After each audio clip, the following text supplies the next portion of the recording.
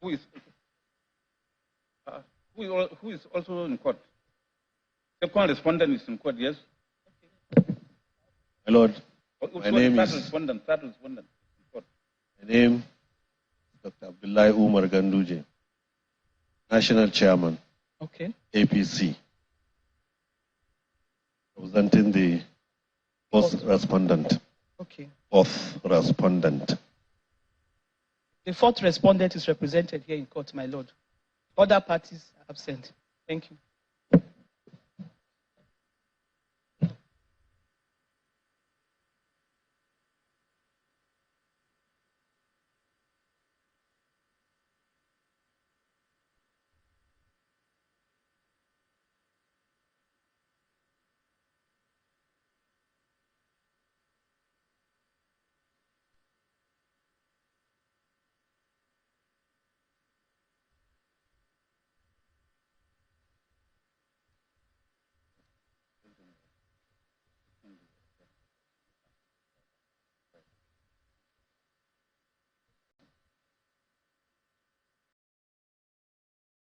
Yes.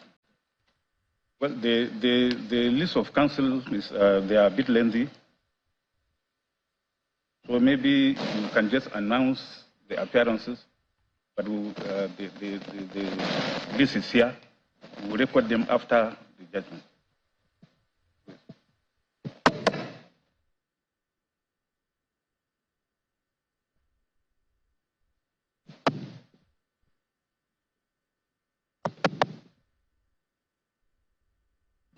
My lords, I'm Dr. Levi Uzauku.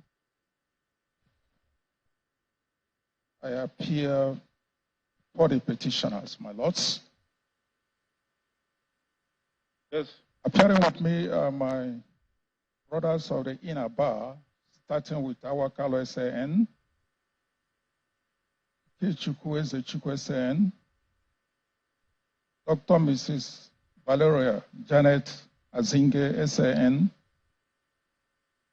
Becca Okpoko SAN, Alex Ejesiem SAN, Peter Afoba SAN, and then members of the outer bar with us, 3 of them, starting with number 8, Chike A. Obi, Precious Uchendo, and finally, Igwekama Ubiora. Together, we appear for the petitioners, my lords. You didn't appear with the iron eater today. The iron crusher. He couldn't be accommodated today. Okay,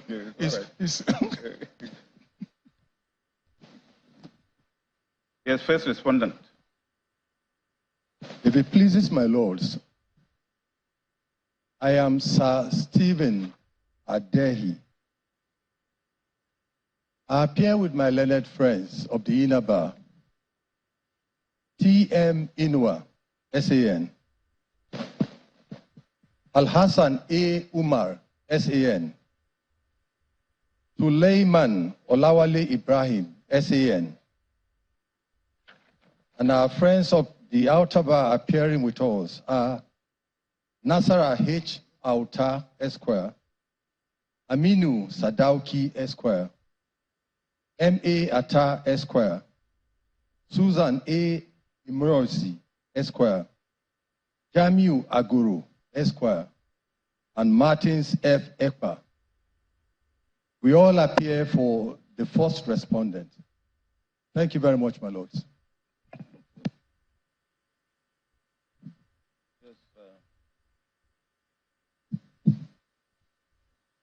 Second and third respondent. With profound humility to my noble lords, my name is A.A. Malik. My humble appearance is for the second and third respondents.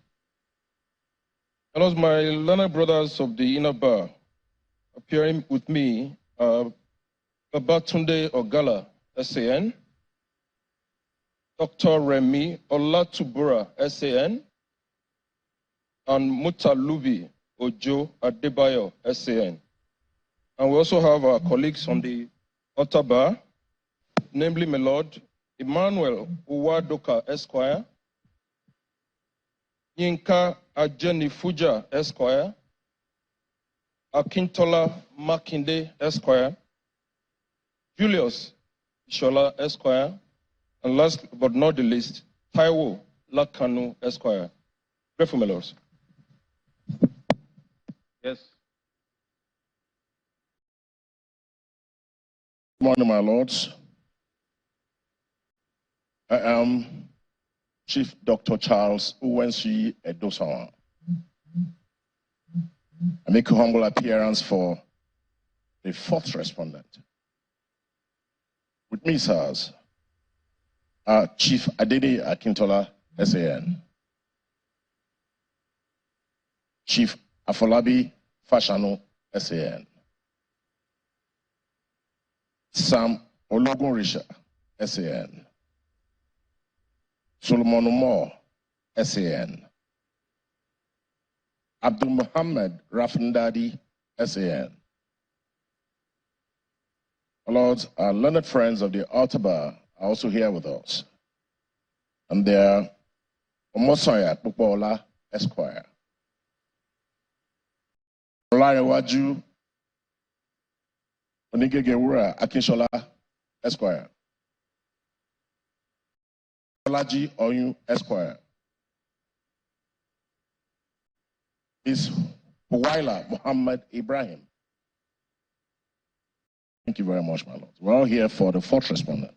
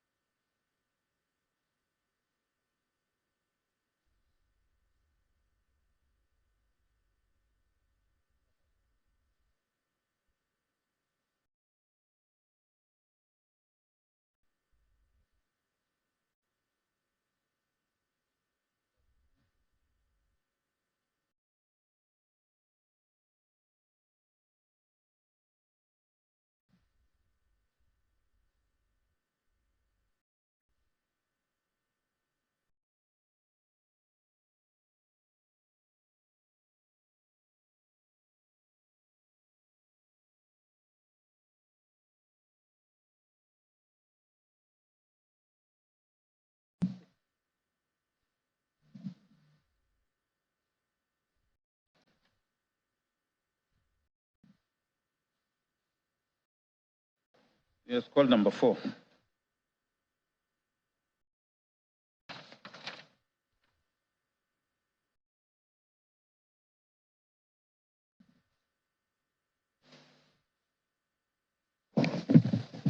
Petition number CA/PEPC/04/2023 between Allied People's Movement petitioner and Independent National Electoral Commission, All Progressives Congress, Tinubu Bola Ahmed, Kashim Shettima, Kabir Masari.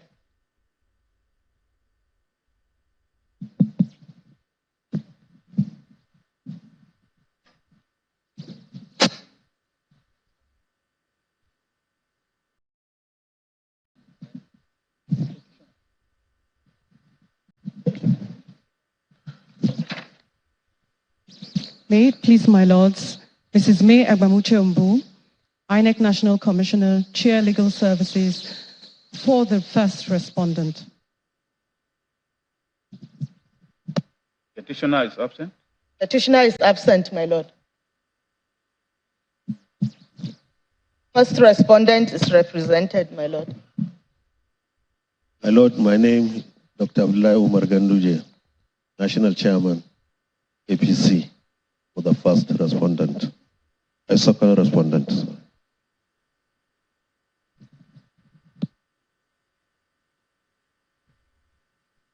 My lords, my name is Kashim Shettima. I am the third respondent. What? My lords, I am the fourth respondent. My name is Kashim Shettima. My lords, the second respondent is represented. The third respondent is absent. The fourth respondent is present in court, and the fifth respondent is absent.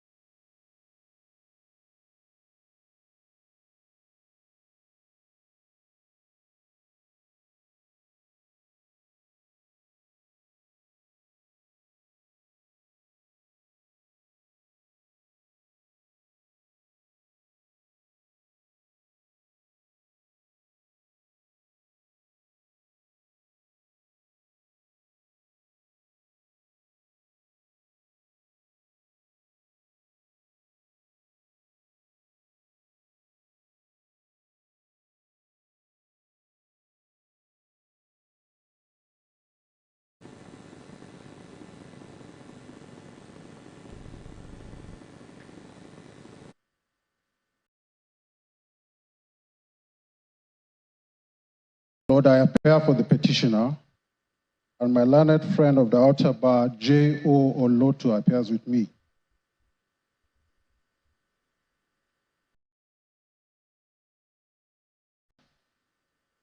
Well, with all this cancellation, please, after this thing, you submit a clean copy. Yes, my lord. We had to do some changes in court here, and it was too late for us to adjust. Okay.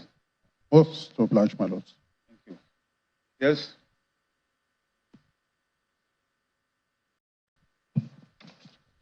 May he please, my lord. I am Sir Stephen Adehi.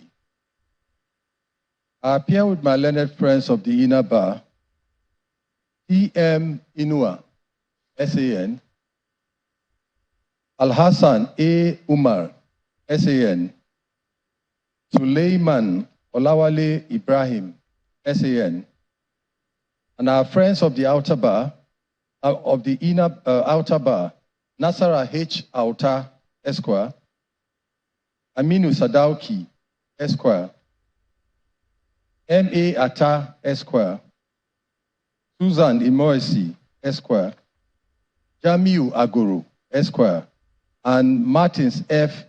Ekpa, Esquire. We all appear for the first respondent. Yes. Very grateful, my lord. Yes, second respondent.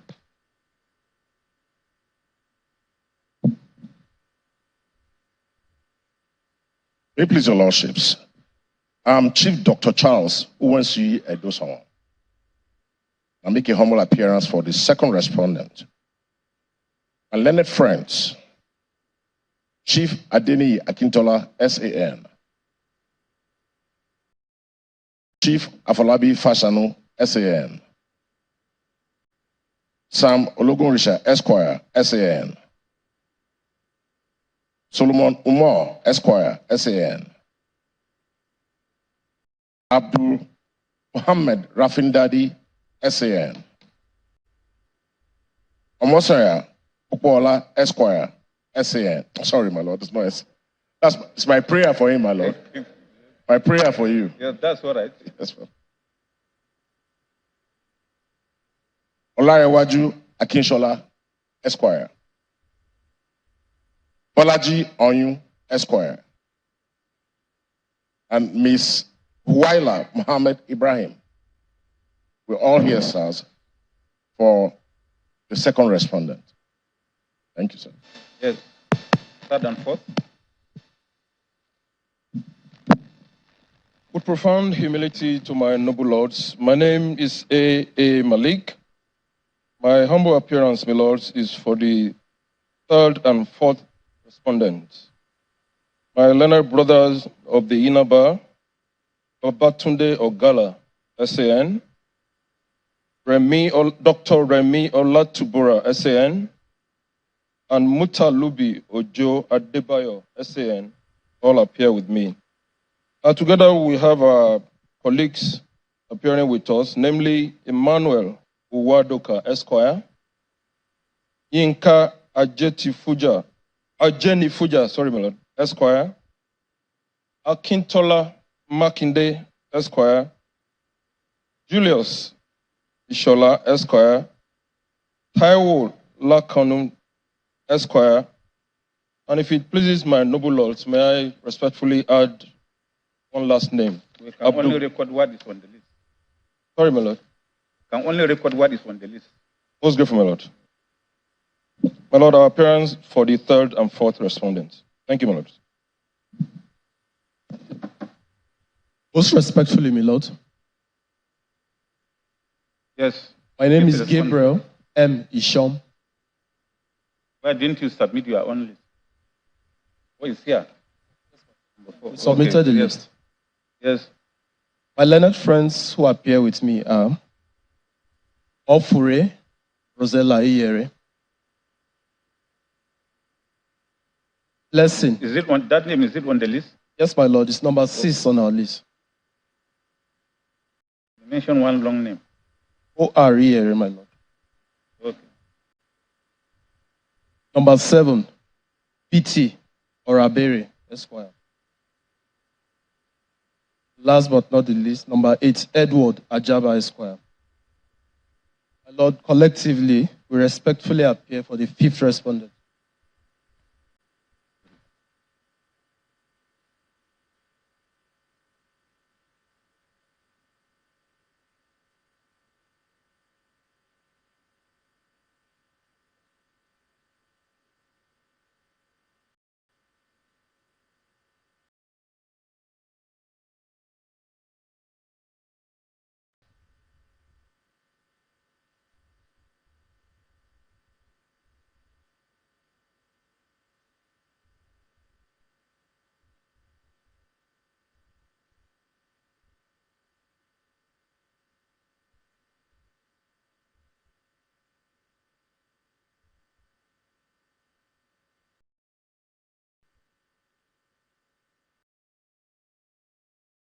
Number 5.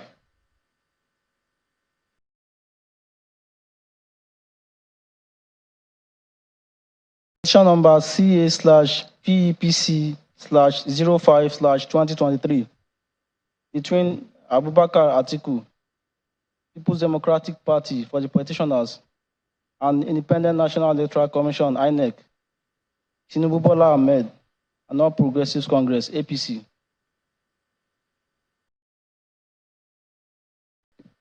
Yes. My lord, my names are Umar Ilya Damagum, Acting National Chairman, PDP, for the second petitioner. May it please my lords, this is May Agbamuche Umbu, INEC National Commissioner, Chair Legal Services, for the first respondent.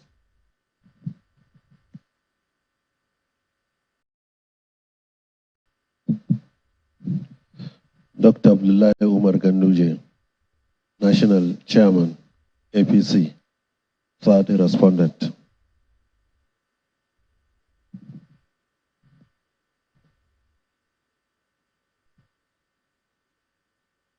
One petitioner is represented before the court, as well as the first and third respondent, my lord. Other parties are absent.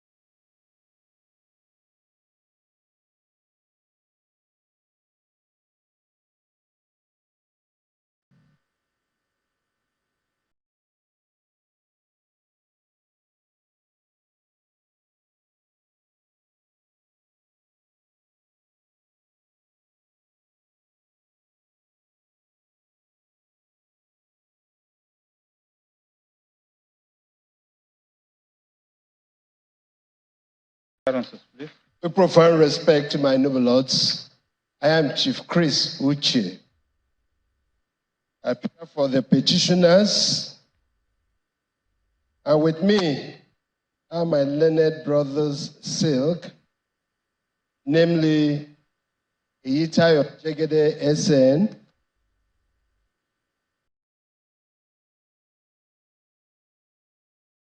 Professor Mike Ozekome SN,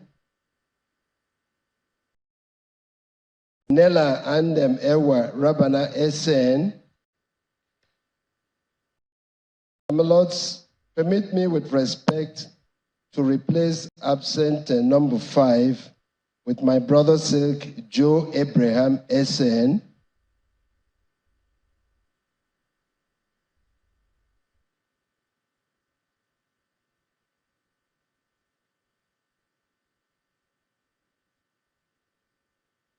Then number 6, Professor Maxwell M. Gidado SN. Yes. 7, Chief Godi Uche SN. Yes. 8, A.K. Ajibade SN. And with us, my lords, our learned friends, Silas Joseph Ono Esquire and Jude A. Daniel Esquire. Together, my lords, we appear for the petitioners. We are grateful, says. Yes, thank you. Second respondent. Oh, sorry, first, sorry. May it please my lords, I am Sir Stephen Adehi. I appear with my learned friends, Senior Counsel, T.M. Inua, SAN, Al-Hassan A. Umar, SAN, Suleiman Olawale Ibrahim, SAN,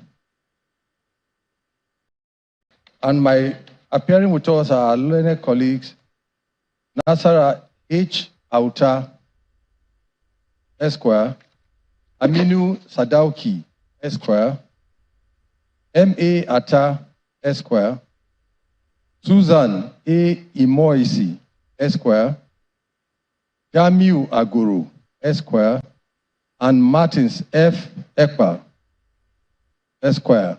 We appear for the first respondent. Thank you. May it please, my lords. Thank you.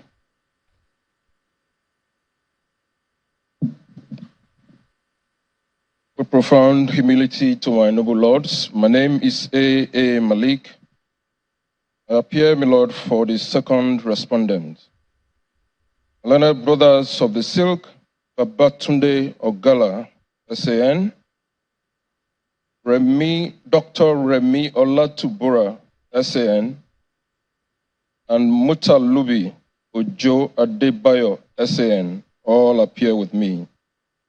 And we have our other colleagues, Emmanuel Uwadoka, Esquire,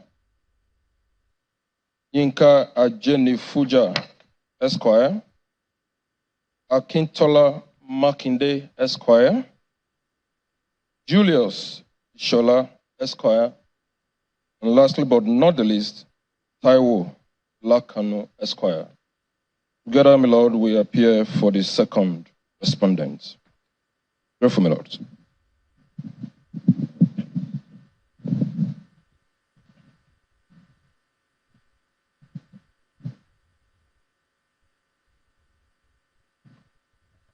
My lords, for the third respondent, yes. I am Charles Uwensi Edosawa.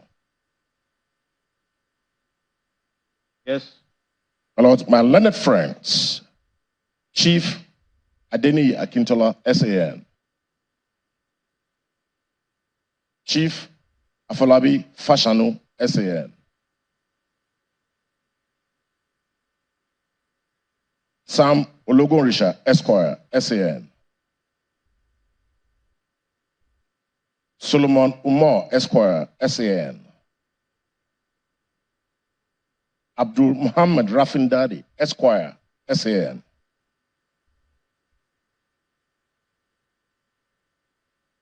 and my learned friends of the Outer Bar, sir, Mr. Omose Akpopola, Mr. Olarewaju Akinshola, Mr. Bolaji Oyun, and Ms. Huwaila Muhammad Ibrahim. They're all with me, sirs, for the third respondent. Most grateful, sirs.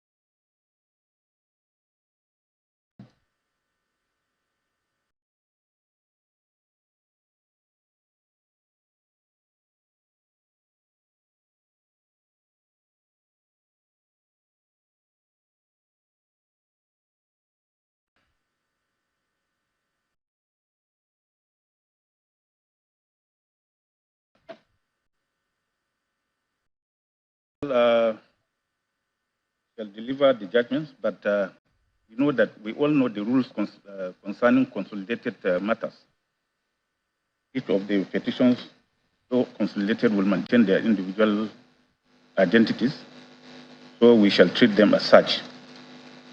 We shall begin with petition number 4.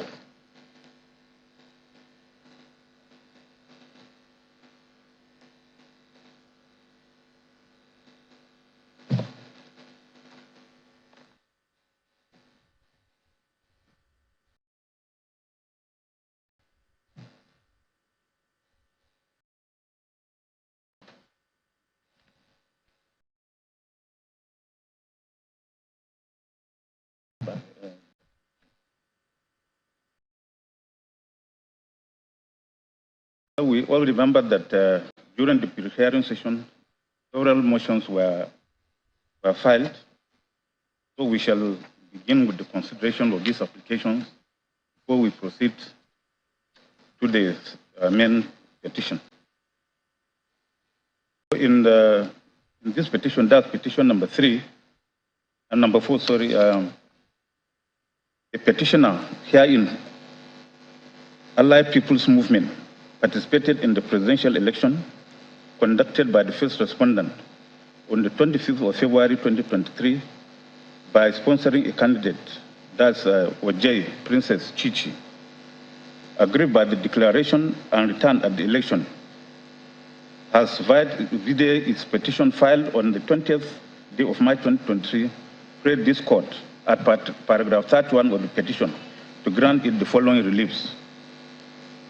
1, that it may be determined that A, the third respondent was not qualified to contest as the presidential candidate of the second respondent, as at 25th day of February 2023, when the presidential election was conducted by the first respondent in the Federal Republic of Nigeria, having violated the provisions of Section 142, sub 1 of the Constitution of the Federal Republic of Nigeria 1999 as amended.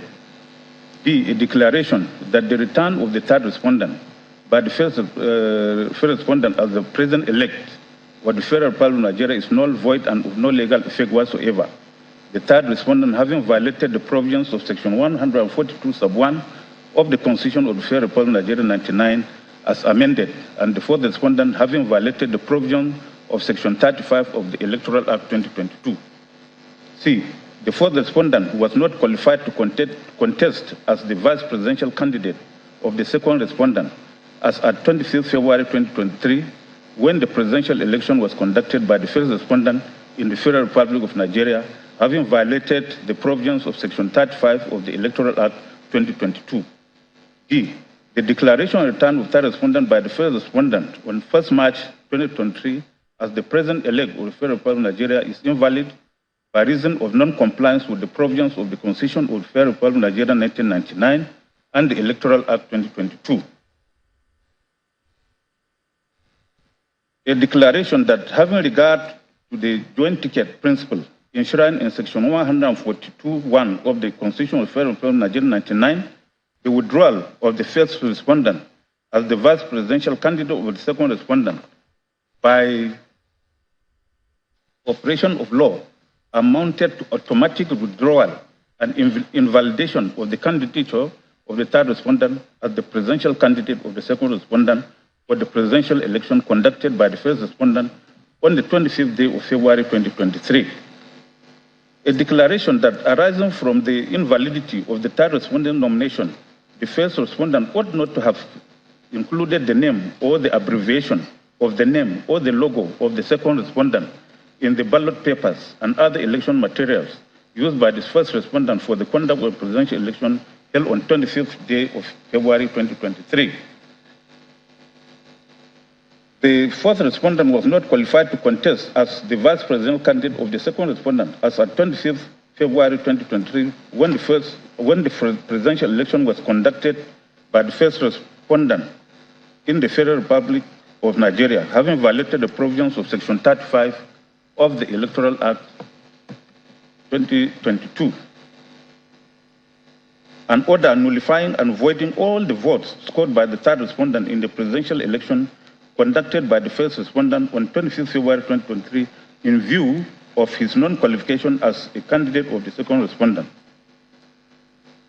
Upon the ground of prayer 4 above, an order nullifying and/or setting aside the return of declaration of the third respondent as winner of the election conducted by the first respondent for the office of the President of the Federal Republic of Nigeria on the 25th day of February 2023, same having been made in violation of the provisions of Section 142(1) of the Constitution of the Federal Republic of Nigeria 1999 and Section 35 of the Electoral Act 2022.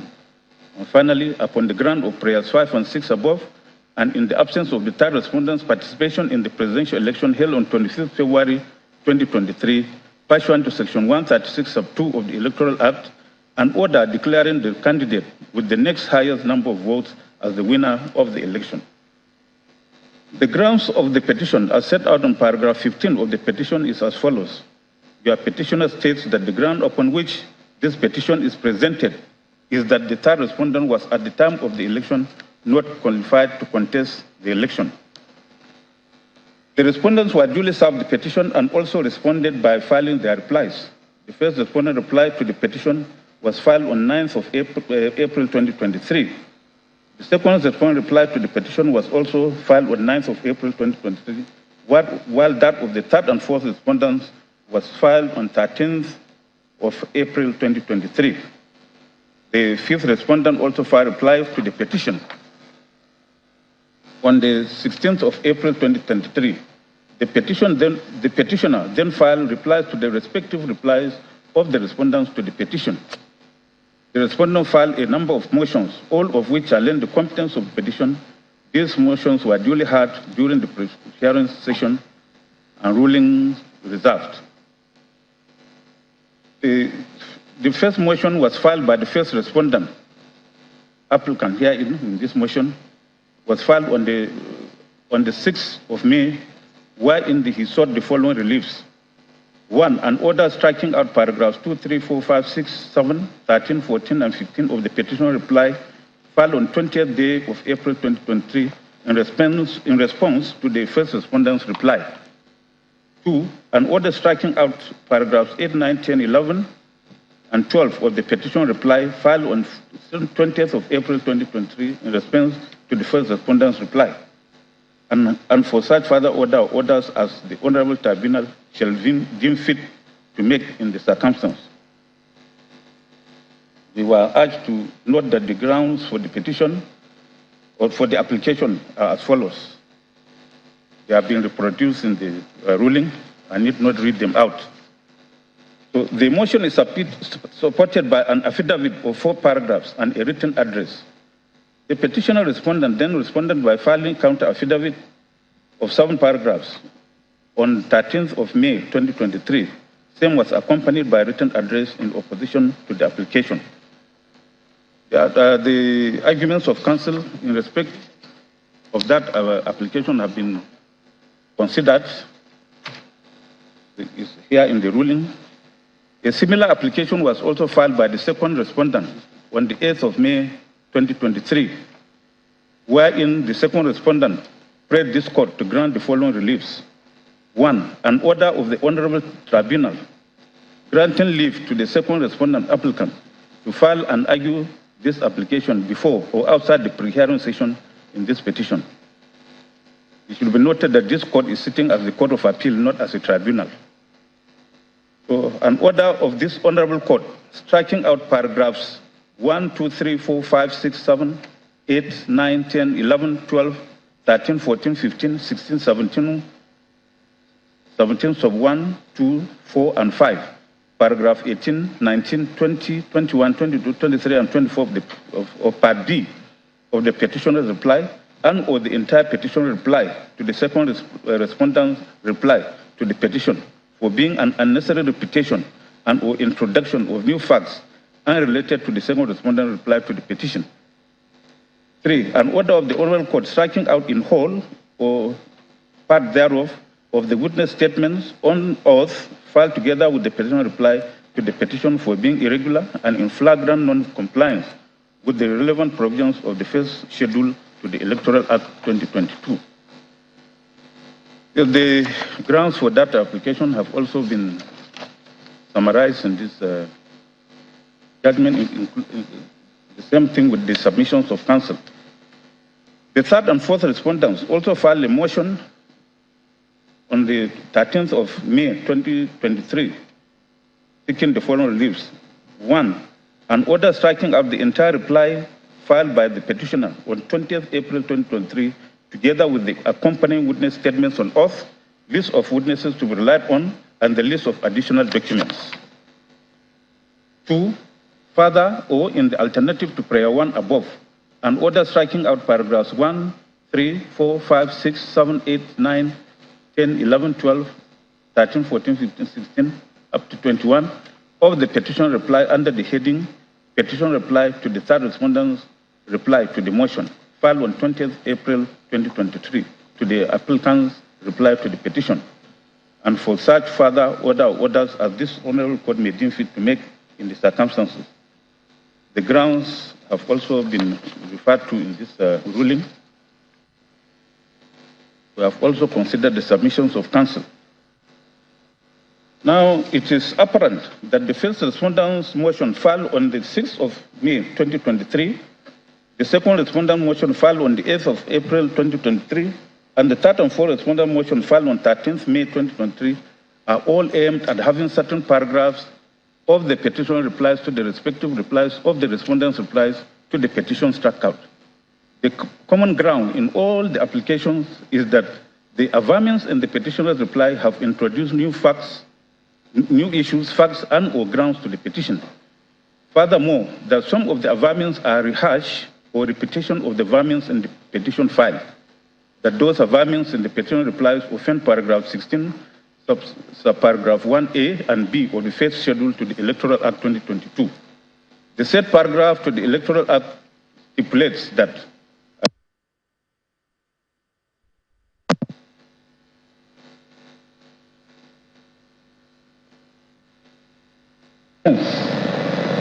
of his case, which the petition has not dealt with, the petitioner shall be entitled to file in the registry within 5 days from the receipt of the respondent's reply, a petitioner reply in answer to the new issues of fact, so that A, the petitioner shall not at this stage be entitled to bring in new facts, grounds, or prayers tending to amend or add to the contents of the petition filed by him, and B, the petitioner reply does not run counter to the provisions of paragraph 14.1. In my view, the provisions of paragraph 16.1 of the first schedule to the Electoral Act 2022 are clear, unequivocal, and unambiguous. It does not, therefore, require any text to be understood. From a holistic reading of that provision, it will be seen that it is meant to explain the purpose of a petitioner's reply to the reply is to raise answers to the defense or any fact which must be specifically pleaded and which have the effect of destroying the respondent's defense or make it not maintainable. The bottom line is that a petitioner is permitted by the first schedule to the Electoral Act 2022 to file a reply while the respondent to the petition has in his reply raised new issues of fact in the defense, which fact the petitioner has not dealt with in the petition. However, in doing so, the petitioner reply shall not introduce new facts, grounds, or prayers tending to amend or add to the contents of the petition. I've cited the case of APC and PDP that petitions apply. It is therefore clear that paragraph 16.1 of the first schedule to the Electoral Act does not permit a petitioner in his reply to introduce or bring in any new issue or fact which ought to have been raised in the petition itself. In other words, a petitioner cannot, in the guise of a reply to a respondent's reply, introduce a new issue or fact which was never raised in his petition nor raised by the respondent. To do that will amount to amending or adding to the petition and also taking the respondent by surprise, because at that stage the respondent will not be in a position to react to such new issue or fact. It will therefore breach the respondent's fundamental right to fair hearing. Therefore, the petitioner is not permitted to repair or rehash his averments in the petition in such a way that it will amount to an amendment or restructuring or a reconstruction of the petition. See the case of Dingyadi and Wamako citations of supply. With the state of the law as stated above at the back of my mind, I have endeavored to scrutinize the pleadings in the respondent's respective replies to the petition, vis-a-vis the specific paragraphs of the petitioner replies complaint of. I start with the first respondent complaint. The first respondent complaint is against paragraph 2, 3, 4, 5, 6, 7, 8, 9, 10, 11, 12, 13, and 15 of petitioner reply. I have carefully studied those paragraphs of petitioner reply. It is my view that paragraphs 1, 6, 7, 8, 12, and 14 of petitioner reply to the first respondent reply are competent, as they are proper replies to the first respondent's reply.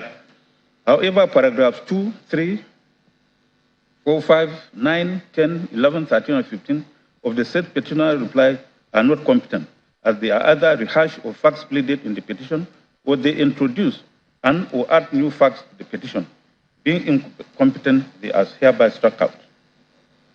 The complaint of the second respondent is against paragraphs 1, 2, 3, 4, 5, 6, 7, 9, 10, 11, 12, 13, 14, 15, 16, 17, sub 1, 2, 3, and 4 and 5, sorry, 18, 19, 20, 21, 23, 24, and 25, part B of the petitioner reply to the second respondent's reply to the petition. I have carefully considered both paragraphs in the light of paragraph 16(1)(a) and B of the first schedule to the Electoral Act 2022.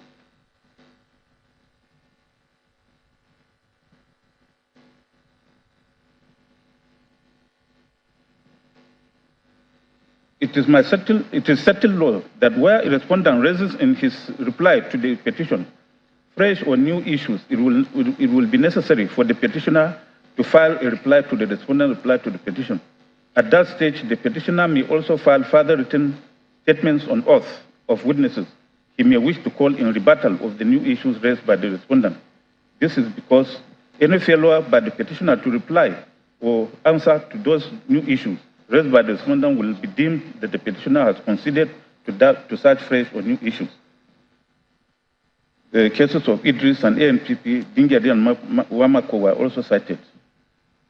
That being so, the written statements on oath of witnesses filed along with the petitioner reply to the respondent reply in proof of the paragraph struck out are accordingly struck out.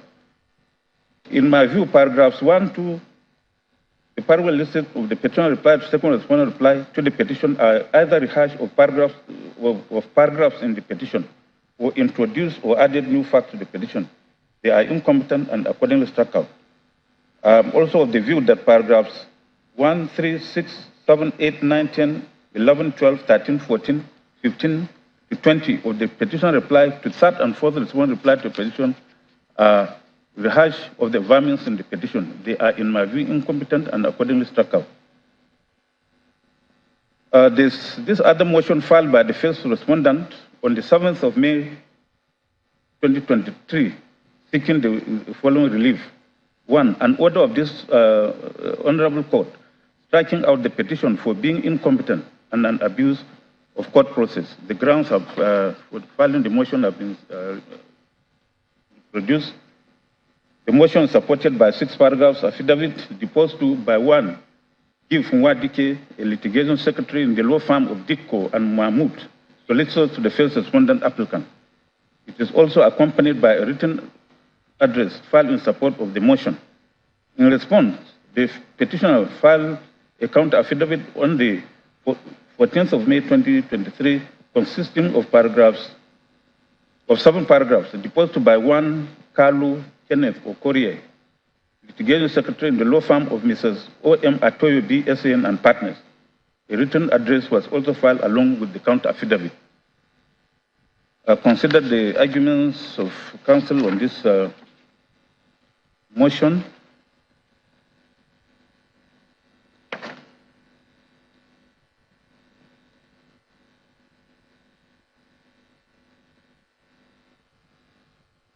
The third and fourth respondents also filed a similar motion on 12th of May 2023.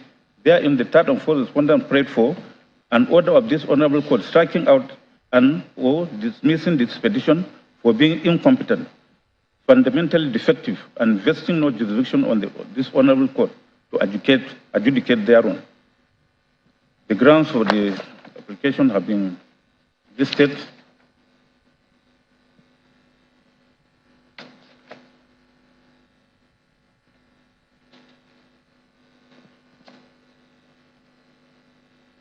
In this motion, several grounds were raised.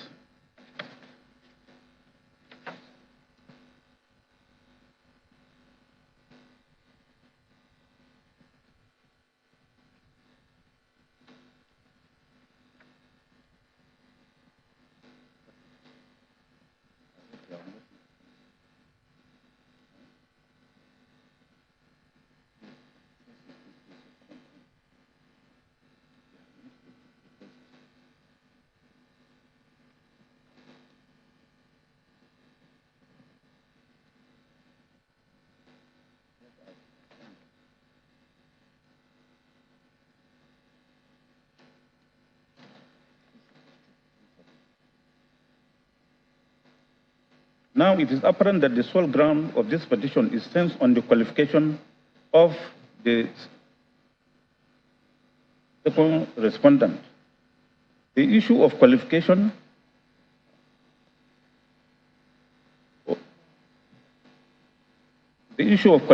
or disqualification of a candidate to contest an election for the office of President of Nigeria is a constitutional one. That is why it is stipulated in section 134, subsection 1A of the Electoral Act 2022 that an election may be questioned on any of the following grounds. A person whose election is questioned was, at the time of the election, not qualified to contest the election. The qualifications and or disqualifications of a candidate to contest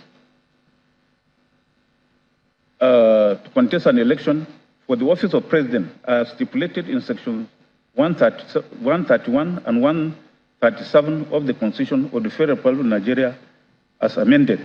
While the qualifications are inherent in section 131, the disqualifications are ingrained in section 137, subsection 1A to J of the Constitution, supra.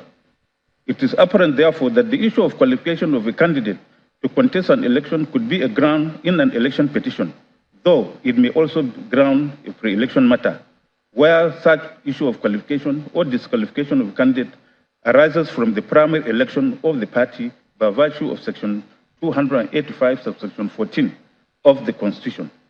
Where the issue of qualification or disqualification arises from before the election, it is an election, a pre-election matter, and an action on that issue must be instituted pursuant to section 285, subsection 11 and 14 of the Constitution. You should note that upon a quick and careful perusal of the pleadings and in the petition, the issue of disqualification of the first respondent rests solely on the issue of the alleged invalid nomination of his running mate, to wit, the third respondent.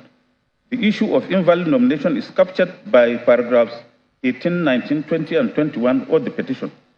For proper understanding of the facts pleaded, those paragraphs have been produced. The second issue, arm of that issue is captured in paragraph 22, 23, 24, and 25, and 26 of the petition.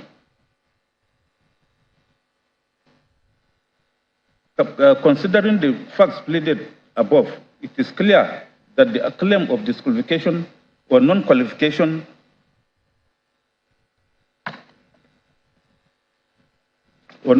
disqualification, non-qualification without respondent is centered solely on the invalid or double nomination of the fourth respondent. However, it is a settled law that the issue of nomination of a candidate at an election is a pre-election matter. Therefore, the issue of qualification or disqualification can only be ventilated on the grounds enumerated in sections 131 or 137 of the Constitution. That is why section 84, subsection 3 of the Electoral Act 2022 stipulates that a political party shall not impose nomination qualification or disqualification criteria, measures, or conditions on any aspirant or candidate for any election in its constitution, guidelines, or rules for nomination of candidates for elections, except as prescribed under section 65, 66, 106, 107, 131, 137, 177, and 185 of the Constitution. 187. It therefore means that the conditions of qualification or disqualification are prescribed by, under sections 131 and 137 in case of person contesting for office of president. That means that where it is alleged in an election petition that a person is or was not qualified to contest election to the office of President of Nigeria, as stipulated in section 134, subsection 1A of the Electoral Act 2022, it is sections 131 and 137 of the Constitution of Nigeria that are applicable. See the cases of PDP and ANIC, Kaki and PDP, Ucha and Onwe, and Captain Idris, Chala Wada and others versus Yahya Bello and others, all citations supplied. That's why election has been conducted and result declared. Such election cannot be questioned on grounds of qualification under sections 131 and 137 of the Constitution in the case of a presidential election. This postulation is supported by section 134, subsection 3 of the Electoral Act, where it is stipulated that with respect to subsection 1A, a person is deemed to be qualified for an elective office, and his election shall not be questioned on grounds of qualification if, with respect to the particular election in question, he meets the applicable requirements of section 65, 106, 137, or 177 of the Constitution, and he is not, as may be applicable in breach of sections 66, 107, 137, or 182 of the Constitution. As stated earlier, the applicable provisions are sections 131 and 137 of the Constitution. It is clear from the plenitude of the pleadings in this petition that the facts grounding the petition's claim of disqualification or non-qualification of the third and fourth respondents is hinged on double and invalid nomination of the first respondent. I had pointed out earlier in the course of this ruling that the issue of qualification or disqualification of a candidate at an election is strictly a requirement of the Constitution. That it was held in the case of Al-Hassan and another versus Ishaku and others, citation supplied, I quote, by virtue of the provisions of section 138 sub 1A of the Electoral Act, a tribunal's power to decide whether a person is qualified to contest an election is restricted to establishing the requirements of section 177 and 182 of the Constitution against the adverse party. An election tribunal has no jurisdiction to inquire into the primaries of a political party, close of court. It is apparent, therefore, that issues of nomination or sponsorship of candidates by political parties come under pre-election matters and should be instituted and determined before the conduct of the election. Shinkafi and others versus Yari and others, Ella and others versus Abo.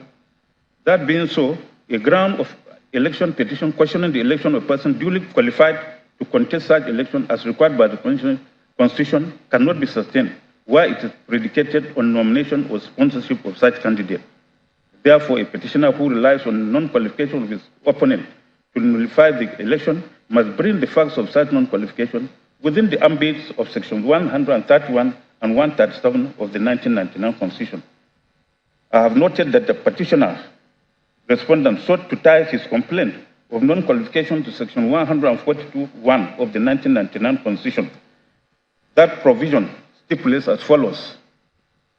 I quote, in any election to which the foregoing provision of this part of this chapter relate, a candidate for an election to the office of president shall not be deemed to be validly nominated unless he nominates another candidate as his associate from the same political party for his running for the office of president, who is to occupy the office of vice president, and that candidate shall be deemed to have been duly elected to the office of vice president if the candidate for election to the office of president who nominated him as such associate is duly elected as president. 142(1) is a specific provision donating power to the president to nominate a person as his associate to occupy the office of the president. That's why subsection 2 of section 142 mandates that the requirements of qualification and disqualification attaching to the occupier of seat of president also applies to the holder of the office of vice president. It is therefore my view that section 142, subsection 1 of the Constitution does not introduce the issue of nomination or sponsorship of vice president so as to enlarge the scope of qualifications or disqualifications applicable to the seat of president. There cannot therefore be a disqualifying factor of a candidate for the office of president outside those specified in section 131 and 137 of the Constitution. It can safely be said that those provisions have sufficiently and conclusively covered the seal until there is an amendment to the Constitution. See the cases of ADIA and AD Federation, also PDP and ANIC Super. As a follow-up to my findings above, I hold the firm view that the issue of nomination or sponsorship of the respondent being a pre-election matter ought to have been ventilated by the petitioner before the Federal High Court, as this court has no jurisdiction to delve into the matter. Even if this court has such jurisdiction, the course of action being a pre-election matter is statute barred by virtue of section 285, section 9 of the Constitution of the Federal Republic of Nigeria 1999 was amended. Having found as above, it is my view that the two motions filed by the first respondent and third and fourth respondents on 7 May 2023 and 12 May 2023 respectively have no merit. Accordingly, I find that the petition is have merit. Accordingly, I find that the petition is liable to be struck out for being incompetent.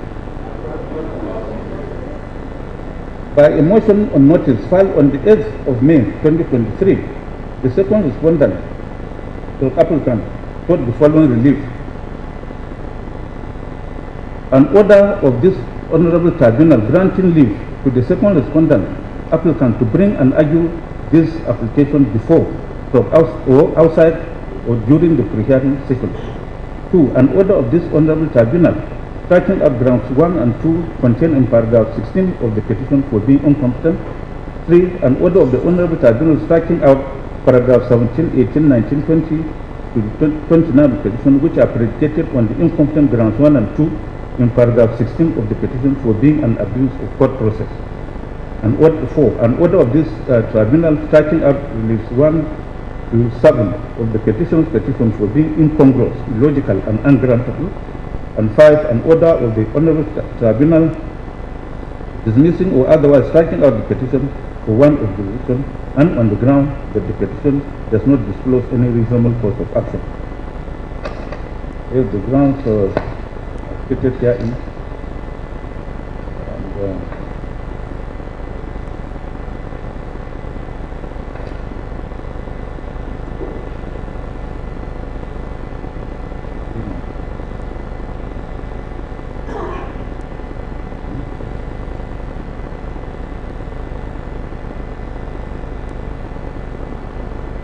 I've considered the arguments of counsel which I have summarized in the ruling. It will be seen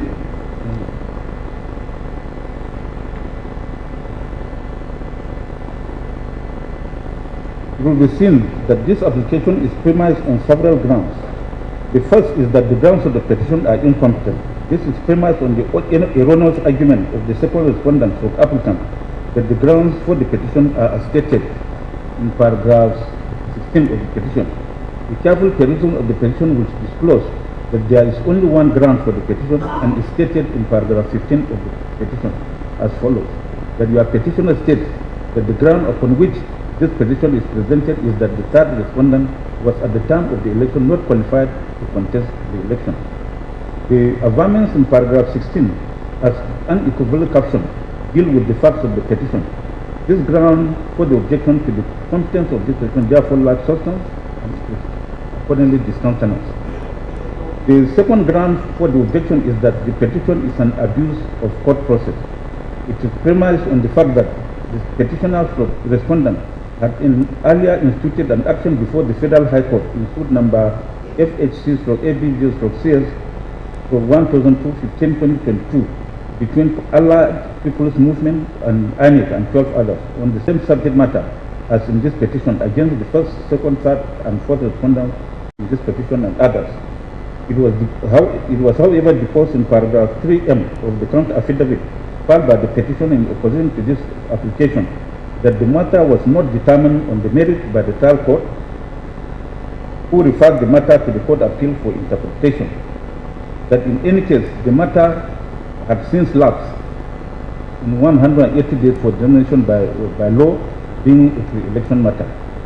It is tried law that abuse of court or judicial process simply means the use of a court process mala fide or in bad faith to the annoyance of the opponent. One variety of it is the institution of multifarious actions between the same parties with regard to the same subject matter and same issue in the same or another court. A quick look at the originating summons in suit number FHC/ABJ/CS1275/2022 will show that same was instituted in the Federal High Court, Abuja, on 27th day of July 2022. Being a pre-election matter, it ought to have been determined within 180 days, as required by Section 285, subsection 10 of the 1999 Constitution. It therefore means that it lapsed by January 2023, about a month the election in question was conducted. This petition having been instituted on the 20th of March 2023, when suit number FHC was no more alive, does not qualify as an abuse of court process.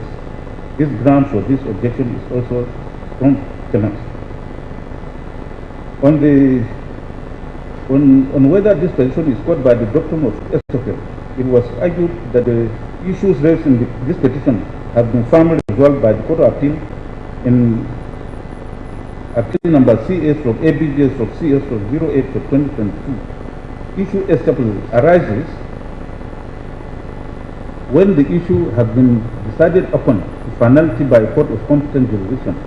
In other words, once an issue has been raised and distinctly determined between the parties, another party can be allowed to fight that issue all over again. The same issue cannot be raised by either party again in the same or subsequent proceedings except in special circumstances. For issue estoppel to apply, the following conditions must be satisfied. A, the question must have decided, the same question must have been decided in both proceedings. B, the decision which creates the estoppel must be final, and the parties to the judicial decision or their previous to the proceedings in which the estoppel is raised must be the same.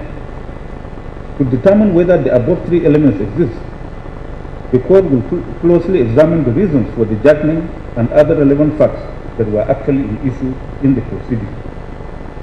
See the cases of Oyekola and others versus Amodu, OSPM Limited versus Nibel Company Nigeria Limited, and Dasuki Retired versus Federal Power Nigeria Sanitation Supply. I have studied the case sought to be relied on as estoppel in this case. It is apparent that the parties in that case are not the same as in the instant petition. The issues, though the same, were not resolved to finality in the previous case. The action was struck out on ground of lack of local standard by the lower court, which this court affirmed on appeal. Thus, the objection on that ground is also discontinued. On whether the question is statute barred, I had held in the earlier motion filed by the first respondent on 7th May 2023 and fourth respondent's motion filed on 12th May 2023, which were taken together. This petition, which is premised on the nomination or sponsorship of the fourth respondent, is a pre-election matter. That being a pre-election matter, it ought to have been instituted and ventilated by the petitioner before the Federal High Court within 14 days from the date of occurrence of the event or action complained of. That not having been done, the course of action in this position stands barred by virtue of Section 2859 of the 1992 Constitution of the Federal Republic of Nigeria as amended.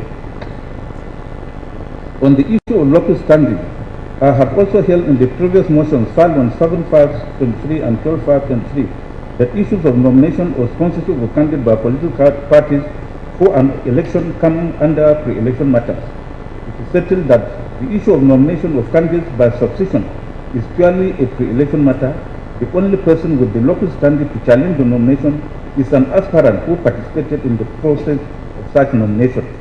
In other words, apart from an aspirant who took part in the primary election, no other person is authorized to challenge such nomination by a political party for an election.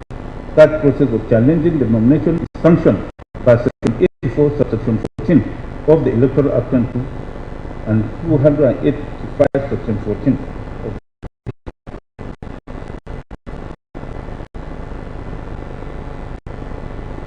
Shinkafi and another versus Abdul Aziz Ayari and Al Hassan another and Ishaku.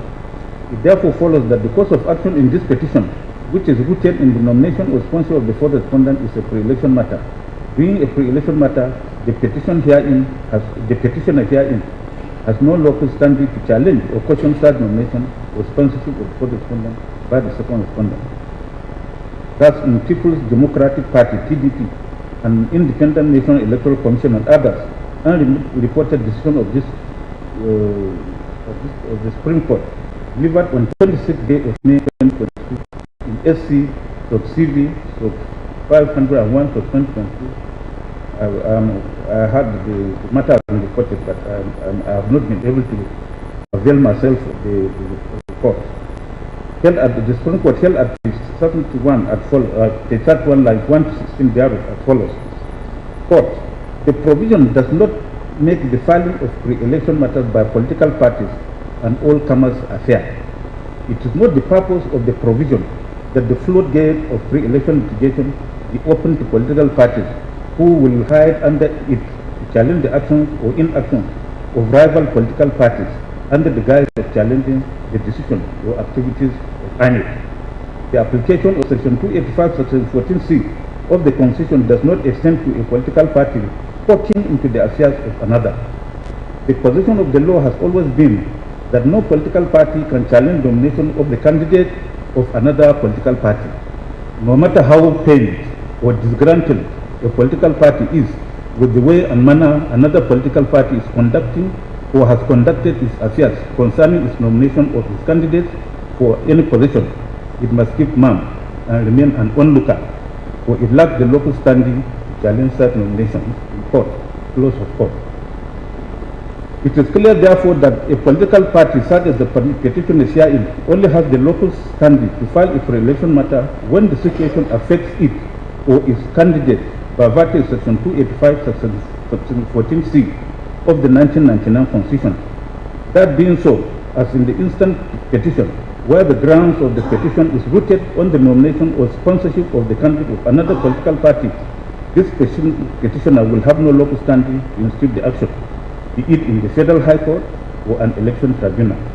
For that reason, it is my view that the course of action in this petition being on the nomination and sponsorship of the third and fourth respondent by the second respondent applicant, petition is incompetent for lack of local standing on the petition to institute the action. It is also liable to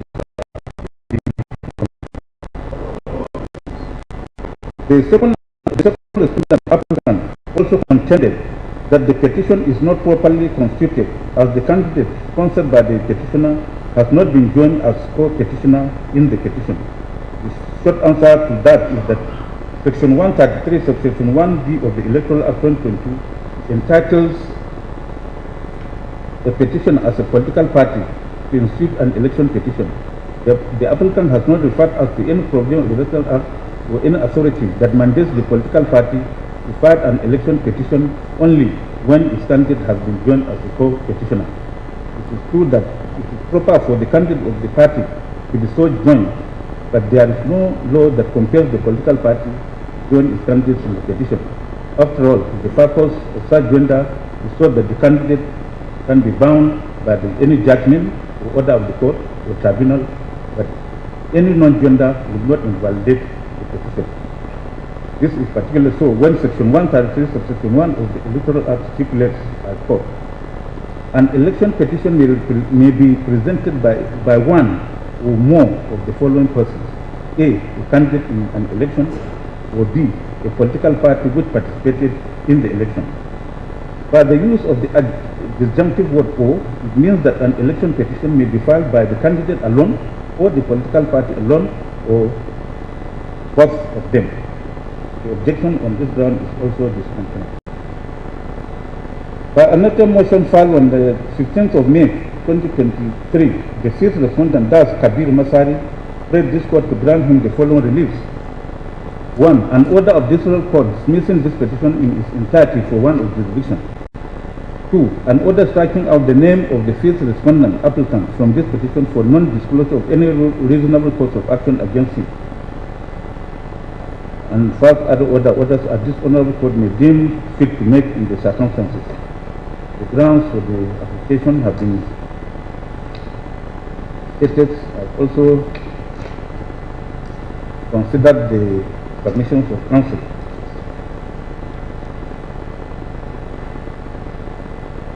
Now, Section 133. Section 133 of the Electoral Act defines persons who are necessary parties in an election petition. Generally, necessary respondents in an election petition are the persons whose election or return is complained of and the electoral body that conducted the election. See Section 133, subsection 2 and 3 of the Electoral Act 2022. Those are what are termed statutory respondents. It should be remembered that election petitions are sui generis,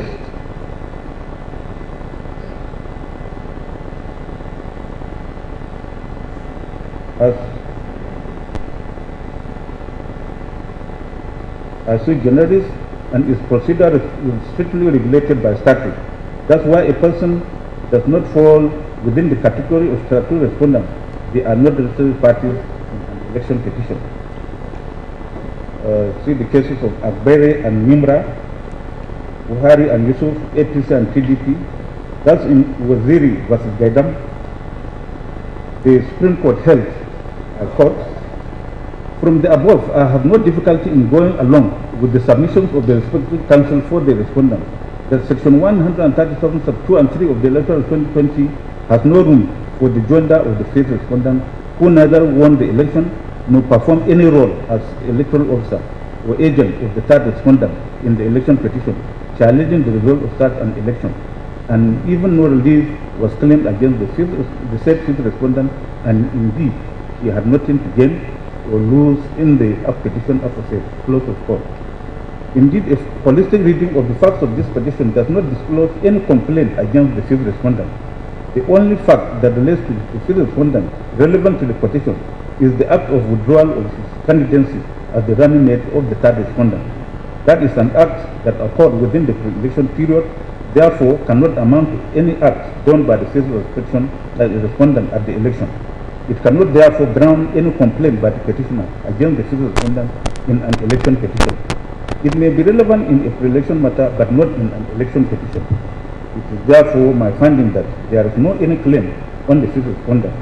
In other words, the relief sought in the petition will not in any way affect the fifth respondent, as he did not participate in the petition either as a candidate or agent of the second respondent, and no declaration was made in his favor by the fifth respondent. In that respect, I hold that the objection of the fifth respondent on this ground has merit. Accordingly, I order that the name of the fifth respondent is struck out of this petition. These are the rulings in respect of the petition number 4. I will now go to the main petition itself. So after the pre-hearing session, hearing on the petition opened and closed on the 21st of June 2023.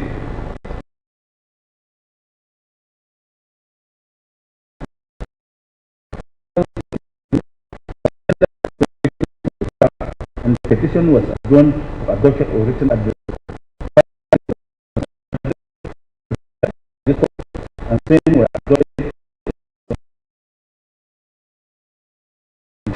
on the 21st of June 2023. The petitioner called one witness and closed his case. None of the respondents called any witness, but tendered some documents from the bar, and the petition was adjourned for adoption or written addresses. Parties then filed and served written addresses as directed by this court, and same were adopted on the 14th of July 2023. The matter was then adjourned for judgment. The first respondent's written address on the 3rd of June 2023, therein 4 issues were raised for determination as follows. 1. Whether considering the facts of the petition and evidence laid thereon, the petitioner has the lawful standing to question the nomination of the first respondent as a ground of challenging the qualification and stand of the third respondent as the winner of the presidential election of 26 February 2023. 2. Whether having regard to the facts pleaded and evidence laid thereon, vis-a-vis the provision of Section 134, subsection 3 of the Electoral Act 2022, can the issue of validity of the nomination of the first respondent as the vice president candidate of second respondent be validly raised as a ground before this honorable court to question or challenge the qualification and return of the third respondent as the winner of the presidential election of 26 February 2023. Number 3, if the answer to note 2 is in the affirmative, whether having regard to the facts pleaded, the nomination of the first respondent as the vice president candidate of the second respondent is void. Third respondent not qualified to contest the presidential election of 25 February 2023. 4. Whether considering the relief sought as per the petition accrues no utilitarian benefit to the petitioner, this petition not an abuse of court process. Well, to save time, all the other respondents filed briefs and raised issues. These issues have been produced in this judgment, including the issues raised by the petitioner.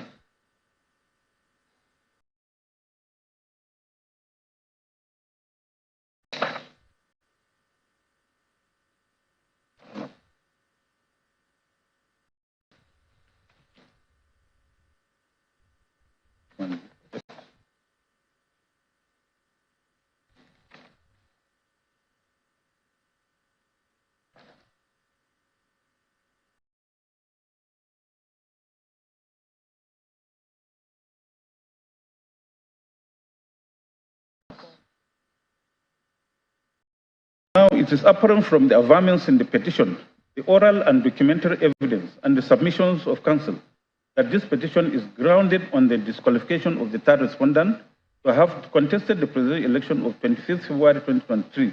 This is evident in paragraph 15 of the petition, wherein the petitioner pleaded thus. I had read it earlier. This is further explained as emanating from the non-qualification of the first respondent to have contested the election as the vice president candidate of the second respondent. It is specifically pleaded in paragraph 17 of the petition as follows. Your petitioner states that the fourth respondent was not qualified to jointly contest with the third respondent for the presidential election held on 25th February 2023, having been purportedly nominated by the second respondent as its candidate for more than one office. The specific reasons for questioning the qualification of the third respondent have been pleaded in paragraph 16.1 and 2 of the petition as follows. Those paragraphs have been reproduced. If you get the judgment, you'll see it there. So a combined reading of paragraphs 15, 16, and 17 of the petition, coupled with the particulars thereof, show clearly that the petition is premised on non-qualification of the fourth respondent. I find it necessary to state that the grounds for questioning the return at an election are stipulated in Section 135, subsection 1 of the Electoral Act, that has been reproduced earlier. For the purpose of this petition, it is the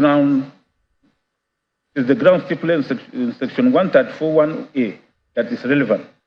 In other words, the election of the third and fourth respondent as president and vice president is questioned on the ground that they are not qualified to have contested the said presidential election. I've considered paragraphs 18, 19, 20, 21, 22, 23, 24, 26, and 28 of the petition as relevant for determination of the petition, which paragraphs have been reproduced in this judgment. In response, the first respondent, that's INEC, filed a reply to the petition where it was averred in paragraphs 14, 15, and 16 of the first respondent reply to the petition as follows, which have also been reproduced. The second respondent also filed a second respondent reply to the petition and also made their own averments in paragraphs 16, 17, 18, 19, 20, 21, 22, 23, 24, 25, 26, and 29, which have been produced herein.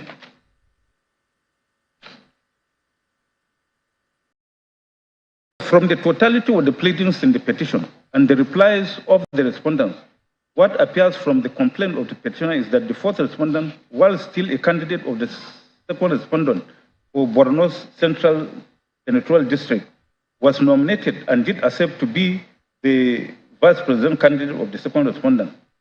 That this act violated the provision of Section 35 of the Electoral Act 2022 as it amounted to his double nomination.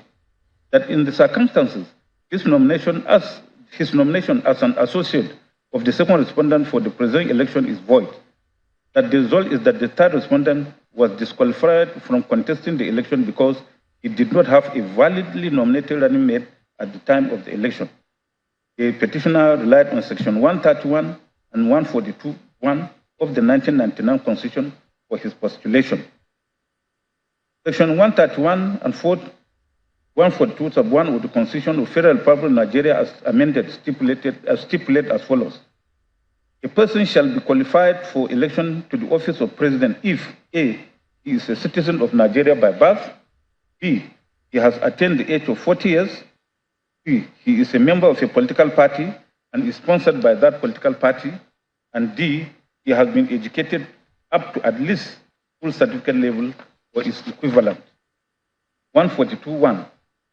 In any election to which the foregoing provision of this part of this chapter relate, a candidate for an election to the office of president shall not be deemed to be validly nominated unless he nominates another candidate as his associate from the same political party for his running mate for the office of president, who is to occupy the office of vice president, and that candidate shall be deemed to have been duly elected to the office of vice president if the candidate is for election to the office of president who nominated him as such an associate is duly elected as president in accordance with the provisions aforesaid.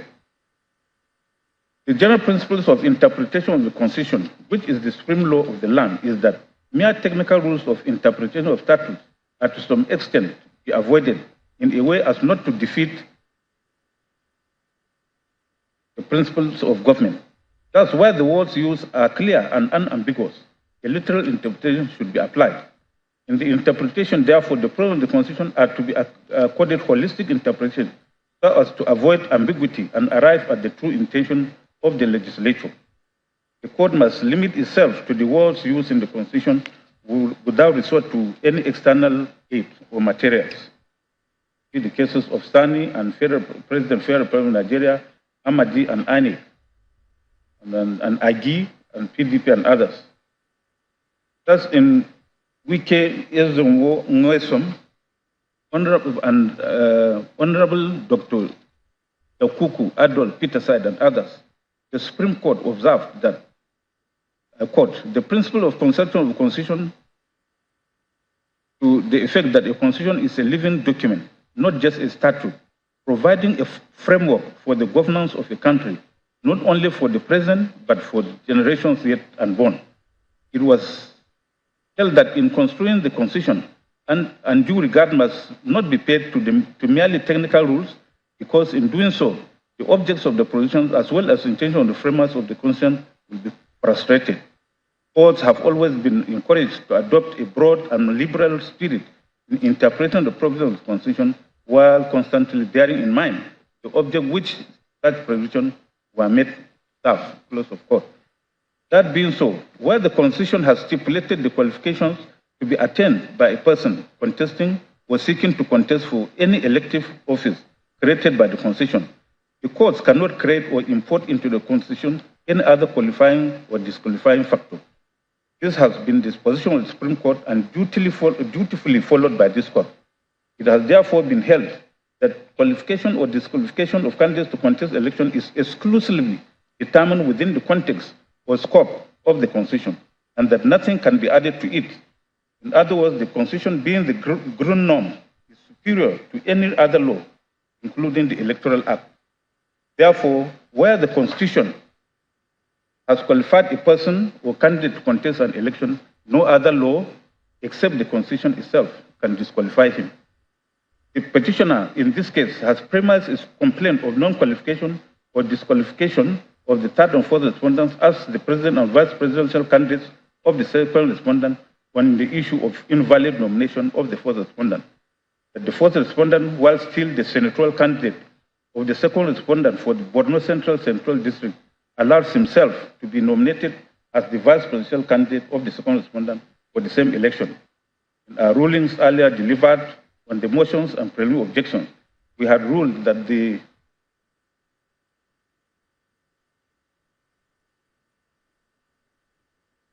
petition grounded solely on the issue of invalid nomination or improper nomination is not a cognizable ground of disqualification under the Constitution.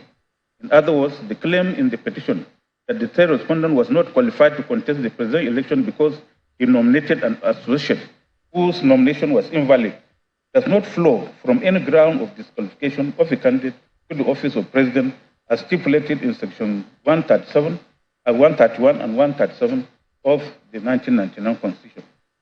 See the cases of Balewa and Muazu and Faleke and Anik Tazu versus Iorea.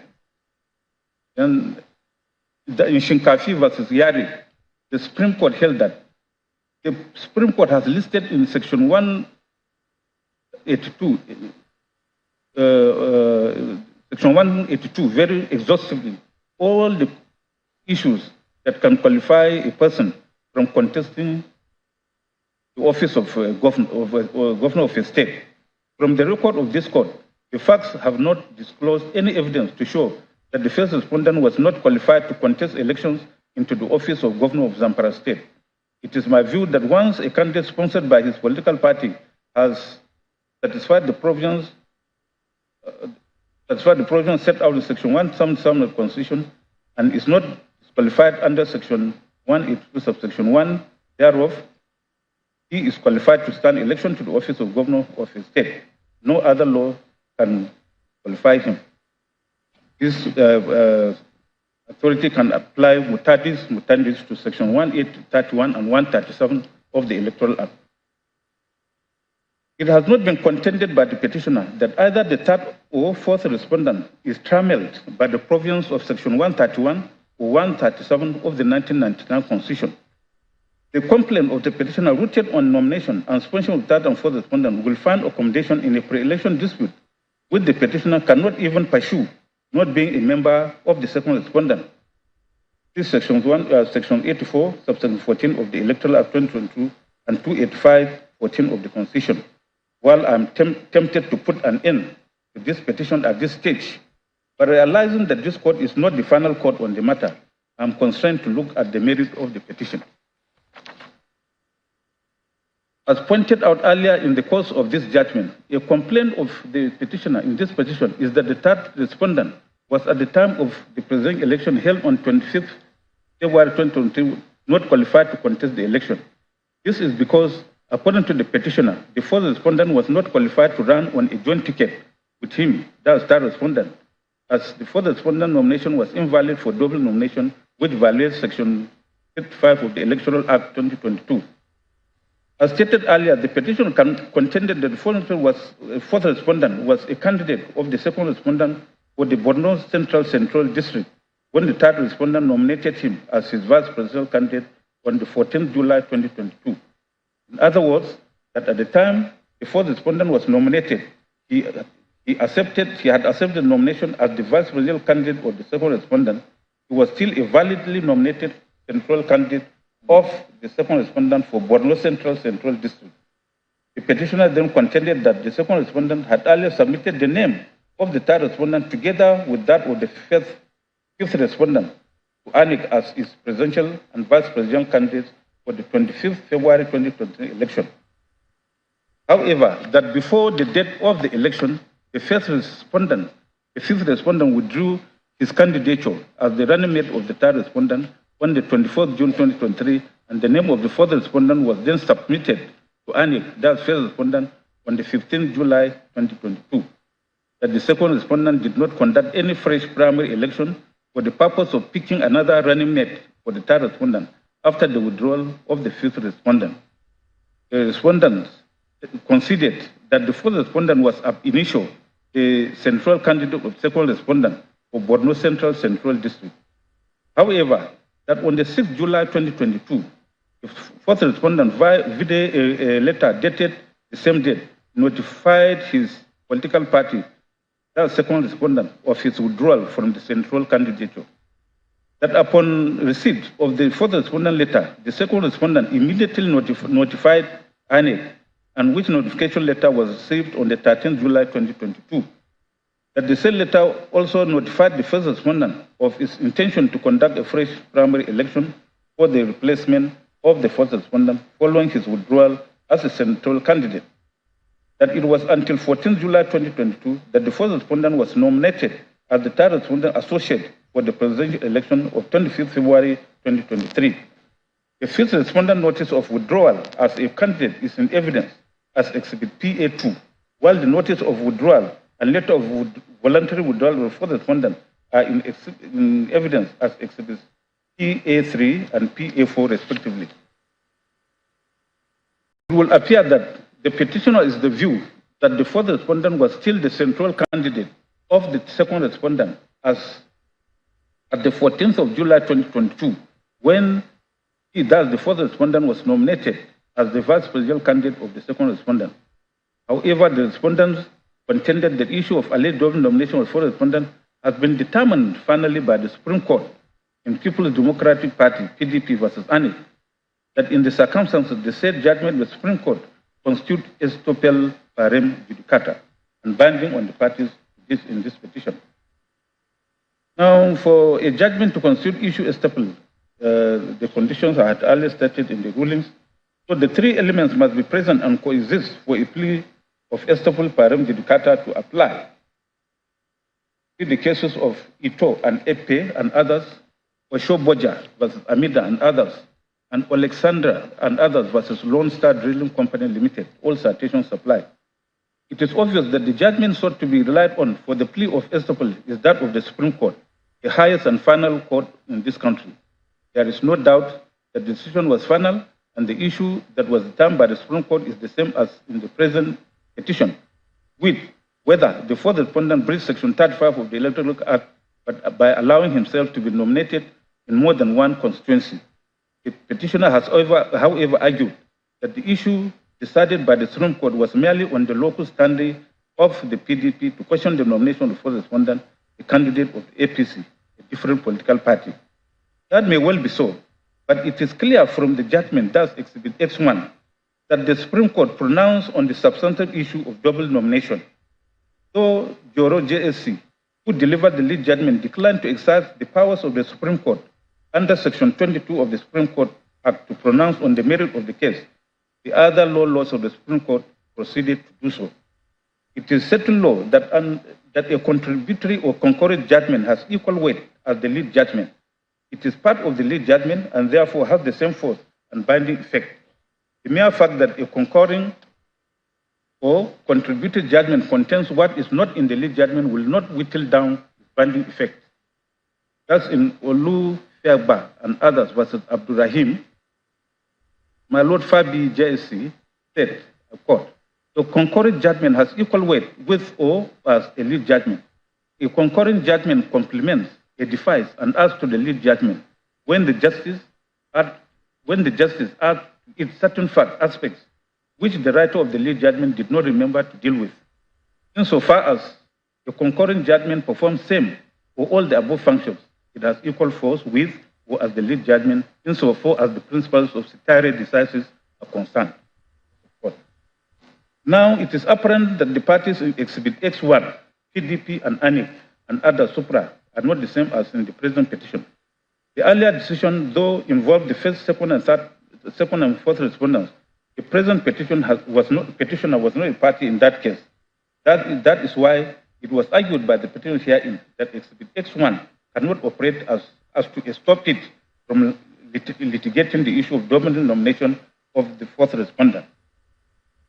The respondents have responded that the judgment in PDP and Annex Exhibit X1 is a judgment in rem as opposed to judgment in personam.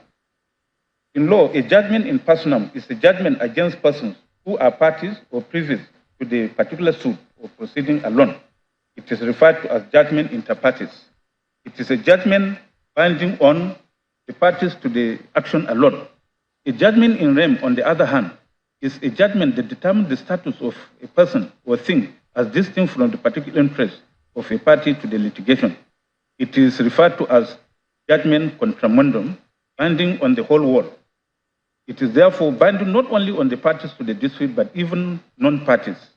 Therefore, once the status of a person or thing has been pronounced upon by a court of competent jurisdiction, no person is permitted to assert the contrary of what the court has decided.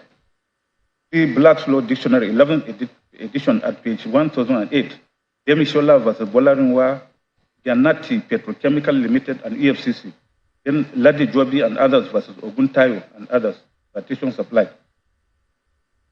It is no doubt that the judgment matter in PDP and INEC others X1 was in respect of the alleged double nomination of the first respondent as the vice president candidate of the second respondent in the 25th February 2023 presidential election.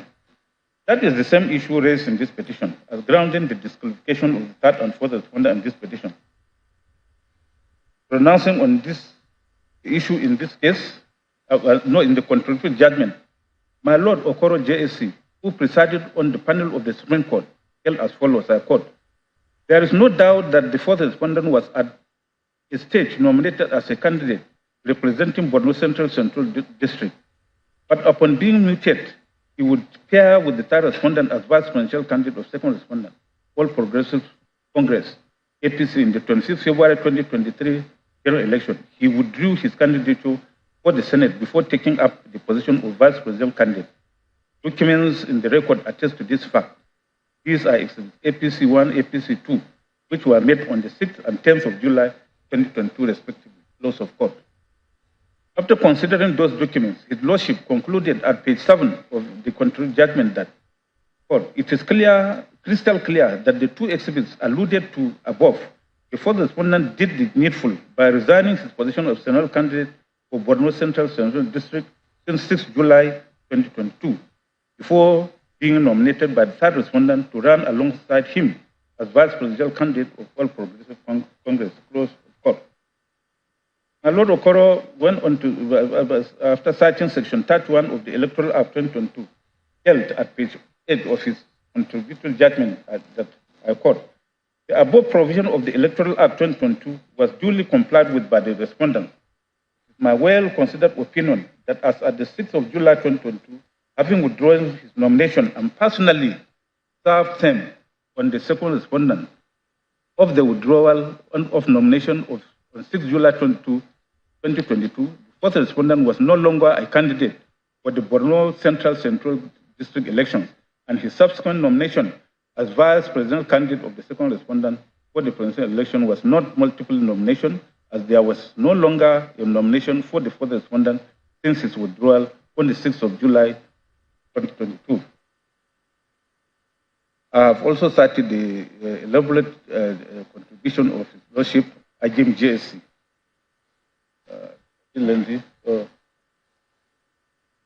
So I have endeavored to quote extensively the dicta of the laws of the Supreme Court in PDP and INEC Supra in order to show that the issue of double or even multiple nomination of the fourth respondent as the central candidate and vice presidential candidate of second respondent in the 25th February 2022 general election has been settled to finality. It is a judgment in rem, therefore binding on the parties to this petition and in fact the entire world, including this court. Being the judgment of the final court of the land, of this land, in the Supreme Court, no person is permitted to again raise and litigate on it in any other action or proceeding. It is therefore settled and remains settled that this petition, which questions the qualifications and seeks to disqualify the third and fourth respondents from contesting and occupying the seat of President and Vice President of Nigeria on ground of double or multiple nomination of the first respondent and Vice President candidate of the second respondent on ground of double or multiple nomination of fourth respondent has no substance. I only wish to add that Section 35 of the Electoral Act is targeted at the candidate and not the political party. That is why it uses the terms a candidate and normally allows himself to be nominated by more than one political party or more than one constituency. Thus, to prove that the candidate knowingly allows himself to be so nominated, both the intent and actual acts of nomination, that is, the mens rea and actus reus of the act prohibited, must be proved, the stipulation in the section being a penal provision. In the instant case, neither the intent nor the fact of the first respondent to allow himself to be so nominated was established. That's why His Lordship Ogumi JSC, in his contributory judgment in Exhibit X1, held as follows, I quote, by Section 31 of the Electoral Act, the fourth respondent, Shetima, was obliged to submit a notice of withdrawal in writing to his party, which he did, and then his party is to deliver that notice to the Commission not later than 90 days to the election. In view of the above stated position of the law on this issue and the facts of this case, there exists no animus or display of intention by the fourth respondent to stand as the nominated candidate of the second respondent for the vice presidential position and also the senator representing Borno Central District in the general election of 25th February 2023. There cannot be any other interpretation in the circumstances unless there is clear intention to knowingly stand as a candidate for two elective posts in the same election cycle. Jim JSC also contributed as follows, quote, the manifest intention to relinquish the earlier nomination to pave way for the nomination of another person to replace him as the party's central candidate cannot be overlooked or disregarded. To simply isolate the assumed or purported short-lived coexistence of the two nominations for treatment as multiple nomination without regard to the obvious intention of the first respondent not to be the party's candidate in elections in two constituencies is against the legislative intent of Section 35 of the Electoral Act 2022. The sequence of the occurrence of the events is not what determines the existence of multiple nomination. It is the intention, design, or purpose to hold two or more nominations as candidate for election that shows that the person so nominated knowingly did so. The second respondent did not intend that the first respondent should be its candidate for Borno Central election and its vice presidential candidate for the presidential election. The first respondent did not understand or know that he was so nominated. The word knowingly in Section 35 of the Electoral Act must be interpreted broadly to include all its literal meanings. Barton's Legal Thesaurus, fourth edition by William C. Barton at page 356, is defined to include advisedly, deliberately, designedly, intentionally, learnedly, pointedly, purposefully, with knowledge, etc. It is clear to me, therefore, that from the oral and documentary evidence adduced by the parties on this petition, the intention and fact of knowingly allowing himself to be nominated in more than one constituency as alleged by the petitioner against the first respondent has not been established. In other words, both the mens rea and actus reus of the act prohibited by Section 35 of the Electoral Act 2020 were not established. One other aspect alleged by the petitioner on his claim of invalid nomination of the third and fourth respondent is that the second respondent did not comply with Section 33 of the Electoral Act in the nomination of the first respondent as vice presidential candidate, that after the withdrawal of the first respondent, the second respondent should have conducted a fresh primary election within 14 days for the purpose of nominating a new vice presidential candidate. Now, Section 33 of the Electoral Act stipulates that a political party shall not be allowed to change or substitute its candidate whose name has been submitted under Section 29 of this Act, except in the case of death or withdrawal by a candidate, provided that in the case of such withdrawal or death of a candidate, the political party affected shall, within 14 days of the occurrence of the event, hold a fresh primary election to produce and submit a fresh candidate to the Commission for the election concerned. The interpretation of this provision does not, in my view, cause any difficulty as to require the application of any technical rule of construction. Therefore, a literal interpretation will suffice.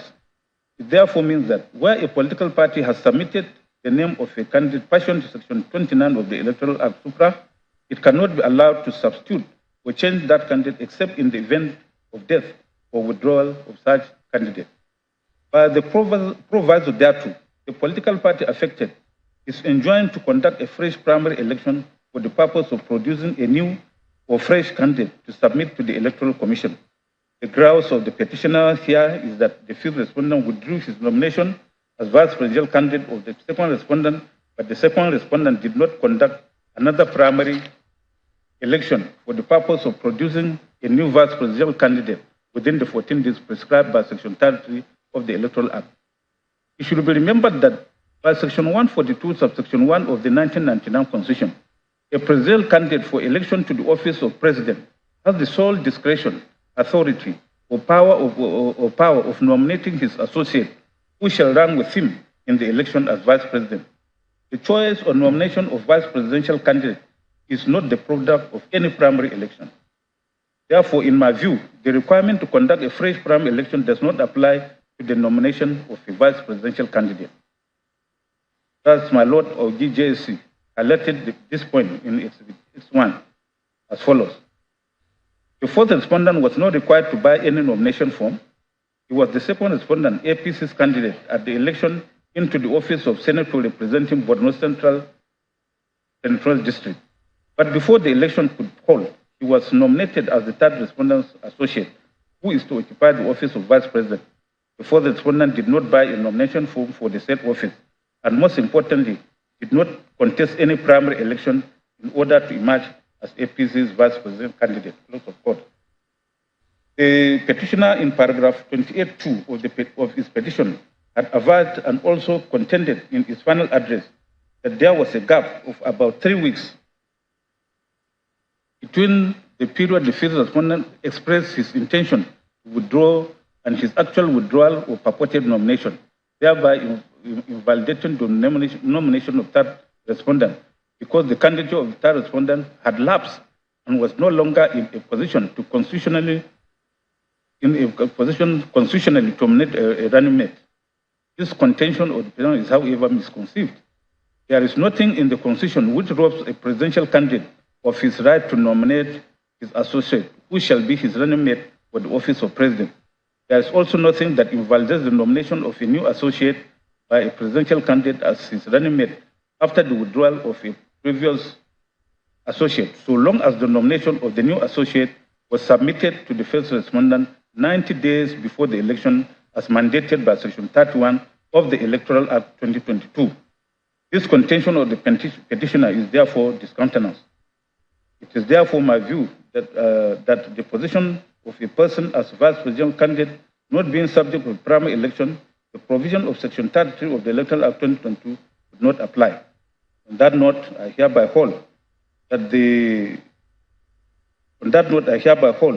petitioner failed to prove the lone ground of his petition to the effect that the third and fourth respondents were not qualified to contest the election held on 25th February 2023 for the reason of double nomination. Having resolved the sole issue of this petition against the petitioner, this petition is held to be devoid of any merit.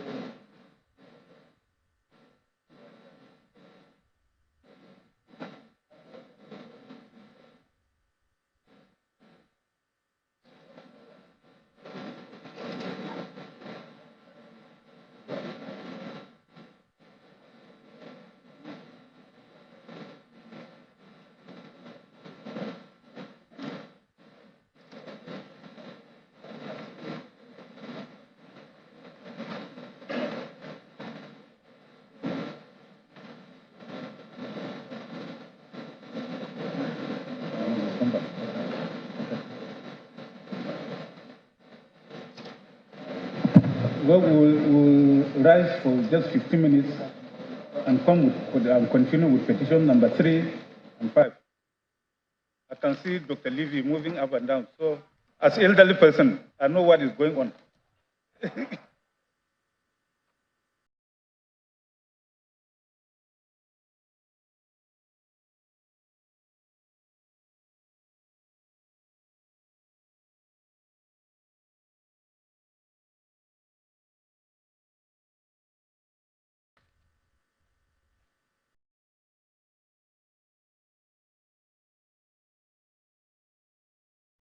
My Lord, we're just wondering, sir.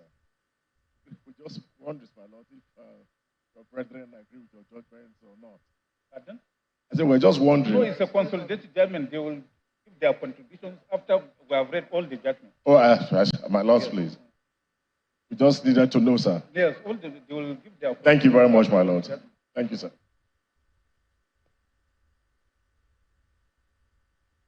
Call the court.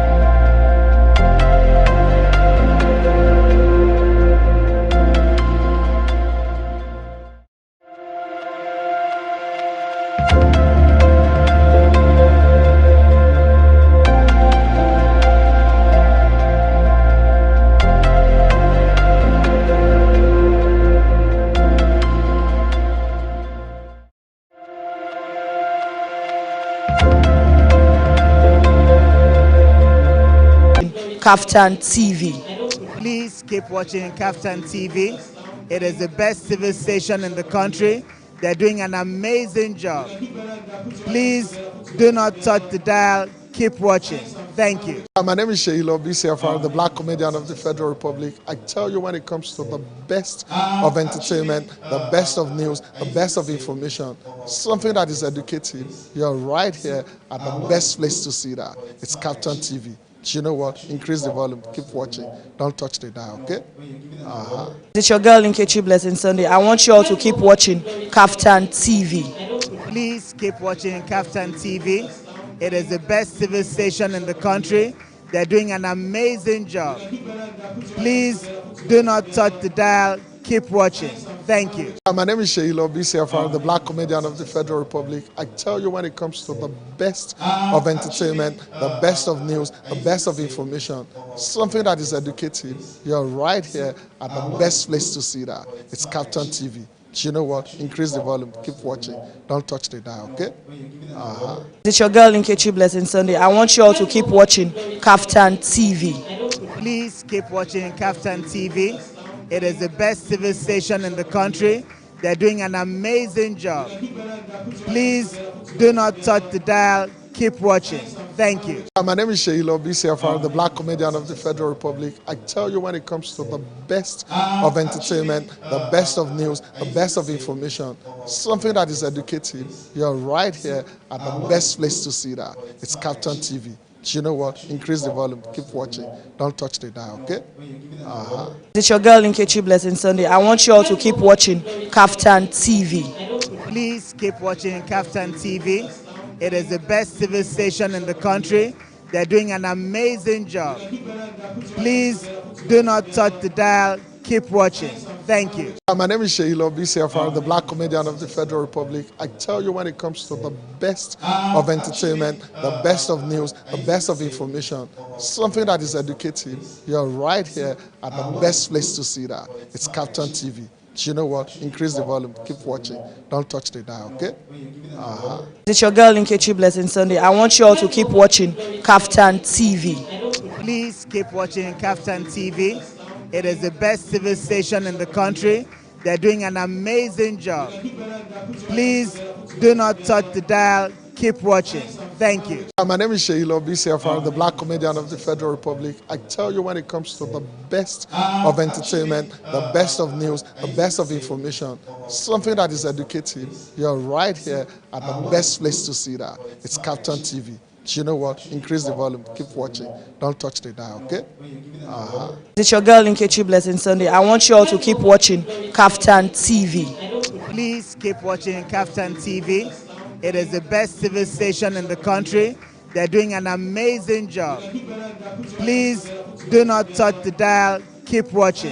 Thank you. My name is Sheilo BCFR, the Black Comedian of the Federal Republic. I tell you, when it comes to the best of entertainment, the best of news, the best of information, something that is educative, you're right here at the best place to see that. It's KAFTAN TV. You know what? Increase the volume. Keep watching. Don't touch the dial, okay?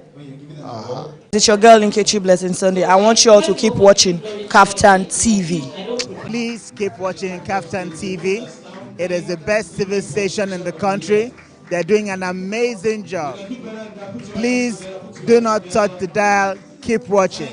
Thank you. My name is Sheilo BCFR, the Black Comedian of the Federal Republic. I tell you, when it comes to the best of entertainment, the best of news, the best of information, something that is educative, you're right here at the best place to see that. It's KAFTAN TV. You know what? Increase the volume. Keep watching. Don't touch the dial, okay? It's your girl Nkechi Blessing Sunday. I want you all to keep watching KAFTAN TV. Please keep watching KAFTAN TV. It is the best TV station in the country. They're doing an amazing job. Please do not touch the dial. Keep watching. Thank you. My name is Sheilo BCFR, the Black Comedian of the Federal Republic. I tell you, when it comes to the best of entertainment, the best of news, the best of information, something that is educative, you're right here at the best place to see that. It's KAFTAN TV. You know what? Increase the volume. Keep watching. Don't touch the dial, okay? It's your girl Nkechi Blessing Sunday. I want you all to keep watching KAFTAN TV. Please keep watching KAFTAN TV. It is the best TV station in the country. They're doing an amazing job. Please do not touch the dial. Keep watching. Thank you. My name is Sheilo BCFR, the Black Comedian of the Federal Republic. I tell you, when it comes to the best of entertainment, the best of news, the best of information, something that is educative, you're right here at the best place to see that. It's KAFTAN TV. You know what? Increase the volume. Keep watching. Don't touch the dial, okay? It's your girl Nkechi Blessing Sunday. I want you all to keep watching KAFTAN TV. Please keep watching KAFTAN TV. It is the best TV station in the country. They're doing an amazing job. Please do not touch the dial. Keep watching. Thank you. My name is Sheilo BCFR, the Black Comedian of the Federal Republic. I tell you, when it comes to the best of entertainment, the best of news, the best of information, something that is educative, you're right here at the best place to see that. It's KAFTAN TV. You know what? Increase the volume. Keep watching. Don't touch the dial, okay? It's your girl Nkechi Blessing Sunday. I want you all to keep watching KAFTAN TV. Please keep watching KAFTAN TV. It is the best TV station in the country. They're doing an amazing job. Please do not touch the dial. Keep watching. Thank you. My name is Sheilo BCFR, the Black Comedian of the Federal Republic. I tell you, when it comes to the best of entertainment, the best of news, the best of information, something that is educative, you're right here at the best place to see that. It's KAFTAN TV. You know what? Increase the volume. Keep watching. Don't touch the dial, okay? It's your girl Nkechi Blessing Sunday. I want you all to keep watching KAFTAN TV. Please keep watching KAFTAN TV. It is the best TV station in the country. They're doing an amazing job. Please do not touch the dial. Keep watching. Thank you. My name is Sheilo BCFR, the Black Comedian of the Federal Republic. I tell you, when it comes to the best of entertainment, the best of news, the best of information, something that is educative, you're right here at the best place to see that. It's KAFTAN TV. You know what? Increase the volume. Keep watching. Don't touch the dial, okay? It's your girl Nkechi Blessing Sunday. I want you all to keep watching KAFTAN TV. Please keep watching KAFTAN TV. It is the best TV station in the country. They're doing an amazing job. Please do not touch the dial. Keep watching. Thank you. My name is Sheilo BCFR, the Black Comedian of the Federal Republic. I tell you, when it comes to the best of entertainment, the best of news, the best of information, something that is educative, you're right here at the best place to see that. It's KAFTAN TV. You know what? Increase the volume. Keep watching. Don't touch.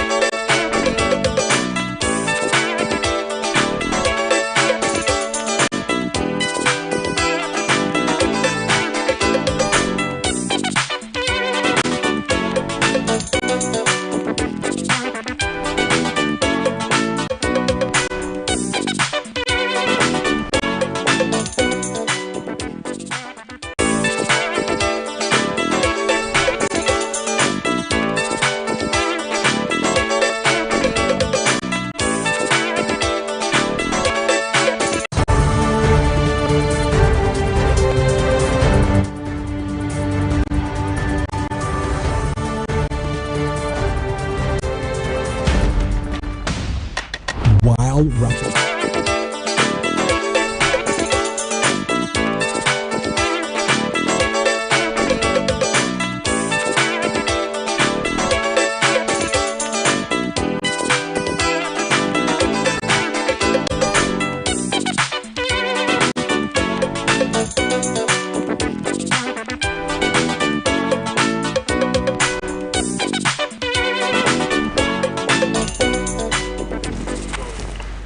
Good afternoon and welcome to this impromptu episode of The Polity. Right now, as we speak, it is a historic day.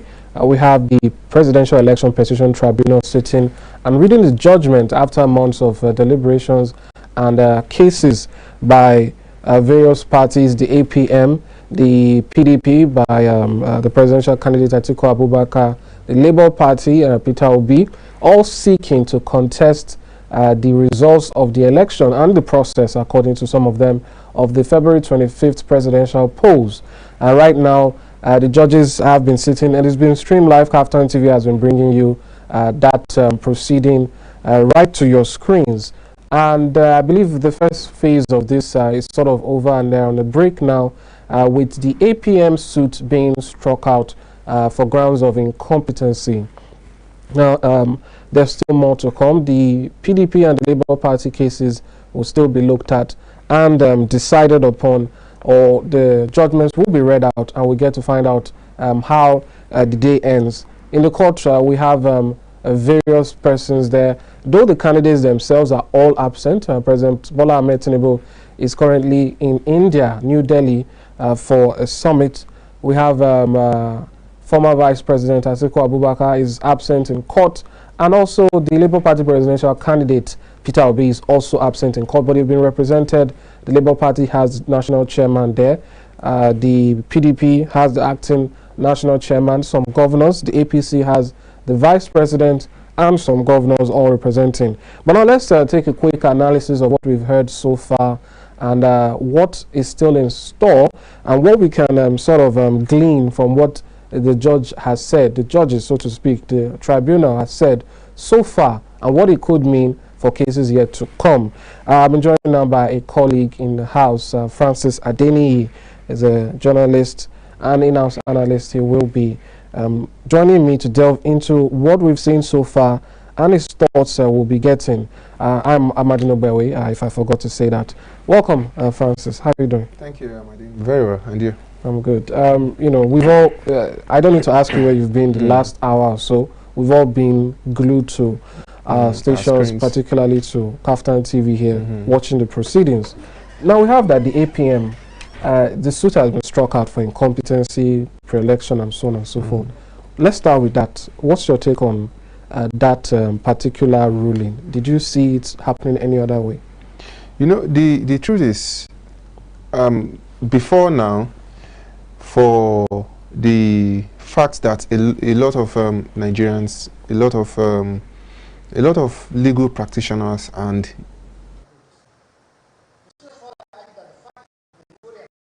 not trying to preempt the court of competent jurisdiction, but deep down, a lot of Nigerians always knew that at some point, some of the where the cases will be won and lost is not going to be on the grounds of what actually happened on the election day, but it's going to be on the grounds of poor presentation of the case before the tribunal. Because now let's take a look at it.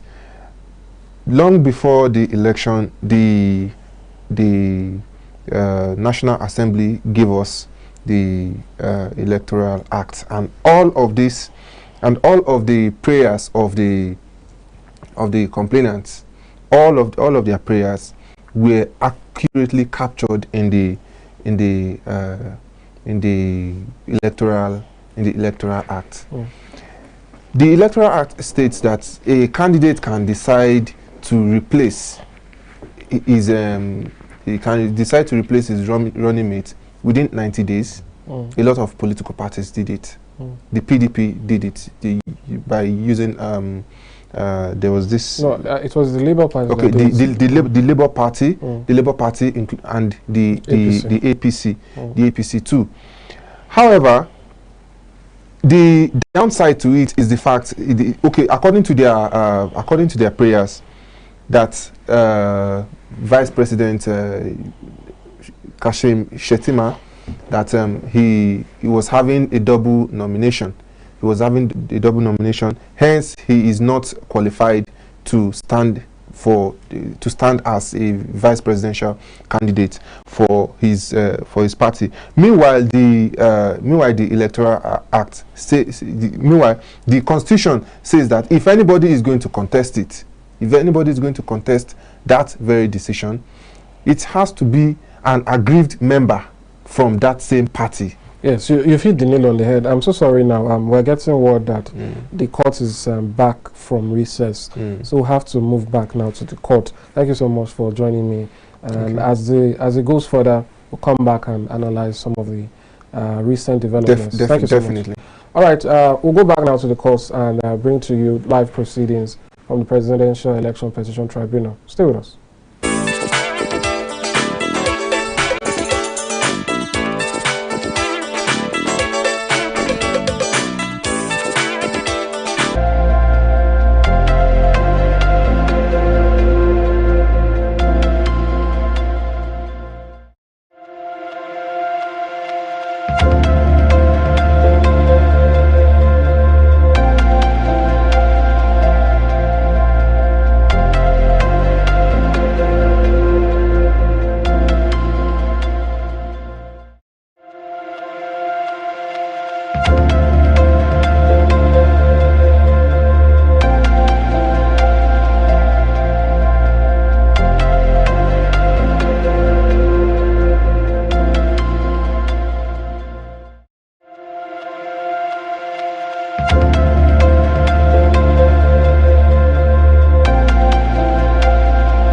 Act means that governments must not be vague, ambiguous, or unclear, leaving room for speculation or conjecture, while the requirements of distinctiveness means that each government must contain a clearly understandable allegation, and there should be no confusion as to the linkages between facts contained in the governments in the petition, and ascertaining the allegations being made in the petition.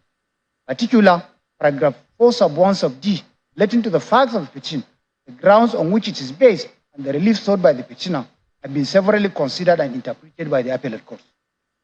In Belgore and Ahmed Supra, the complaint against the governments in the petition was that they were unspecific, generic, speculative, vague, unreferable, omnibus, and general in terms. In that case, the apex court specifically held as follows, and I quote: pleadings in an action are the written statements of the parties wherein they set forth the summary of the material facts on which each relied in proof of his claim or his defense, as the case may be, and by means of which the real matters in controversy between the parties and to be adjudicated upon are clearly identified. Although only material facts are required to be pleaded and in a summary form, they must nevertheless be sufficiently specific and comprehensive to elicit the necessary answers from the opponent.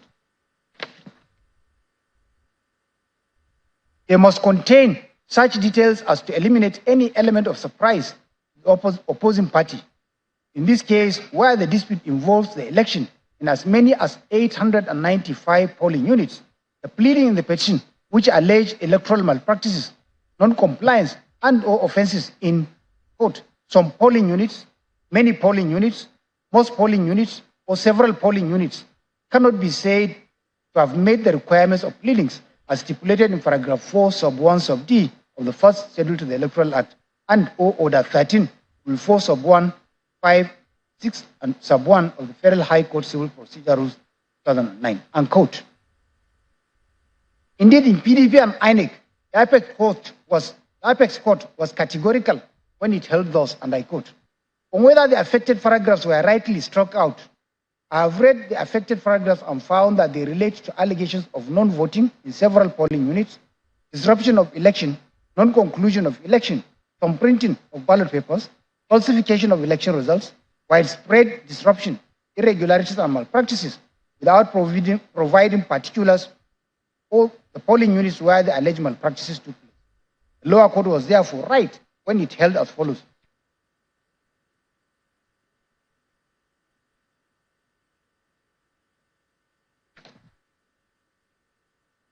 Above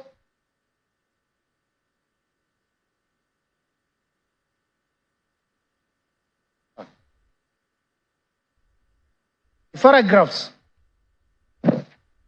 above, in my view, are too generic, vague, lacking in any particulars, and they are not tied specifically to any particular polling unit or any particular number of people who are alleged to be disenfranchised.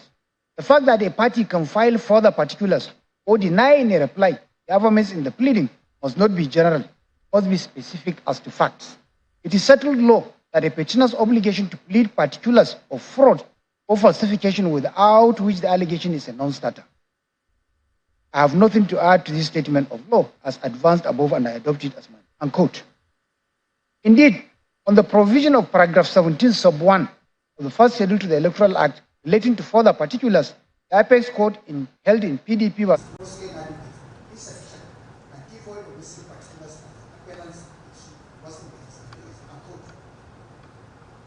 a sober consideration of the decision of the Supreme Court in relation to the requirements of pleadings in paragraph 4 sub 1 sub 2 first schedule to the Electoral Act 2022 on the one hand, and the decisions of the Supreme Court on the provision of paragraph 17 sub 1 sub 2 of the first schedule to the Electoral Act 2022 relating to further particulars on the other hand, shows that whilst in cases such as Abubakar vs. Erdogan, the Supreme Court had held that a respondent who complains of vagueness of governments in an election petition should avail himself of the provision of paragraph 17 sub 1 versus Erdogan, Ombugadu versus Sule. The Supreme Court had held that a respondent who complains of vagueness of governments in an election petition should avail himself of the provision of paragraph 17 sub 1 first schedule to the Electoral Act, seek for further particulars or the direction of the tribunal or court. The decisions of the Apex Court, especially in PDP, INEC, Belgore and Ahmed, have specifically held that where governments in the petition are grossly imprecise and generic, such governments will be incompetent, liable to be struck out. See also on this EPRZO. It is therefore clear that the state of the law, as could be deduced from the various decisions of the Apex Court, is that the provision for further particulars, as stated in paragraph 17.1, first schedule to the Electoral Act 2022, will only come into play where the petition itself contains material or necessary particulars. In other words, paragraph 17 sub 1 of the first schedule to the Electoral Act 2022 does not bar a respondent from applying under paragraph 4 sub 7 of the first schedule to strike out governments in a petition which are grossly inadequate, insufficient, devoid of material or necessary particulars.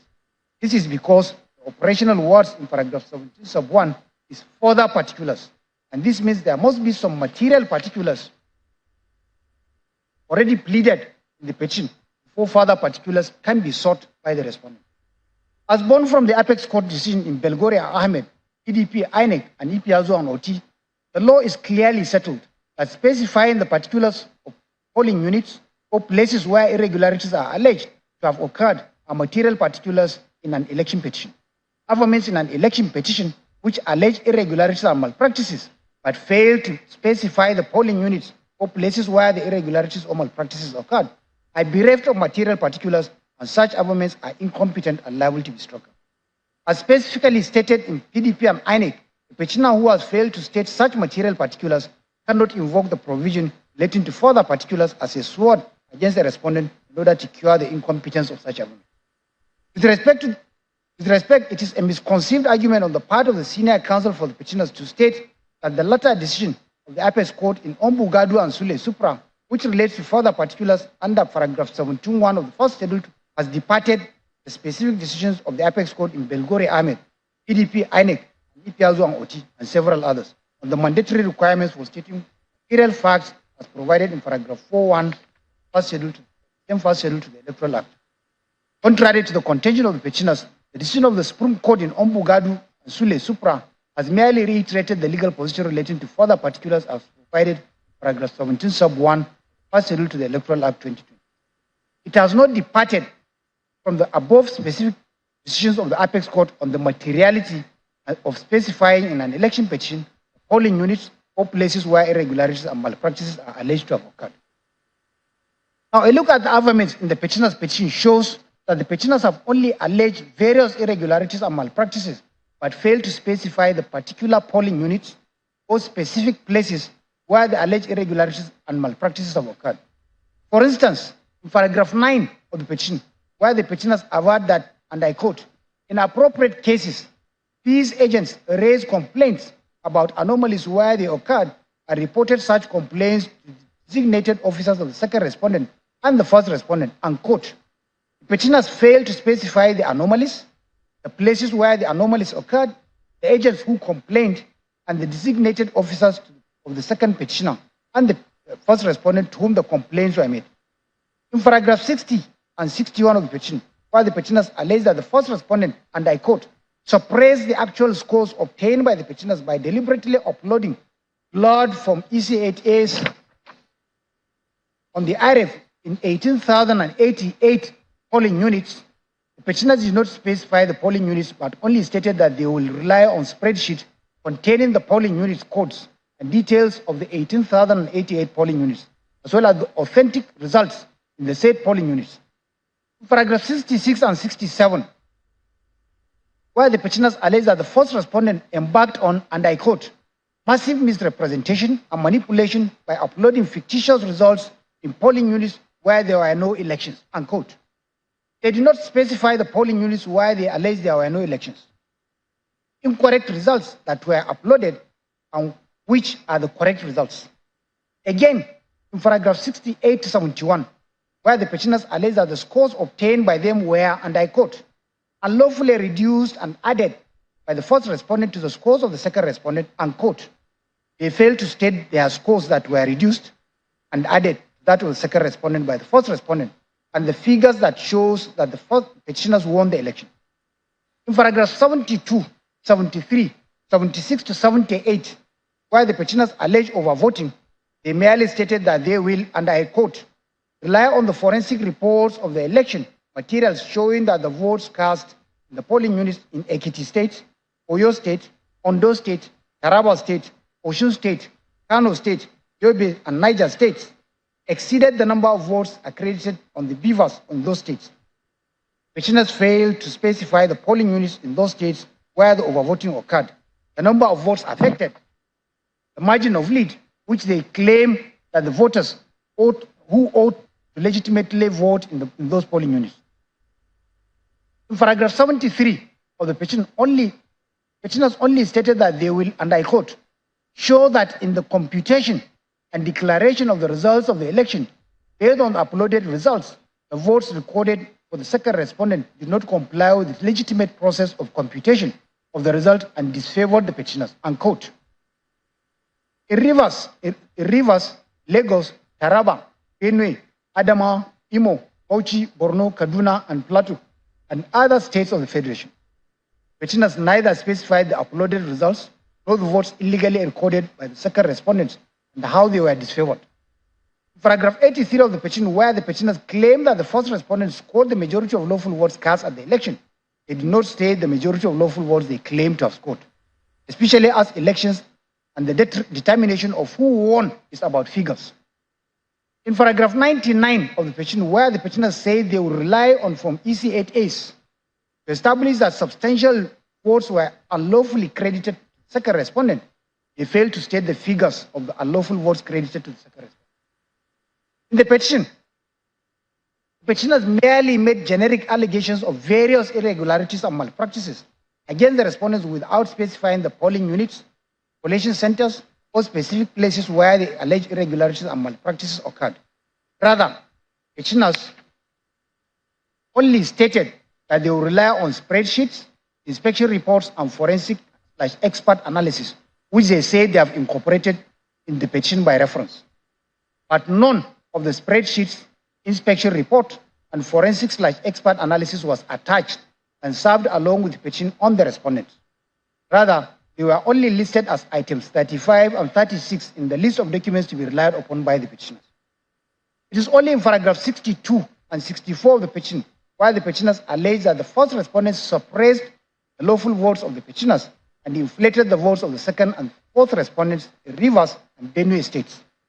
That the petitioners gave figures of the votes, where the petitioners gave figures of the votes suppressed for the petitioners and those inflated for the second and fourth respondents. And also stated that they claim to be the actual figures scored, what they claim to be the actual figures scored by them and by the second and fourth respondents. But all other paragraphs of the petition where irregularities and malpractices were alleged are bereft of any material details of the polling units or places where they were alleged to have taken place, or the figures of votes alleged to have been suppressed, inflated, or inflated. It is also pertinent to observe that in paragraph 79 of the petition, where the petitioners allege corrupt practices, they merely stated that they are repeating their pleadings in support of the grounds of non-compliance to be in support of their allegations of corrupt practices. It should be noted, however, that not every ground of non-compliance will amount to corrupt practice. In fact, the standard of proof of non-compliance differs from that of corrupt practices, while standard of proof of non-compliance is on the balance of probabilities, that of corrupt practices is beyond reasonable doubt. PDP, INEC, Mohamed Wamako, Code of Customs and Excise versus Alaji Ibrahim Barrow, citations on the record. It is instructive that in paragraphs 3.2, 3.21 of their submission, in opposition to the first respondent's objection, petitioners appear to have considered that in the averments of the petition, they have not specified the particular polling units where the alleged irregularities and malpractices occurred, or specified the figures of the votes or scores which they are alleged to have been suppressed, deflated, or inflated. Rather, they stated that the details of the polling units are contained in the spreadsheets and forensic analysis reports which they have incorporated and made part of the pleadings by reference. See particularly on this paragraph 67 of the petition. Petitioners further argued that since the respondents have failed to apply for further particulars under paragraph 17(1) and 2 of the first schedule to the Electoral Act, they are deemed to have understood those averments.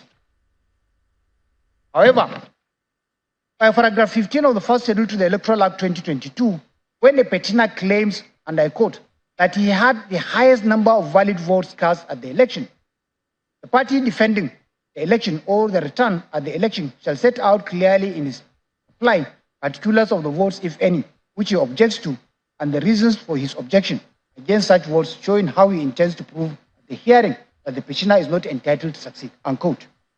This provision presupposes that the petitioner has a first duty to state clearly in his petition the particulars of such votes, in respect of which he claims to have scored the highest number of valid votes, and thus entitled to be returned as the winner. This also presupposes that it is only after the petitioner has supplied the particulars of the votes in support of his claim that he scored the highest number of valid votes that a respondent will then have a duty to object to any part of the particulars of such votes supplied by the petitioner in order to show that the petitioner is not entitled to succeed. With regard to the petitioner's contention that they have incorporated into the petition by reference the spreadsheets and forensic analysis report containing details of the polling units where they allege that the irregularities and malpractices occurred, it is right that for a document to be properly incorporated as part of pleadings by reference, the document must not only be referred to in the pleadings, but it must also be included as part of the pleadings to be served on the adverse party, so as to enable the adverse party to properly respond to same in his defense. Indeed, in all the cases of EFCC reign, Ekpomo Polo versus Edere Moda, Marine Management Associates Incorporated versus NMA, and Dinjadi and Omako Supra, which were relied upon by the petitioners, the documents which were incorporated as part of the pleadings by reference were served along with the pleadings on the adverse party. In considering a similar scenario, this court, by Ayola, JCA, as he then was, held in Nigeria Merchant Bank PLC versus Ayedun Investment Limited as follows, and I quote, "Before I part with this appeal, it is pertinent to advert to one pleading question raised in this pleading in regard to the consequence of a party pleading that he will rely on certain unspecified documents at the trial. The plaintiff contended that such averments made the contents of such document part of the pleading. In this case, the plaintiff in paragraph 30 of the statement of claim pleaded thus: the plaintiff at the trial will rely on all letters and documents between the parties pertaining to this suit. Although the principle is established that if an agreement in writing is referred to in a pleading, it becomes part of the pleading, and it is open to the court to give the agreement its true legal effect, irrespective of the term used in the pleading to indicate such effect. That proposition of law should not be used to cover such armament as shown above, which lacks specificity. Besides, a report such as Exhibit P22 in this case, prepared by a witness for the plaintiff and tendered at the trial by the witness, cannot be described as documents between the parties pertaining to the suit. At the appropriate time, when the occasion arises, the true ambit of the proposition of law in such case, such as Bank Genesis versus Petai Limited, ought to be defined, unquote. In the instant case, the spreadsheet and forensic report, which were documents prepared by the petitioner's witnesses, were not served along with the petition on the respondent, but were only listed as documents to be relied upon at trial. I'm not oblivious of the petitioner's argument in relation to paragraph 4, sub 5, sub C of the first schedule to the Electoral Act 2022, which provides that the election petition shall be accompanied by, quote, copies or list of every document to be relied on at the hearing of the petition, unquote. This provision undoubtedly only relates to front-loading of documents to be relied upon by the petitioner as his evidence during trial. Contrary to the petitioner's argument, it does not cover incorporation of documents into pleadings by reference. It is also noteworthy that the spreadsheets and forensic reports which the petitioners claim to be incorporating into the petition by reference are actually documents prepared by the petitioner's witnesses. In other words, spreadsheets and forensic reports are not documents which are outside the control of the petitioners and which they have to obtain by subpoena.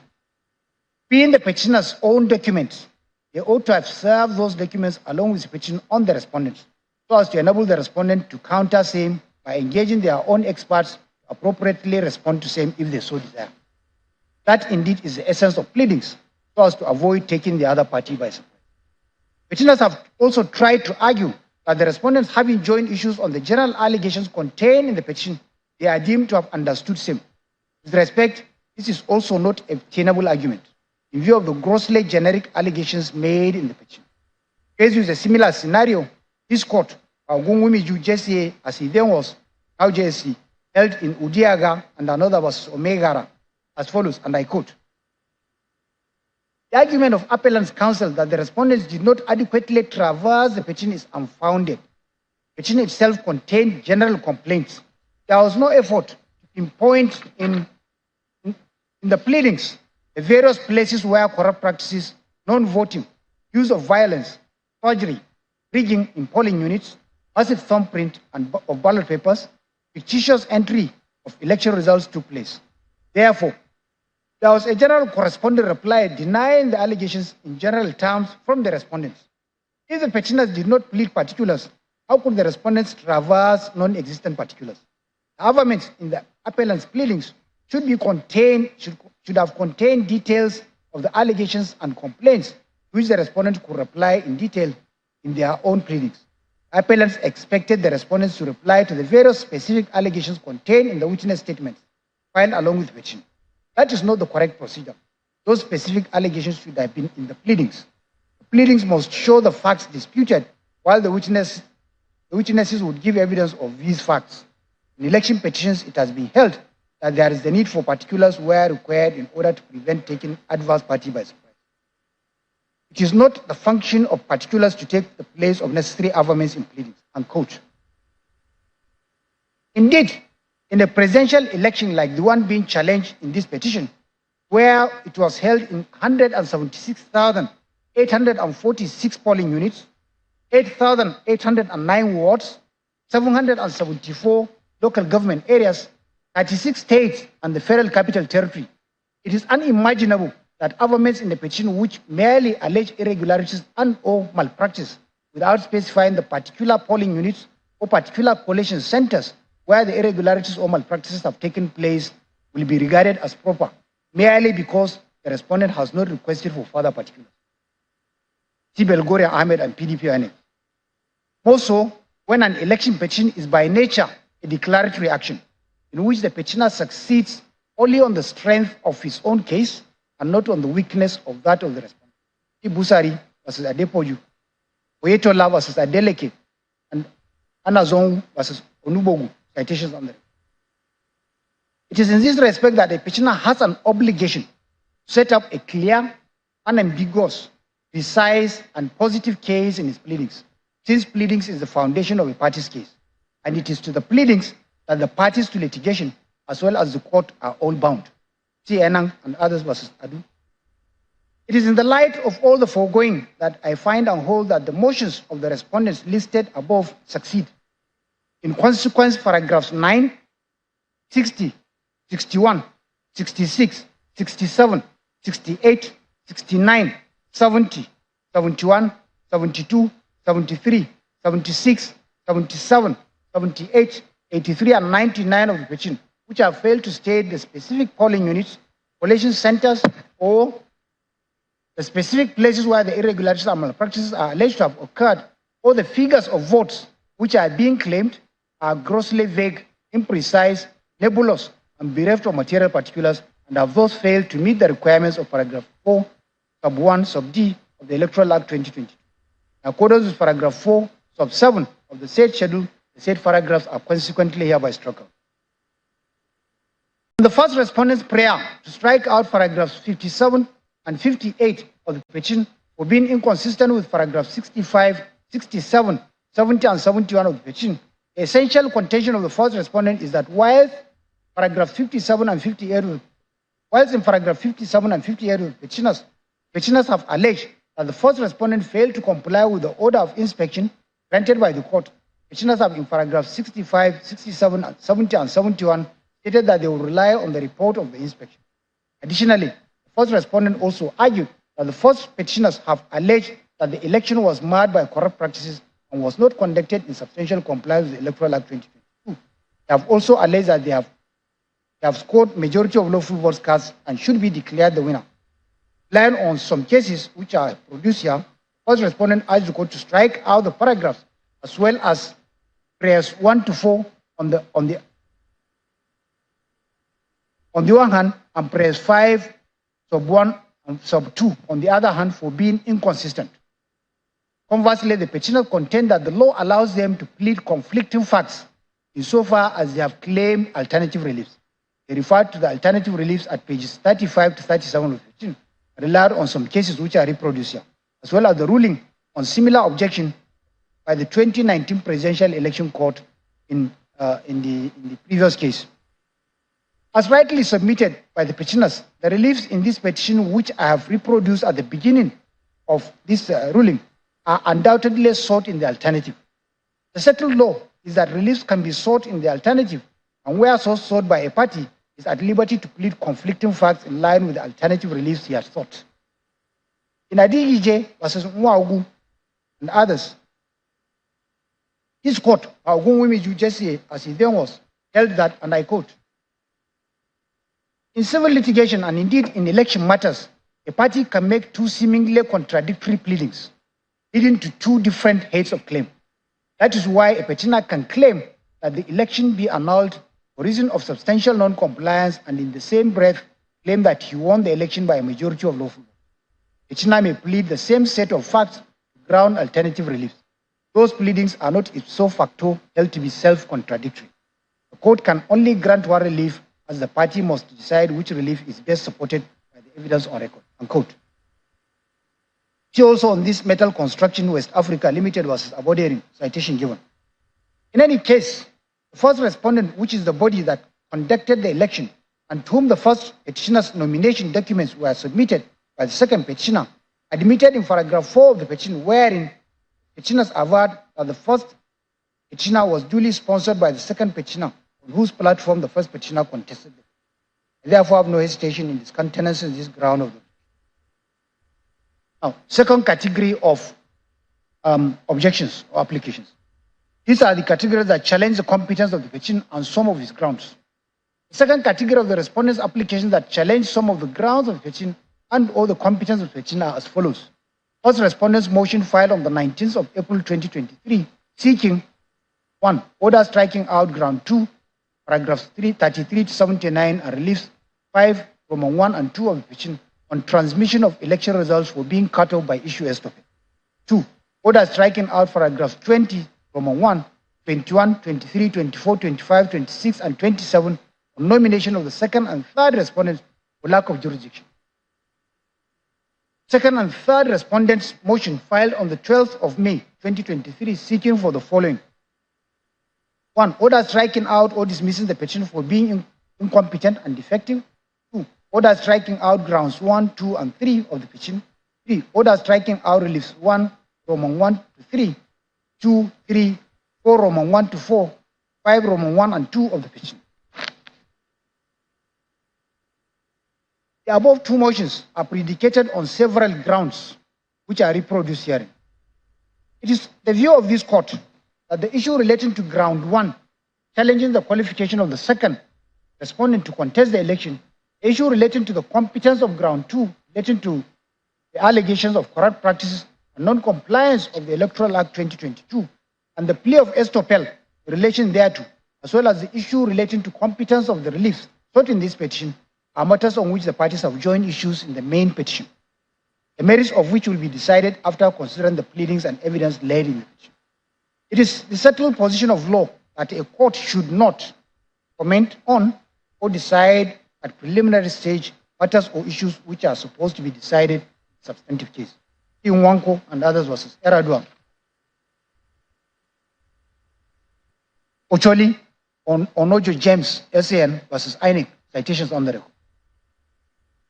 Hence, while leaving those issues to be dealt with on the merits of the petition, we shall determine at this stage the objections relating to the petitioner's locus standi, the non-joinder of necessary parties, and the objection to the competence of the petitioner's replies, the respondent's replies, or to some paragraphs of the petitioner's replies.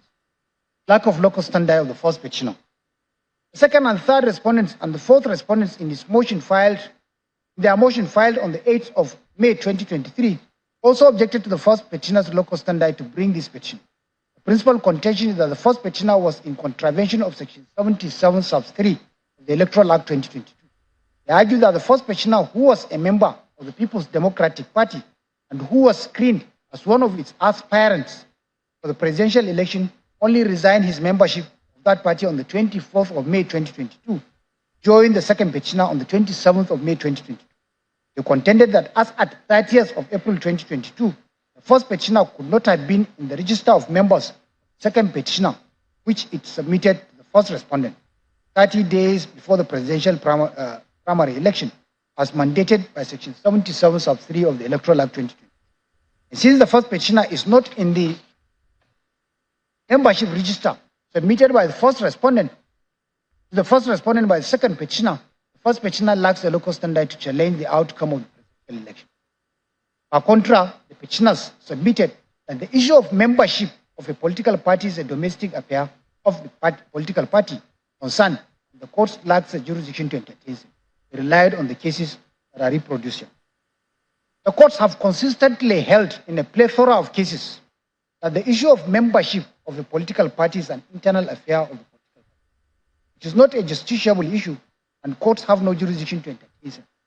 See Enang versus Asukwo, others, Sani and Galadima, and Tumbido versus INEC, citations on the record, as well as all the cases cited above by the petitioner.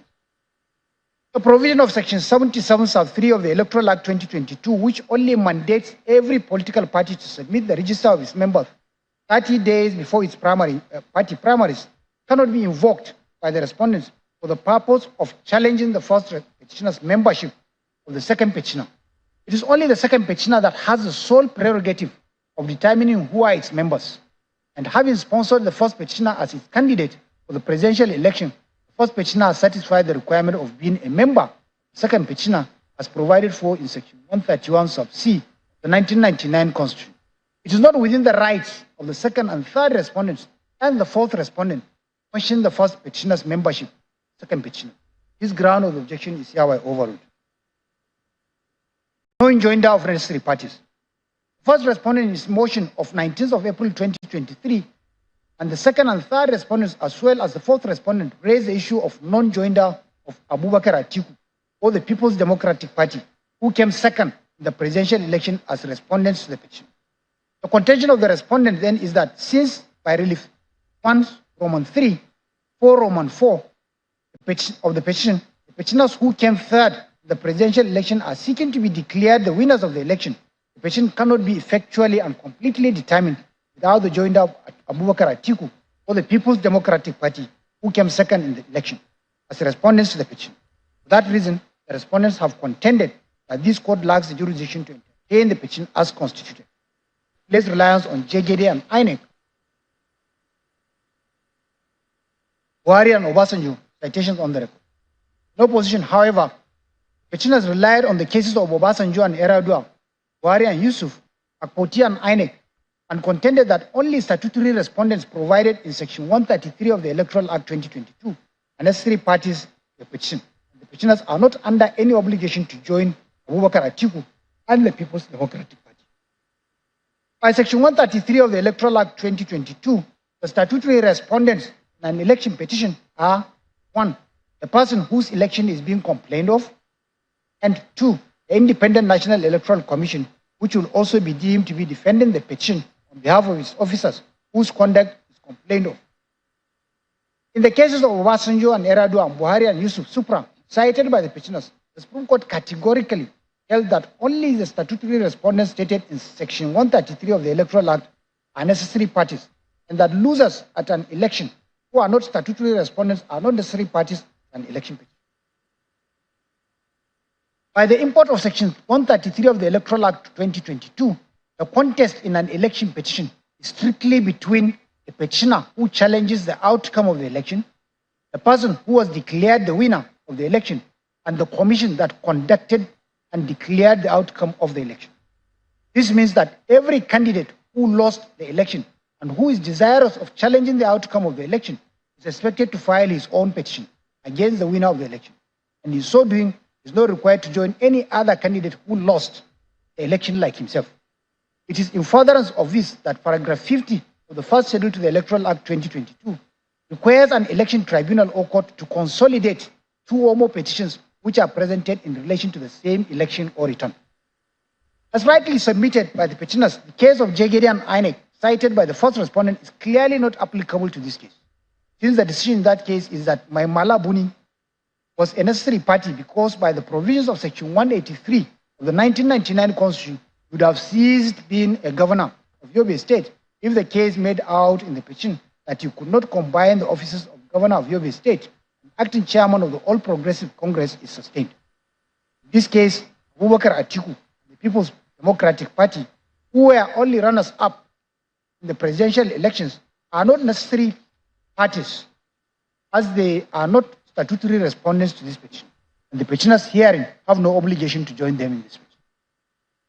Again, in Buhari and Obasanjo Supra, relied upon by the respondents, the Supreme Court reconfirmed its decision in Buhari and Yusuf Supra that there is no obligation on the petitioner to make a candidate who lost an election like himself a respondent to his petition.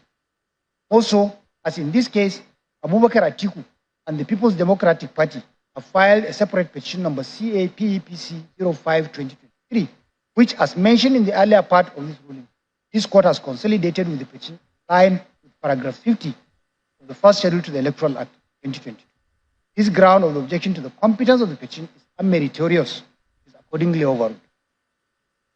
On the arguments over the competence of the relief sought in this petition, it is my view that the reliefs which the court can grant in an election petition are statutory, as provided in Section 136, sub 1, sub 2, sub 3 of the Electoral Act 2020.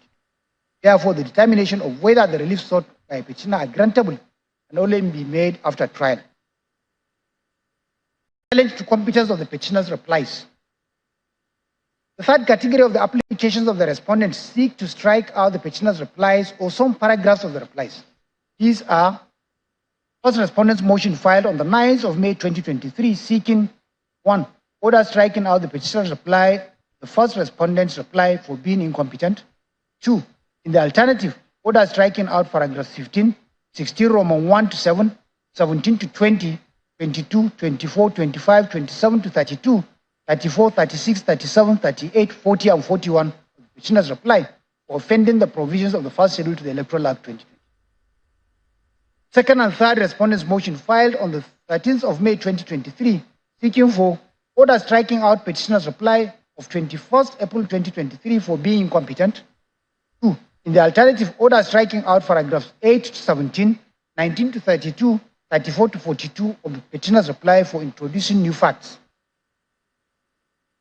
Fourth respondent's motion filed on the 8th of May 2023 prays for 1. Order striking out paragraphs 15 to 32 of the petitioner's reply, the fourth respondent's reply, as well as the witness statement on oath with failure to deny the fourth respondent's allegation. 2. Order striking out paragraphs 5 Roman 1 to 9, 15 Roman 1 to 7, 16 Roman 1 to 7, 17 Roman 1 to 7, 18 Roman 1 A to H, 18 Roman 2 A to E, 18 Roman 3, 5 and 7, A to B, A and B, Roman 8 A and B, Roman 9, Roman 11, 20 to 25, A to D, 26 Roman 1 and 2, 27 to 31 of the petitioner's reply, the fourth respondent's reply for raising new issues. All the respondents challenge the competence of the petitioner's reply, their respective replies, or in the alternative, the paragraph thereof, which they have variously listed above. Their essential contention is that the replies, or in the alternative, the paragraph thereof, have either raised or introduced new facts aimed at substantially altering the grounds and reliefs in the petition, or a mere repetition or a hash of the facts contained in the petition, contrary to the provisions of section 16, paragraph 16, sub 1, A and B of the first schedule to the Electoral Act 2020. Respondents replied on several official authorities, which are reproduced. In response, the petitioners have argued that they have merely reacted to the fresh/new issues raised in the replies of the respondents, which attempted to justify the grounds of non-qualification of the second and third respondents, as well as the non-compliance by the first respondent with the Electoral Act 2022. They relied on Silva and INEC, PDP versus Ezeonguka, citations on the record, and urged the court to discountenance the objections of the respondents and uphold the petitioner's reply.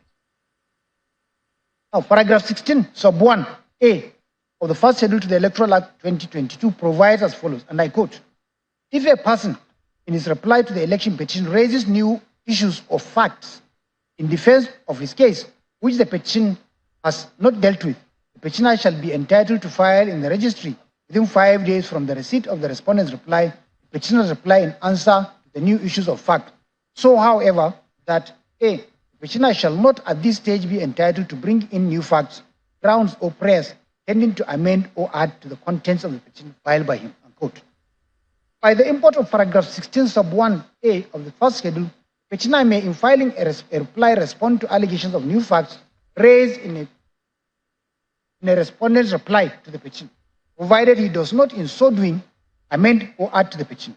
It is instructive to observe that the words used in paragraph 16 1A are, quote, new facts, grounds or prayers tending to amend or add to the contents of the petition, unquote.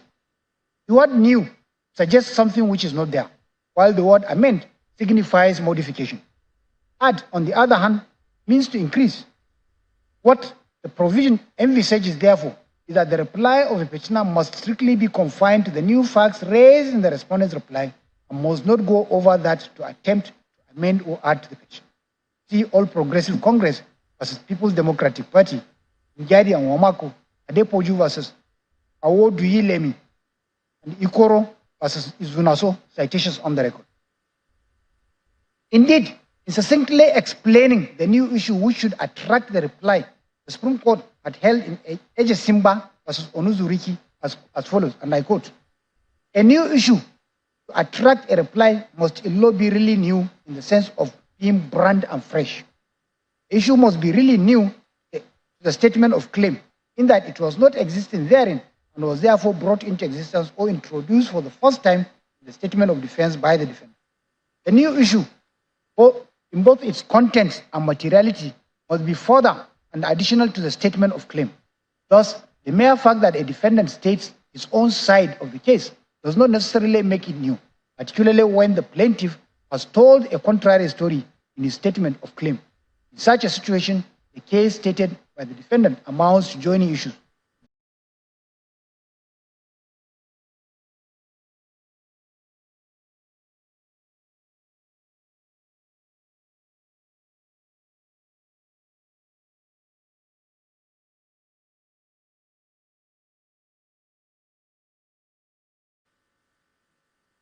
a careful examination of the petitioner's petition, the first, second, and third, and the fourth respondents' respective replies, and the replies which the petitioners filed in response thereof, reveals that apart from rehashing what they have already averred in their petition and denying what the respondents have stated in their respective replies, petitioners also introduced new facts in their replies, the respondents' replies, which were not contained in their petition. This is in clear contravention of paragraph 16 sub 1A of the first schedule to the Electoral Act 20. Paragraphs 16, 1 to the law as encapsulated in paragraph 16(1)(a) of the first schedule to the Electoral Act quoted above forbids new additions or amendments by a petitioner which are not contained in their petition, because such new additions or amendments will prejudice the respondents and breach the respondents' fundamental right to fair hearing, guaranteed by Section 36(5) of the Constitution of the Federal Republic of Nigeria, 1999. Since the respondents will have no opportunity to respond to those new issues, additions, or amendments. See PDP and another versus INEC, others. Maku and another versus Al Makura and other citations on the record. An examination of the paragraph 4, Roman 3, Roman 4, and Roman 5 of the first respondent's reply shows that the paragraphs has not raised any new issue contrary to the assertion of the petitioners. In paragraph 15 of their reply, the first respondent's reply to the petition. It is only a response to paragraphs 7 and 8 of the petition. But the petitioner's argument in the same paragraph 15 that the first respondents' officials at the polling units failed to give clear copies of the results of the election from EC8A to the petitioner's agents, as the pink copies given by the petitioner's agents were very faint and unreliable, is a new fact which tends to amend the petition. Paragraph 16, Roman 1, 7, 17, second part of 18, 22, 24 of the first respondent's reply are traverse of paragraphs 21 to 27 of the petition. Hence, paragraph 16 of the petitioner's reply, which purport to respond to new issues in paragraphs 17, 18, 19, 20, 21, 22, and 24 of the first respondent's reply, actually contain new facts, which will amount to amendment of the petition. Also, paragraphs 17, 18, 19, 24, 25, 27, 28, 29, 30, 31, 32, 34, 35, 36, and 37 of the petitioner's reply, the first respondent's reply are either a rehash of the facts already averred in the petition or contain new facts which will amount to amendment of the petition. In respect of the petitioner's reply to the second and third respondent's reply, the petition, the latter are seeking for an order striking out paragraphs 8 to 42 of the petitioner's reply. However, a careful examination of those paragraphs shows that only paragraph 21 of that reply has raised a new allegation against the first respondent of attempts to manipulate the data uploaded on the back-end server of the AWS. The said paragraph 21 of the petitioner's reply to the second and third respondent's reply is hereby struck. Similarly, petitioners have introduced new facts in paragraphs 16, 17, 18, 20, 22, 23, 24, 25, and 27 of their reply, some of which contain serious allegations. The fourth respondent, which the fourth respondent has no opportunity. In contravention of paragraph 16 sub 1 of the first schedule to the Electoral Act, those paragraphs are also hereby struck. And that indeed is the rulings on the respondents' objections, various objections.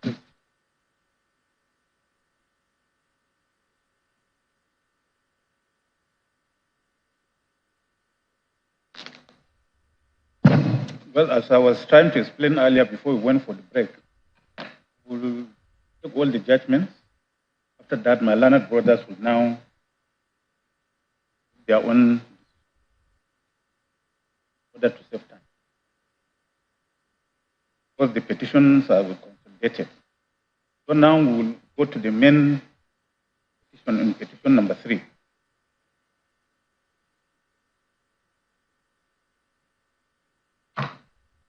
In bringing this petition, the petitioners who were contestants in the presidential elections held on 25th February 2023 have challenged the declaration return of second respondent as the winner of the election and sought for the declaration and consequential reliefs, which I have reproduced in the beginning of this judgment. The petitioners have predicated their petition on the three statutory grounds earlier stated. Although in the ruling of this court on the objections of the respondents, some paragraphs of petition replies have been struck out for stated reasons, this court will take into consideration the entire affirmance in the petition and determine the merit otherwise of the petition in the interest of justice. At trial, the petitioners opened their case with tendering from the bar several certified true copies of electoral and other documents which were objected to by all the respondents, who reserved the reasons for their objections to the stage of final address. Said objections were therefore admitted, the said documents were therefore admitted and marked as exhibits without prejudice to the objections of the respondents. The court ordered the respondents file separate addresses on their objections along with their final addresses. Proof of their petition: the petitioners called 13 witnesses who gave evidence as PW1 to PW13. Of those witnesses, only 3 had their witness statements on oath filed along with the petition, while the other 10 were subpoenaed witnesses whose statements were filed separately after hearing in the petition had commenced. The respondents objected to the competence of the subpoenaed witnesses, give evidence and adopt their addresses, witness statements on oath, and reserve the rulings for their objection to the stage of final address. Without prejudice to the objection, said witnesses adopted their respective witnesses' statement on oath, after which they were duly cross-examined by all the senior counsel for the respondents.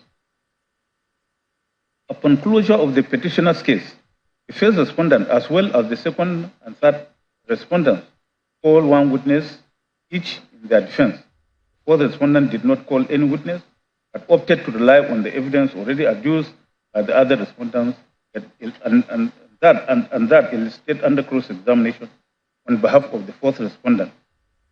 At the close of evidence, parties filed and extended their respective final addresses, including separate addresses, in support of their various objections which they raised during trial. So we shall now consider the respondents' objections to the competence of some of the petitioner's witnesses and to the documents tendered by them during trial. To save time, we skip the addresses of counsel, go to the resolution of those issues.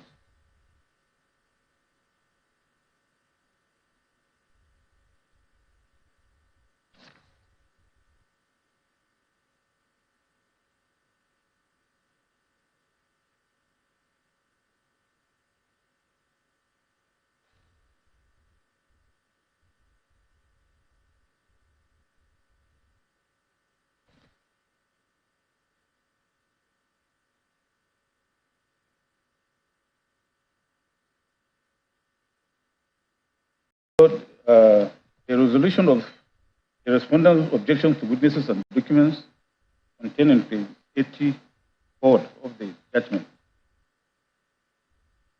On the first segment of the respondent's objection, all the respondents challenged the competence of PW3, PW4, PW5, PW6, 7, 8, 9, 10, 11, and 13. And the respondent's essential contention is that the witness statements on oath of those witnesses of the petitioners were not front-loaded along with the petition, but were only filed during trial, contrary to paragraph 4 of 5B of the pay schedule to the Electoral Act 2020. Section 285 of the 1999 Constitution as amended, which limits the time for presidential election petition, provides as follows. An election petition shall be filed within 21 days after the date of the declaration of the result of the elections. In the same vein, Section 132, sub 7 of the Electoral Act 2022 provides as follows. An election petition shall be filed within 21 days after the date of the declaration of the result of the elections. Paragraph 4 of the first schedule to the Electoral Act 2022 stipulates the contents of an election petition which shall be filed. In particular, paragraph 4.5 of the state schedule mandates as follows. The election petition shall be accompanied by A list of the witnesses that the petitioner intends to call in proof of the petition, B, written statements on oath of the witnesses, and C, copies or lists of every document to be relied on at the hearing of the petition.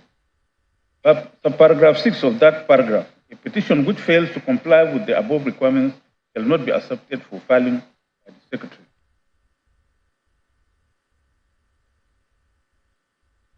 Paragraph 14 sub 2 of the same first schedule, the Electoral Act, then provides as follows.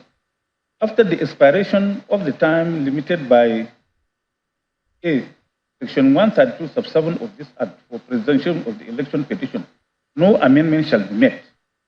1. Introducing any of the requirements of paragraph 4.1 contained in the original election petition file, or 2. Effecting substantial alteration of the ground for or the prayer in the election petition, or 3. Except anything which may be done under subparagraph 2A, Roman 2, affecting a substantial alteration of or addition to statements of facts relied on to support the ground for or sustain the prayer the election petition. And sub B, paragraph 12, for filing the reply, no amendment shall be made. 1. Alleging that the claim of the seat or office by the petitioner is correct or false. 2. Except anything which may be done under the provisions of paragraph 2A, Roman 2, affecting any substantial alteration to, in or addition to the admissions or the denials contained in the original reply file or to the facts set out in the reply. The above quoted provisions of the Constitution, Electoral Act 2022, and the first schedule thereto have been thoroughly considered by the Supreme Court in several cases, including Okian, another versus Mimiko and others, Ogumbi JC, Oba and Vincent Rarume and others, Anik, Okuru, Ogi and others, PDP and Okuru and several others listed here. In Oke and Mimiko, the Apex Court, Ogumbi JC held as follows on the court. Paragraph 4, 1 and 5 of the first schedule to the Electoral Act, the composite analysis of an election petition has been spelled out, and also a list of materials which must be accompanied. The use of the word shall in the subsections is very instructive, mandatory, conclusive. In other words, the provisions do not allow for additions, and hence, the procedure adopted by the appellants in seeking for an extension of time is nothing other than surreptitious attempt to amend the petition.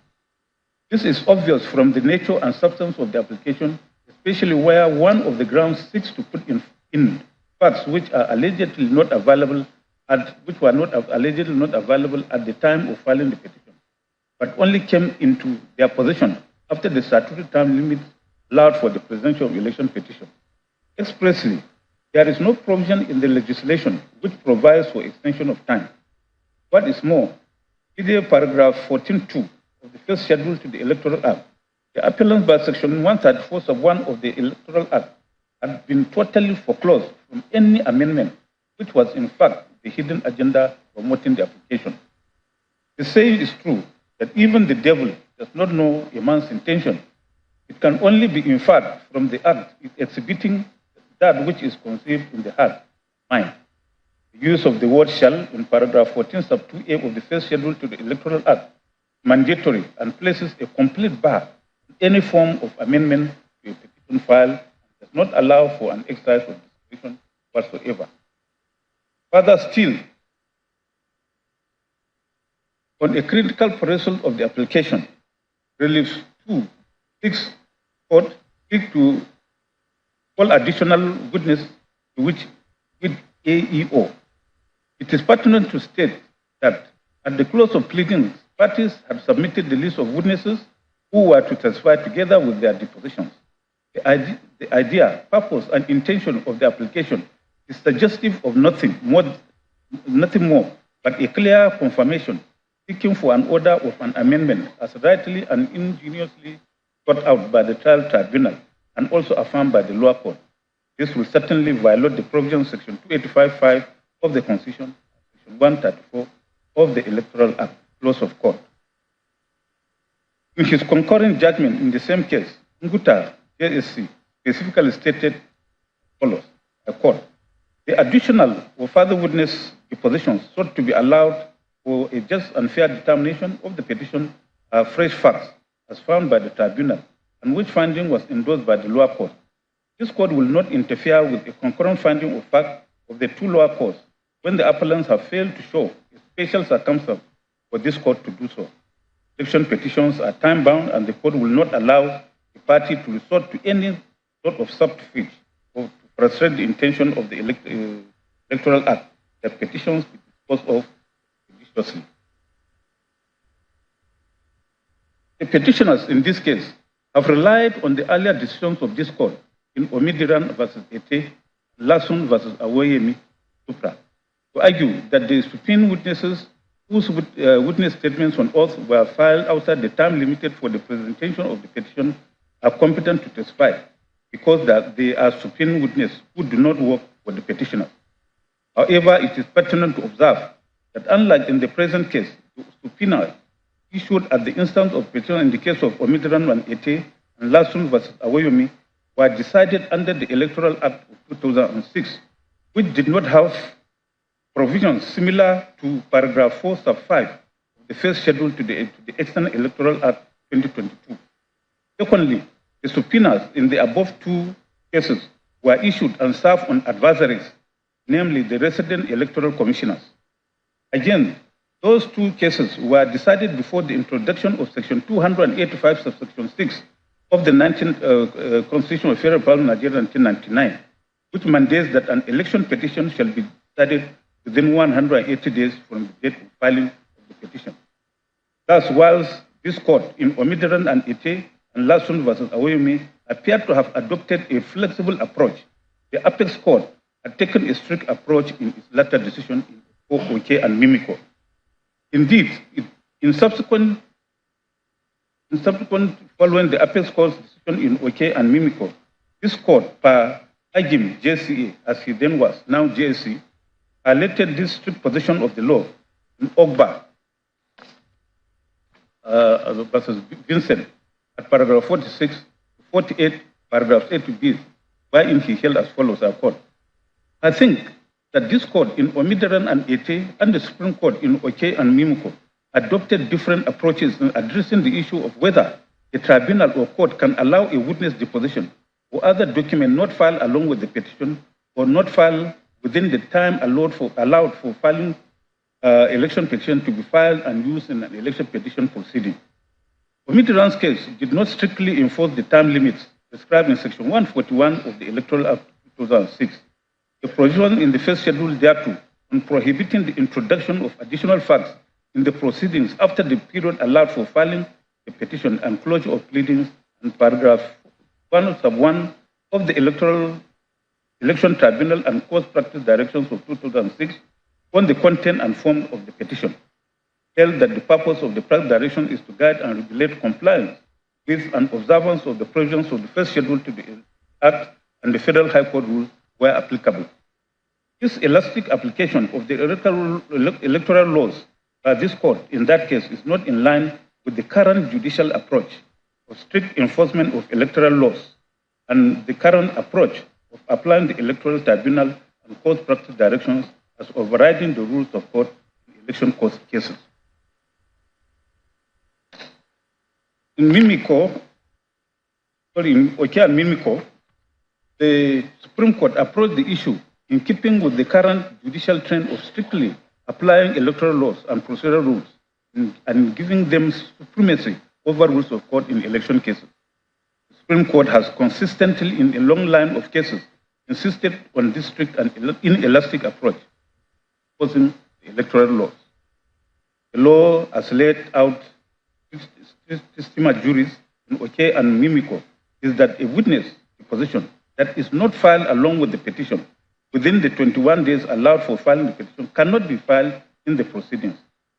It held thus: if there was an evidence which was fundamental to determination of petition, that evidence ought to have been placed willy-nilly before the tribunal within the time limit specified by the Electoral Act or any other act.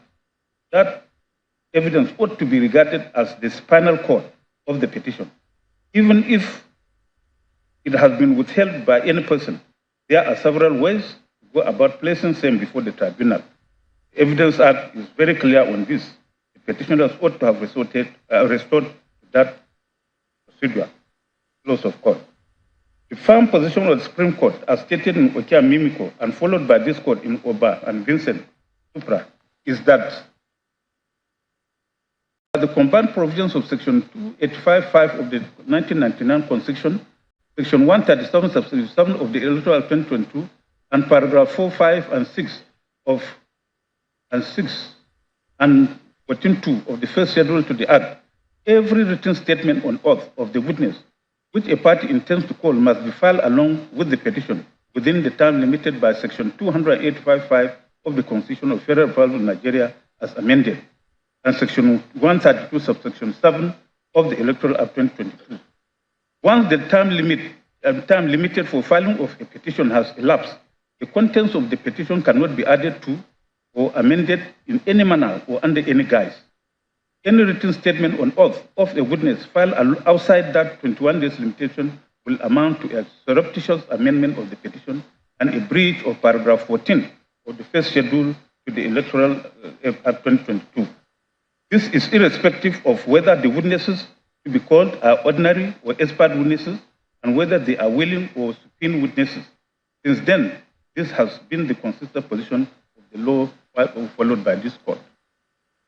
Indeed, in Okuru versus Obe, this court takes this position. Our learned brother Bolaji Yusuf just stated that court.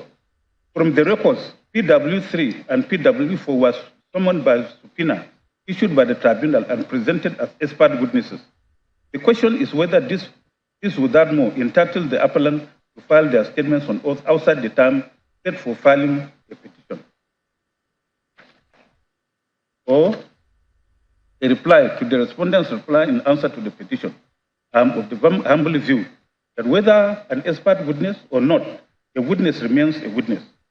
So the proviso to Order 3, Rule 3, Sub 1 of the Federal High Court Civil Procedure Rules 2009, made applicable to an election petition by paragraph 54 of the first schedule to the Electoral Act, provides that the statements on oath of witnesses requiring subpoena from the court need not be filed at the commencement of the suit. 2. The witnesses who require subpoena or summons shall, at the instance of the party calling them, be served with civil form 1A before the filing of the statements by witness. The application of that rule is with regard to and or subject to the provisions of the Electoral Act, not independent of the Act. Paragraph 54 reads, subject to the express provisions of this Act, the practice and procedure of the tribunal or the court in relation to an election petition shall be as nearly as possible similar to the practice and procedure of the Federal High Court in the exercise of its civil jurisdiction, and the civil procedure rules shall apply with such modifications as may be necessary to render them applicable having regard to the provisions of this Act, as if the petitioner and the respondent were respectively the plaintiff and the defendant in an ordinary civil action. The provisions of the Electoral Act being a substantive law shall override any rule of court which is contrary to its provision. The subsidiary legislation must conform with the principal law, CNNPC and Afamfa Oil Limited. The proviso to Order 3, Rule 3.1 of the Federal High Court Rules 2009 cannot override or affect or whittle down the absolute and mandatory provisions of Section 285 of the Constitution of the Federal Republic of Nigeria as 1999 as amended, which stipulates that an election petition shall be filed within 21 days after the date of the declaration of the result of the elections, and paragraphs 4, sub 1, 5, and 14.1 and 2 of the first schedule to the Electoral Act, which stipulate the content of a petition. It is therefore clear that in law, the provisions of Order 3, Rules 3.1 of the Federal High Court Civil Procedure Rules 2009 cannot provide a platform for filing and using witness statements on oath not filed within the time limit set for presentation of petition, and which time cannot be extended for any reason under any guise. The focus of our decision in Ogba and Vincent Supra was the injustice in allowing a piece of evidence not covered by the pleadings to be presented to the court when the opposing party would have no opportunity to react to it.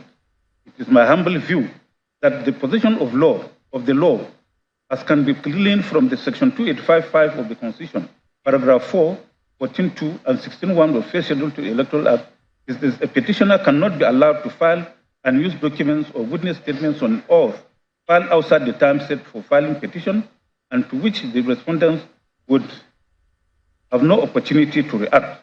To do so will amount to creating an avenue which a petitioner can use or exploit to overreach the respondents. That is the stand of the Supreme Court, OK and Mimico, number 1 Supra, followed by this court, Oba and Vincent Supra, close of court. Again, in Ararume and another, but Anik and others, in which I wrote the lead judgment, therein are stated as follows. The law, therefore, is that the deposition of a witness must accompany the petition at the time of filing the petition. In other words, the written statement on oath of an intended witness must be filed along with the petition. Thus, any written deposition of a witness not filed along with the petition will not be countenanced by the court or tribunal. Therefore means that a written deposition filed by a witness not listed in the petition nor his deposition front-loaded cannot be countenanced by the court or tribunal after the expiration of the time prescribed for the filing of the petition. I think that is what the trial tribunal decided in this case, in line with the decision in Oba and Vincent. The combined effect of paragraph 4.5, Roman 1 and 2, 14.1 and 3 of the First Schedule to the Electoral Act is that no witness can testify in chief before a tribunal if he has not deposed a written statement on oath, which must necessarily have been filed along with the petition, close of court. From the foregoing judicial decisions, it is clear that in election petition litigation, whether the witnesses which a party intends to call are ordinary or aspire witnesses, and whether they are willing or supine witnesses, their witness deposition must be filed along with petition before such witnesses will be competent to testify before the tribunal or court. It is instructive to observe that one of the leading senior counsel for the petitioners in this petition, Dr. Onyechi Ipiazu, SAN, was the lead counsel to the second respondent in Ararume and another versus Anik and others, wherein he successfully challenged the competence of a supine witness, Ama Ibom Agu, PW2, on the same ground that the witness statement on oath of the same witness was filed on 8/7/2019, long after the time limited for the filing of the petition. Therefore, the petitioners in this case were well aware of the certain legal position on supine witnesses in election petitions, favored by the Supreme Court and by this court. Yet they embarked on subpoenaing PW3, PW4, PW5, PW6, PW7, 8, 9, 10, 11, and 13. 10 out of their 13 witnesses whose witness statements on oath were not front-loaded along with the petition. The petitioners have tried to argue that the said witnesses are witnesses of this court. With respect, this argument is misconceived because the subpoena in respect of those witnesses were issued upon the request of the petitioners. The applications for the issuance of the subpoenas were duly signed by filed at the registry of this court by the petitioner counsel, and the requisite fees paid, including filing fees and service fees as assessed, were duly paid by them before this court approved and issued the subpoenas. Therefore, those witnesses are the petitioner witnesses and not witnesses of this court. Indeed, the procedure for calling of witnesses by the court is by summons as stipulated in paragraph 42, sub 1 of the First Schedule to the Electoral Act 2022. By the provisions of that paragraph, the tribunal or court may summon a witness as a witness who appears to the tribunal or court to have been concerned in the election.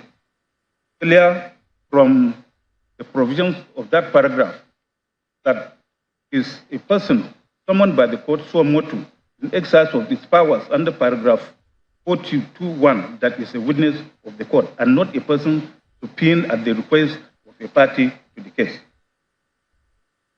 In the instant case, PW3, who was subpoenaed at the request of the petitioners, is a staff of Channels Television who tendered exhibits PBH3 and PBH4, 2 flash drives containing third annual consultative meeting with leaders of political parties held on 26 October 2022, an interview with Mr. Festus Okoye, National Annual Commissioner, held on 12 March 2023, respectively. PW4, a professor of mathematics who was engaged before the election by the petitioners and whom the petitioners presented as a subpoenaed expert witness, stated under cross-examination by the first respondent that he concluded his report on the 19th of March 2023 before the petition was filed. PW5 is a staff of Arise Television who also tendered exhibit PCG2, a flash drive showing the INEC chairman delivering an address at the Chatham House, London, UK, on the preparations for the 2023 elections in Nigeria. PW6 is a staff of African Independent Television, AIT, who tendered exhibit PCH1, a flash drive of the program Democracy Day, anchored on 22nd November 2022, wherein the INEC chairman was shown giving a brief on the preparations for the 2023 general elections. PW7, who claimed to be a cloud engineer and architect working with Amazon Web Services Incorporated, tendered exhibits PCJ3A to F, which are 6 reports of Amazon Web Services AWS Health Dashboard, which she said she downloaded from the Amazon website. Under cross-examination, however, she not only admitted that she is a member of the second petitioner. Please, let us be serious. This is a serious matter, it's not a laughing matter. She not only admitted that she is a member of the second petitioner, the Labour Party, but she had contested elections as a candidate for the second petitioner for House of Representatives elections, conducted along with the present elections on 25th February 2023. PW8, who claimed to be a cybersecurity expert, engaged by the Labour Party on 10th March 2023, stated that he produced his preliminary report on 17th or 18th March 2023 before the petition was filed. He tendered exhibit PCK1, the metadata. PW9, a staff of Women and Child Rescue Initiative, a non-governmental organization, claimed to be an observer in the 25th February 2023 elections, but stated that the subpoena was addressed to him personally and served at his village address. PW10 claimed to be an annual ad hoc staff who acted as a supervisor. He stated under cross-examination that the subpoena was addressed to him personally and not through INEC. PW11, who is a staff in the Legal Services Department of National Information Technology Department Agency, NIDDA, stated that the subpoena was addressed to him personally instead of his organization. As for PW13, who claimed to have acted as a presiding officer in the 25th February 2023 elections, he stated that he was on a subpoena. The subpoena, which was admitted as exhibit PCR, was, however, addressed to him personally and not through INEC.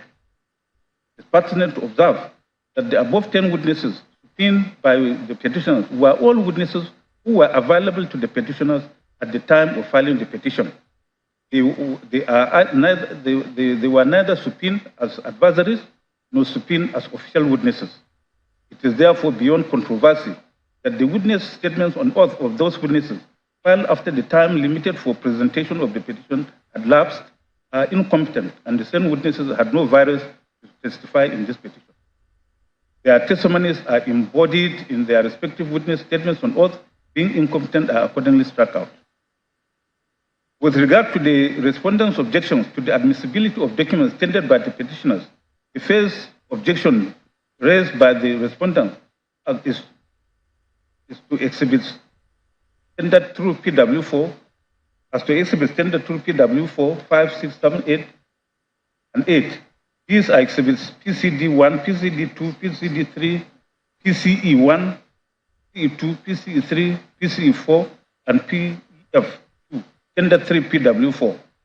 Exhibits PCG1 and PCG2, Tender 3 through PW5. Exhibit PCH1, Tender through PW6. Exhibits PCJ1, PCJ2, PCJ3, A to F, and PCJ4, Tender through PW7. And exhibits PCK1 and PCK2, Tender through PW8. The said exhibits are, I have estimated them in the judgment. The respondents' essential arguments is that since the subpoenaed witnesses and their witness statements on oath are incompetent, the documents tendered through those witnesses cannot be countenanced by the court. By paragraph 41(3) of the first schedule to the Electoral Act 2022, oral examination of witnesses is not allowed.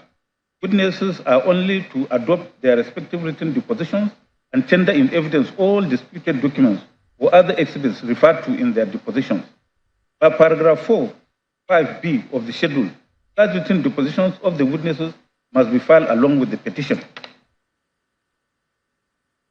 Since the above exhibits are documents, including expert reports, which were tendered through the subpoenaed witnesses, whom we have already declared incompetent, because their witness statements on oath were filed in violation of the mandatory provisions of paragraph 4(5)(b) of the first schedule of the Electoral Act 2022, the documents admitted through them, which form part of their evidence, are inadmissible and liable to be expunged from the record.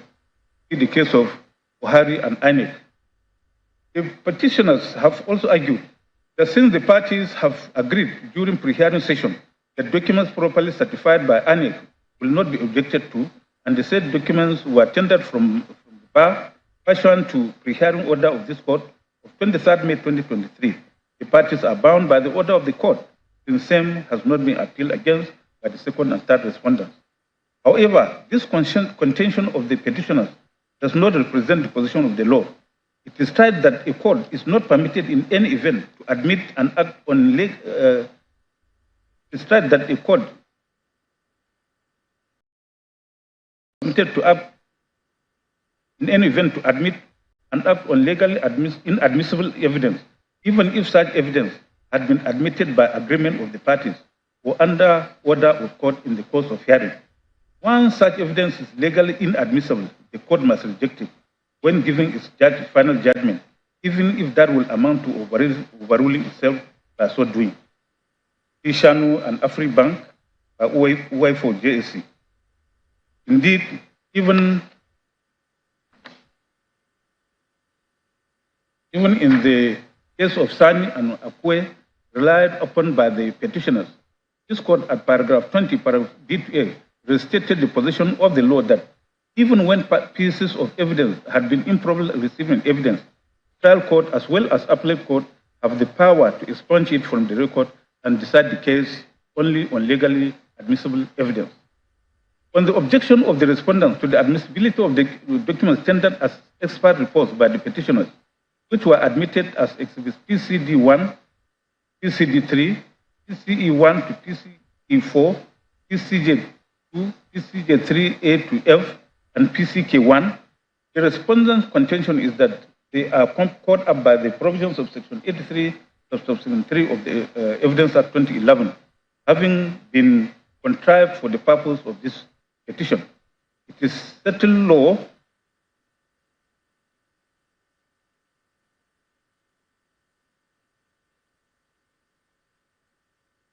that as provided in Section 83, subsection 3 of the Evidence Act 2011 and pronounced upon in several decisions of the appellate court that a document which is made by a party interested in a pending or anticipated proceeding involving a dispute as to any fact which the document tends to establish is inadmissible in evidence.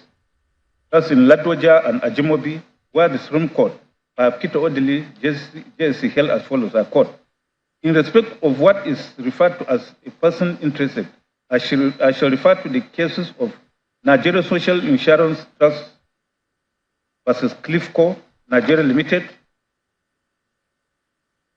As regards the phrase, a person interest, I agree with the respondent that the phrase, has been examined in the case of Ivan versus Noble, where a person not interested in the outcome of an action has been described as a person who has no temptation to depart from the truth, one side or the other.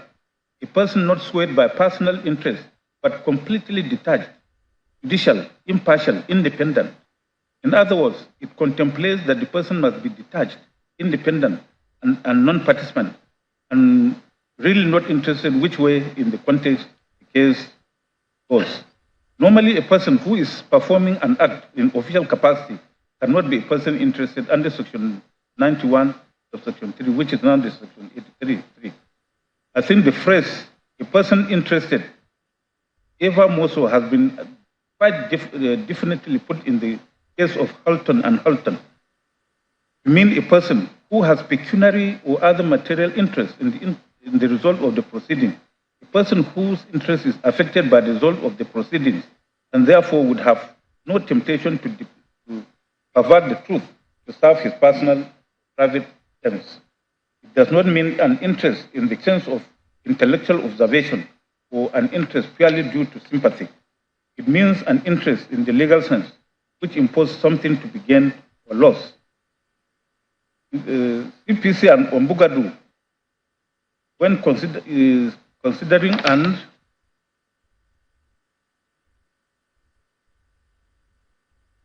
determine who is a person interested under Section 91.3 of the Evidence Act 2011 held thus. By the provision of Section 91.3 Evidence Act, a person interested is a person who has a pecuniary or other material interest and is affected by the result of the proceeding and therefore will have no have a temptation to pervert the truth, serve his personal, private ends. In fact, it is in its most recent decision in Oyetola and Another versus Annex, the Supreme Court, Agim JSC, restated this position in the following words. Other evidence adduced by the appellant to prove their case is the expert analysis report prepared by PW1, who by his own admission is a member of the second appellant and had been a special assistant to the first appellant and was engaged by the appellants to establish the invalidity of the disputed results in Form EC8A for the 744 polling units. It testified further that I made the report as directed by the petitioners and that I am part of those who wrote the petition. By his own testimony, he established that he was not an independent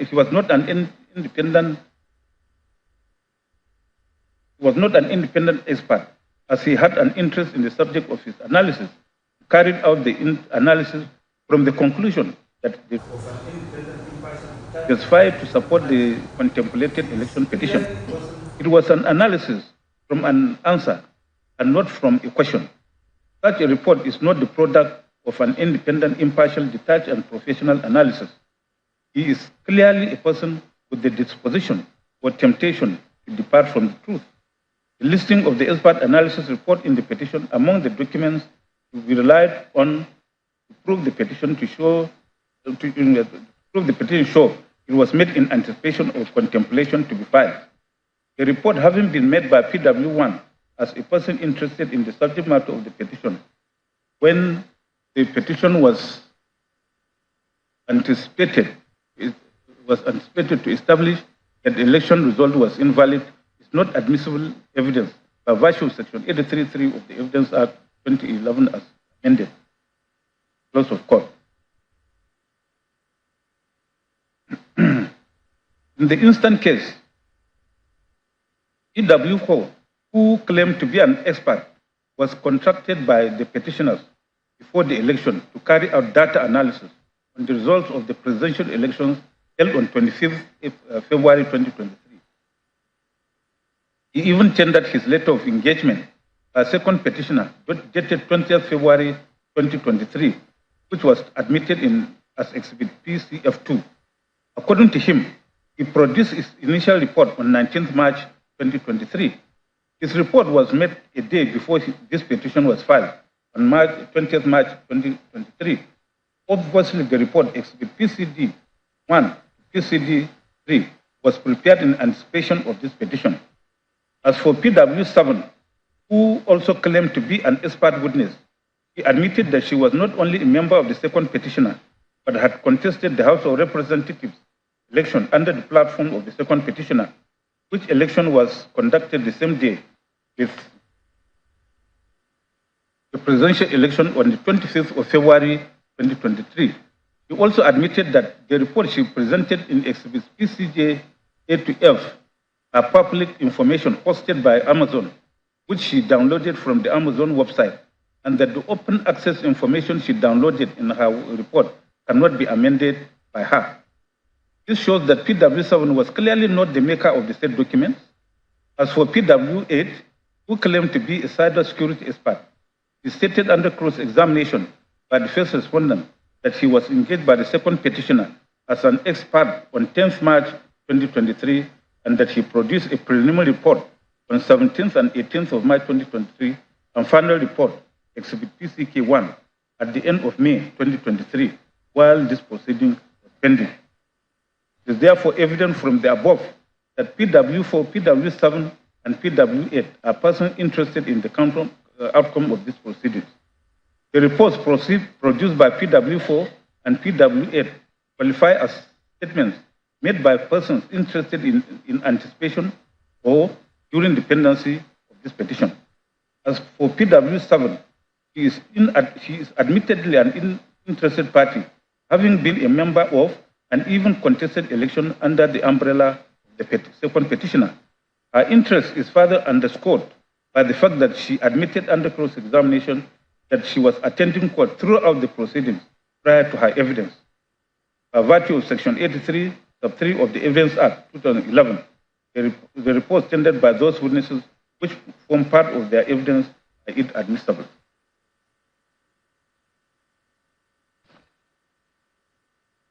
In view of the foregoing, exhibits PCD 1 to PCD 3, PCE 1 to PCE 4, PCF to PCG 2, PCH 1, PCJ 1, PCJ 2, PCJ 3 A to F, PCJ 4, PCK 1, and PCK 4 tendered through the incompetent PW 4, 5, 6, 7, 8 are hereby expunged from the record of this court.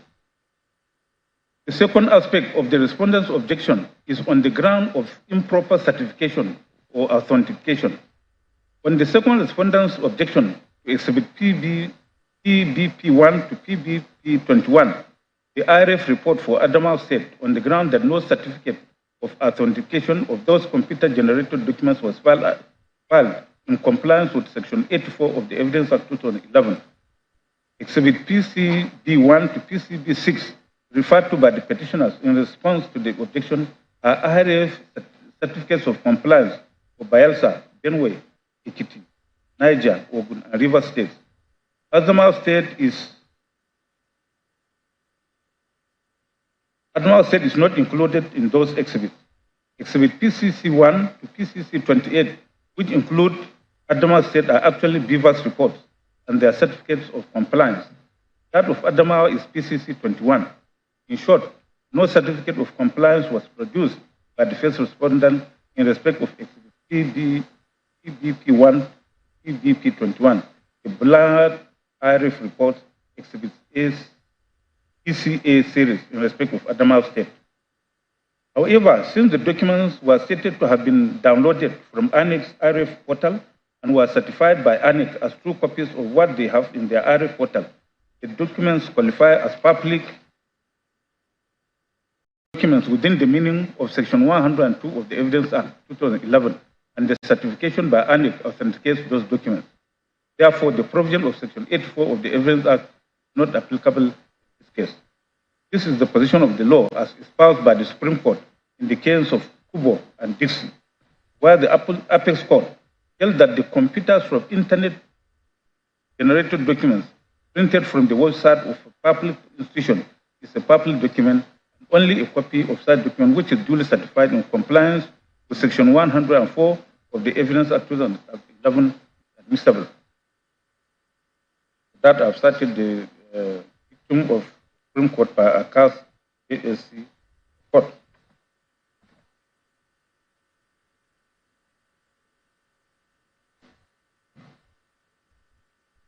Exhibits PBP1 to PBP21 having been downloaded from ANIC report and duly certified by ANIC are clearly admissible.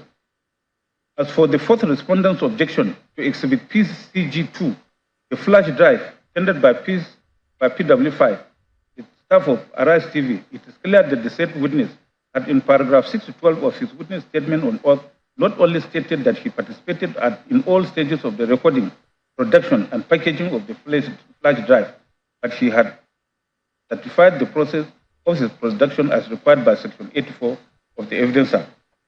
On the fourth respondent's objection to the admissibility of Exhibit X2, on the ground that the Exhibit X2 was obtained by the petitioners from the registrar of this court and not from the custodian of the original copy, we have examined Exhibit X2, which is the European Union Election Observation Mission Nigeria 2023 final report.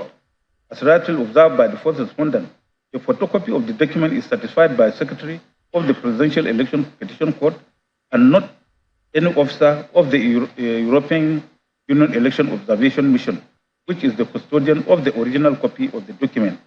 By Section 104(1) of the Evidence Act 2011, secondary evidence of any public document is only admissible in evidence if it has been certified by a public officer having custody of the original copy of the document, who by that section may give a copy of same to any person who has a right to inspect, together with a certificate written at the foot of such copy that it is a true copy of such document or part of it as the case may be. Under subsection 2 of that section, the public officer is enjoined to certify same by subscribing his name, official title, and date, and why he is authorized to use a seal with his seal. Clearly, the registrar of this court, who is not the custodian of the original copy of Exhibit X2, cannot validly certify that document under Section 104(1) of the Evidence Act 2011. The Omiseri and Arebashola, Manuel vs. Umana, where Mwezi JSC stated that the whole essence of the court's insistence on the scrupulous adherence to the certification requirements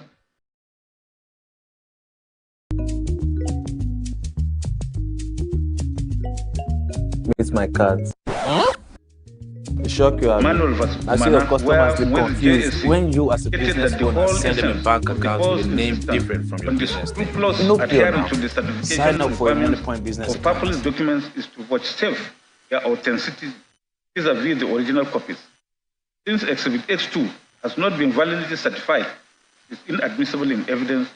Accordingly, Exhibit X2 is expunged from the record.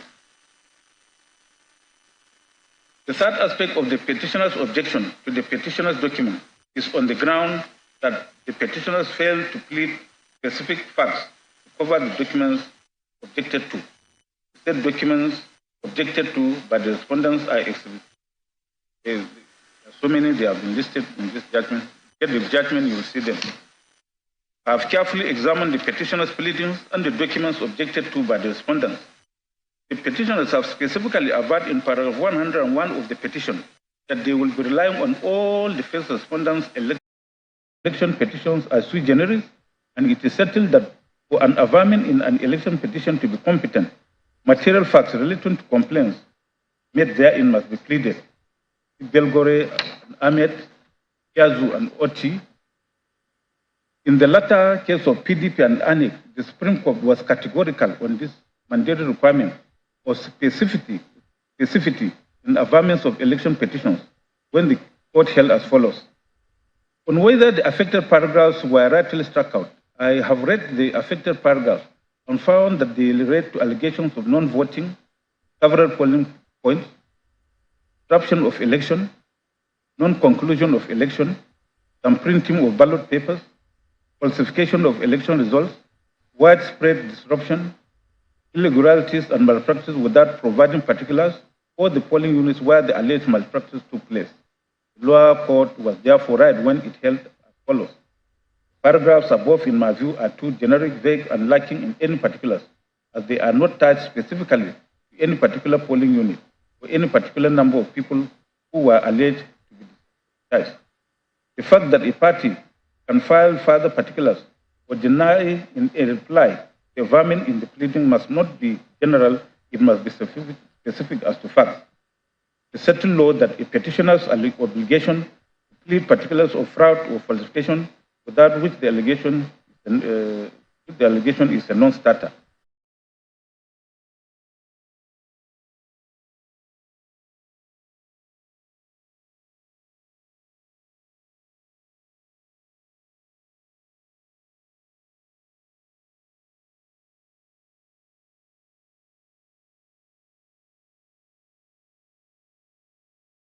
The polling units, wards, or other places where those irregularities and malpractices are alleged to have occurred must be specifically pleaded. The petitioners have argued that the issue of non-compliance by the first respondent to its laws, guidelines, and relevant statutes is a universal complaint because it is an infraction against the Nigerian people and the Nigerian state.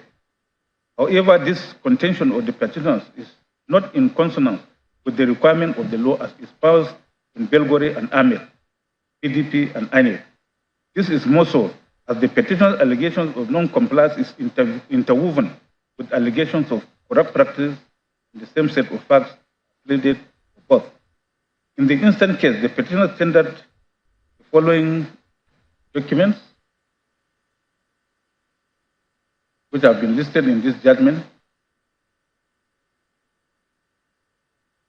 However, a look at the entire petition shows that no single complaint was made by the petitioners in respect of any of those states as to make those exhibits relevant to the petitioner's case. For instance, in paragraph 72, which the petitioners referred in response to the objection, the petitioners have alleged that there was overvoting in the states of Oyo, Ondo, Taraba, Oshun, Kano, Rivers, Borno, Katsina, Kwara, Gombe, Yobe, and Niger states. However, the petitioner failed to specify the polling units where the overvoting took place, the total number of accredited voters, the total number of votes cast, and the number of votes to be deducted from the scores of the parties. Similarly, in paragraph 73, which was also referred to by the petitioners in their response to the objection, the petitioners have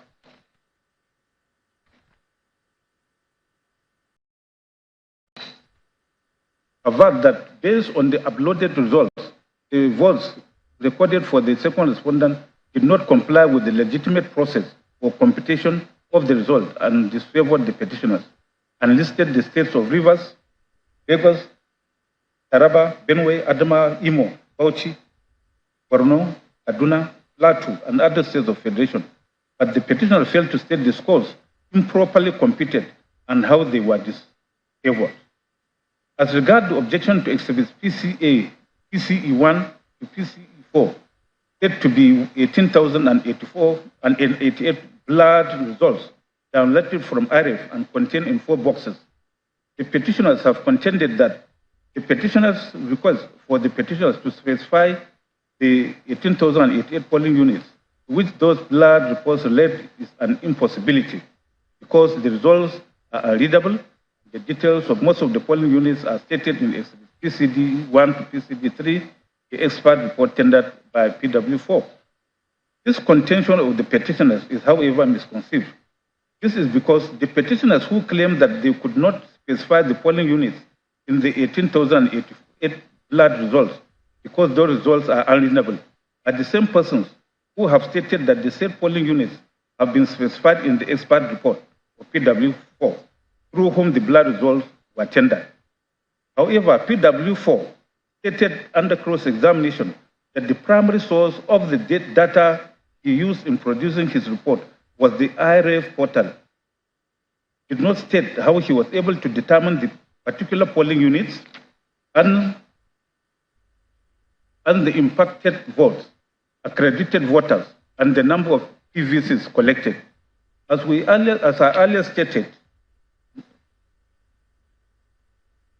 I earlier noted, PW4's report was concluded on 19th March 2023 before the petitioners filed this petition on 20th March 2023. which means the petitioners were aware of the polling units to which their complaints relate even before they filed the petition. So their theory of impossibility, which they invented around the 18,088 blood results, is misconceived and an obvious misadventure.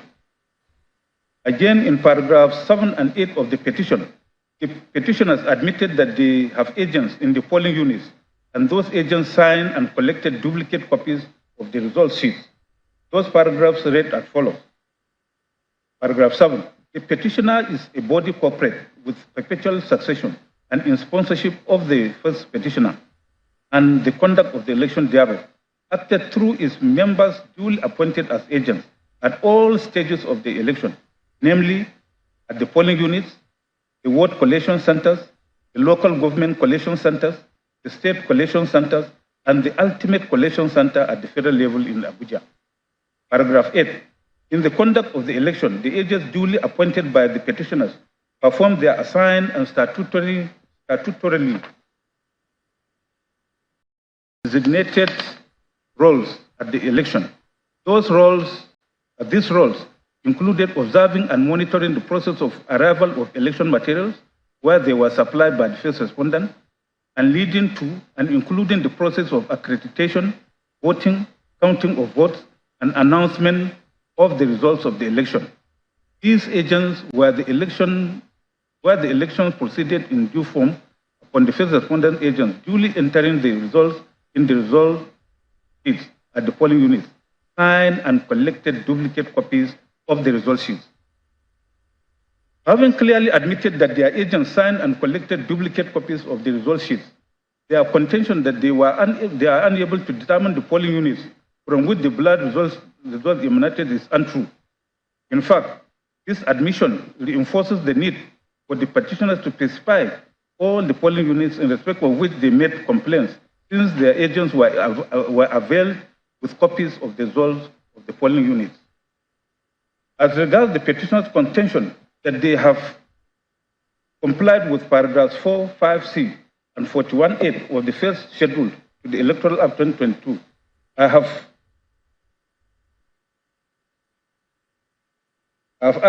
had earlier considered this argument of the petitioner while resolving the respondent objection to petitioner's pleadings, wherein we held that the provision of paragraph 4, 5C of the first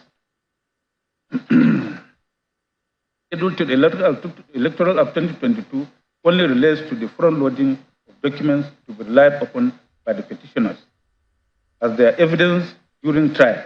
It does not obviate the mandatory requirement for pleading materials as stated in paragraph 41.1d and 2 and 41.8 of the same schedule, so as to enable the adverse party to know the exact case he is to meet and to respond to them accordingly. As I stated in my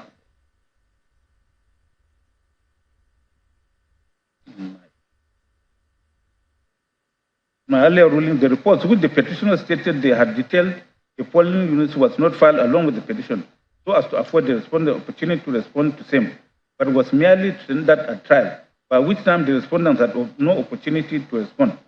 Since the petitioners have failed to specify in the petition the polling units to which exhibits PCA1 to PCA4, the 18,088 ballot results relate, the said documents are clearly inadmissible. Said exhibits hereby discountenance and expunged from the record. We now go to petitioner objections to the respondent's documents. In the course of trial, the petitioner also objected to the documents tendered by the first and second and third respondents at the hearing of the 4th of July 2023. The first respondent had tendered exhibits RA1, RA2, RA3, RA4, F5, 6, and 7 through its sole witness, Dr. Lawrence Bayode, a deputy director in the ICT department of the first respondent, who gave evidence as RW1. Of those documents, the petitioners had objected to the admissibility of exhibits RA1, RA2, RA6, and RA7. Similarly, at the hearing of the 5th of July 2023, the petitioners had objected to all the documents tendered by the second and third respondents from the bar and through their sole witness. Senator Michael Opeyemi Bamidele, who testified as RW2. The petitioners had reserved their reasons for the objections to be adduced at the stage of final address. Pursuant to the order of this court, that parties should file separate addresses on their objections. The petitioners have filed separate addresses in support of their objections to the documents of the first respondent and those of the second and third respondents. A written address in support of the objection of the first respondent's documents was filed on 23rd July 2023, while that in support of the objection to the second and third respondent documents was filed on 20th July 2023.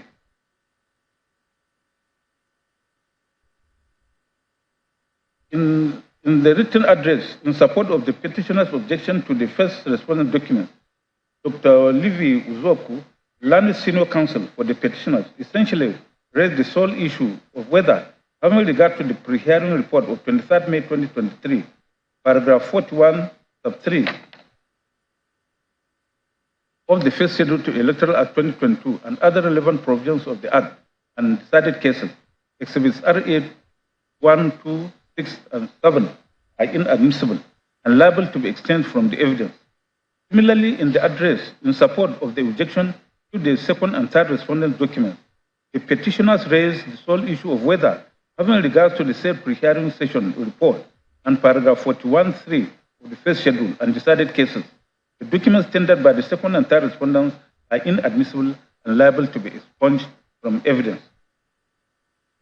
Learned Silk pointed out that Exhibit RA1 is a private document emanating from the third respondent and argued that in the absence of the narrow exceptions to the maker of the document, being the person to tender the document, the witness of the first respondent, thus RW1, cannot tender same in evidence. He relied on Main Street Bank Limited and General Steel Mills Others Limited. And Senior Counsel also submitted that Exhibit RA2 is inadmissible because the first respondent cannot appropriate at the same time. Since Exhibit RA2, the first respondent is trying to deny another letter received by it from the fourth respondent on 15 July 2022, which he had also certified.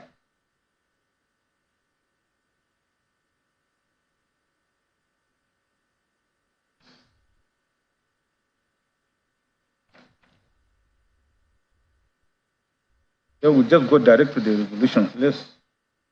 So by virtue of the provisions of Section 102B of the Evidence Act 2011, public documents include public records kept in Nigeria of private documents.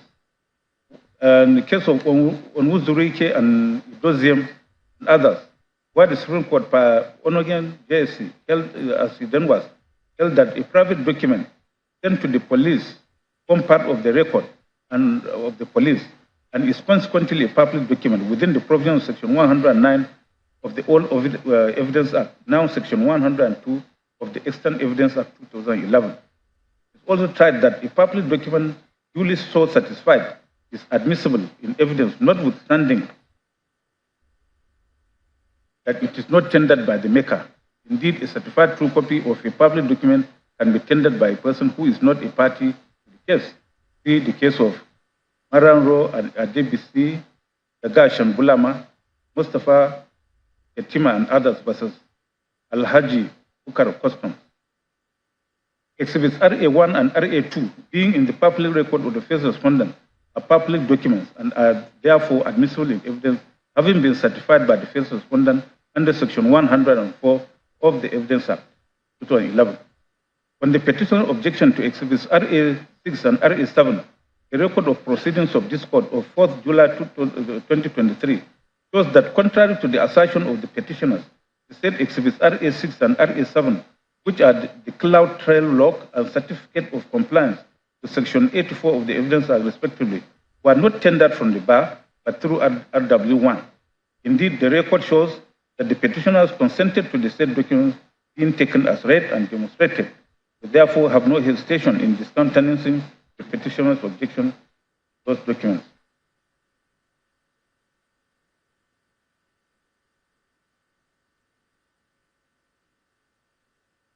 On the whole, the petitioner's objection to Exhibits RA1, RA2, RA6, and RA7 tendered first respondents unmeritorious, it is hereby overruled.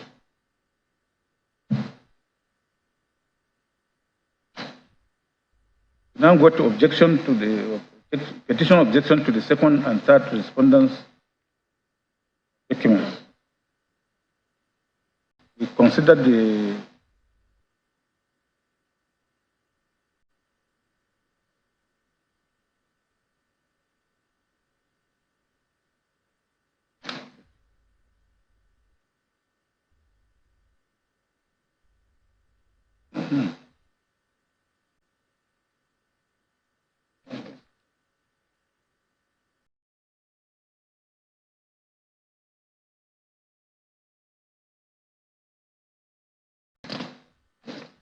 the resolution without objection on the petition objection to exhibits RA8 and RA9. An examination of the petition shows that in paragraph 28, they have challenged the second respondent qualification to contest the election on the ground that he was fined the sum of $460,000 for an offense involving dishonesty, namely narcotics trafficking, imposed by the United States District Court, Northern District of Illinois, Eastern Division. As rightly submitted by the second and third respondents, they have countered this allegation of the petitioners in paragraphs 46 to 53, and particularly pleaded in paragraph 50 that the United States of America, through its embassy in Nigeria, had by a letter dated February 4, 2003, addressed to the then Inspector General of Police, confirmed that upon their record checks of the Federal Bureau of Investigation, National Crime Investigation Center, NCIC, a centralized information center that maintains records of every criminal arrest and conviction within the United States of America. There were no record of any form of criminal arrest, warrants against the second respondent. The respondents shall found and rely upon a copy of the said letter of February 4, 2023, signed by Michael M. Bonner. Yes, the date is wrongly stated, corrected. From the foregoing, it is obvious that issues were joined by the parties when the indictment alleged by the petitioners and Exhibit RA8 and RA9 are clearly relevant. As for the argument of the petitioner over the custody of the documents, Exhibit RA8 is a letter of inquiry written by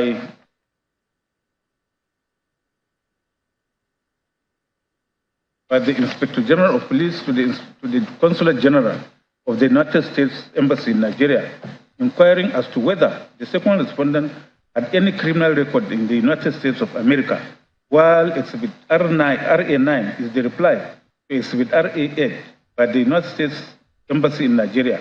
Both letters form part of the record of the Nigeria Police and are therefore public documents under Section 102B of the Evidence Act. Certification by the Nigeria Police Force is a confirmation that Exhibits RA8 and RA9 are true copies of those documents which are in their custody. Onwuzurike and Idoziem, Abaje and Koka.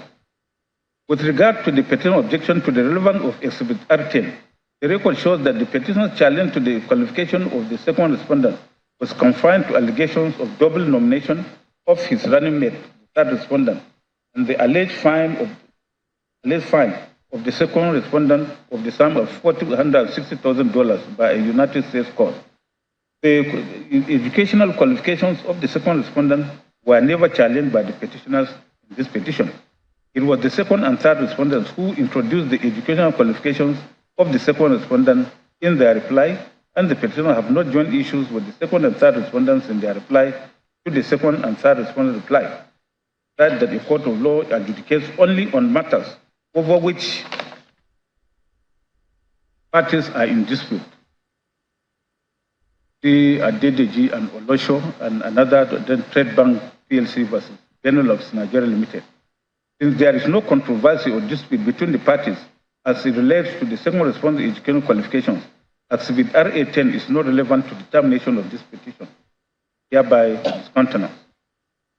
Our examination of Exhibits RA11 to RA16, which are data pages and visa pages in the second respondent Nigerian passport, show that contrary to the assertion of the petitioners that the documents are not relevant, The petitioner have alleged in paragraph 28 to 32 of the petition that the second respondent was fined $460,000 for an offense involving dishonesty, namely narcotics trafficking, and in response to this allegation, the second and third respondents have denied same in paragraph 46 to 53 of their reply, and specifically pleaded those documents in paragraph 52 of their reply to the petition to show that the second respondent enjoyed an unrestricted right of ingress and egress to the United States of America,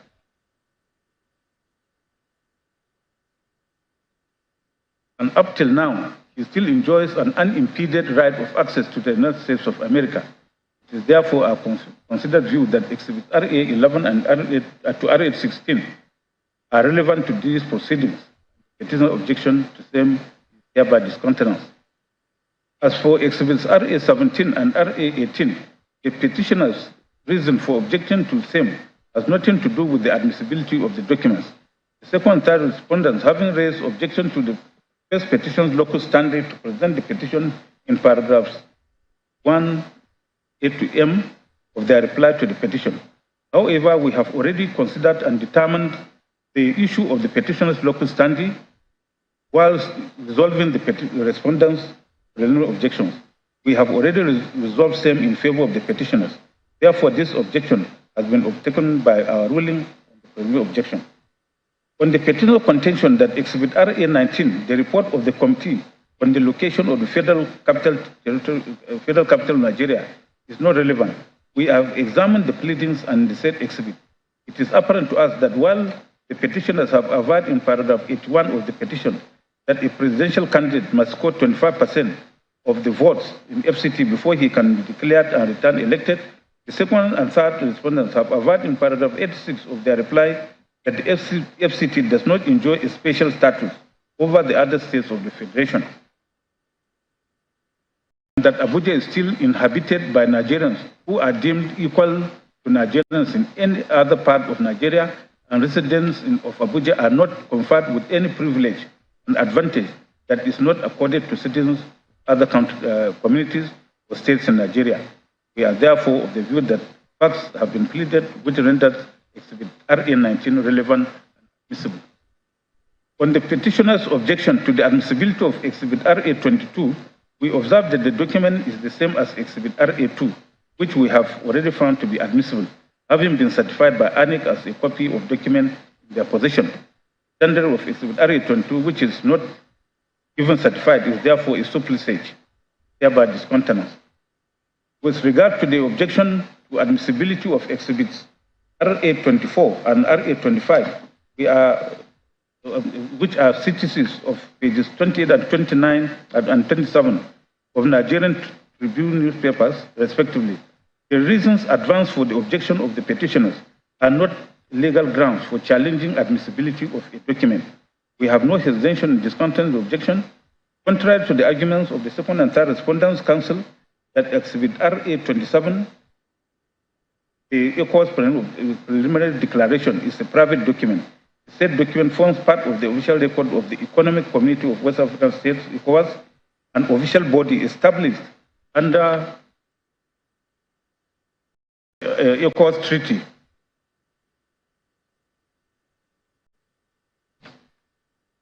An agreement made by member states of the ECOWAS community, and the treaty was signed by heads of states and government of the 16 member states. It's undoubtedly a public document within the meaning of Section 102 of the Evidence Act 2011. However, we observe that Exhibit RA27 is not certified as required by Section 104 of the Evidence Act to render same admissible.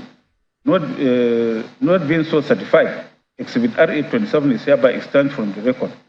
As for the objection to Exhibit RA28 being the American Bar Association membership card of RW2, which was tendered by RW2 under cross-examination by the fourth respondent, it's clear to us that the document was neither pleaded nor listed or referred to in the statement of RW2,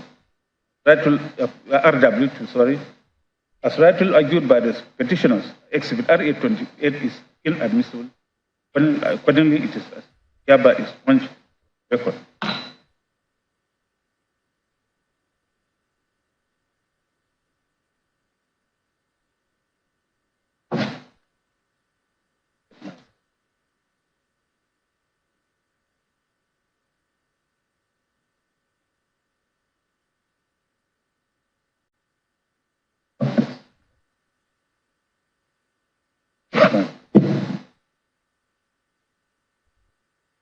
Now we go to the merit of the petition. Having disposed of the various objections to witnesses and to some of the documents tendered in this petition, we now proceed to consider the merit of the petition. The parties filed, exchanged, and adopted their respective final written addresses starting with the respondents. The respective final addresses of the first, second, and third, and fourth respondent were filed on the 14th July 2023, respectively. On the 23rd of July 2023, 20th July 2023, and 23rd July 2023, the petitioners filed 3 separate final addresses in response to the final addresses of the first, second, and third, and fourth respondents, respectively. In reaction to the petitioners' final addresses, the first, second, and third and fourth respondents filed their reply addresses on 28th July 2023, 21st July 2023, and 28th July 2023, respectively. The first respondent and the second and third respondent also filed lists of additional authorities on the 28th and 31st of July 2023, respectively. On the 1st of August 2023, the parties adopted their respective final addresses. In his adopted final written address, Learned Senior Counsel for the first respondent, A.B. Mahmoud SN, distilled the following 5 issues for determination. A. Whether having regard to the provision of Section 131 and 137 of the Constitution of the Federal Republic of Nigeria 1999 as amended, and the evidence before the court, the second and third respondents were qualified to contest the presidential election 25th February 2023. B. Having regard to Section 47, subsection 2 and 3 of the Electoral Act 2022, paragraph 38 and 92 of the regulations and guidelines for the conduct of the election 2022, the inability of the first respondent to transfer or transmit the results of the presidential election to the IRF portal real time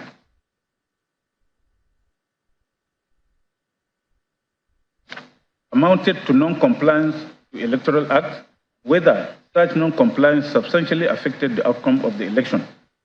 C.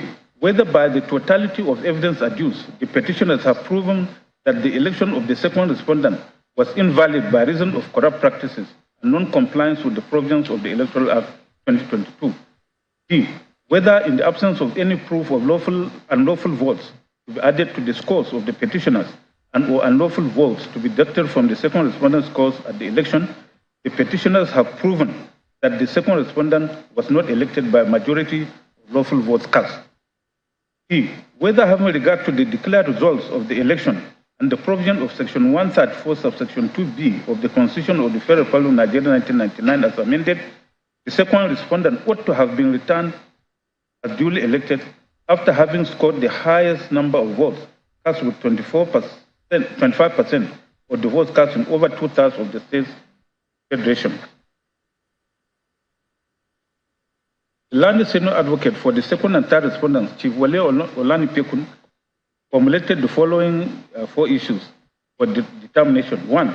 Having regard to the relevant provisions of the Constitution of the Federal Republic of Nigeria 1999 as amended, the salient provisions of the Electoral Act 2022, the judgment of the Federal High Court, and FACA BJCS 1454/2022, Labour Party and INEC delivered on 23rd January 2023, which is Exhibit X1, as well as admissible evidence on record, whether the election of the second respondent into the office of President of the Federal Republic of Nigeria on 25th February 2023 was not in substantial compliance with the principles and the provisions of the Electoral Act 2022.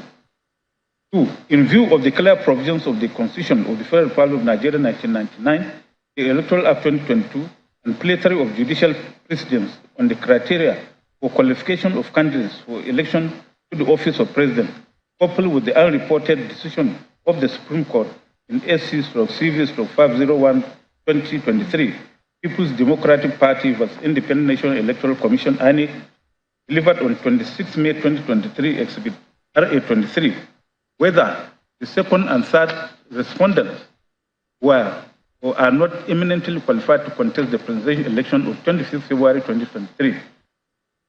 3.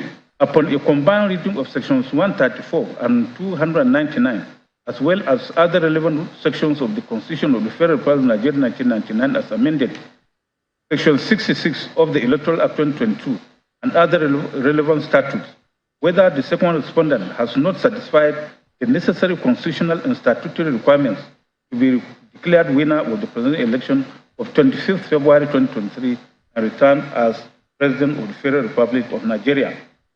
4. Considering the constitutional petition and the task evidence adduced, whether this honorable court can accede to the reliefs being claimed by the petitioners. Prince L.O. Fabemi SN, Senior Counsel for the fourth respondent, also nominated 4 issues for determination as follows. 1. Whether having regard to the issues joined and the evidence laid on the nomination of the third respondent as vice presidential candidate of the second respondent and the annulled civil forfeiture of the alleged civil forfeiture of the sum of $460,000 to the United States by order of the district court in case number 93C4483. The petitioners have established that the second respondent was not qualified to contest the presidential election held on 25th February 2023 as provided for in the Constitution of the Federal Republic of Nigeria 1999 as altered. 2. Whether having regard to the relevant and admissible evidence laid by the parties, the conduct of the presidential election held on 25th February 2023 election was vitiated by non-compliance that was substantial enough to have affected its outcome and justified nullification of the election as envisaged by the applicable provisions of the Electoral Act 2022. 3. Whether the burden of proving that first petitioner and not second petitioner scored majority or lawful votes cast in each of at least 2/3 of all states of the Federation and the Federal Capital Territory to be declared and returned as the winner of the presidential election held on 25th February 2023 has been discharged by the petitioners. 4. Whether having regard to the totality of the evidence led by the parties and the applicable law, the petitioners are entitled to succeed on any of the relief sought in the petition at all, or that the petition ought to be dismissed in favor of the respondent. On the part of the petitioners, their lead senior counsel, Dr. Levi Uzoku SN, distilled the following 3 issues in the petitioner's final address in response to the final address of the first and fourth respondents. 1. Whether the second and third respondents are qualified to contest the presidential election by reason of the unchallenged facts and circumstances arising under Section 137, subsection 1D, 142, subsection 1 and 2 of the 1999 Constitution, Section 35 of the Electoral Act 2022. This petition. 2. Whether from the documentary evidence before the Honorable Court read and examined together with the unchallenged expert and technical evidence of the petition witnesses, the petitioners proved that the non-compliance by the first respondent with the relevant provision of the Electoral Act 2022 and the subsidiary legislation made thereunder substantially affected the outcome of the questioned presidential election held on 25th February 2023.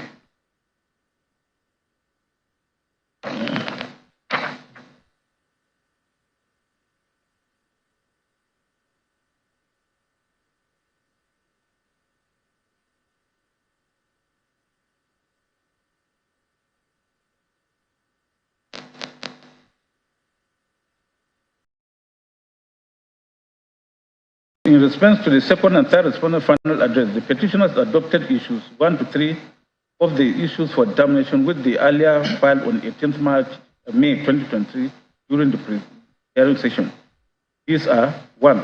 Whether the second respondent at the time of the presidential election held on 25th day of February 2023 was not disqualified to contest the said election by virtue of the provision Section 1371D of the Constitution of the Federal Republic of Nigeria amended. 2. Whether the third respondent at the time of the presidential election held on 25th February 2023 was qualified to contest the said election as the vice presidential candidate to the second respondent. If answered in the negative, whether this did not invalidate the qualification of the second respondent to contest the said election.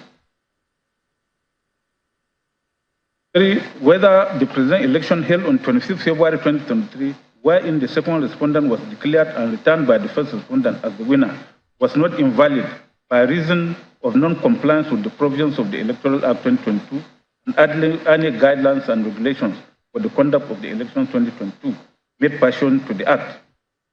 From the pleadings, the evidence adduced, and the submissions of counsel of the parties, it is a considered view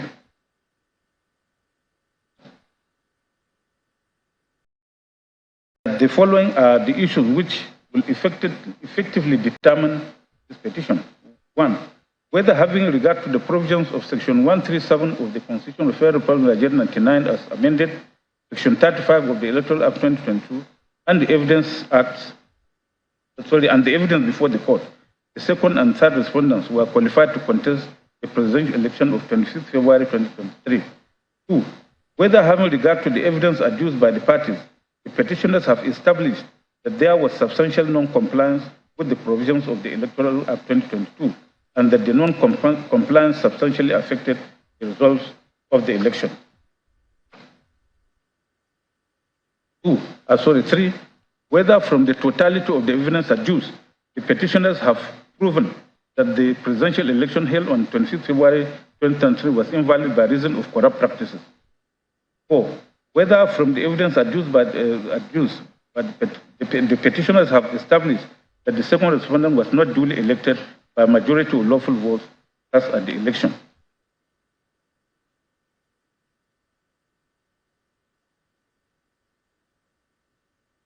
Well, we stated earlier, we have summarized the submissions of counsel. We didn't want it of reading them out.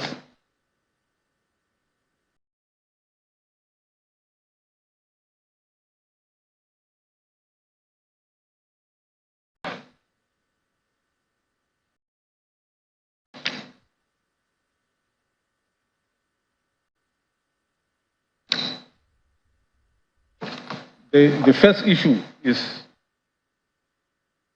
whether having regard to the provisions of Section 137 of the Constitution of the Federal Republic of Nigeria as amended, Section 35 of the Electoral Act, and the evidence before the court, the second and third respondents were qualified to contest the presidential election of 26 February 2023.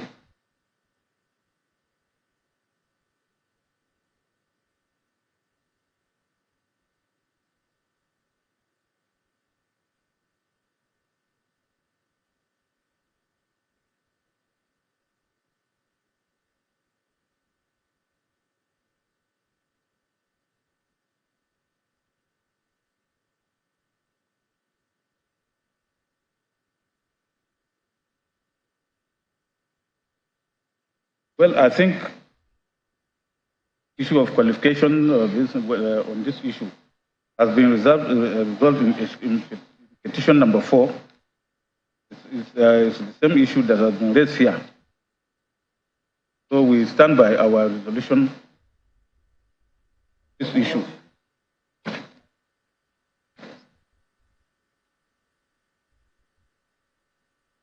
The only exception is the allegation on the issue of the second allegation made by the petitioners in ground 1, which is contained in paragraphs 28 to 30 of the petition, is that the second respondent is disqualified from contesting the presidential election because is stated in paragraph 28 of the petition as follows. The petitioner further pleaded that the second respondent was also at the time of the election not qualified to contest for election to the office of president, as he was fined the sum of $460,000 for an offense involving dishonesty, namely narcotics trafficking, imposed by the United States District Court, Northern District of Illinois, Eastern Division, in case number 93C4483 between United States of America plaintiff versus funds in account of 263226 held by First Heritage Bank in the name of Bola Tinubu, funds in accounts 394833134, 394833396, 4650279566, held by Citibank NA in the name of Bola Tinubu for Compass Finance and Investment Company. Funds in accounts number that are held by Citibank International in the name of Bola Tinubu defendants. The petitioners have pleaded and relied on the order of the U.S. Court in Exhibit P5, which they tendered from the bar, and which was subsequently identified by PW2 and PW12 in their evidence earlier summarized. The petitioners have centered their contention on the provisions of Section 137, subsection 1D of the 1999 Constitution, which reads as follows.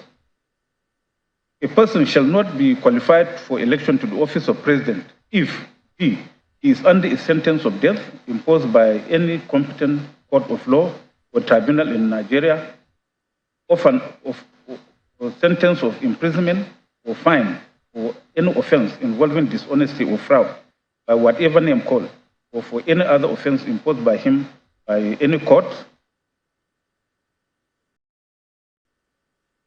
tribunal, or substituted by a competent court, by competent authority, or any other sentence imposed on him by such court or tribunal. A careful examination of the above provision shows that the operative words of that paragraph of the section are sentence, imprisonment, or fine, and for any offense. Black's Law Dictionary 6th edition at page 1081 defines offense as, quote, a felony or a misdemeanor, a breach of the criminal laws, violation of law for which penalty is prescribed. The word offense, while sometimes used in various senses, generally implies a felony or a misdemeanor, infringing public as distinguished from mere private rights, as unpunishable under the criminal laws, though it may also include the violation of a criminal statute, which the remedy is merely a civil suit to recover the penalty, an act clearly prohibited by the lawful authority of the state providing notice through public laws, close of court. Also, the Supreme Court, in the case of Abdullahi Umar and the state, held that an offense is an act which is clearly prohibited by law and which may be a crime or a civil offense. Sentence, on the other hand, has been defined by the same Black's Law Dictionary at page 1362 as follows. The judgment formally pronounced by the court or judge upon the defendant after his conviction in a criminal prosecution, imposing the punishment to be inflicted, usually in the form of a fine, incarceration, or probation. Again, this court also defined sentencing in Yakubu and the state as follows. A judicial determination of a legal sanction to be imposed on a person found guilty of an offense. It means the prescription of a particular punishment by a court to someone convicted of a crime. It is discernible from the above that the fine referred to in paragraph E of section 137(1) quoted above is one which emanates from a sentence for a criminal offense involving dishonesty or fraud. The words for imprisonment or fine also presupposes that the fine envisaged under the section is one which is imposed as an alternative to the imprisonment. In other words, section 137, subsection 1D relates to sentence of death or sentence of imprisonment or fine imposed as a result of a criminal trial conviction. Indeed, in considering the offense that can amount to disqualification under section 1371 of the Constitution, the Supreme Court held in Action Congress versus ANIC as follows. The disqualification in section 137, subsection 1 clearly involves a deprivation of right and a presumption of guilt for embezzlement or fraud in derogation of the safeguards in section 36, subsection 1 and 5 of the Constitution. The trial and conviction by a court is the only constitutionally permitted way to prove guilt, and therefore the only ground for the imposition of criminal punishment or penalty for the criminal offenses of embezzlement or fraud. Clearly, imposition of the penalty of disqualification for embezzlement or fraud solely on the basis of an indictment for those offenses by an administrative panel of inquiry implies a presumption of guilt, contrary to section 36 of section 5 of the Constitution of the Federal Republic of Nigeria 1999, whereas conviction for offenses and imposition of penalties and punishment are matters appertaining exclusively to judicial power. See also the cases of Amici and Anis Omuwaye versus Attorney General of a State, Karim and others versus Shinkafi. A careful perusal of P5 relied upon by the petitioners show that the case number 193 CV04483 was in the civil docket of the U.S. District Court, Northern District of Illinois, and it was a civil forfeiture proceeding against funds in specified accounts with First Heritage Bank and Citibank NA. Exhibit N5 is actually an action in rem against the funds with First Heritage Bank and Citibank. It is not an action in personam against the second respondent. In Jonathan versus Federal Republic of Nigeria, citation supplied, the Supreme Court held in inter alia that Section 17 of the Advanced Fee Fraud and Other Related Offences Act 2006 provides for the power to make an order of forfeiture without conviction or for an offense, and that an order of forfeiture under the section shall not be based on conviction for an offense under the Act or any other law. The Apex Court further held that there was no need to prove any crime in forfeiture property under Section 17 of the Advanced Fee and Other Related Offences Act. A civil forfeiture is a unique remedy which rests on the legal fiction that the property, not the owner, is the target.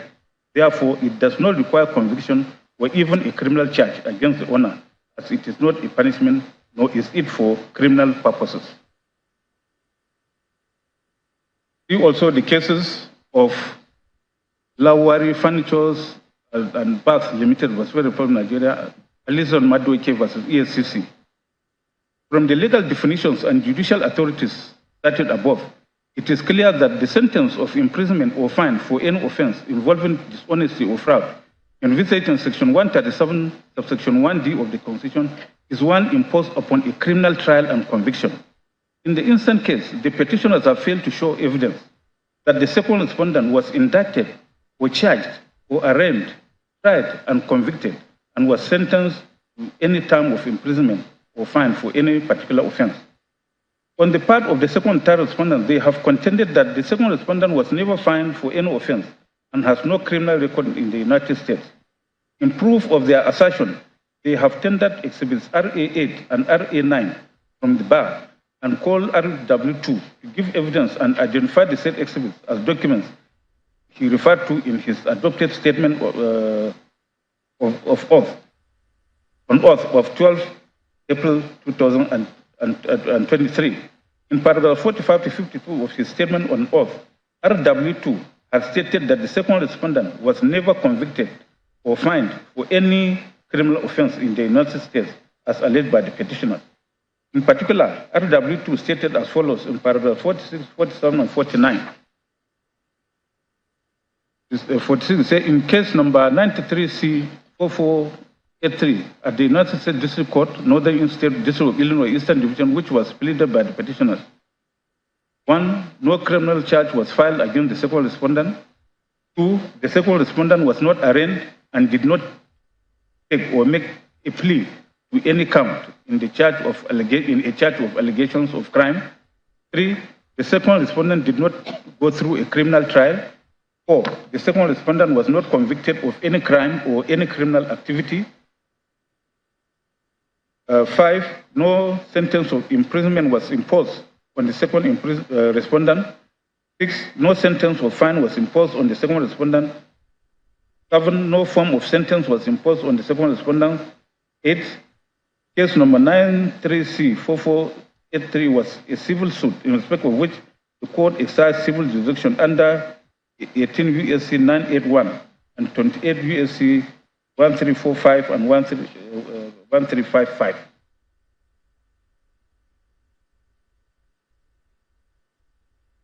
In paragraph 47, he said, I also note that in case number 93C4483 at the United States District Court, Northern District of Illinois, Eastern Division, no impersonal criminal sentence was imposed on the second respondent. 49, the second respondent was not convicted in case number 93C4483, United States District Court, Northern District of Illinois. The United States of America, through its embassy in Nigeria, had, by a letter dated February 4, 2003, addressed to the then Inspector General of Police, confirmed that upon the record checks for the Federal Bureau of Investigations, National Crime Investigation Center, NCIC, the centralized information center that maintains the record of every criminal arrest and conviction within the United States of America, there were no records of any form of criminal arrest, warrants against the second respondent. I shall rely upon a copy of the same letter of February 4, 2023, signed by Michael M. Bonner. Under cross-examination by the fourth respondent, RW2 has stated that as a practicing attorney in the United States, he knows that there cannot be a conviction unless there is an indictment. He also stated that exhibits RA8 and RA9 gave the second respondent a clean bill of health as far as criminal conviction is concerned. When cross-examined by the petitioner's counsel, RW2 has stated that the American court relied on Section 981 of the American Money Laundering Law, which is a civil, and not Section 982, which is criminal, and which the petitioner stated in their petition. He further stated that in the U.S., even a minor traffic infraction will be reported, so that if someone has a criminal record, the general record will show it. He added that a general search was conducted in respect of the second respondent. A look at exhibits RA8 and RA9 tendered by the second and third respondents showed that upon receipt of exhibits RA8 written by Nigeria's Inspector General of Police to the Consular General of the United States Embassy in Nigeria, inquiring of the criminal record of any of the second respondents, the U.S. Embassy had replied with the exhibit RA9 and stated as follows, quote, in relation to a letter dated February 3, 2003, reference number SR 3000, IGP SEC, ABJ, volume 24, 289, 87, regarding Governor Bola Ahmed Tinubu, a record check of the Federal Bureau of Investigation, National Crime Information Center, NCIC, was conducted. The results of the checks were negative for any criminal arrest records, warrants for Bola Ahmed Tinubu, POB 29, that's date of birth, March 1952. For information of your department, NCIC is a centralized information center that maintains the record of every criminal arrest and conviction within the United States and its territories. Apart from the above, Section 249 of the Evidence Act 2011 has stipulated how previous criminal convictions outside Nigeria can be established.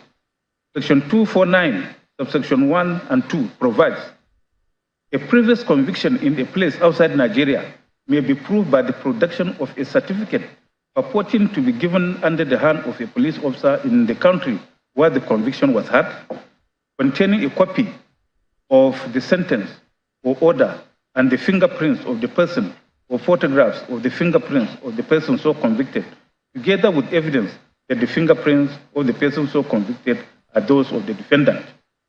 2.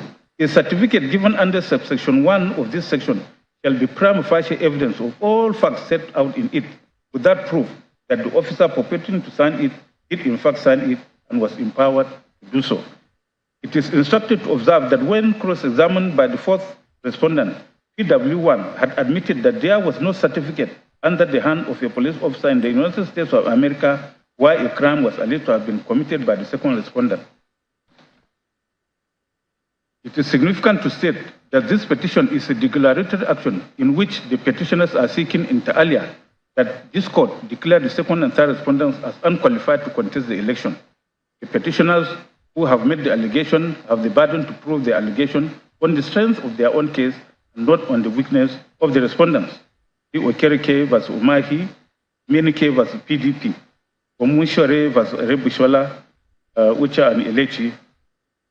The petitioners have evidently failed to establish the allegation that the second respondent is disqualified from contesting the presidential election under Section 137, subsection 1D of the 1991 Constitution because he was fined the sum of $460,000 by District Court, Northern District of Illinois. As shown above, the order of forfeiture in Exhibit PA5, on which the petitioners have relied, does not qualify as a sentence of fine for an offense involving dishonesty or fraud within the contemplation of Section 137 sub D of the 1999 Constitution. As regards whether paragraph E of Section 137(1) will be read together with paragraph D of that subsection, the settled rule of interpretation of the Constitution or statute is that where the court is faced with two or more differing provisions over the same subject matter, the judicial attitude is to treat the special provision as overriding the general provision, on the principle that by enacting a separate provision for a part of the general class intends that the said part shall not be treated the same with the general class. The Uwuchukwu Nata versus Attorney General Anambra State, Martin Schroeder and others versus Major and Co. Nigeria Limited, but FMBN versus Olo. Since in both paragraph D and E of Section 137, subsection 1, a sentence for the offense of involving dishonesty is mentioned, but in paragraph E, a limitation of 10 years has been introduced, then it means in respect of the sentence for offense of dishonesty, the two paragraphs must be read together. That for conviction and sentence for an offense involving dishonesty, it must be within a period of less than 10 years before the date of the election, in order for such a conviction and sentence to be used for disqualifying a presidential candidate from contesting the election. It is also a cardinal principle interpretation of the Constitution that relevant provisions must be read together and not disjointedly. Abegunde and the State House of Assembly. From all the foregoing, it is clear that having regard to the provisions of Section 137 of the Constitution of Federal Republic of Nigeria 1999 as amended and the evidence laid before this court, the second respondent was not disqualified from contesting the presidential election held on 26 February 2023.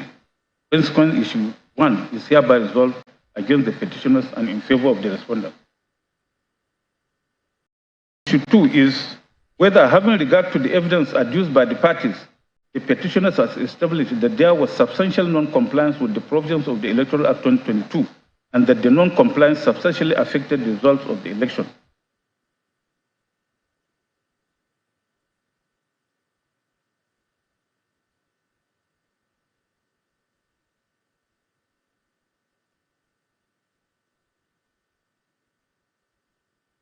Again, we shall skip the submissions of counsel.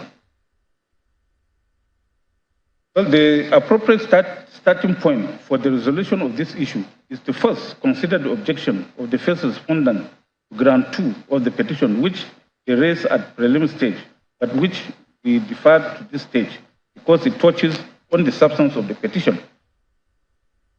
The first respondent objection is that the petitioners are stopped from relitigating the issue contained in paragraph 2, paragraphs 33 to 79, as well as reliefs 5.1 and 2 of the petition, as is released to electronic transmission and collation of the election results in view of the subsisting judgment of the Federal High Court in suit number FHC ABS CS 1454-2022, Labour Party Independent Electoral Commission, delivered 23rd January 2023. Certified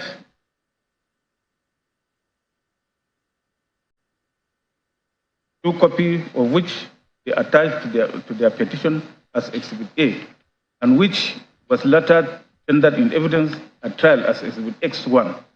The first respondent particularly referred this court to paragraph 55 and 74 of the petition and submitted that the facts alleging non-compliance with the Electoral Act, which are set out in paragraph 33 to 79 of the petition, are hinged on the same issue of electronic transmission of results, which was resolved against the second petitioner in the said suit number FHC ABSC 1454-2022, to the effect that there is no mandatory requirement for the first respondent to electronically transmit results of the election. Reliance was placed on Bambegin and others was Oriare, Oye Roba and another was Laupa. An examination of petitioner petition and Exhibit X1 shows that in their petition, specifically paragraph 37, 45 and 45, the petitioners have averred as follows. The petitioners aver that at the conclusion of the election and at each polling unit, the presiding officer was mandatorily required to electronically transfer the result of the polling unit directly to the collation system of the first respondent. In addition, the presiding officer was also mandatorily required to use the beavers to upload a scanned copy of the Form EC8A to the first respondent's result viewing portal, RF, in real time. 45. The petitioners aver that apart from the importance of the beavers in the capture of accreditation at polling unit in an election, the beavers is also mandatorily to be used in the process of uploading the information or data imputed into it by the first respondent's presiding officer at each polling unit, who shall, upon completion of voting and due recording and announcement of result, 1. Electronically transmit the result of the polling unit directly to the collation system as described by the first respondent. 2. Use the beavers to upload or a scanned copy of the Form EC8A to the annual result viewing portal, RF, as prescribed by the first respondent. And 3. Take the beavers and the original copy of each of the forms in tamper-evident envelope to the registration area reward collection officer in the company of security agents. The polling agents may accompany the presiding officer to the registration area's reward collection center. In Exhibit X1, the certified true copy of the judgment of the Federal High Court in suit number FHC ABJ CS 1454-2022 Supra, which the first respondent is contending to constitute estoppel to ground 2 of this petition. The sole question presented for determination in the originating summons is as follows. Whether, having regards to combined effect of sections 47(2), 52, 64, 65, and 62(1) and 2, and other relevant provisions of the Electoral Act 2022, the respondent can still insist on manual collation of results in the forthcoming general election. Upon determination of the above questions, the plaintiff, which is the second petitioner herein, sought for the following reliefs. 1. A declaration that the respondent has no power to opt for manual method other than electronic method provided for by the relevant provisions of the Electoral Act. 2.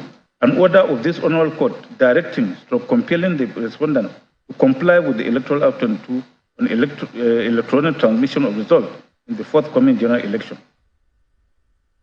In its judgment in Exhibit X1, the Federal High Court held as follows. In view of the foregoing, can the act of the defendant in collecting and transferring election results manually in the forthcoming 2023 general election be said to be contrary to the relevant provisions of the Electoral Act 2022? The answer can only be in the negative, as there is nowhere in the above cited sections where the Commission or any of its agents is mandated to only use an electronic means in collecting or transferring of election results. If any, the Commission is only mandated to collect and transfer election results and number of accredited voters in a way or manner deemed by it. In view of the above, I am finding that by the provision of sections 52 and 65 of the Electoral Act 2022, the correct interpretation of said statute is that the defendant, Independent National Electoral Commission, is at liberty to prescribe the manner in which election results could be transmitted and are so whole. Consequently, this matter is hereby dismissed. Close of court. It is tried law that for a judgment of a court to constitute estoppel in a subsequent action, it must have finally decided the same issue in contention between the same parties or their previous. The Anchorage Leisures Limited and others versus Eco Bank Nigeria Limited. And Adebayo versus Babalola and others. From the averments contained in the petitioner's petition, which I have earlier reproduced above, it is clear that the petitioner allegation of non-compliance averred in paragraph 2 of the petition is hinged on the contention that INEC was mandatorily required to electronically transmit or transfer the results of the polling units directly to the collation system of the first respondent, and also mandatorily required to use the beavers to upload a scanned copy of the Form EC8A to the first respondent result viewing portal, IRF, in real time. First, it is evident that in both this petition and in Exhibit X1, the parties are the same. In that second petitioner herein was the sole petitioner plaintiff in Exhibit X1, while the first respondent herein was the sole defendant in Exhibit X1. Secondly, from the above referred averments in this petition and the relief sought by the petitioner in in Exhibit X1, it is clear that the issue in both cases is whether the first respondent herein is mandatorily required to electronically transmit or transfer election results from the polling unit direct to the collation system. With the judgment of the Federal High Court in Exhibit X, the excerpt of which has been reproduced above, it is evident that the Federal High Court had decided the issue against the petitioners herein by holding that the first respondent cannot be compelled to electronically transmit election results. There is no evidence before this court that the second petitioner against whom the judgment in X1 was given has appealed against that decision. It is settled law that an appeal decision of the court remains subsisting, binding on the parties. The Abba versus Abba Aji, Jegede and INEC, Alexander and others versus Lone Star Drilling Company Limited. It is also tried that the doctrine of issue established is that where an issue has been decided by a competent court, the court will not allow it to be relegated by the same or different parties. It is also pertinent for us to state that in the final address of the first respondent, our attention was drawn to the recent decision of the Lagos Division of this court in appeal number CA/LAG/CV/332 2023, APC and Labour Party and 42 others, wherein this court set aside the decision in suit number FHC/L/CS/370/23, Labour Party and others versus ANIL. Another case, forum shopped by the second petitioner at the Lagos Division of the Federal High Court after losing at the Abuja Division of the same court in Exhibit X1. In the judgment in appeal number CALG-CV-332/2023, this court had upheld the decision of the Federal High Court in Exhibit X1 and construed same against the petitioners as issue estoppel in relation to the petitioner's contention, which they are making in this petition, that ANIC is mandatorily required to electronically transmit election results. By virtue of Section 122, subsection 2 of the Evidence Act, this court is entitled to take judicial notice of the decision in appeal number CALG-CV-332/2023, APC versus Labour Party and 42 others. Not only that, this court is by the doctrine of precedent bound by that decision. Since the above judicial pronouncements have decided that under the Electoral Act and admin regulation guidelines for the conduct of elections, the first respondent cannot be compelled to electronically transmit election results, the petitioners are clearly stopped by those decisions from contending in ground 2 of this petition that the first respondent is mandatorily required to electronically transmit the election results to the election system. As a court of first instance, in this petition, we shall, notwithstanding our above finding, proceed to determine the merit of ground 2 of the petition relating to non-compliance. It is observed that in their petition, the petitioners have alleged the same set of facts in paragraph 33 to 79 as constituting both non-compliance and corrupt practice. On a careful perusal of the petition, however, it seemed to us that the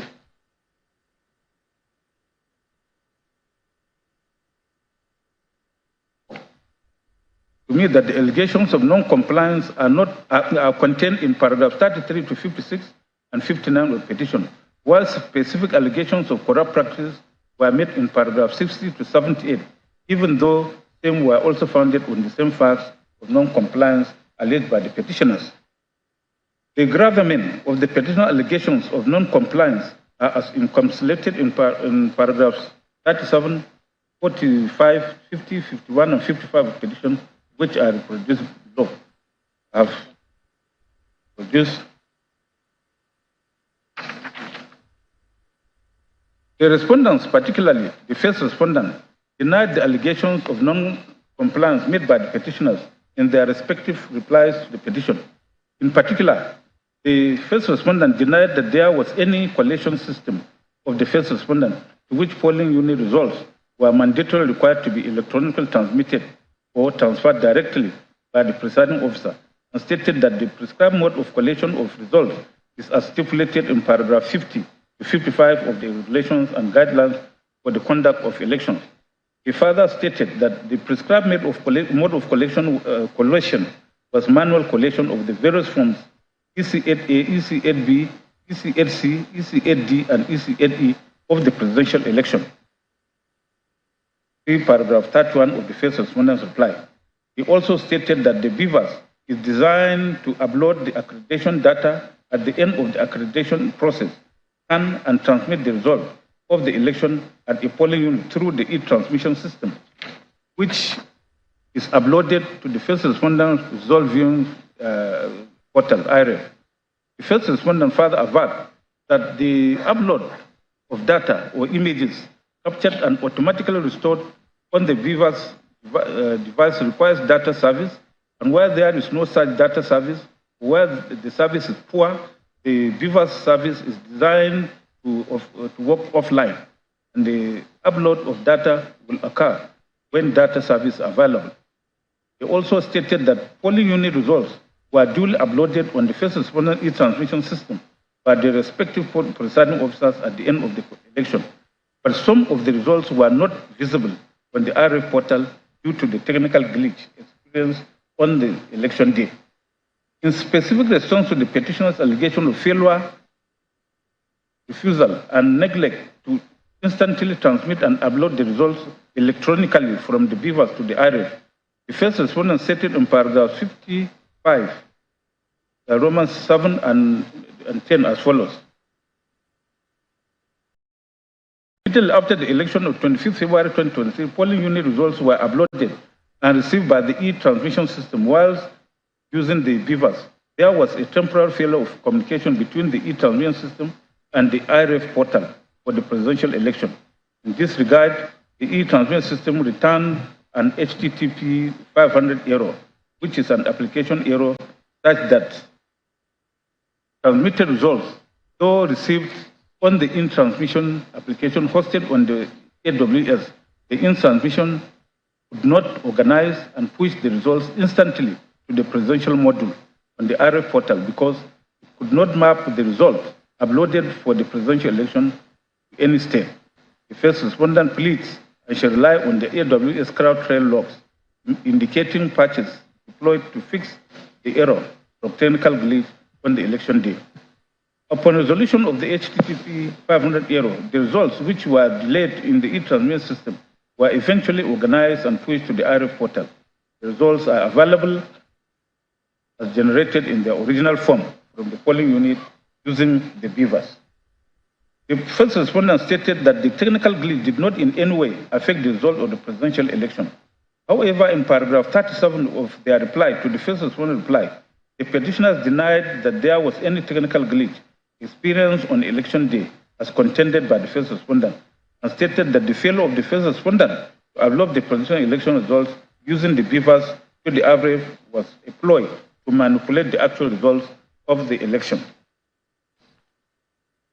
As indicated in their pleadings and submissions of counsel, the petitioner's allegation of non-compliance with the Electoral Act 2022 and the regulations and guidelines for the conduct of elections 22 is anchored on the provisions of sections 47.2, 61, 2 and 5, 64.4a and b, 64.5 and 73.2 of the Electoral Act, and paragraph 38.1 and 2, 48a, b, c, 55, Roman 5, 7 and 20, 51.2, 54.12 and 55.12, 93 of the regulations and guidelines. I have carefully considered the submissions of the parties on this issue of non-compliance with the Provisional Electoral Act and the paragraphs of the regulations and guidelines for the conduct of the election 2022. The Independent National Electoral Commission, the first respondent herein, is established by Section 153, subsection 1F of the Constitution of the Federal Republic of Nigeria 1999, and part of its functions are stated on paragraph 15 in Item F, Part 1 of the third schedule to the said Constitution, is to organize, undertake, and supervise elections, including election to the office of the President and Vice President, among other political officers listed. Being a creation of the Constitution, INEC is empowered by Section 160, subsection 1 of the Constitution to make its own rules or otherwise regulate its own procedure, and in so doing, it shall not be under the control of the President. Indeed, by Section 158, subsection 1 of the Constitution, INEC shall not be subject to direction or control of any authority person. By Section 4 of the 1999 Constitution, the legislative powers of the Federal Republic of Nigeria is vested in the National Assembly, which in the exercise of that power has enacted the Electoral Act 2022 to regulate the conduct of elections in the federal, state, and area councils of the Federal Capital Territory. Section 47, subsection 2 of the Electoral Act, relied upon by the petitioners, mandates every presiding officer to use a smart card reader or any other technological device that may be prescribed by the Commission for the accreditation of voters to verify, confirm, or authenticate the particulars of the intending voter in the manner prescribed by the Commission. Also, under Section 65 of the Act, the presiding officer shall transfer the results of the election, including the total number of accredited voters and the results of the ballot, in a manner as prescribed by the Commission. Section 62 sub 1 of the Act specifically provides that after the recording and announcement of the result, the presiding officer shall deliver same along with the election materials under security and accompanied by the candidates or their agents where available to such person as may be prescribed by the Commission. Further, Section 64(4) states that the collation officer or returning officer at an election shall collate and announce the results of an election subject to his or her verification and confirmation that A, number of accredited voters stated on the collected result are correct and consistent with the number of accredited voters recorded and transmitted directly from polling units under Section 47, subsection 2 of the Act, and B, the votes stated on the collected result are correct and consistent with the votes or results recorded and transmitted directly from the polling units under Section 60, subsection 4 of the Act. At this stage, it should be noted that Section 47, sub 2, referred to in Section 64(4)(a), relates to the procedure for accreditation of voters by the presiding officer using the technological device prescribed by the Commission. As for Section 64, referred to in Section 44(b) of the Act, it only mandates the presiding officer to count and announce the result at the polling unit. In fact, subsection 5 of Section 60 goes ahead to mandate the presiding officer to transfer the result, including total number of accredited voters and the results of the ballot, in a manner prescribed by the Commission. The Act also provides in Section 64(5) that the collation officer or returning officer shall use the number of accredited voters recorded and transmitted directly from polling units under Section 47(2) of the Act, and the votes or results recorded and transmitted directly from polling units under Section 64 of the Act to collect and announce the result of an election if a collected result at his or her lower level of collection is not correct. From the aforementioned sections, it is clear that while subsection 4 of Section 64 provides for what the collation or returning officer will use to verify and collect the results, subsection 5 also provides for what the collation or returning officer will use to collect the results. Subsection 6 of the same section provides for what the collation or returning officer will use to determine the correctness of disputed result where there is a dispute.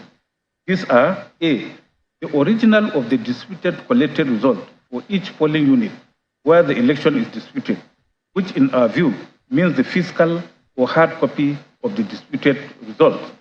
B, the technological device used for accreditation of voters in each polling unit where the election is is disputed. 3. The data of accreditation recorded and transmitted directly from each polling unit where the election is disputed as prescribed under Section 47, subsection 2 of the Act. And D. The votes and results of the election recorded and transmitted directly from each polling unit where the election is disputed and as prescribed under Section 64, sub 4 of the Act, which requires only the counting and announcement of the results of the polling unit. A careful examination of the above sections, slide opened by the petitioners, show that the Electoral Act had used the words deliver in Section 62, subsection 1, transfer in Section 60, subsection 5, and transmitted directly in Section 50, sub 2, 64, 4, 5, and 6 of the Electoral Act 2022, in stating how results of election should be handled under those provisions.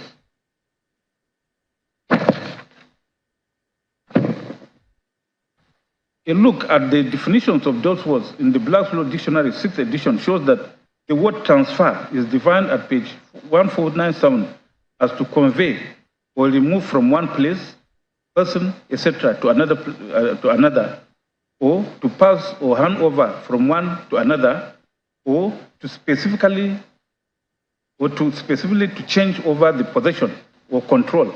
The word transmit, on the other hand, is defined by the same law dictionary to mean to send or transfer from one person or place to another, or to communicate. In my view, the Electoral Act 2022 has used the words deliver, transfer, and transmitted directly, interchangeably, to describe how the results of the election shall be moved from one stage to another until the results are finally collated and declared. In all these, the Electoral Act 2022 has not specifically provided that the result of the election shall be electronically transmitted.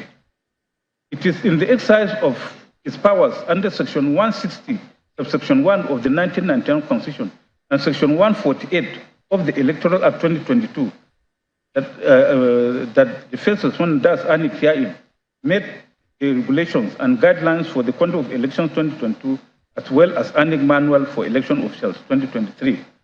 In paragraphs 14A and 18A of the regulations, the first respondent prescribed the bimodal voter accreditation system, BVAS, as the technological device for the purpose of accreditation and verification of voters in the 2023 general elections.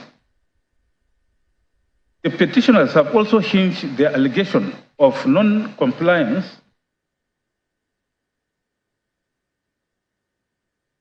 on paragraph 38(1) and 2, 48A, D, C, 55 and 7 and 20, 51(2), 54(7), 55(7), and 93 of regulations and guidelines. Paragraph 38 of the regulation provides as follows. Extensive, you get a copy of the guidelines you see. There we have produced it in this judgment.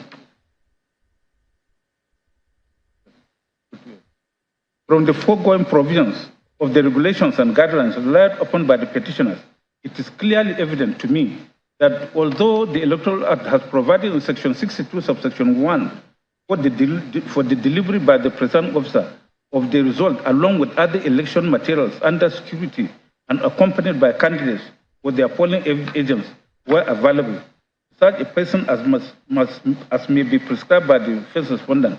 The first respondent has, by paragraph 38 of the regulations and guidelines quoted above, introduced electronic transmission to a collation system, in addition to the physical transfer of the election results to the registration area of one collation officer.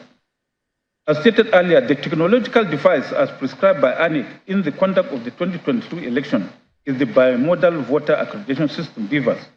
The function of the BVAS, as stated in paragraph 14A and 18A, is for verifying the voter through a positive identification of the voter and authentication of the voter by matching his or her fingerprints or face, facial recognition, thus accrediting the voter to vote at the election and storing the data and number of such accredited voters. By paragraph 38(2) and 3 of the regulations, the BVAS is also to be used by the presiding officer to upload a scanned copy of the EC8A to the ANEC result viewing portal, IREF, after which the presiding officer shall take the beavers and the original copy of each of the forms to the registration area from ward collation officer. From the above functions of the beavers, it is clear to me that apart from using the beavers to scan the physical copy of the polling unit result and upload same to the IREF, there is nothing in the regulation to show that the beavers was meant to be used to electronically transmit or transfer the result of the polling unit direct to collation system. It should be noted that the ANEC results viewing portal, IREF, is not a collation system. The Supreme Court in Oyetola and ANEC 2023, ANEC 23 LPELR, has explained the difference between the collation system and the IREF. In that case, IGIM JSC held as follows court.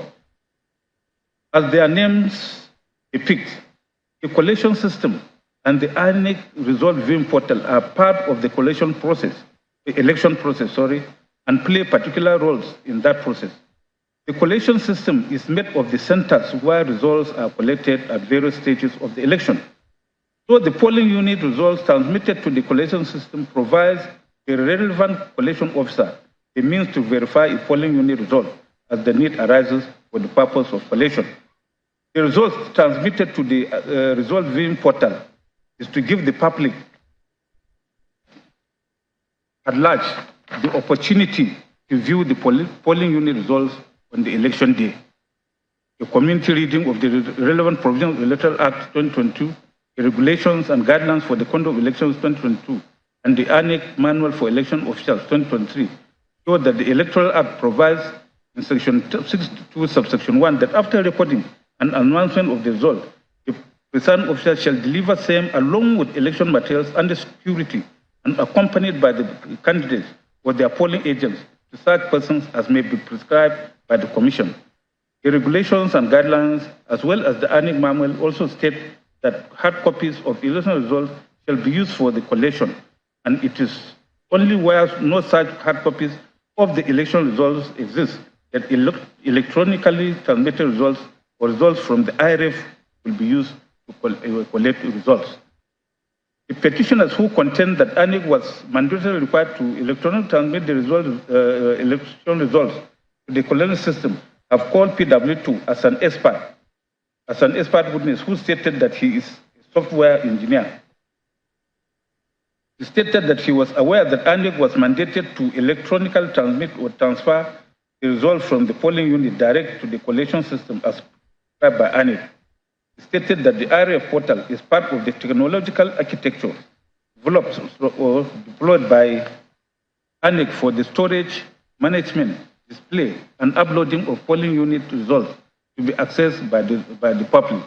However, under cross-examination, he admitted that he was not familiar with the operations and application of the Beavers machine, and that his investigations and findings were on the ANEC IREF portal. He also agreed that it was only ANEC that could prescribe the method of transmission of election results. PW4 was also called as an expert witness by the petitioners, even though he stated that part of his brief by Labour Party was to determine ANEC compliance with the Electoral Act 2022 and the ANEC regulations and guidelines for conduct of the elections 2022. He prevaricated under cross-examination by the first respondent when he first stated that ANEC at the IREF portal is an electronic collation system, but later recanted and said the IREF portal is not capable of collating and or tabulating the results of an election.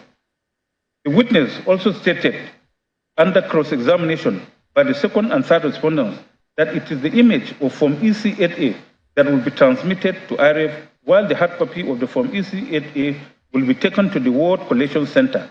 As for PW7, also called as expert witness by the petitioners, our evidence was basically in respect of the health status of Amazon Web Service, which hosted the ANEC IREF portal. The testimony of PW8, the cybersecurity expert, also called by the petitioners, also related to the ANEC IREF portal.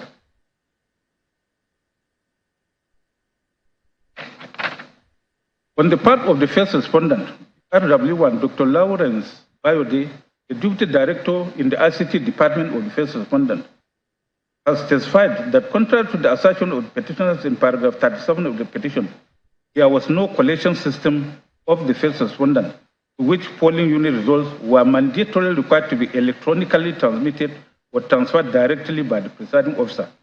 He stated that the prescribed mode of collation was manual collation of the various forms EC8As, EC8Bs, EC8Cs, EC8Ds, and EC8Es for the presidential election. He explained that the Beavers machine was designed to upload accreditation data at the end of the accreditation process and scan and transmit the results of the polling unit results through the e-transmission system to the IRF portal. Even as this witness was cross-examined by the petitioner's counsel, he was not cross-examined on his evidence that INEC has not established any collection system to which results will be electronically transmitted from the polling units. Thus, his testimony on that fact remained unchallenged and uncontroverted. It is settled law that the court has a duty to act on unchallenged and uncontroverted evidence. The Bromwen Energy Trading Company Limited, OAN Overseas Agency, Ogunyade versus Oshunke, and others.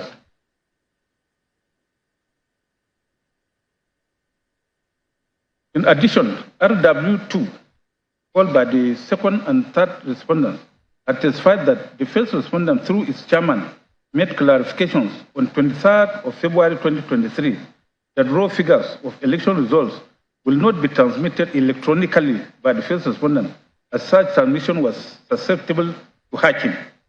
He identified exhibits R24 and RA24 and RA25 as documents he referred to in his statement. These are the certified true copies of pages 28 and 27 of Tribune newspapers of 23rd February 2023, wherein the chairman made the said clarification.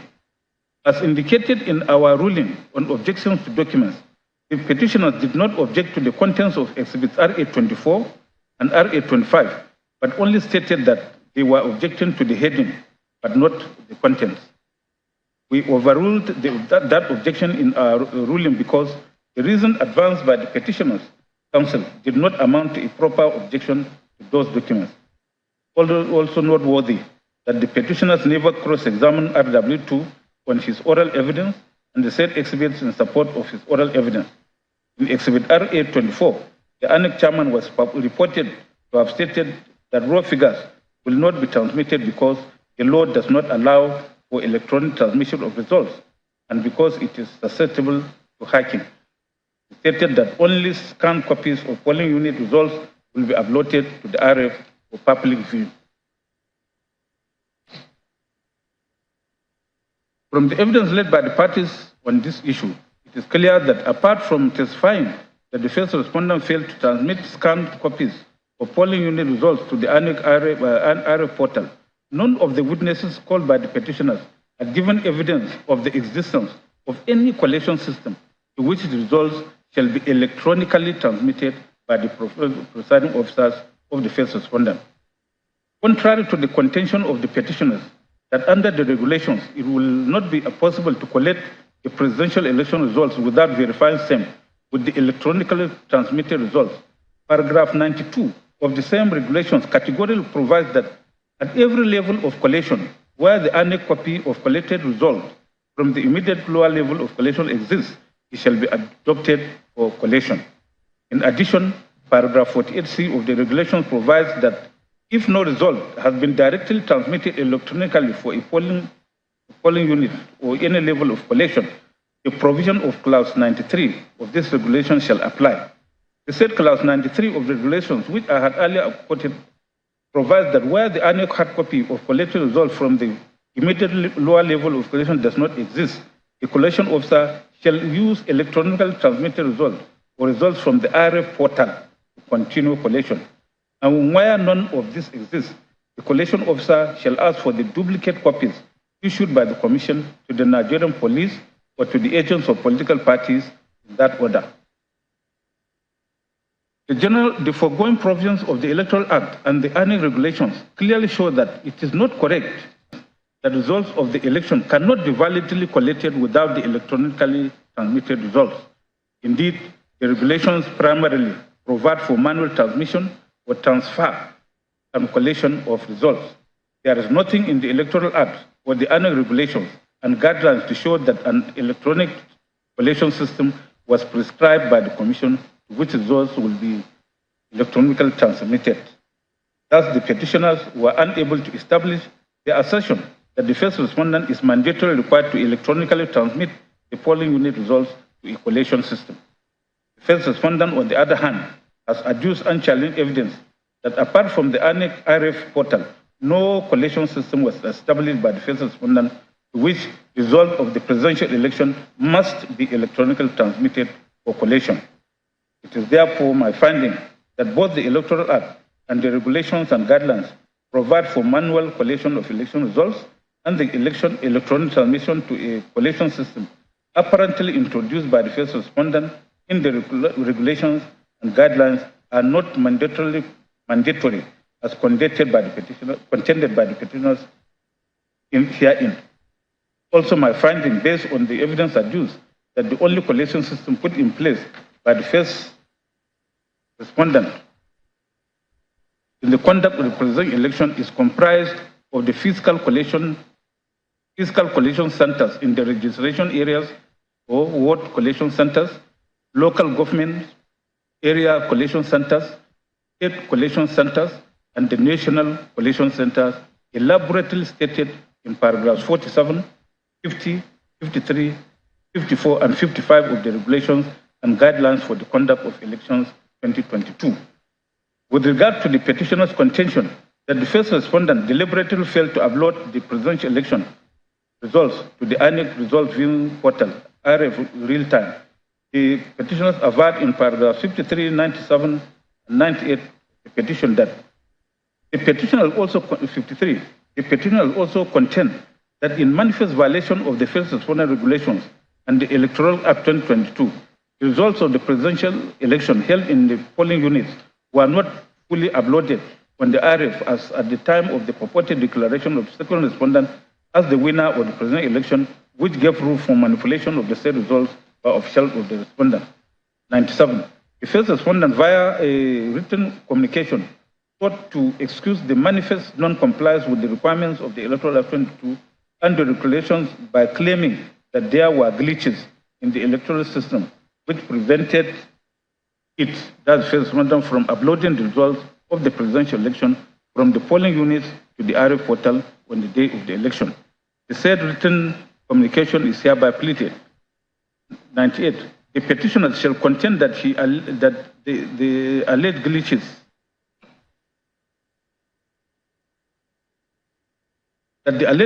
in the electronic system installed and managed by the first respondent were a ploy invented by the first respondent to credit unlawful votes to the second respondent and thereby wipe out a clear advantage which inured to the petitioners following the lawful exercise of voting rights by the electorate. In response to the above allegation, the first respondent averred in paragraphs 59, 55, 7, 8, 9, and 10 of their reply to the petition that I've reproduced them here. In paragraph 37 of their reply to the respondent's reply, the petitioners have again denied that there was any technical glitch and maintained their assertion that the failure to upload the results on the IRF was a ploy by the first respondent to manipulate the results. They stated that they will rely on the server logs and server's contents of the IRF hosted on the AWS cloud platform to show that the results of the election were uploaded on the IRF portal, but the first respondent attempted to delete or remove the uploaded results. It is true that a petitioner who alleges non-compliance with the Electoral Act has the legal burden to establish that non-compliance and show how the non-compliance substantially affected the result of the election. Ladoja and Ajimwabi, Shinkafi, and Yari improve of their assertion.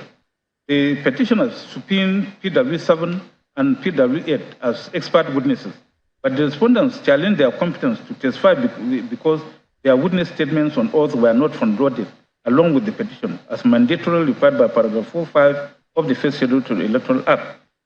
In my ruling at the earlier part of this judgment, I have held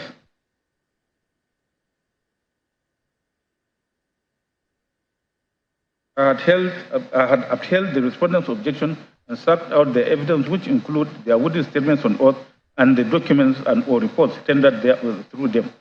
These are exhibits PCJ-A to F, PCJ-4, 6 reports of AWS health dashboard status and certificate of compliance tendered through PW7, and exhibit PCK1, metadata admitted through PW8. However, notwithstanding that position, I shall proceed to consider the evidence of PW7 and PW8 and the other witnesses called by the petitioners. PW7 claimed to be a cloud engineer or architect, an employee of Amazon Web Services. She stated that she is not only a member of the Labour Party, the petitioner is herein, but she contested election as a candidate for member House of Representatives for Ogoja, Yala, Federal Constituency of Cross River State. He stated that for an IT application, the SDLC includes requirement gathering, analysis, and design. Population centers and design, yes. The development from implementation, testing the code, staging the software and development and deployment. He stated that she was aware that at the process of testing and staging of software code and problems or challenges, any problems or challenges with the software will usually show and or be flagged. He stated that each function is supposed to be tested and any issues flagged ought to be remedied before deploying the software. He stated that if a software from application has any glitch, such a glitch will pop up, that is flagged at the testing stage. He stated that from her preliminary review of the public viewing facing the RF website, she is aware that the polling unit results images are stored in Amazon S3 and AWS storage service. He stated that as an employee of AWS, the AWS has a service level agreement, SLA, with its customers, which is accessible to the public on docs.aws.amazon.com, and that by the SLA for S3 service, it is designed to provide 99.999% durability and 99.99% availability of objects stored over a year.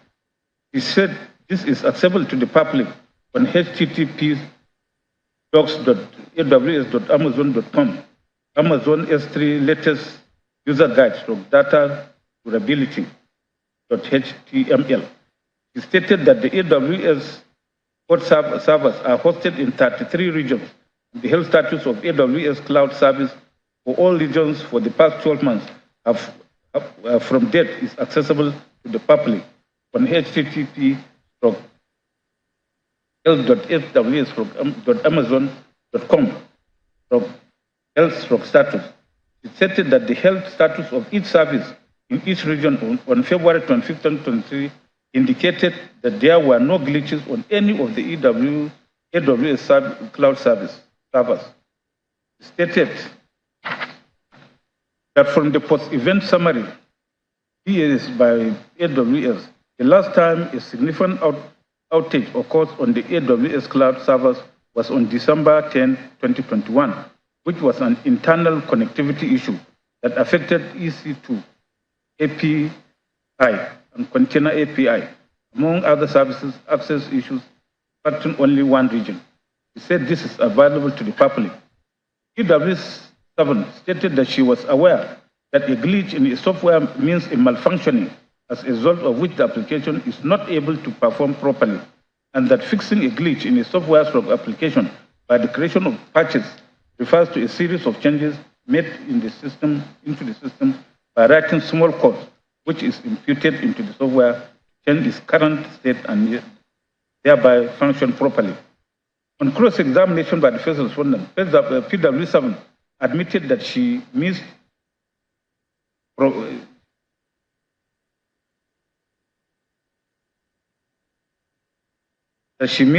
production maintenance, which is an important element of software development lifecycle. He denied that glitches occur at post-production maintenance stage and stated that it appears at the testing stage. He stated that she was aware of personal health dashboard, but stated that the first respondent's personal health dashboard is not before the court. He admitted that the EWS adopts a shared responsibility model in which AWS plays its part while the customer plays its own part when it comes to security. He admitted that the report that only shows the health status of all AWS services in all regions in terms of the infrastructure and not security. He admitted that in order to know what happened on applications deployed on AWS infrastructure by a customer, it is not necessary to get a technical report. PW7 also stated that she is familiar with AWS CloudTrail, and there is a CloudTrail for every AWS account and for every API action made on that account. She admitted that she did not produce the CloudTrail for any deployed application before the court. He denied that the CloudTrail is the best account of what transpired on any deployed application, but did not state the best way to know what transpired. He stated that it is highly unusual for glitches to occur for primary functions of applications in production. He stated that she was not aware that glitches happened with the Central Bank of Nigeria e-money project, or the one that happened with the MTN Mono PSG. He admitted that she was a candidate for the Labour Party at the last election. She also admitted that the subpoena under which she came to court was served on her personally and not on Amazon Web Services. Also on court's examination by the second and third respondents, EW7 admitted that Exhibit PCJ2, which she presented as her employment verification letter, was not signed by anyone, but insisted that there is the name of Employment Resource Center written on it. She also admitted that she had been attending the court and watching the proceedings before the day of her testimony. She admitted that the report she presented before the court is public information posted by Amazon and that it is available and accessible to the public. She, however, insisted that the report is hers because she was the one who downloaded it, brought them to the court.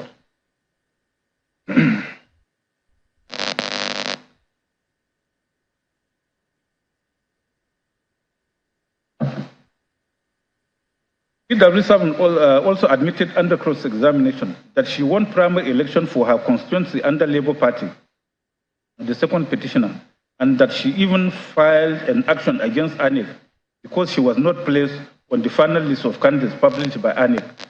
She admitted that her complaint was because she tried several times to upload her information on ANIC's site, but all her efforts failed because of network failure. She admitted that network failure can happen to either end of an application, even as she disagreed that there was a glitch on ANIC's site. She admitted that in her affidavit. She stated that ANIC's site crashed.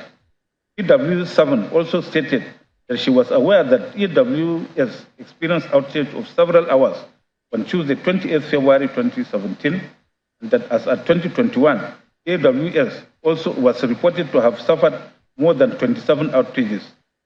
He also admitted that what was sent to RF was the image of the form EC8A. On cross-examination by the fourth respondent, PW7 stated that she did not know about password protocols and cannot speak about password protocol to modify the applications of ANIC. She admitted that the open cross-access information she downloaded in her report cannot be amended by her. In fact, she admitted that she was not representing Amazon Web Services in this case. However, insisted that she is an expert. She stated that she was aware of glitch which affected Japan brokers in September 2021, but stated that the last one she was aware of was in December 2021. As to whether glitches can happen again, she stated that anything is possible. In his evidence, PW1, Dr. Chibike Ugoike, another expert witness called by the petitioners, stated that he is a cybersecurity and risk advisory consultant and that he was approached by the Labour Party to provide expert evidence in this petition.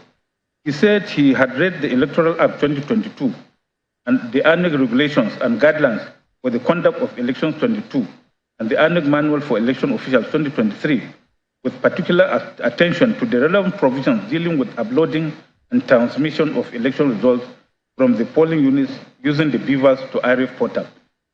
He stated that he has also read the petition as well as the reply to the petition filed by the first respondent. He stated that from his reading of those documents and processes, when a software application undergoes the required minimum testing for deployment, any functionality error or bug will be flagged. He stated that the purpose of testing is to remedy or resolve such errors before the application is deployed for production. On cross-examination by the first respondent, PWS stated that he was approached on 10th March 2023 and he finished his work sometime in May 2023. He said that he did his preliminary report on 17th and 18th March. On 17th and 18th March 2023 and concluded the final report at the end of May 2023. PWF stated in paragraph 14 of his adopted written witness statement that he read the petition and the first respondent replied to the petition in doing his work, stated that he could not recall whether he read the petition. But when his attention was drawn to paragraph 14 of his statement, he agreed that he had read those pleadings. He admitted that it is not impossible for errors to occur after deployment of technology or application. When referred to paragraphs 22 and 23 of his statement, he stated that he referred to the metadata on the IREF in 3 polling units to establish that it is possible to show metadata. He stated that there were errors in those polling units and he did not have to examine the physical copies of the forms EC8A of those polling units. He stated that from the tabulation of the metadata, he could not tell that whether the results stated in those polling units were collected. He stated that all the work he did was on his computer.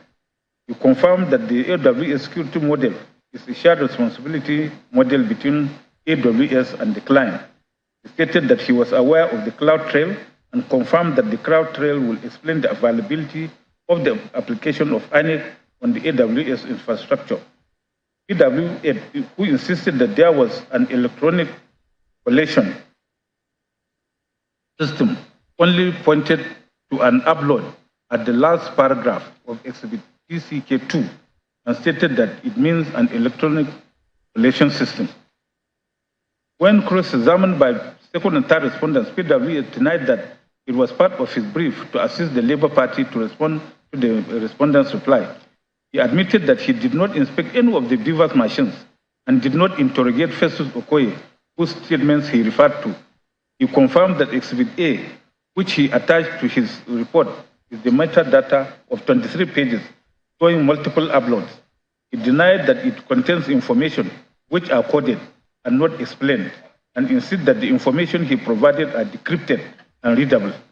He admitted that he supplied some links in some paragraphs of his report that stated he did not expect the court to go and browse, access, and download the information contained from those links. When cross-examined by the first respondent, PW admitted that he downloaded the 12 polling unit results he attached to his report from the IREF, and he did not interact with the presiding officers of those polling units and did not see the hard copies of those results. He could not also tell whether those results have been collected. Starting with the evidence of PW7, it's evidence that she is a person who has an interest to serve in this petition, being a member of the second petitioner, under whose platform she contested election for House of Representatives. Her interest in this petition is further underscored by her admission that she had been attending court and watching the proceeding prior to making her statement on oath and testifying as a witness. Her testimony, therefore, was essentially a demonstration of her support and loyalty to the second petitioner. Her claim to being an employee of Amazon Web Services is also suspect, as she produced no credible evidence to that effect. Exhibit PCJ2, which is the paper she presented as evidence of her employment by AWS, is obviously a worthless paper. It has no author, although she insisted that the author is Employee Resource Center. The paper was also not signed. Her evidence adds no value to the petitioner case because she stated that her evidence relates to the health status of AWS in terms of infrastructure and not in terms of security. She had admitted that the expert report in Exhibit PCJ 3A to F, which she brought to court, are actually documents publicly available on Amazon website, which she downloaded. And her only claim to its ownership is that she was the one who downloaded it and brought it to court. She even admitted that she could not add or subtract anything from the reports. Those reports are obviously not her own. She also admitted that the health status of the first responder's application posted on the AWS is not before the court. A conclusion on the totality of this witness is that it is devoid of any probative value. As for PW8, he has demonstrated that he worked to an answer. Not only did he admit that he read the petition and reply of the first respondent in the course of his commission work, he also stated that he read the Electoral Act and annual regulations and manual for election officials. On the authority of Ladoja and Ajimobi, the evidence of this witness is also not of any probative value.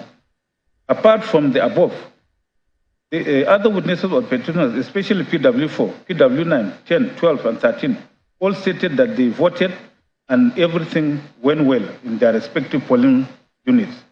In particular, PW4, PW10, and 13 all stated that their polling unit results were taken to collation centers. Therefore, even the evidence of the petitioner witnesses showed that the polling unit results were physically taken to the registration areas from work collation centers. The petitioners have left no evidence to establish the existence of any collection center to which the potential election results were to be electronically transmitted for collation. On the part of the first respondent, RW1 testified that the failure to upload some of the results of the presidential election to the RF portal real-time on 25th February 2023 was due to a technical glitch experienced on their e-transmission system. RW1, through whom the first respondent tendered exhibits RA6 and RA7, stated that at the end of the polls, in some polling units, on 26 February 2023, it was observed that the first respondent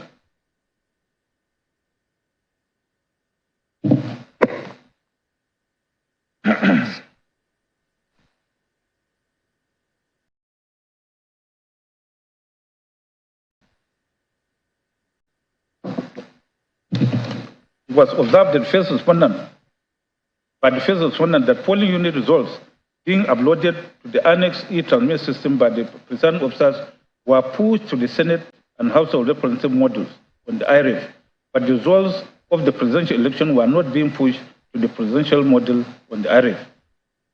That based on threat levels and reports by security agencies that the first responder servers may be subjected to attacks on election day, the first responder first course of action was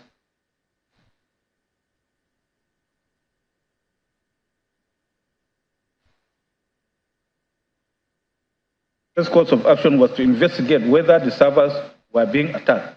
The preliminary investigation showed that there was no attack, but the issue was a HTTP 500 error from which the application, within the application, which are mostly errors due to problems of configuration, permissions, or failure to create application resources correctly. That a thorough investigation revealed that the e-transmission was unable to map the uploaded results of the presidential election to any specific state, and that the presidential folder structure, which was meant to organize the uploaded result sheets in order of election, state, local government, area, ward, polling unit, was causing the application to crash and return as server error whenever it tried to create the folder structure for the presidential election. RW1 explained that creating a folder structure to organize the uploaded results in the hierarchy of election, state, local government, ward, and polling unit was a new feature introduced as an improvement in the transmission system. And that the old system randomly saved uploaded results by timestamps making it difficult to upload results sheets by election or by state. He stated that the deficiency was observed after the Ocean State governorship election in 2022. RW1 stated that during the election of 25 February 2023, the application was able to query and detect the base states for the senatorial districts and federal constituencies based on the mapping of all central districts and federal constituencies to their respective states. And that this mapping still exists in the database. And the upload was successful because it was able to identify the state and build the folder hierarchy for the results organization.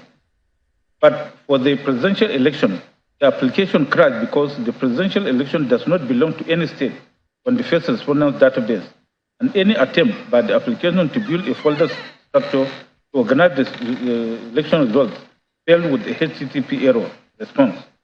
RW1 stated that since these were live servers that were being used for the election, extra care was taken not to cause a complete outage, and four application patches or updates were created and deployed immediately with the aim of fixing the HTTP error.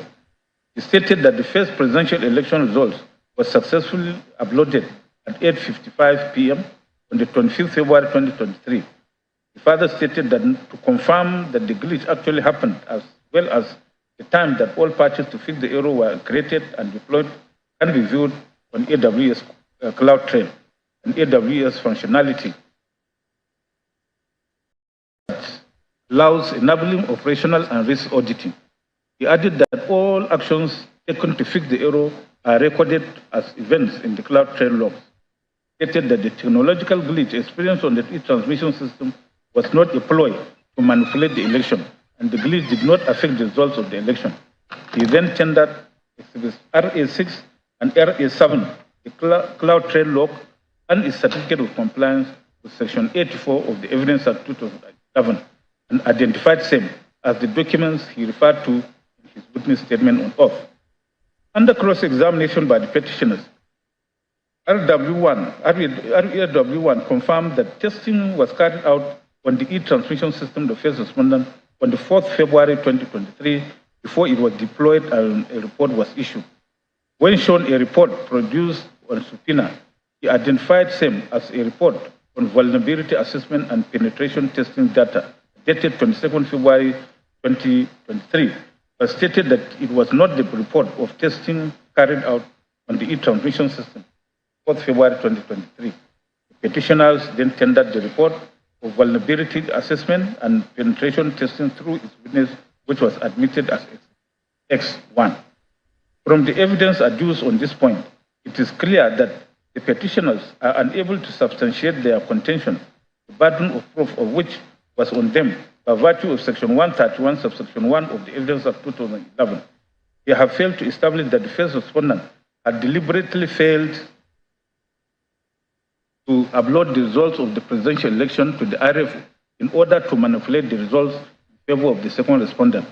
The first respondent, on the other hand, has offered credible evidence in the form of Exhibits RA6 and RA7 to show that its e-transmission application hosted on the Amazon Web Services, which is supposed to upload the results of the presidential election to the IRF, has suffered a glitch on the election day on 25th February 2023. On the preponderance of evidence, I am convinced that the petitioners have failed to establish their assertion that the first respondent had deliberately failed to upload the results of the presidential election to the IRF in order to manipulate the results in favor of the second respondent. As I stated earlier, the electronic transmission system of electronic transmission of results of an election is not expressly stated anywhere in the Electoral Act, but was only introduced by the first respondent, that is ANIC, in its regulations and guidelines 2022, and in the ANIC Manual for Election Officials 2023. By Section 134, subsection 2 of the Electoral Act 2022, only an act or omission which is contrary to the Electoral Act 2022 can be a ground for questioning an election. Thus, complaints relating to non-compliance with provisions of the regulations and guidelines or the manual of election officials are not legally cognizable complaints for questioning an election.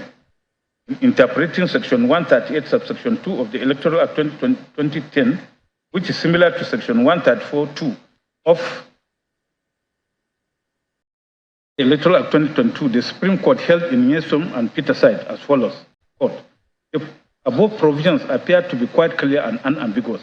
While the Electoral Commission is duly conferred with powers to issue regulations, guidelines, or manuals for the smooth conduct of elections by Section 138.2 of the Act, so long as an act of omission regarding such regulation or guideline is not contrary to the provisions of the Act itself, it is not of itself be a ground for questioning the election.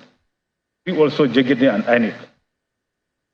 Since, as shown above, the electronic transmission of election results is not specifically provided for in the Electoral Act 2022, but was only provided for in the Regulations and Guidelines for Conduct of Elections 2022 and INEC Manual for Election Officials 2023, the failure to electronically transmit election results cannot be made a ground for challenging an election under Section 134, subsection 1B of the Electoral Act 2022.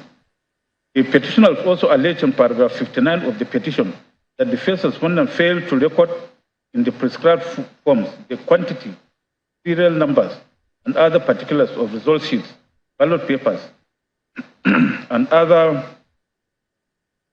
sensitive electoral materials on the prescribed forms EC 25A, EC 25A1, EC 8B, and EC 8B1. That is to say, electoral materials received for local government areas, electoral materials distribution for registration areas, electoral materials received for local government areas, electoral material distribution for RAs, electoral materials received, reverse logistics, and polling unit materials in respect of states where the respondent is purported, where the second respondent purportedly won. The petitioners further allege that following the order of court for inspection, they applied through their campaign organization and lawyers for the forms, but the first respondent refused to give or issue those forms and refused to allow the inspection of the forms despite the order. In response to the petitioner's allegation, the first respondent countered that its officials duly recorded in the prescribed forms the quantity, serial numbers, and other forms, other particulars of the result sheets, ballot papers, and other sensitive electoral materials in the prescribed forms EC 25A, EC 25A1, EC 8B, EC 8B1, in respect of the states where the second respondent duly won the election, as shown in the states where the petitioner won the election, as the procedure adopted in the election across all the states of the Federation are uniform and the same.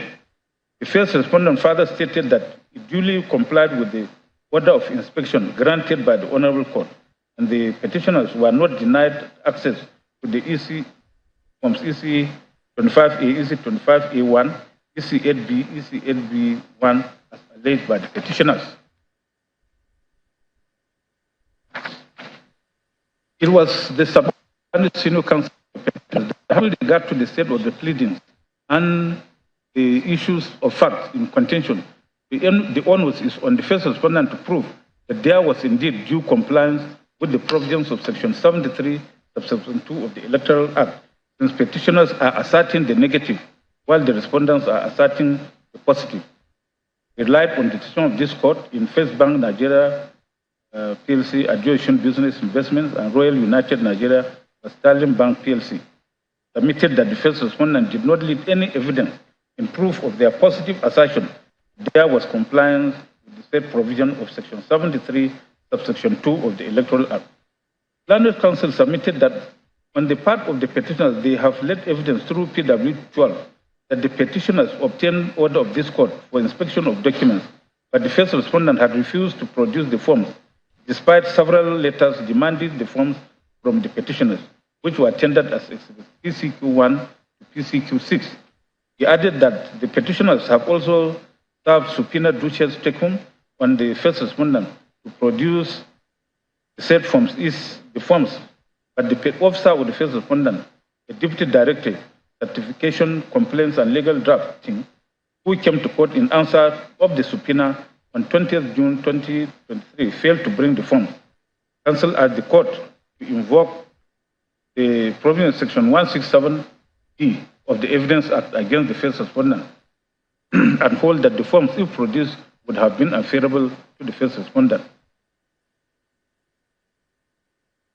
He further submitted that the non-compliance with Section 73(2) of the Electoral Act has been established, which has invalidated the election in those states which the second respondent was declared to have won, namely Benue, Borno, Ekiti, Gawa, Kogi, Kwara, Niger, Ogun, Ondo, Oyo, Rivers of Zamfara states, which are shown in the Form EC8DA, admitted in evidence as Exhibit PBF. He pointed out that Section 135, Section 1 of the Electoral Act 2022 only deals with non-compliance generally, but Section 73, Subsection 2 of the Act has provided a specific effect of non-compliance with provisions. Relying on Crown's Townsend Organization for the National Institute of Policy and Strategic Studies, he urged the court to hold that substantial non-compliance has been established by the petitioners.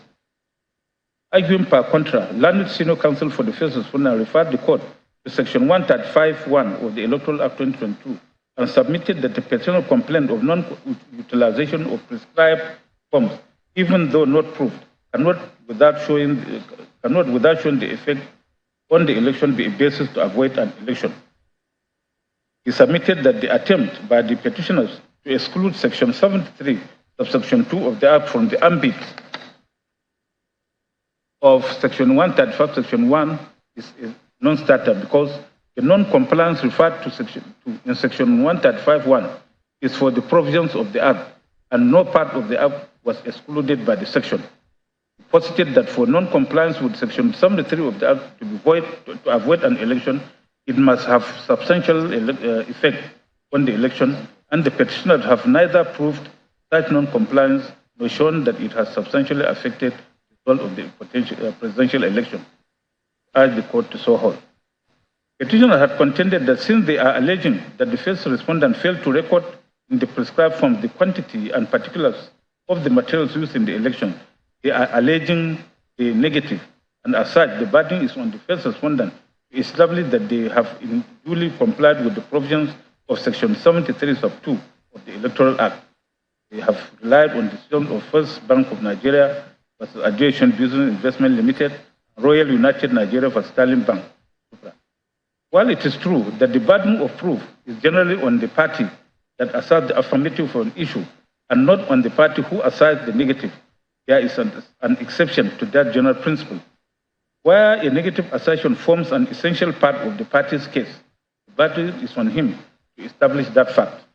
This position was clearly stated by the Supreme Court in the case of Buhari and Anik, where Toby JSC stated held thus, quote, a negative allegation must not be confounded with the mere traverse of an affirmative one. The true meaning of the rule is that where a given allegation, whether affirmative or negative, forms an essential part of a party's case, the proof of such allegation rests on him, loss of court. Again, this court in Dashi and others versus Druven and others espoused this legal position when Ugo JCA held as follows. Quote, I am in no doubt that this argument of appellants about negative and positive assertion is misconceived. For while it is true that the burden of proof is generally on the person who substantially affirms the positive of an issue and not on the person who makes a negative assertion, there is a caveat to that principle to the effect that where a negative assertion forms an essential part of a plaintiff's case, as it evidently is the case of the appellant, the burden of proof of such allegation rests on him. The law on this point was lucidly stated by Bowen LJ and Abrath was a Northeast Railway Company, 11 Queens Bend Division 440 at 457, when he said that, quote, in an action for malicious prosecution, a plaintiff has the burden throughout of establishing that the circumstances of the prosecution were such that the judge can see no reasonable and probable cause for instituting it. In one sense, that it is the assertion of a negative and we have been praised with the proposition that when a negative is made out, the onus of proof shifts. That is not so. If the assertion of a negative is an essential part of a plaintiff's case, the proof of the assertion still rests on the plaintiff. The terms negative and affirmative are, after all, relative and not absolute. Close of court. In the instant case, the petitioners have made their allegation of non-compliance with Section 73(2) of the Electoral Act 2022 by the first respondent as an essential part of their case in challenging the results of the election declared by the first respondent. Not only are the petitioners statutorily required by Section 135, subsection 1 of the Electoral Act to establish substantial non-compliance with the provisions of the Act, they are required to show how such non-compliance has substantially affected the result of the election. As rightly observed by the learned senior counsel for the first respondent, the non-compliance that will not invalidate an election under Section 135(1) unless it is shown to be substantial and to have substantially affected the result of the election encompasses non-compliance with all provisions of the Electoral Act, including Section 73, subsection 2 thereof. In other words, Section 73, sub 2 is not derogated from the ambit of Section 135, section 1 of the Act. Indeed, in Buhari and Anik, Toby Joy is while considering considering Section 145(1) of the old Electoral Act, similar to Section 135(1) of the External Electoral Act 2022, had held at page 48, paragraphs B to D that, quote, a petitioner who files a petition under Section 145(1) of the Electoral Act has the burden to prove the ground or grounds. This is because he is the party alleging the grounds and he has a duty to prove the affirmative. He is the party who will lose if no evidence is given on the grounds. If the party does not prove his case under Section 145(1) of the Act, the action fails. Therefore, the petitioners who have alleged non-compliance with the Section 73, subsection 1, as part of their course of action, have the burden to establish that non-compliance in accordance with the requirements of Section 135(1) of the Act. The petitioners have also relied on the evidence of PW12 and on exhibits PCQ1 to PCQ6, also tendered through PW12. The exhibits are acknowledged copies of letters dated 6 March 2023, 14 March 2023, 16 March 2023, and 20th March 2023, all written by the petitioners or their solicitors to the chairman of the first respondent, demanding for inspection of documents and for certified true copies of the electoral forms. The petitioners also relied on subpoena duces tecum served on the first respondent to produce the said form. In his testimony at paragraphs 58 to 60 of his adopted written statement on oath, PW12 merely stated that the petitioners made several applications through his campaign organization and solicitors for certified copies of election documents and data relating to the presidential election, but they were denied by the first respondent, and that the first respondent had failed to record in the prescribed forms the quantity, serial numbers, and other particulars of result sheets, ballot papers, and other sensitive electoral materials. The record of proceedings of this court also shows that at the instant of the petitioners, subpoenas dated 30th May 2023 and 13th June 2023 were issued on the chairman of the first respondent to produce some documents. The record also shows that on the 20th June 2023, one Olufunmilayo Taiwo, the Deputy Director of Certification on Complaints and Legal Drafting with ANIC, appeared on behalf of the first respondent in answer to the subpoena duces tecum. While she produced some of the documents required of the first respondent in the subpoenas, she informed the court that the documents listed in the subpoenas as listed E, C, D, and E are in the states, and since the subpoena was served on them just before the previous day, it will take some time for the first respondent to get them. An examination of exhibits PCQ to PCQ6, which were tendered by the petitioners through PW12, showed that all except exhibit PCQ are letters addressed to the chairman of the first respondent by the petitioners and their solicitors requesting for inspection of documents and for certified copies of those documents. Exhibit PCQ4 is a cover letter addressed to the Resident Electoral Commissioner, Benue State, from the law firm of Dr. Onyechi Piazzo, SAN and Co., notifying the respondent of the Resident Electoral Commissioner of subsequent action on the solicited letter by the National Chairman, INEC Headquarters, Abuja, dated 6 March 2023. It is instructive to observe that Section 74(1) of the Electoral Act 2023 mandates the Resident Electoral Commissioner in a state where an election is conducted within 14 days after an application is made to him by any of the parties to an election petition, cause a certified true copy of such document to be issued to the said party.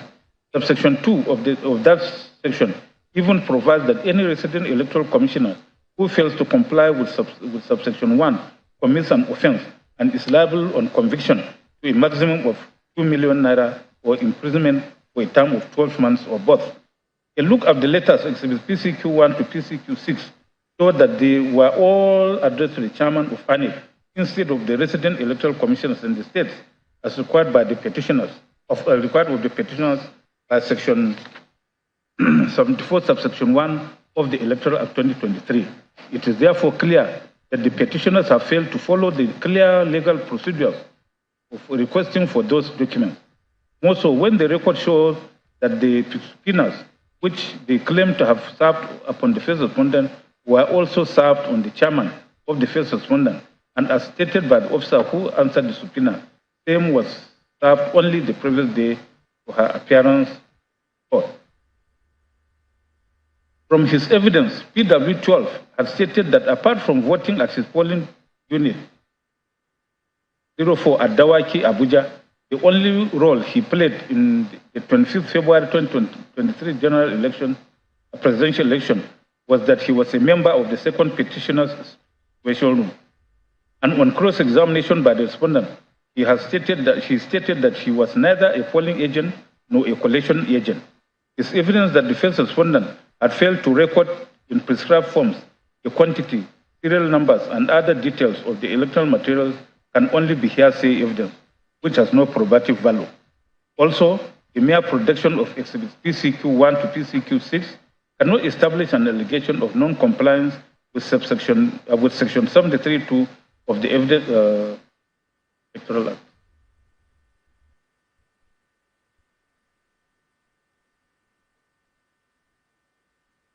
The Electoral Act 2022.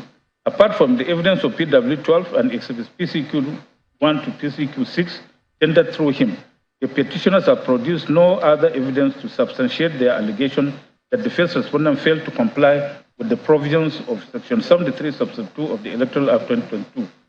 Rather, PW10, Kefas Iya, the supervisory presiding officer for Madagali Ward in Adamawa State, who was subpoenaed by the petitioners to testify on their behalf, has stated in paragraphs 4 and 5 of his witness statement oath that as a presiding officer, he reported to the local government area INEC offices in Gulam, Madagali local government area in Adamawa State, on the 24th February 2023 to collect the sensitive and non-sensitive materials for the 25th February presidential election and National Assembly elections, and that after collecting the materials, he proceeded together with security agents and other INEC officials, which consisted of presiding officers, assistant presiding officers 1, assistant presiding officer 2, and assistant presiding officer 3 to Madagali Ward that evening to the registration area. This evidence was also to the effect that on the day of the elections, everything went well, and after sorting and counting the votes, the presiding officer did the entry and snapped the results with beavers for the upload and transmission of the results to the INEC portal, but were unable to upload. And when they complained to him, he requested them to come to the registration area. It is therefore clear from the above that the petitioners were unable to establish the allegation of non-compliance by INEC with Section 73(2) of the Electoral Act 2023. The evidence PW2 and exhibits PCQ1 to PCQ6 have not been able to rebut the presumption of regularity, which inures to the first respondent under the law, which can only be rebutted with cogent and credible evidence, PAPC and Sheriff and others.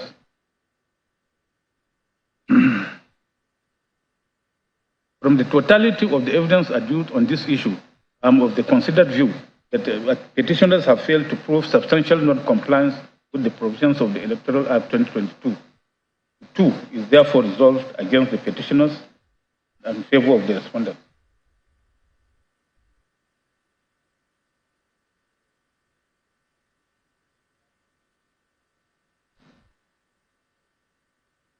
Issue 3 is whether from the totality of the evidence, the petitioners have proved that the presidential election held on 25th February was invalid by reason of corrupt practices.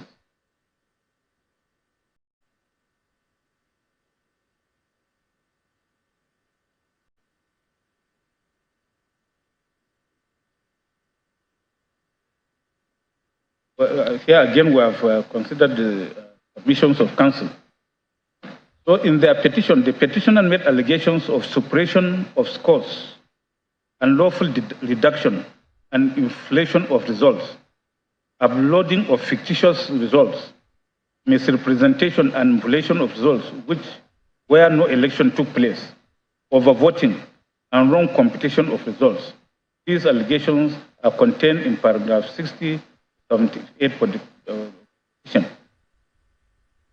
In paragraph 60, 61, 62, 64, 65, 68, and 69 of the petition, the petitioners allege that due to the first respondent's refusal and neglect to upload and transmit the result of the election to the IRF on the day of the election, the first respondent suppressed the actual scores obtained by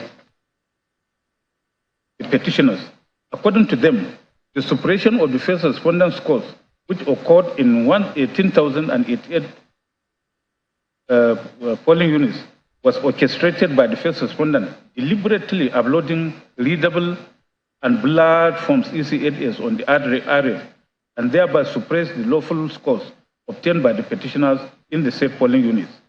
He further alleged that in Rivers State, during the collation exercise, the first respondent announced scores of the petitioners as 175,071 votes, and the second and third respondents as having 231,591 votes, when in actual fact, the petitioners' lawful votes are 205,110, while that of the second and third respondents ought to be 84,108.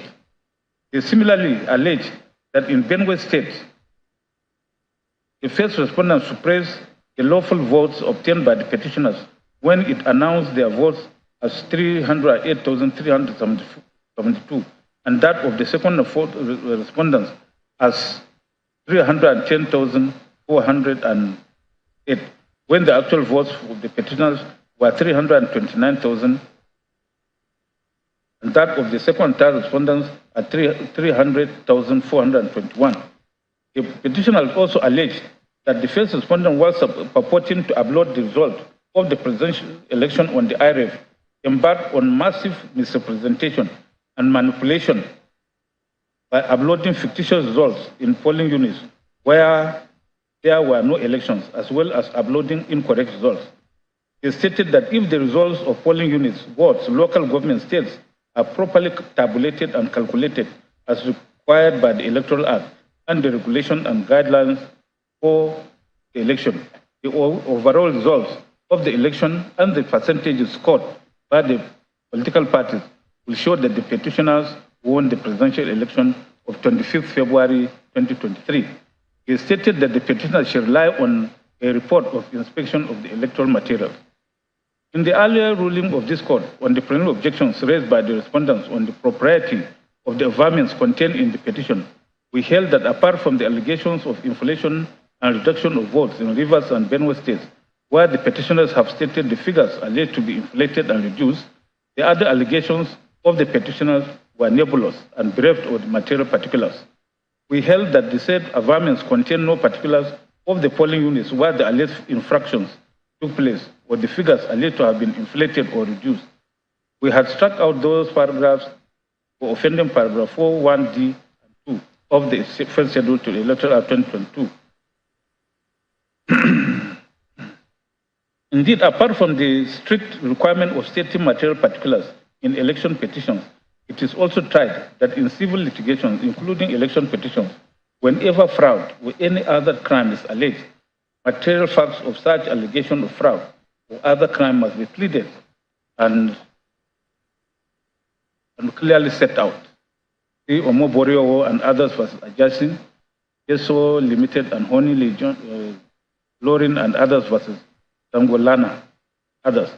The petition allegations of suppression of votes, inflation and reduction of votes, massive misrepresentation and manipulation by uploading fictitious results all amount to falsification of results of an election. This versus Tukur. The Supreme Court held that allegations of inflation with non-existing votes is another way of alleging falsification of results. Indeed, in Haruna and Modibo, the Supreme Court held that where a petition is based on allegation of incidents of fraudulent acts, manipulation of results, or falsification of results, that allegation is criminal in nature, and evidence required in proof thereof must be clear and unambiguous. In other words, the proof must be beyond reasonable doubt. This section 135 sub 1 of the Evidence Act and cases of Buhari and Obasanjo, Emmanuel Umana, Ipiazu, Oti, Abubakar, and others for Yaradua, Omishore, Ali Bashola, Magaji, and All Progressive Congress. In order to establish falsification of election results, the petitioner must produce in evidence two sets of results, one genuine and the other false. In the cases of Kaki and PDP, Mobodo and Ono, Adewale and Olaifa. See also Chima Anoze versus Dr. Ken Obichere and others. And Joseph Olujimi Kolawole Abaje versus Babatunde Raji Fashola. The Okichuku and another versus Onyebu. To prove their petition, the petitioner also, who indicated during pre-hearing, they will call 50 witnesses, call only 13 witnesses. They are mentioned here. Of the above 13 witnesses, only 3 had their witness statements on oath filed along with the petition. These are PW1, PW2, and PW12. In our ruling on the respondent's objection to the competence of the petition witnesses at the beginning of this judgment, we had struck out the evidence of PW3, 4, 5, 6, 7, 8, 9, 10, 11, and 13 on the ground that their witness statements on oath were not filed along with the petition as mandatorily required by paragraph 45B of the first schedule to the Electoral Act. However, even if the statements of those witnesses of the petition were to be considered, the question is, are those testimonies cogent and credible to establish the petitioner's allegations stated above?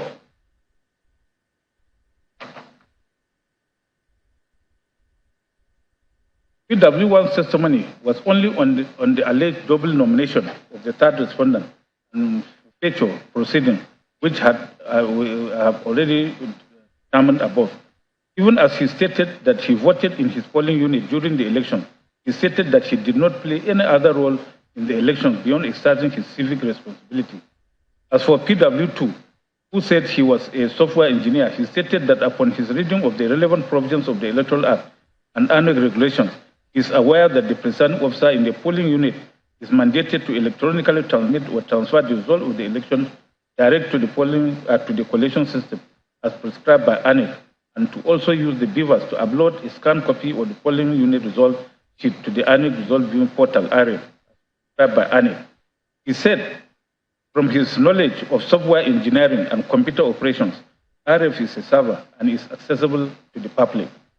He said he was aware that the information or data generated or inputted in the beavers were operating online or offline, were transmitted to the ANEC servers, including virtual servers hosted on AWS Cloud. On cross-examination with first respondent, however, the witness admitted that his opinion was based purely on his reading of the Electoral Act and ANEC guidelines, and that he was not familiar with the applications and operations of the beavers machine. He stated that he did not play any role in the election. Indeed, as admitted by the witness, the statement, particularly paragraph 10 to 13, is a virtual reproduction of Section 38 of the Electoral Act 2022. On cross-examination by the fourth respondent, he admitted that he did not state his educational or professional qualification or experience in his statement on oath. He also stated that his investigation was based on publicly available application program interface, API, and collected information through it, like from EC8S. He said he did not have the documents and forms he used and that everything was in his laptop.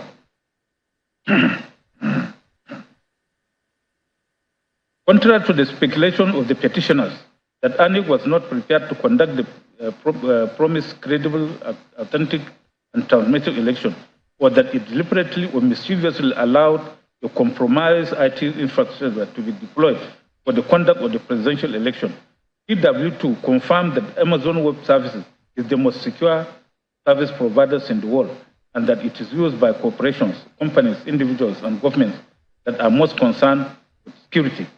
In his entire evidence, PW2 did not talk about the contents of any result. Instead of supporting the petitioner's allegations, the evidence of this witness supports the case of the first respondent. As for PW3, PW5, and PW6, he merely tendered flash drives containing speeches of the ANIC chairman, Mahmoud Yakubu, and ANIC National Commissioner, Festus Okoye, wherein they gave assurances that results of the election will be transmitted to the RF for public viewing.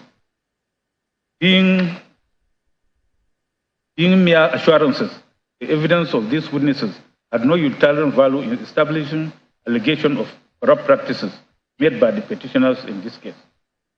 In his evidence, PW4 tendered exhibits PCD 1, 2, and 3, which he claimed to be the report of his analysis of the presidential election. The witness also tendered 4 boxes containing what he called 18,088 blood polling unit results downloaded from the RF portal, which were also admitted as exhibits PCE1 to PCE4. However, in the earlier ruling of this court on the respondent objection, we have struck out exhibits PCD 1, 2, 3, as well as exhibits PCE 1 to 4, along with the witness statement on oath of PW4, which was not filed along with the petition since the documents were tendered through the incompetent witness. The witness claimed in his evidence that from his investigations, the scores on forms EC8S of 39,556 polling units were inaccessible as they contained uploads not connected with presidential election, and that the number of accredited voters affected by the 18,088 blood result was 2,565,269, while the number of voters who collected their PVCs was 9,165,191. According to him, this signified that the votes of 5,533,553 accredited voters were discountenanced by the first respondent. He added that 23,119,298 registered voters collected their PVCs in those 39,546 polling units, and concluded that both the number of accredited voters of 5,553,553 and numbers of voters who collected their PVCs of 23 million plus polling units far exceeded the margin of lead from the first respondents' announced result of 1,807,206 over the first runner-up and 2,693,193 over the second runner-up. PW4 also stated that in Benue State, neither the results he obtained from the RF nor the CTCs of forms EC8S matched the results of the first respondent.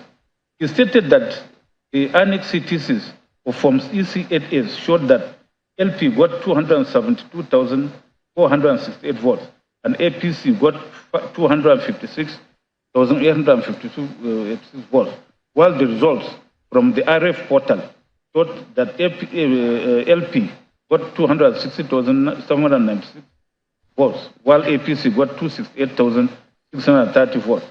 He added that the ANEC announced result showed that LP got 308,372 votes, and APC got 310,468 votes.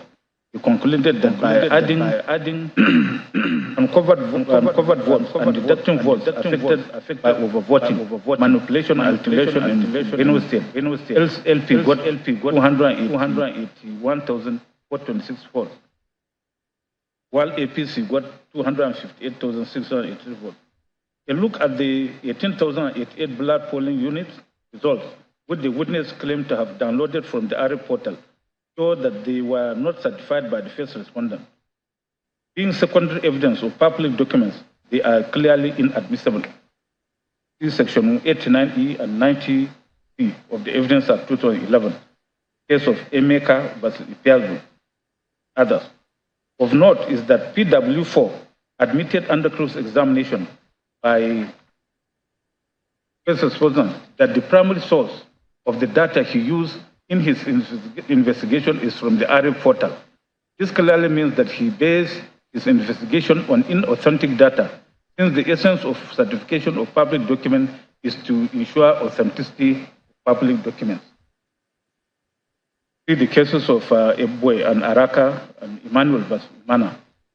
Also under cross-examination, PW4 stated that his reference to Form EC8A and the result on RF portal are not the same thing, and that Form EC8A is a paper, while the result on RF is a copy of it.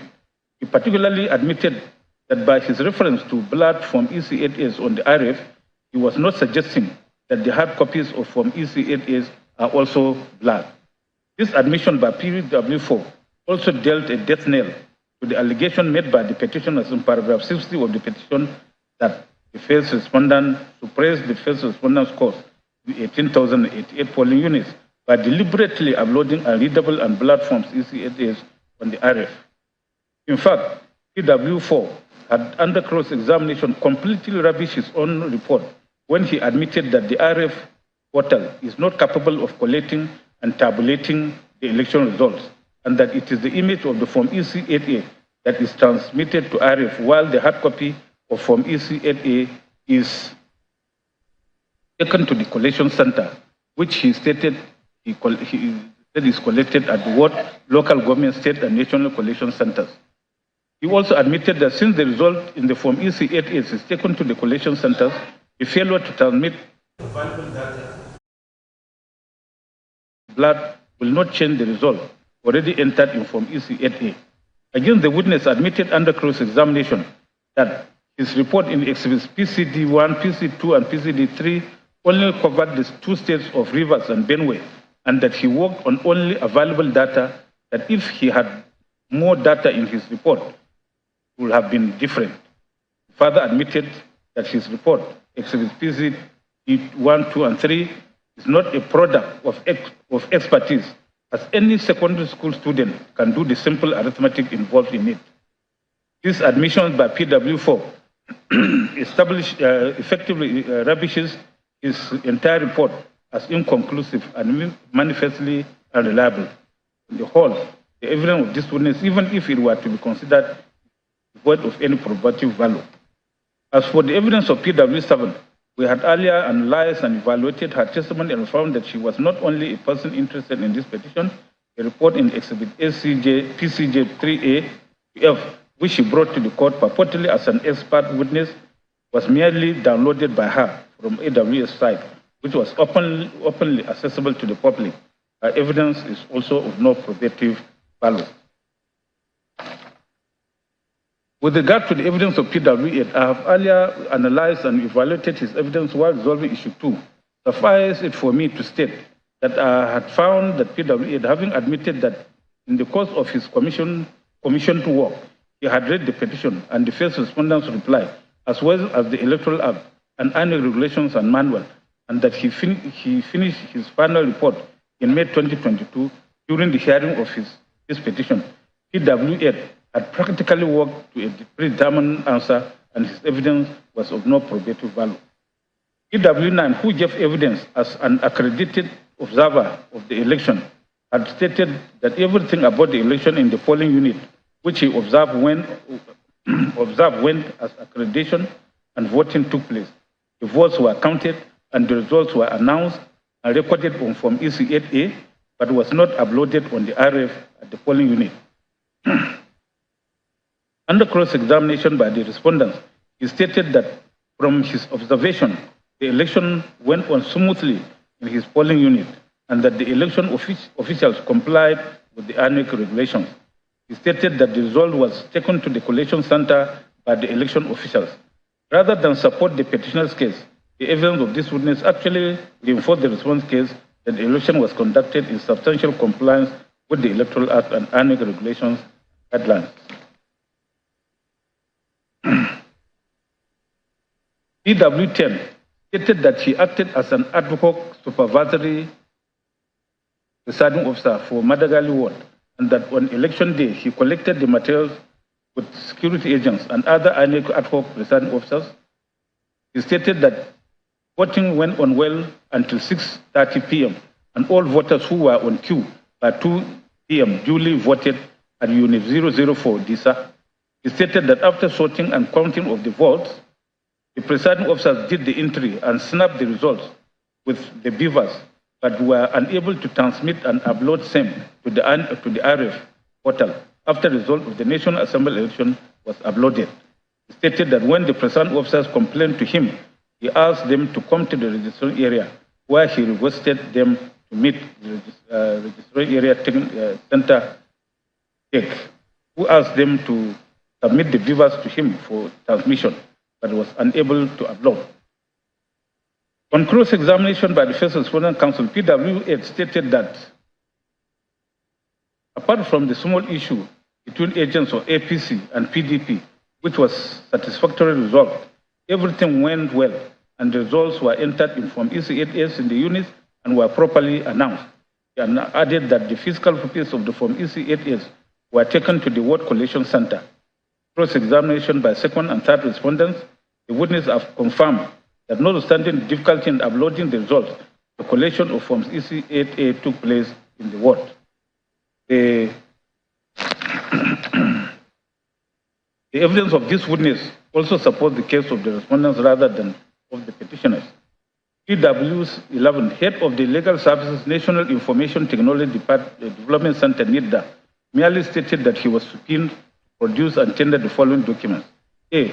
Correspondence of documents, letters, emails sent by him, sent by or from Independent National Electoral Commission to National Information Technology Development Agency requesting for the IT clearance approval of the IT infrastructure to be deployed and or deployed by ANEC for the conduct of 2023 general election. B. The certificate of clearance approval issued by NIDA to ANEC pursuant to any request in A above.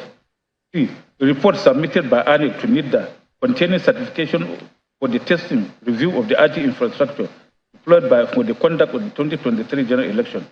It stated that they don't have any of the documents in their office.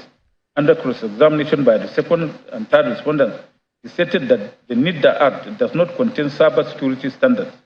He also stated under cross-examination by the fourth respondent that their supervising ministry is Ministry of Communication and Digital Economy, and that the minister stated that there were 16 million attempts to hack the INEC IT infrastructure on the day of the election.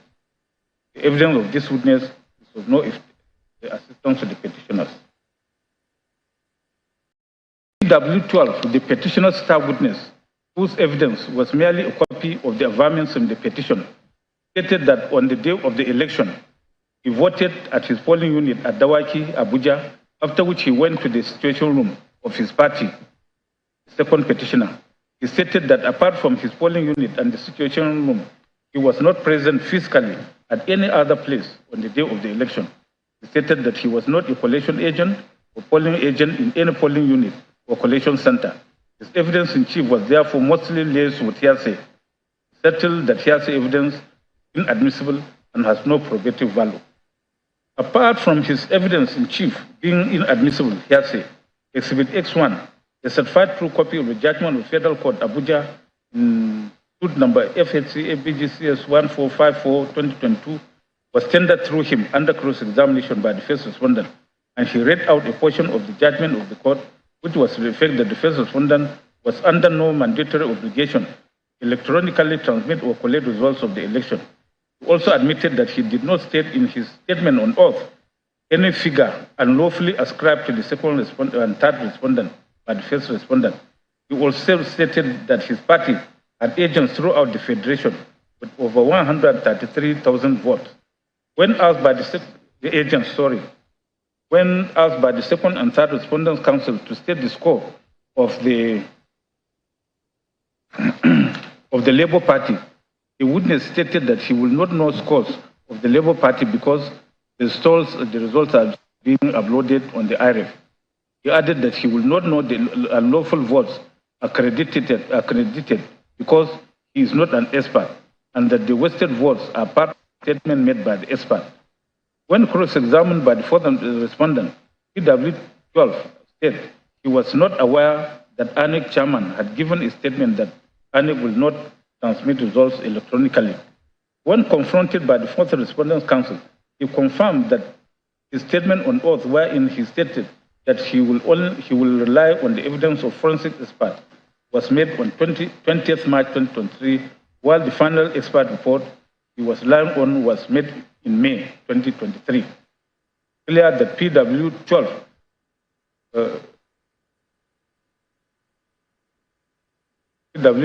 relied on an expert report that was not in existence at the time he made his statement. Obvious that the evidence of this witness lacks credibility and is therefore manifestly unreliable. PW13 was the only presiding officer called by the petitioners in this petition.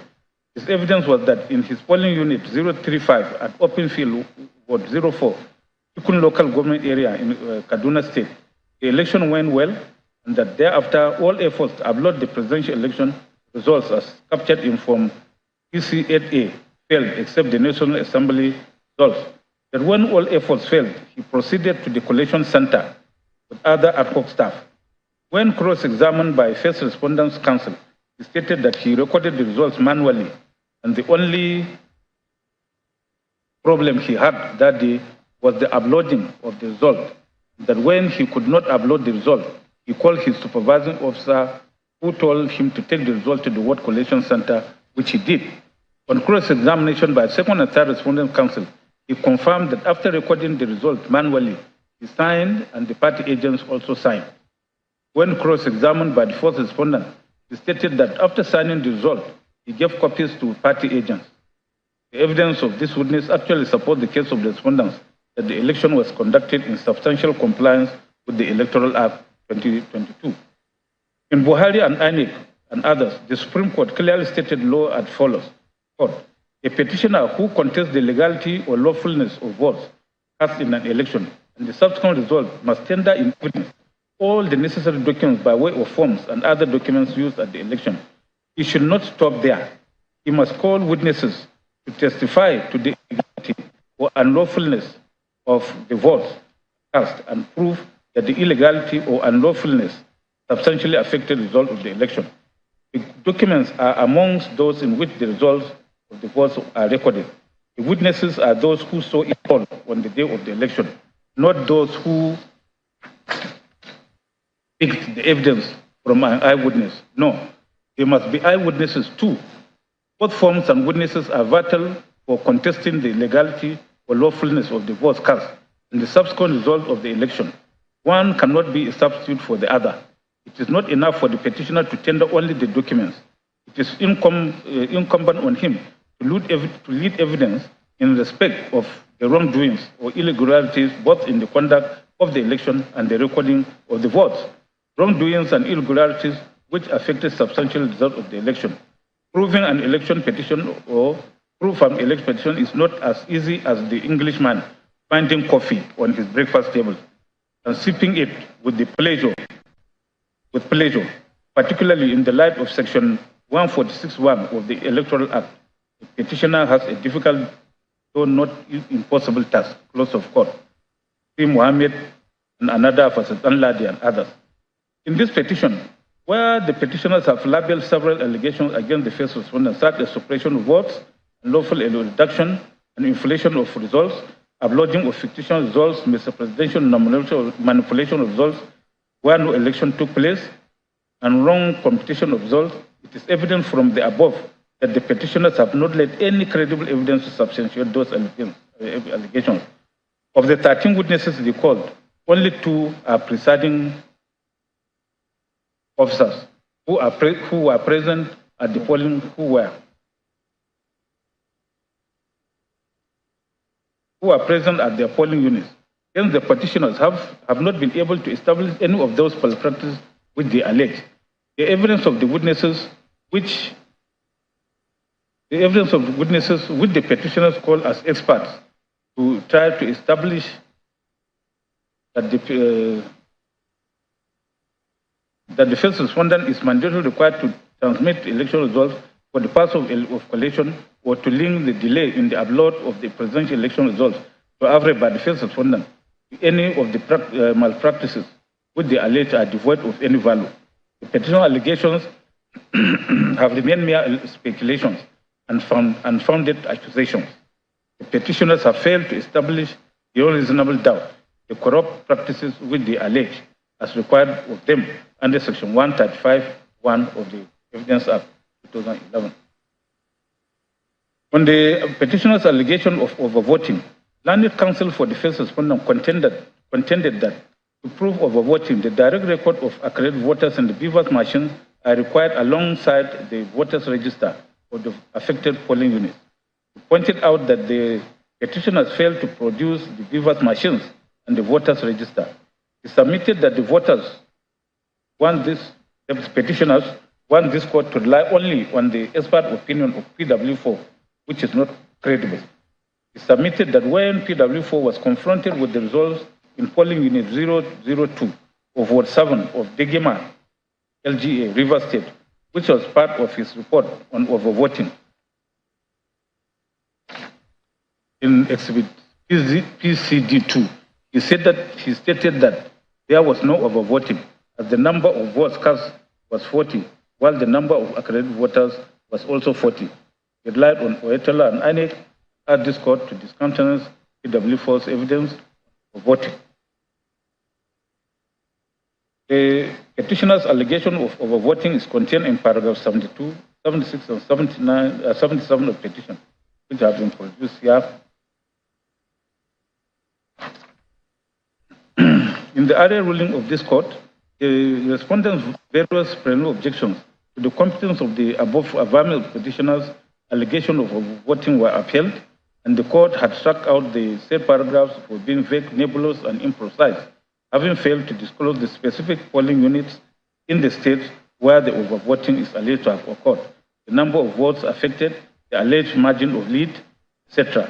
Indeed, in that ruling, we had observed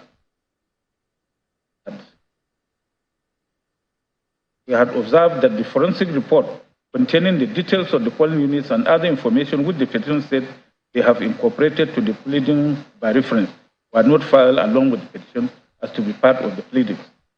Proof of their above allegation of voting, however, the petitioners solely relied on the evidence of PW4, the subpoenaed expert witness, as well as the forensic report made by him, which is contained in Exhibit PCD 1, 2, and 3.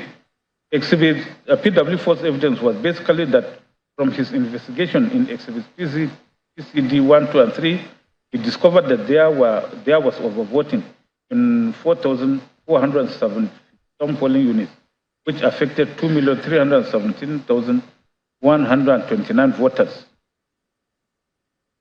who had collected their PVCs. He stated that this also exceeds the margin of lead of 1,807,206 over the first runner-up. He also stated that from his analysis of River State results, the first respondent announced results which were inconsistent with those uploaded on the RF portal. PW4 also stated that from the Forms EC8As downloaded from the RF portal, there is evidence of manipulations and alterations in favor of APC and against the Labour Party LP.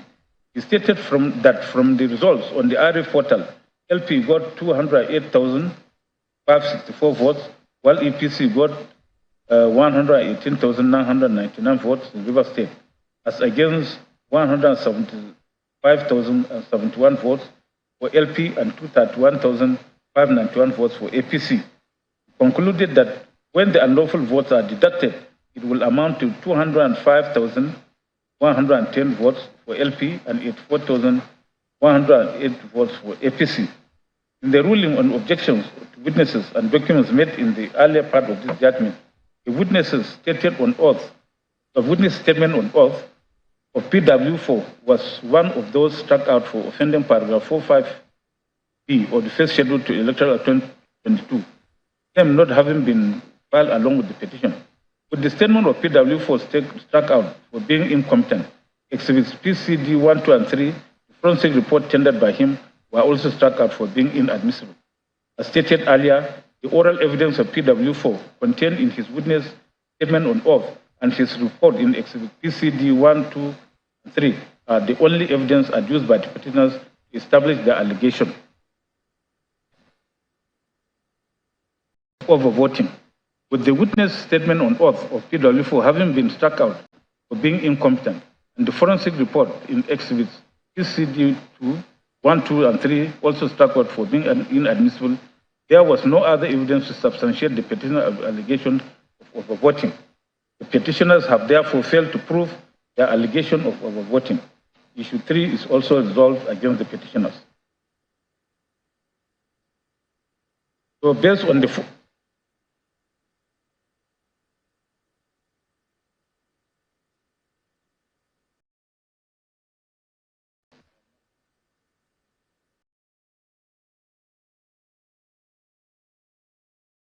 Based on all the foregoing, it is evident that the petitioners have failed to establish their allegations of corrupt practices and overvoting. In consequence, issue 3 is also resolved against the petitioners and favor of the respondents.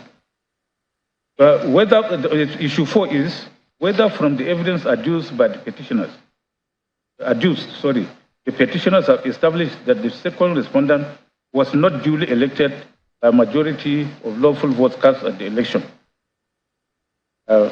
This issue deals with section 134, subsection 2 of the Constitution, and the issue of 25% votes, Abuja. Whatever it is.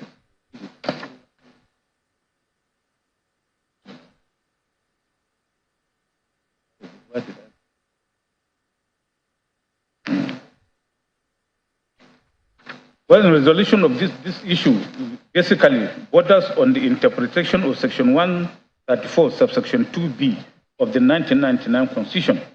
The appropriate starting point for the resolution of this issue, therefore, is to reproduce, for ease of reference, section 134(2)A and B of the Constitution of the Federal Republic of Nigeria 1999 as amended, the interpretation of which is in contention.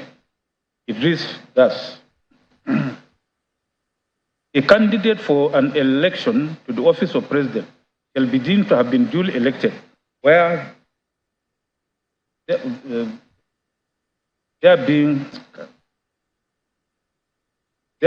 more than 2 candidates for the election. A, he has the highest number of votes cast at the election, and B, he has not less than 1/4 of the votes cast at the election in each of at least 2/3 of all states in the Federation and the Federal Capital Territory. The contention is as to the interpretation to be accorded to paragraph B of subsection 2 of section 134 quoted above. In particular, the contention is whether or not by the wordings in that paragraph, a candidate must, in addition to scoring not less than 1/4 of the votes cast in at least 2/3 of the states in the Federation, also score 1/4 of the votes cast in the Federal Capital Territory, Abuja, before he can be deemed to have been duly elected. In other words, whether in determining 2/3 of the states of the Federation in the Federal Capital is to be included and regarded as one of the states of the Federation, or his status is to be regarded as distinct from the other states of the Federation, such that scoring 1/4 of votes in the FCC is a mandatory requirement for a candidate to be deemed duly elected as president. It is pertinent to state that unlike interpretation of statutes, the interpretation of the Constitution has its own guiding principles. We'll look at the principles as stated in Federal Republic of Nigeria versus Ganjua, reported in the electoral law reports where the Supreme Court succinctly reviewed cited cases on interpretation of the Constitution and outlined these principles, guiding principles as follows. A. In interpreting the Constitution, which is the supreme law of the land, mere technical rules of interpretation of statutes will be avoided so as not to defeat the principles of government enshrined therein. Hence, a broader interpretation should be preferred unless there is something in the text or in the rest of the Constitution to indicate that a narrower interpretation will best carry out the objects and purpose of the Constitution. B. All sections of the Constitution are to be construed together and not in isolation. C. Where the words are clear and unambiguous, a literal interpretation will be applied, thus according to words, their plain and grammatical meaning. D. Where there is ambiguity in any section, a holistic interpretation would be resorted to in order to arrive at the intention of its framers. E. Since the draft person is not known to be extravagant with words or provisions, every section should be construed in such a manner as not to render other sections redundant or superfluous. F. If the words are ambiguous, the lawmaker's intention must be sought first in the Constitution itself, then in the other legislation and contemporary circumstances by resort to the mischief rule. G. The proper approach to the construction of the Constitution should be one of liberalism, and it is improper to construe any of the provisions of the Constitution as to defeat the obvious ends which the Constitution was envisaged to achieve. In the case of Nafiu Rabiu and the state, Bendel State was Attorney General Federation, Buhari, Obasanjo, Savannah Bank, Ajilo, Abia State was AG Federation. In finding appropriate answer to this issue, I wish to observe first that, with all due respect to counsel to the petitioners, their interpretation of Section 134, subsection 2B of the Constitution, founded principally on a fixation that the word "and" appearing between the phrases, it has not less than 1/4 of the votes cast at the election in each of at least 2/3 of all states of the Federation, and the Federal Capital Territory of Abuja is completely fallacious, if not outrightly ludicrous. Even their recourse to the case of Abubakar and Yaradua does not help their argument because the JSC made it clear that a purposive rule of interpretation will not be appropriate where the intention of the lawmaker is clear, precise, and unequivocal.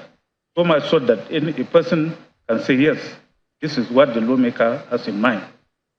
Thus, in the interpretation of the Constitution, the principles upon which the Constitution was established, rather than the direct operation or literal meaning of the words used, measure the purpose and scope of its provision.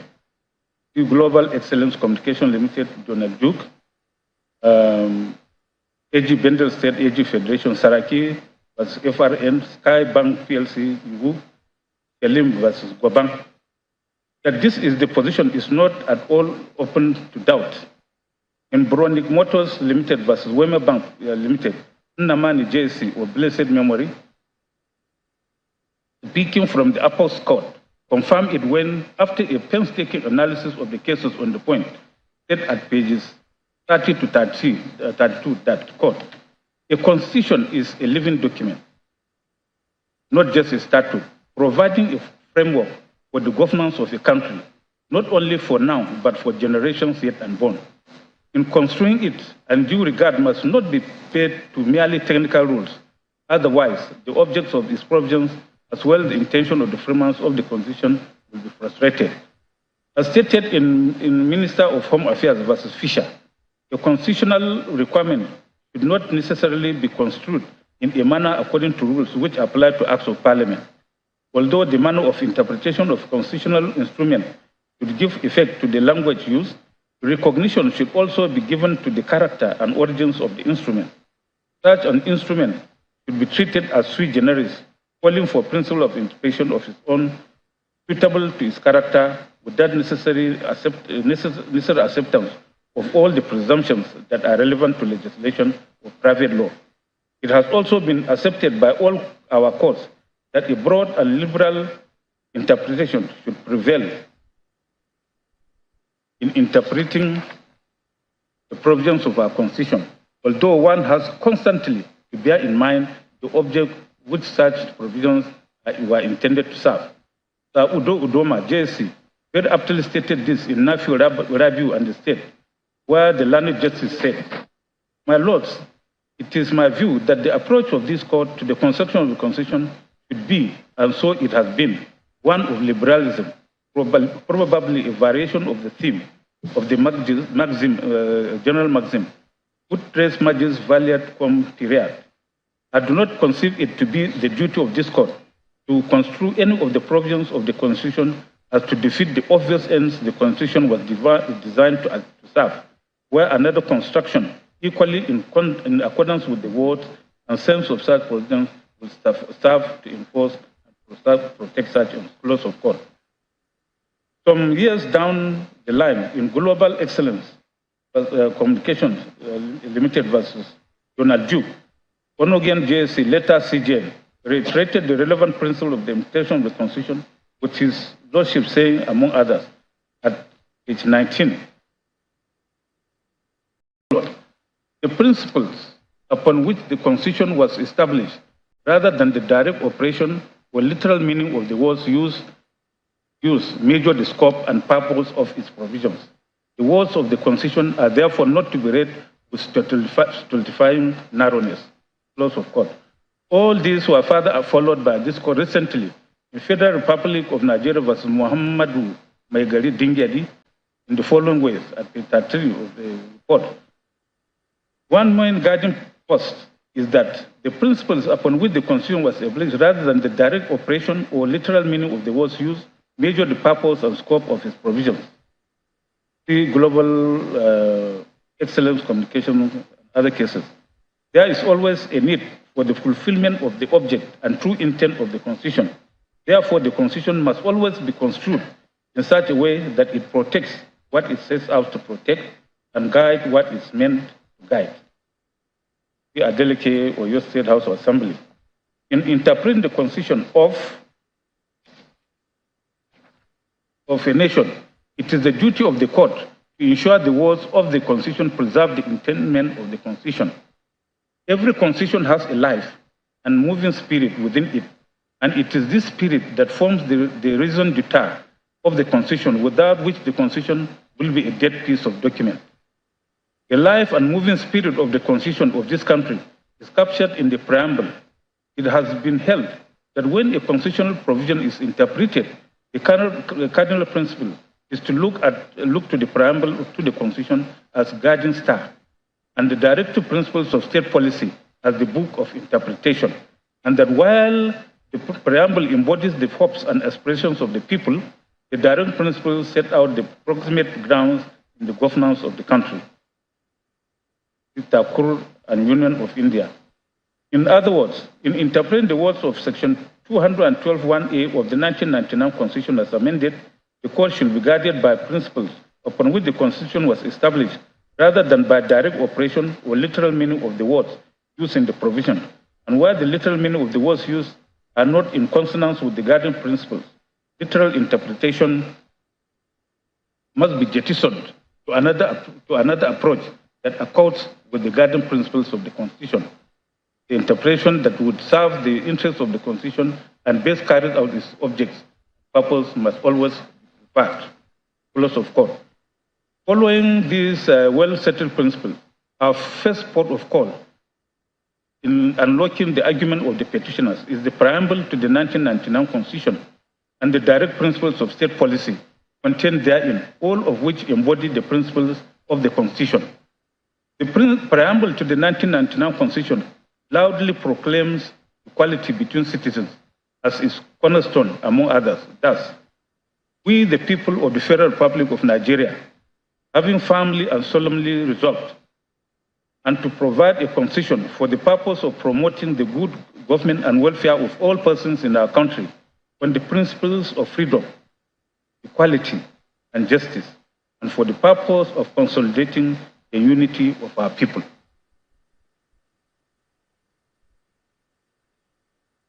Do hereby make and give to ourselves the following constitution. For those who are not used to reading preambles, the Constitution Still, in its fundamental objectives and directive principles of state policy contained in Chapter 2 of the Constitution, which this court aptly described as the road to construction in Federal Parliament Nigeria and Dingedi repeats this equality principle. Under its social objectives provision of that chapter in Section 17 thereof, it again proclaims that 1. The state social order is founded on ideals of freedom, equality, and justice. 2. In furtherance of the social order, every citizen shall have equality of rights, obligations, and opportunities before the law. Equality of rights in every citizen, as stated in this provision, cannot by any means be read to exclude equality of the weight and value of their votes. No, it includes it. Even more so, when the issue here is the right of every such citizen to elect with their votes their president, whose policies are supposed to and will affect all of them equally, regardless of which part of the country they reside or live. So even stopping here, the futility and hollowness in the argument of the petitioners that the votes of the voters in the FCT, Abuja, have more weight than other voters in the country, to the extent of their votes purportedly have a veto effect on other votes, is rendered bare.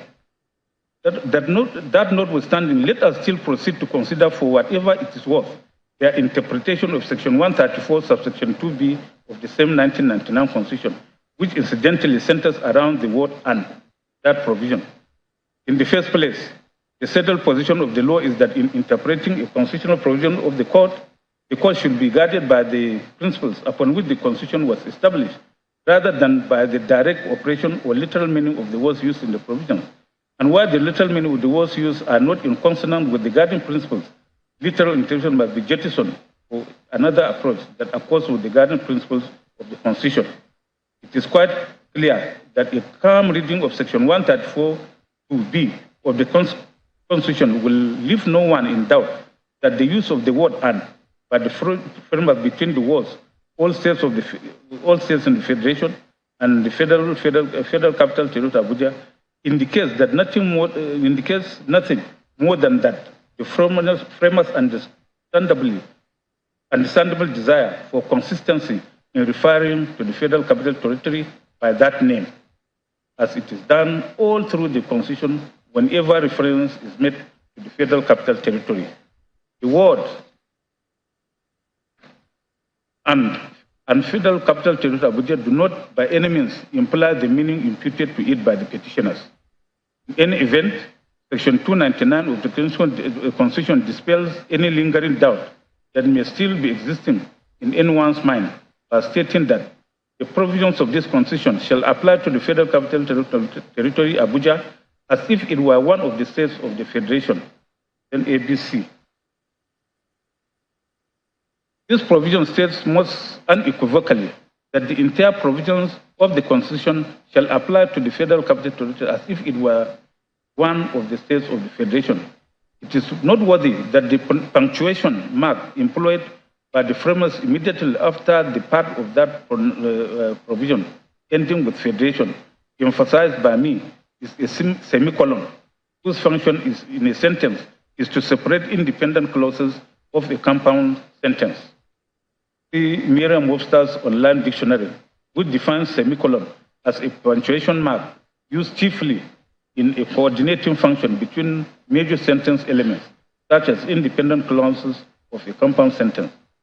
Wikipedia also explains its use thus. In the English language, a semicolon is most commonly used to link two independent clauses that are closely related in thought, such as when restating the preceding idea with a different expression. The point being made here is that, contrary to the position of the petitioners, by the express provisions of Section 299 above, the provisions of the entire Constitution shall apply to the Federal Capital Territory as if it were one of the states of the Federation. This means that Section 134, Section 2B of the same Constitution, requiring a president candidate to poll at least 1/4 of the votes cast in 2/3 of the states of the Federation in order to be returned elected, means nothing more than that the Federal Capital Territory shall be taken into account in calculating the state two-thirds of states of the Federation. In other words, the FCT is no more than one of the states of the Federation for the purpose of that calculation. Nothing more than that can be implied or inferable from Section 134, subsection 2B of the Constitution. If anything, this position is confirmed in the cases of Bakari and Ogundipe, where it was said by the Apex Court that by virtue of the provision of Section 299 of the Constitution, it is clear that the federal capital of Nigeria has the same status of a state. It is as if it is one of the states of the Federation. And in Ibori versus Uboru, where it was confirmed by this court that the Federal Capital Territory Abuja is to be treated like a state by virtue of Section 299 of the Constitution. If the Federal Capital Territory Abuja is to be treated like any other state, then it is not superior to or inferior to any other state in Nigeria. It is also my considered view that if the framers had wanted to make scoring 1/4 of votes cast in the Federal Capital Territory Abuja a specific requirement for the return of a presidential candidate, they would have made that intention plain by using words that clearly spread the scoring of 1/4 of votes in the Federal Capital Territory as a distinct requirement.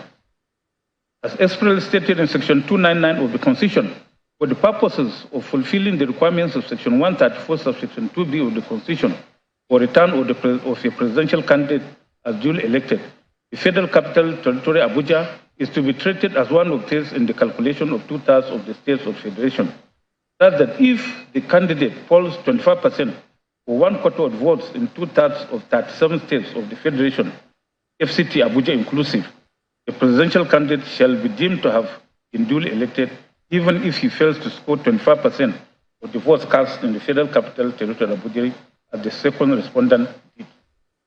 In conclusion, I hold without any equivocation that in a presidential election, polling 1/4 or 25% of total votes cast in the Federal Capital Territory is not a separate precondition for a candidate to be deemed as duly elected under Section 134 of the Constitution. In consequence, Issue 4 is also resolved against the petitioners and in favor of the respondents. It is law that there is a rebuttable presumption of regularity with respect to election results, and it is for a petitioner who challenges that result to rebut that presumption with credible evidence. This settled principle was stated by the Supreme Court in Buhari and Anik, and Nyesom and Peter cite others. Also in Udom Gabriel Emmanuel versus Umana Okon Umana and others. Those citations are right. I have also referred to Abubakar and Eradua, Louis versus Anik, Kiriko, Duluma Hop versus Barrister Joseph Ella and others.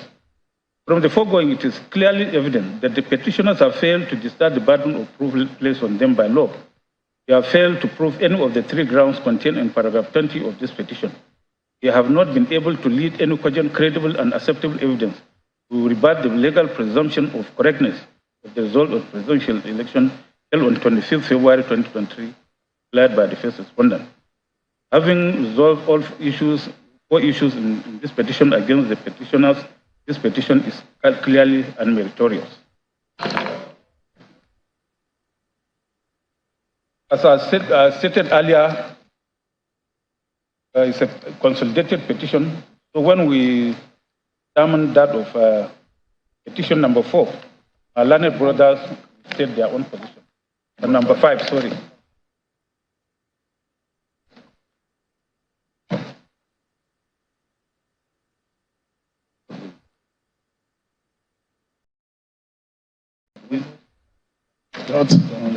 My Lord, sir, I'm very sorry again, sir.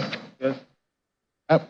Even if your lordships are going to say, your brethren are going to say their piece later on, sir, at least you all, my Lord, well, you all should be arrested by saying it's either dismissed or is allowed.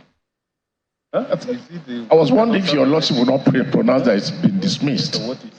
So that. What are you saying? I'm sorry, but I don't want to be confused, sir. I've listened to your lordship's eloquent judgment. Sorry, please, Leonard Senior. You don't have to interrupt judgment. We are delivering judgment and we are still on. Please leave the judgment where it is. My Lord, I'm very sorry, sir. If you are confused, when you get the judgment, you read it. No, my Lord, I'm not confused at all. Okay, then please. I'm making a suggestion. You don't have to suggest to us how to deliver judgment. I'm sorry. So you seriously think that all five of us wouldn't know that? Lord, wouldn't know what we want to do? I apologize. I apologize.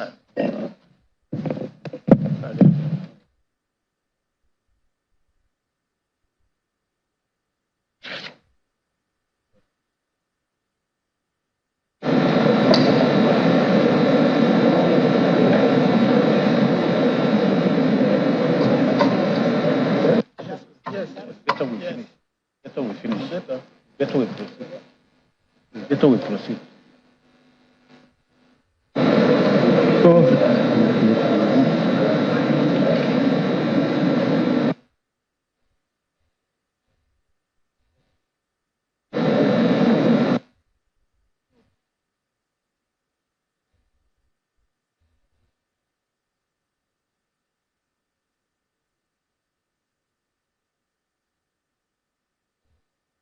Well, we now proceed on petition number 5. The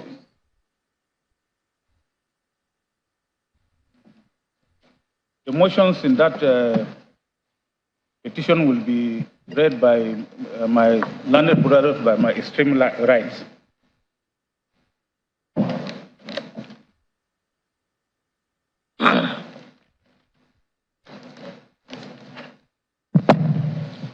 This is an election petition by the two petitioners against the first, second, and third respondents. The first petitioner, Abubakar Atiku, was a candidate at the presidential election held in Nigeria on the 25th day of February 2023. He was sponsored by the second petitioner, People's Democratic Party. The first respondent, INEC, was established as one of the executive bodies created in Section 135 of the Constitution of the Federal Republic of Nigeria, 1999, with power to, among others, organize, undertake, and supervise all elections to the offices of the President and Vice President and others.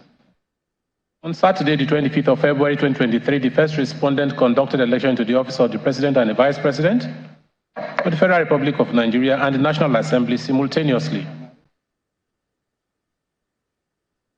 Petitioners and the second, third respondents, along with 16 others, participated in the election. At the conclusion of the election, the first respondent declared the results, by which it is indicated as follows. We show the results for out of the two contestants here we are concerned with. The APC of Tinubu Bola Ahmed and Tinubu Bola Ahmed scored were declared to have polled 8,794,726 votes, and Atiku and the PDP 6,984,520 votes. Petitioners were aggrieved by the outcome of the election, so they filed jointly this petition to challenge this election. The grounds of the petition were 4, and these were stated as follows. 1, that the election of second respondent is invalid by reason of non-compliance with the provisions of the Electoral Act 2022. The election of the second respondent is invalid by reason of corrupt practices. The second respondent was not duly elected by a majority of lawful votes. The second respondent was at the time of the election not qualified to contest the election. The petitioners are seeking the following relief: that it may be determined that second respondent was not duly elected by the majority of lawful votes cast in the election, and therefore the declaration and return of the second respondent as the winner of the presidential election of the 25th of February 2023 is unlawful, wrongful, unconstitutional, undue, null and void, and of no effect whatsoever. B, that it may be determined that the return of second respondent was by the first respondent was wrongful, unlawful, undue, null and void, having not satisfied the requirements of the Electoral Act and the Constitution of the Federal Republic of Nigeria, which mandatorily requires the second respondent to score not less than 1/4 or 25% of the lawful votes cast at the election in each of at least 2/3 of the states in the Federation, and they put the "and" in capital letters, and the Federal Capital Territory, Abuja. C, that it may be determined that the second respondent was at the time of the election not qualified to contest the said election. E, that it may be determined that the first petitioner having scored the majority of lawful votes cast at the presidential election of Saturday, 25th February, be returned as the winner of the said election and be sworn in as duly elected President of the Federal Republic of Nigeria. In the alternative, an order directing the first respondent to conduct a second election runoff, in brackets, between the first petitioner and second respondent. In the further alternative, that the election to the office of the President of Nigeria, held on 25th February, be nullified and a fresh election, rerun, be ordered. G, any such further orders as the Honorable Court may deem fit to make in the interest of justice. Upon being served the petition, the respondents join issues with it by filing the respective replies, incorporating preliminary objections and made other applications. Some of the applications filed by the parties were heard and rulings delivered at the pre-hearing stage, while some were heard and rulings on them reserved till the time of the judgment of the court. We now proceed to consider them. 7 applications were filed and argued by the respondents during the pre-hearing session of this petition. 2 each of the said applications were filed by the first and second respondents, while 3 were filed by second respondent. First respondents' 2 applications were filed on the 19th of April this year and the 9th of May. The first of his 2 applications dated and filed on the 19th, which also largely reflect the position of second respondent in his first 2 applications and third respondent in his first application. First respondent sought an order striking out paragraphs 92. We gave the paragraphs of the petition on the grounds of their vagueness. Several paragraphs which you get there as you get your the judgment, for being generic, imprecise, and lacking in specificity to elicit a reply from it. B, an order striking out paragraphs 129 and 138 of the petition for failure to join necessary parties.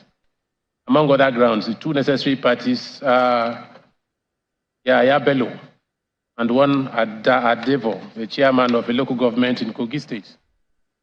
3, another striking out the ground of the petition that second respondent did not score majority of lawful votes as contained in paragraph 16C of the petition for incompetence and lacking in specificity and materials in the pleading for a sustenance. Consequent upon 1 to 3 above, another striking out paragraphs A and B and D are sought in paragraph 130 of 150 of the petition, and another striking out the ground of the petition that the election is invalid by reason of non-compliance. Consequent upon 5 above, another striking out the ground of the petition alleging that the election of the second respondent is invalid by reason of corrupt practices as contained in paragraph 16B of the petition for lacking specificity and material files in the pleading for a sustenance. 7, another striking out the ground of the petition that the second respondent was at the time of the petition not qualified to contest the election as contained in paragraph 16A of the petition for lacking specificity. 8, another striking out the ground of the petition that the second respondent was at the time of the election not qualified to contest the election. 9, consequent upon 1 to 8 above, another striking out and dismissing the petition for being incompetent. Frivolous, vexatious, abusive. In the alternative to the above, another striking out paragraphs, prayers A, B, C, and D of the petition are sought in paragraph 150 for being incongruous, contradictory, and self-defeatist. The grounds of the petition were stated there, and we set them out, which you get. Second respondent also filed a similar preliminary objection application for us, preliminary objection, seeking striking out of the petition or portions of it. A single prayer on the application is an order of the court striking out jointly and or severally paragraphs 14 and 15, 19 to 81, 87 to 104, 108 to 128, and 133 to 150 of the petition for being fundamentally defective. The third respondent on this part in his first application on the same issue filed, we gave the date, sought similar prayers like first and second respondents. All 3 respondents also had issues with the replies petitioners served on them in response to their own replies. Their main complaint this time is that the said replies went beyond the ambit of replies and raised new issues and facts like particulars of the non-qualification of second respondent for the election and his dual citizenship of Republic of Guinea, all of which, according to the reply of the petitioners, impacts on his qualification as a candidate for the election. Those new facts, the complaint tended to amend or reconstruct the petition and so overreach them, even as they do not have any further opportunity to join issues with petitioners on them. Other paragraphs of the replies, they said, did not raise new issues, but merely repeated averments already contained in the petition, and so have no place in the reply. For these same reasons, they sought striking out with additional statements, witness statements on oath, and list of documents that accompany the said replies. Besides the above, second respondent had a third application that was peculiar to it. In the third application, which was also filed on the 13th of May 2023, second respondent again saw the striking out of the entire petition, this time on the following four grounds.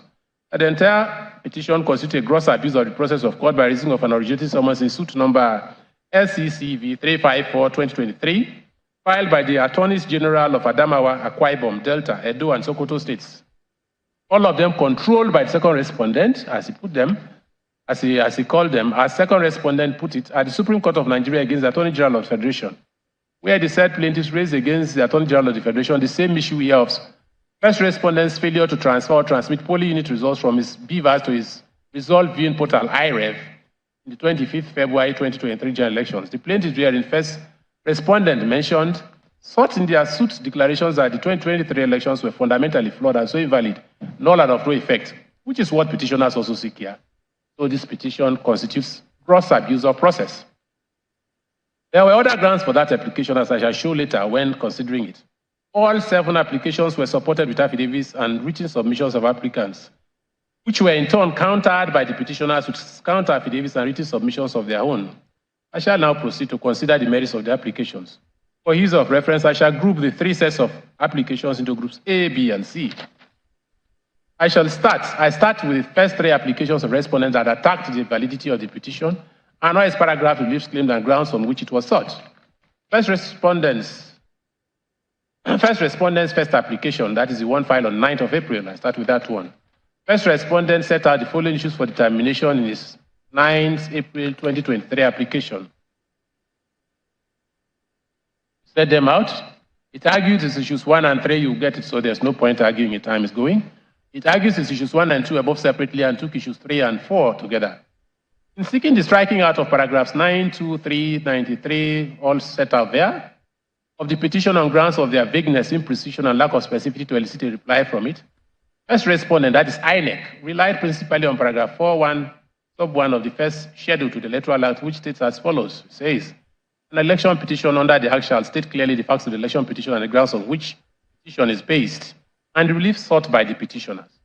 Relying on Ugu and Ararume and the number of cases all set out there, Council of First Respondents have argued that paragraph 4.1, the said paragraph 4.1 of the first schedule of the Electoral Act implies compulsion and makes it mandatory for petitioners to plead the facts of their petition. They submitted that an election petition that is vague, imprecise, omnibus, nebulous, or generic is contrary to the provisions of paragraph 4.1d of the Electoral Act and so liable to be struck out. Let Council then carefully took on each of the said paragraphs and advanced reasons why they are vague, generic as a complaint. Council also argued that the petitioners in paragraphs 129 and 130 of their petition made allegations of unlawful acts allegedly carried out by one Honorable Friday Adejo, Governor Yaya Bello of Kogi State, and some unnamed persons in the course of the presidential election. Yet those persons were not joined to the petition, so those 2 paragraphs are also liable to be struck out. Council cited Bambe and Adetunji, Olori Ode vs. Oyebi, and Babatola and Alade Jono to say the court lacked jurisdiction to enter judgment or make orders against persons that are not before it. Responding to the first limb of first respondent's contention that the said paragraphs of the petition are vague and imprecise, the senior counsel to the petitioners argued that the said paragraphs were pleaded in support of the second ground of the petition, alleging that the presidential election was bedeviled by corrupt practices. Prime among those practices, they said, are suppression of votes, manipulation of BVAS machines, and destruction of electoral materials and ballot boxes. Specific instances of these corrupt practices that took place in various states and local governments, they argued, were laid bare in the petition with particulars of the allegation. They argued that first respondent, instead of considering the paragraphs of the petition holistically, seems to have considered them in isolation and haphazardly, hence its wrong conclusion that the petition was vague, imprecise, and without necessary further particulars. While admitting that the names of polling units were not specifically stated in the petition, Petitioners' Counsel submitted that petitioners stated in different paragraphs of the petition that the polling units affected were to be contained in the statistician's report to be relied upon at the hearing of the petition. They cited the cases of Oluwedun vs. Ajayi, Awolaja and others, versus Citrate, and East Horizon Gas Limited versus Afiok and others. To submit that petitioners have by that pleading incorporated by reference the said statistician's reports. On the argument of the first respondent that the petition did not disclose any reasonable cause of action and so constituted abuse of process, Petitioners' Counsel argued that First respondent was by that argument trivializing matters of high constitutional importance raised by petitioners in the petition. Submitted that a petition that touches on correct interpretation of Section 133(2)(b) of the Constitution of this country, vis-a-vis the return of second respondent and the qualification or disqualification of second respondent, regulated solely by Sections 131 and 137 of the Constitution, cannot by any means said to disclose no reasonable cause of action. On first respondent's contention that petitioners' failure to join Honorable Adejo and Governor Yahaya Bello and unnamed thugs against whom they made allegations of criminal misconduct in paragraphs 129 and 133 of their petition made those paragraphs of the petition incompetent and liable to be struck out. Answer to the petitioner submitted as Section 132 of the Electoral Act has specified the persons who may be joined as petitioners or respondents in an election petition. That Honorable Friday Adejo and Governor Yahaya Bello, having not participated in the election or returned, petitioners are not in violation of the Electoral Act or any rule of law in not joining them. Besides, they also argued, no relief was claimed against the said two men, so they cannot be said to be affected in any way by the eventual outcome of the petition. Now, this is the way we resolve this. My Lord, resolved it. Now, paragraph 4.1 of the first schedule of the Electoral Act, as amended, states thus: 2020 states thus: an election petition under this Act shall d state clearly the facts of the petition, and the ground or grounds on which the petition is based and relief sought by the petition. This provision is so clear and direct that it does not require any aid in its interpretation. It simply restates in mandatory terms the first rule of pleading that claimants, in this case a petitioner, shall state clearly, quote and unquote, the facts of the election petition, end quote again, and the ground or grounds on which the petition or claim is brought. This requirement / duty to plead one's complaints and facts clearly in the statement of claim / petition, not reply, is a basic rule of pleading even in ordinary civil proceedings. Emeka Agu in JSC, Natonda versus Ajani, put that point across most forcefully when he said that, and I quote, he said, "It appears to me that rule which required every fact, upon which a party intends to rely at the hearing of the hearing to be pleaded, goes to the fundamentals of justice. For no one can defend the unknown. If one has to defend or counter a fact made by his adversary, the one must have due notice of that fact to enable him prepare for his defense. That is the very essence of pleading. As it goes to the very root of the rule of audio alteram partem, one of the twin pillars of justice, it would be misconception to describe it as mere technicality or regularity. It's a matter which cannot be waived. Indeed, by a long line of decided cases, it has been long settled that any evidence on the fact that ought to have been pleaded but is not goes to no issue at all at the trial and ought to be disregarded," end quote. Now, the complaint of first respondent is that the petitioners in their petition did not state their case as clearly as required by Section 4.1d of the Electoral Act, 2002. It complains that petitioners' complaints were vague, imprecise, and lacking in particulars. It does not appear to me that this complaint can by any means be waved away as idle. If anything, even the petitioners seem to have admitted that they did not plead those necessary facts. But their response to that contention, as shown earlier, is that they pleaded a statistician's report, which contains the required details of the polling units where the corrupt practices they alleged took place. Incidentally, the said report, a very voluminous four-part document, the later tendered through his maker, Mr. Samuel Oduton, PW1, during the trial, shows on his face that it did not even exist at the time they filed their petition, and so was not served on respondents along with the petition to enable them exercise their constitutionally guaranteed right of responding fairly to the corrupt practices, quote and unquote, alleged particularized in it, and if necessary, also engage their own expert to reply to it.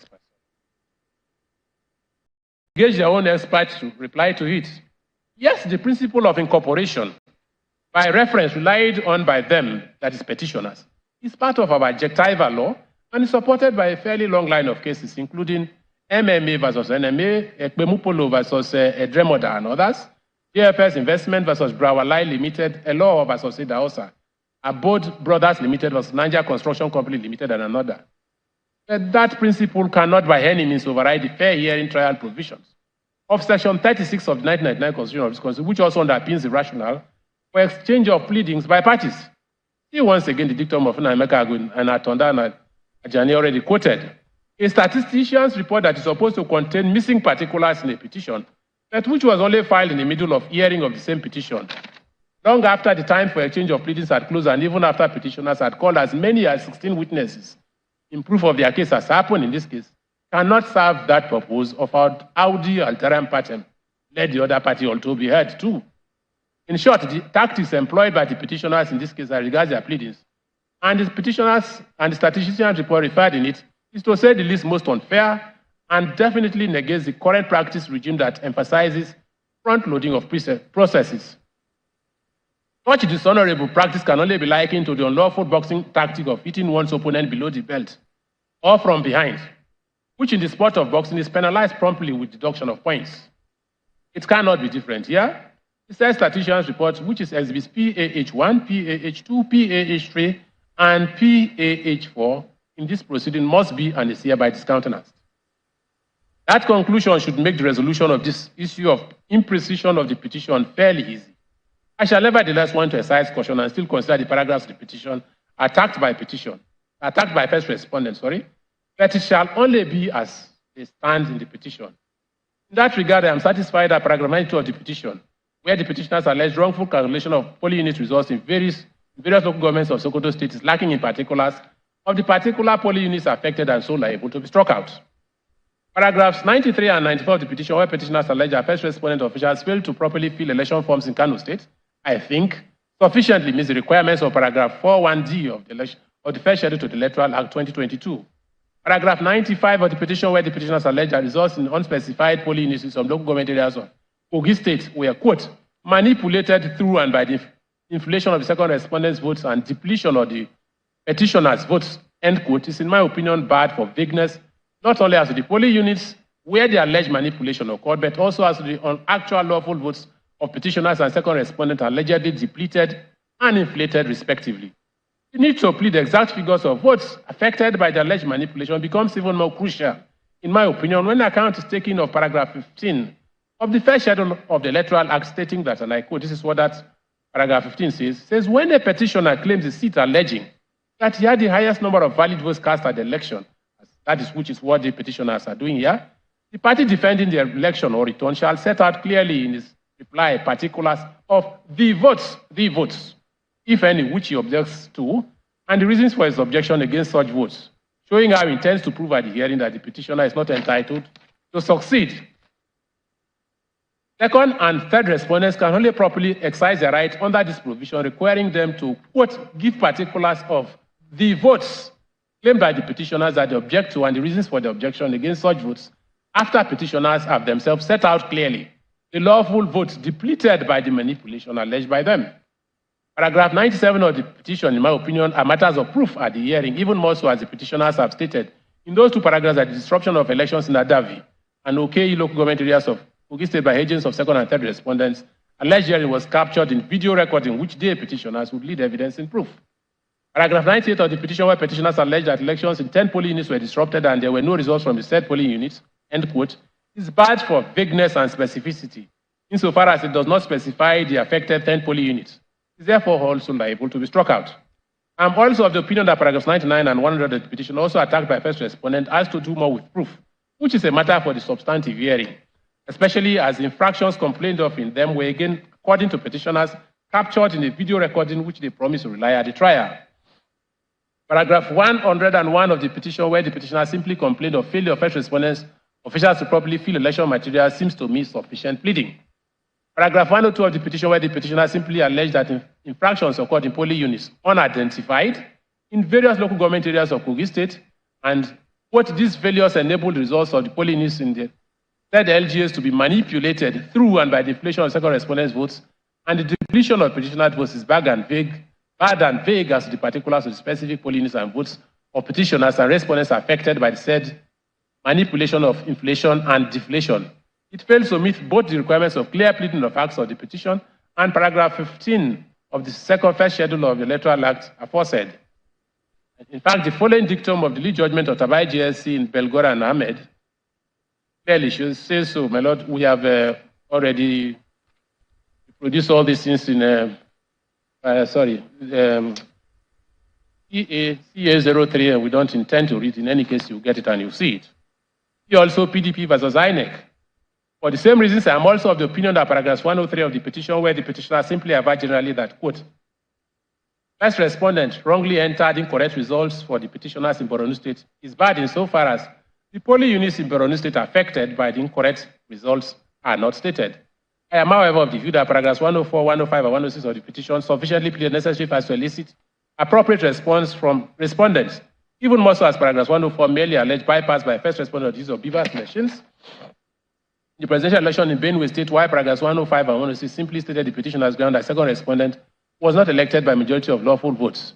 In respect of paragraph 104 of the petition, first respondent complains that the petitioners there contended that the entire results of the presidential election were wrong. Yet they did not plead the results they perceive to be correct, so it is also vague pleading. I am of the view that that complaint is better considered while considering the merits of the petition. That is even more so as it appears to us that paragraph 104 seems averred to by petitioners to meet the provisions of paragraph 4.1, 4 sub 1, C of the first schedule of the electoral act that requires them to state in their petition, among other, the scores of the candidates in the election. To that extent, paragraph 104 cannot be faulted by application at this stage, let alone sought to be struck out in limine. Paragraph 105, 109, 110, 11, 12, and 113 of the petition merely pleaded facts as to whether second respondent, who by first respondent's own showing did not poll up to 25 of the total votes of the Federal Capital Territory, was properly returned by first respondent having regards to the provisions of section 134P of the 1999 Constitution of the Federal Republic of Nigeria and other relevant statutes. It is therefore in order. I am afraid paragraph 114 of the petition, 115 and 116, and paragraph 4, where they said purported results from 6,418 polling units have and indicate zero accreditation, and paragraph 118, where they have that critically, paragraph 118 and 119 are all bad for lack of particulars of necessary facts. As for the statistician's report, again referenced by them for the said particulars, I hereby reconfirm my earlier finding and conclusion on it. Paragraph 120 of the petition is not challenged by first respondent, so I shall overlook it, at least for now.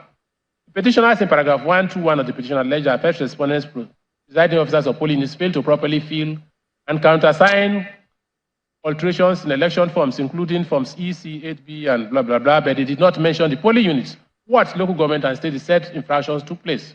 They simply reference the same statistician's report. This paragraph is bad for imprecision and so also liable to be struck out. Paragraph 122 to 125 of the petition are not challenged by respondents, so I shall skip them. In paragraph 126 of the petition, the petitioners complained that all over Nigeria, there were manifest cases of overvoting.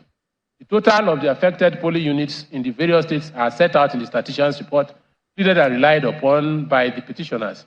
This pleading is also, end quote, sorry. This pleading is also bad for vagueness. My earlier position on the statistician's report referenced by the petitioners is also reaffirmed. Paragraph 127 and 128 of the petition are not challenged by first respondents, so they are also skipped.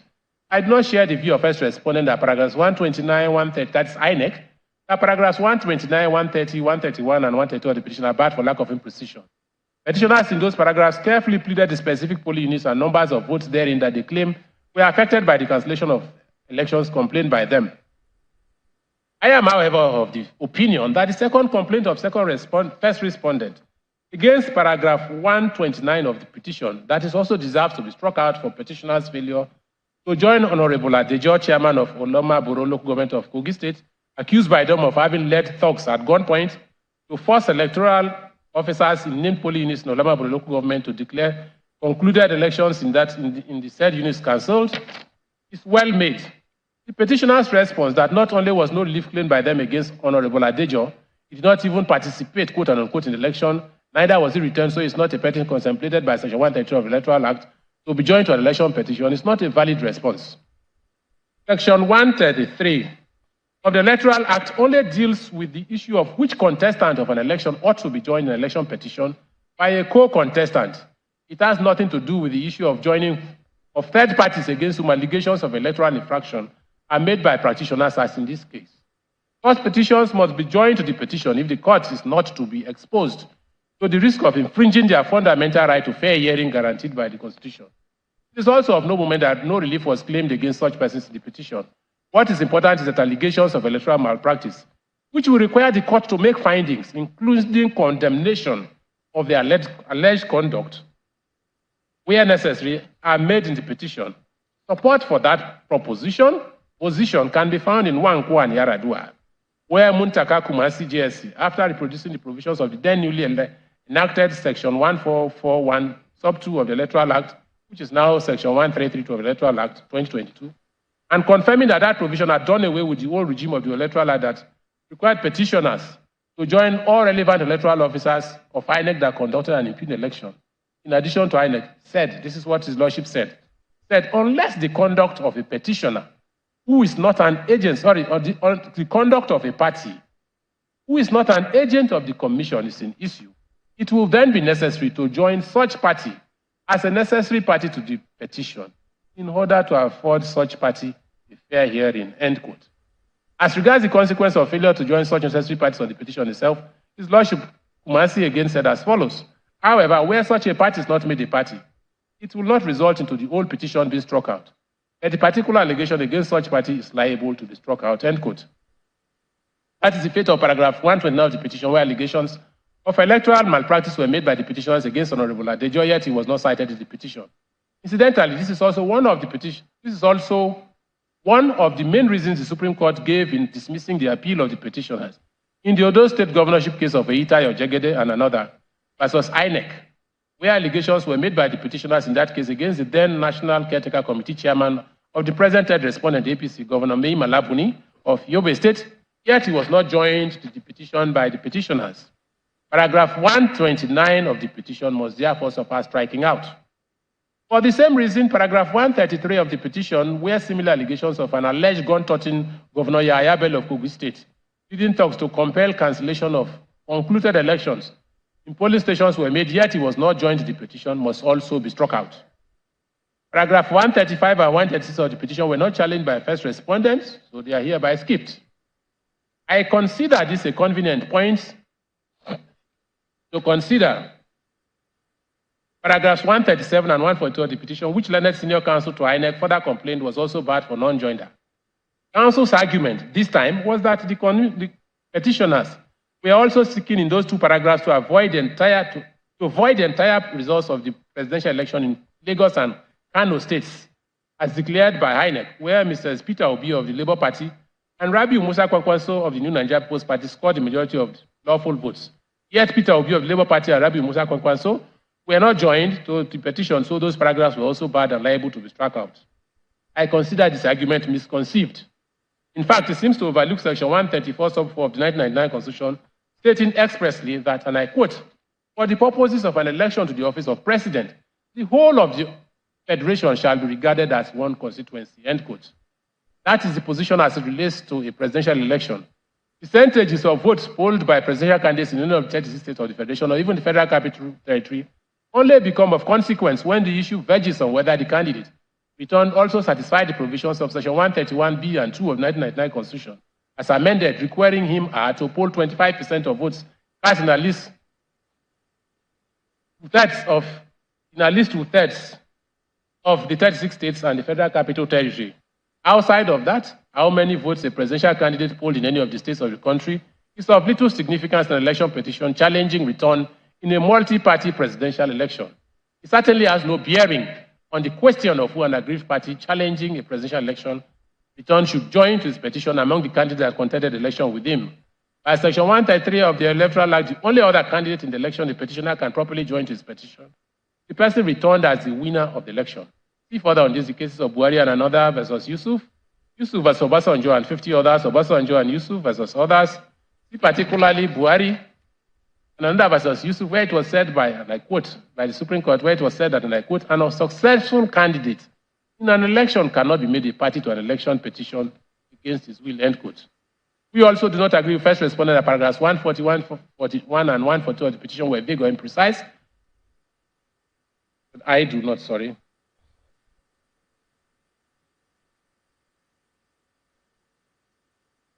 I am rather of the view that facts necessary to elicit an appropriate response from the respondents of the electoral infractions complained of by the petitioners have been pleaded in those paragraphs.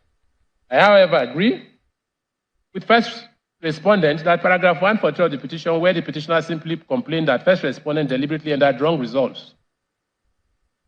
For 22 name states herein, paragraph 44, where they aver that there were discrepancies on very large scale at the various local governments, various levels of recording and collation of results, particularly between the polling units and the ward polling centers, without specifying the said polling units and ward collation centers, where this said, quote and unquote, large-scale discrepancies took place, and paragraph 144, where petitioners gave notice that they would rely on their same flawed statisticians' report, among other documents they did not front-load, are bad and liable to be struck out for vagueness. Paragraph 144 of the petition, where petitioners simply stated as ground 4 of their petition that the petitioners aver that second respondent was at the time of the election not qualified to contest the election, not having the constitutional threshold, quote and unquote, that is all they said. It's also imprecise and vague as it gives no particulars of any of the several qualifying and disqualifying factors set out in sections 131 and 137 of the Constitution. The main purpose of pleadings, as further fortified by paragraph 4 sub 1b of the first schedule of the Electoral Act, we repeat, is to properly and clearly inform the adverse party of the case is coming to meet, so that he can respond appropriately to it. That is fair hearing.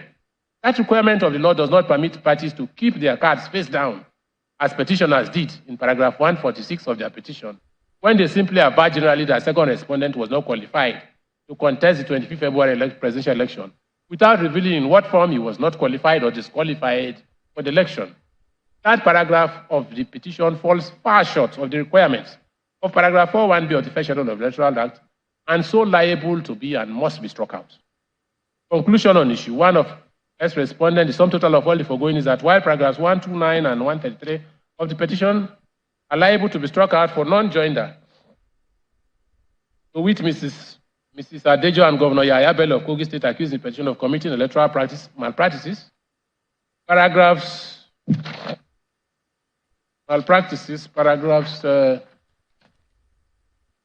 92, 95, 98, 11, 121, 126, 129, 133, 143, 144, and 146 are vague, imprecise, and lack particulars, and so fall short of the requirements of paragraph 41b. They are all therefore ordered struck out. Paragraphs 93, 94, 96, 97, 99, 100, 101, 102, 104, 105, 108, 109, 100, 111, 112, 113, 114, 115, 16, 118, 19, 120, 122, 125, 130, 134, 138, 139, 140. On the other hand, are in order and properly pleaded. Now, issue 2 of first respondent in this same application reads whether, having regard to the mandatory provisions of paragraph 41b of the first schedule of the Electoral Act, a reasonable course of action has been disclosed in respect of grounds of the petition contained in paragraph 16a, b, C and D of the petition to warrant further or any adjudication on same. Counsel on behalf of first respondent this time anchored the arguments principally on the grounds on which petitioners founded their petition. Counsel reproduced paragraph 16a, and C of the petition where the petitioners alleged, we set them out.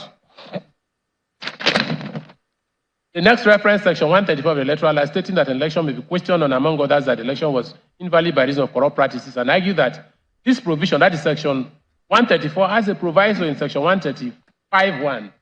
So the fact that an election shall not be liable to be invalidated by reason of non-compliance with the provisions of the Act, if it appears to the election tribunal or court that the election was conducted substantially in compliance with the principles of the Act, and the non-compliance would have substantially affected the result of the election. Relying on the cases of Ojukwu and Yaradua and Yusuf versus George, Senate Counsel submitted that for petitioners to sustain their ground of corrupt practice and non-compliance of the election with the provisions of the Act, they are required to not only plead the fact of non-compliance, but further assert positively in the petition and prove that the non-compliance and corrupt practice complained of substantially affected the result of the election. To properly do that, they argued petitioners must plead and show how many votes were affected by the irregularities and that the deduction of such votes would void the return of second respondent as the winner of the election. They said not only did the petitioners not assert in their petition that the non-compliance complained of substantially affected the election, they did not also plead the votes or polling units affected by non-compliance to enable this court to form an opinion on that non-compliance and corrupt practice complained of substantially affected the result, or that second respondent polled majority of lawful votes in the election and so ought to be returned. Without those facts in the petition, the petitioner's counsel submitted have simply blown quote-unquote muted trumpets, and their petition lifeless and failed to disclose a substantial cause of action, so it is liable to be dismissed.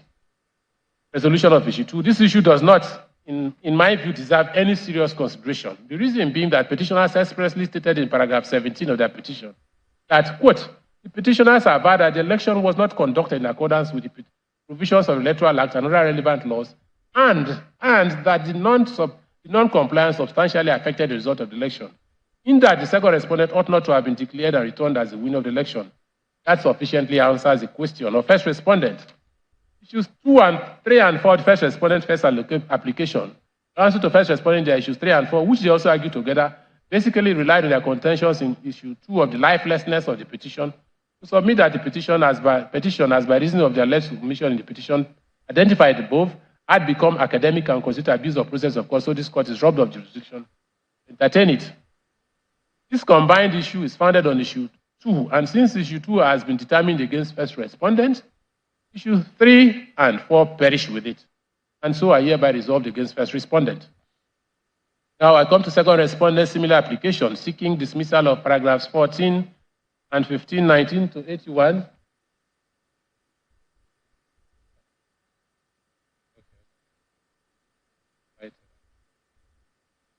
For this application, letter counsel second respondent simply said that the sole issue for determination thus was that in view of the provision of paragraphs 14(1)(d) of the first schedule to the relevant electoral act and relevant judicial decisions, whether paragraphs 14 and 15, 19 to 81, 87 to 104,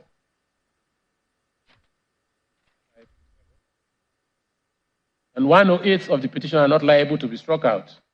We set out the arguments, both of them. He said, in the course of determining first respondent's application on the same issue of vagueness and precision in the complaints, I dwelt extensively on the rationale for exchange of pleadings, generally and particularly in election particulars, as further set out by the lawmaker. I hereby adopt all those pronouncements. Same exercise are also considered and pronounced on the same complaints of vagueness, lack of particulars, generic and imprecision. Of the complaints of the petitions, paragraphs 92 to 146 of the petition, also made by the second respondent here, I there determined, we said what we listened, and we said, I abide by those findings. I shall therefore simply focus on paragraphs 14 to 19 and 147 to 150, and the few paragraphs between paragraphs 92 to 146 of the petition omitted by the first respondent in the application determined the complaints of second respondent of whether petitioner's complaints in those paragraphs were vague, imprecise, and generic. I now start that exercise without prejudice to what I had said earlier, and which I hereby reconfirm on the invalidity of the statistician's report relied on by the petitioners for particulars of the averments in the petition. I am of the opinion that paragraphs 14 to 15 of the petition, where the petitioners specifically complained only about correctness of the contents of INEC forms, are so clear as to the issue raised and so not vague. Paragraph 16 of the petition are not attacked by first respondent and so are also skipped.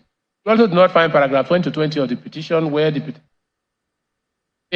we did not also find paragraphs 20 to 20 of the petition where the petitioners complained that first respondent did not keep to his earlier promise of electronic transmission of election results to his IRF portal in real time when it returned this thing vague.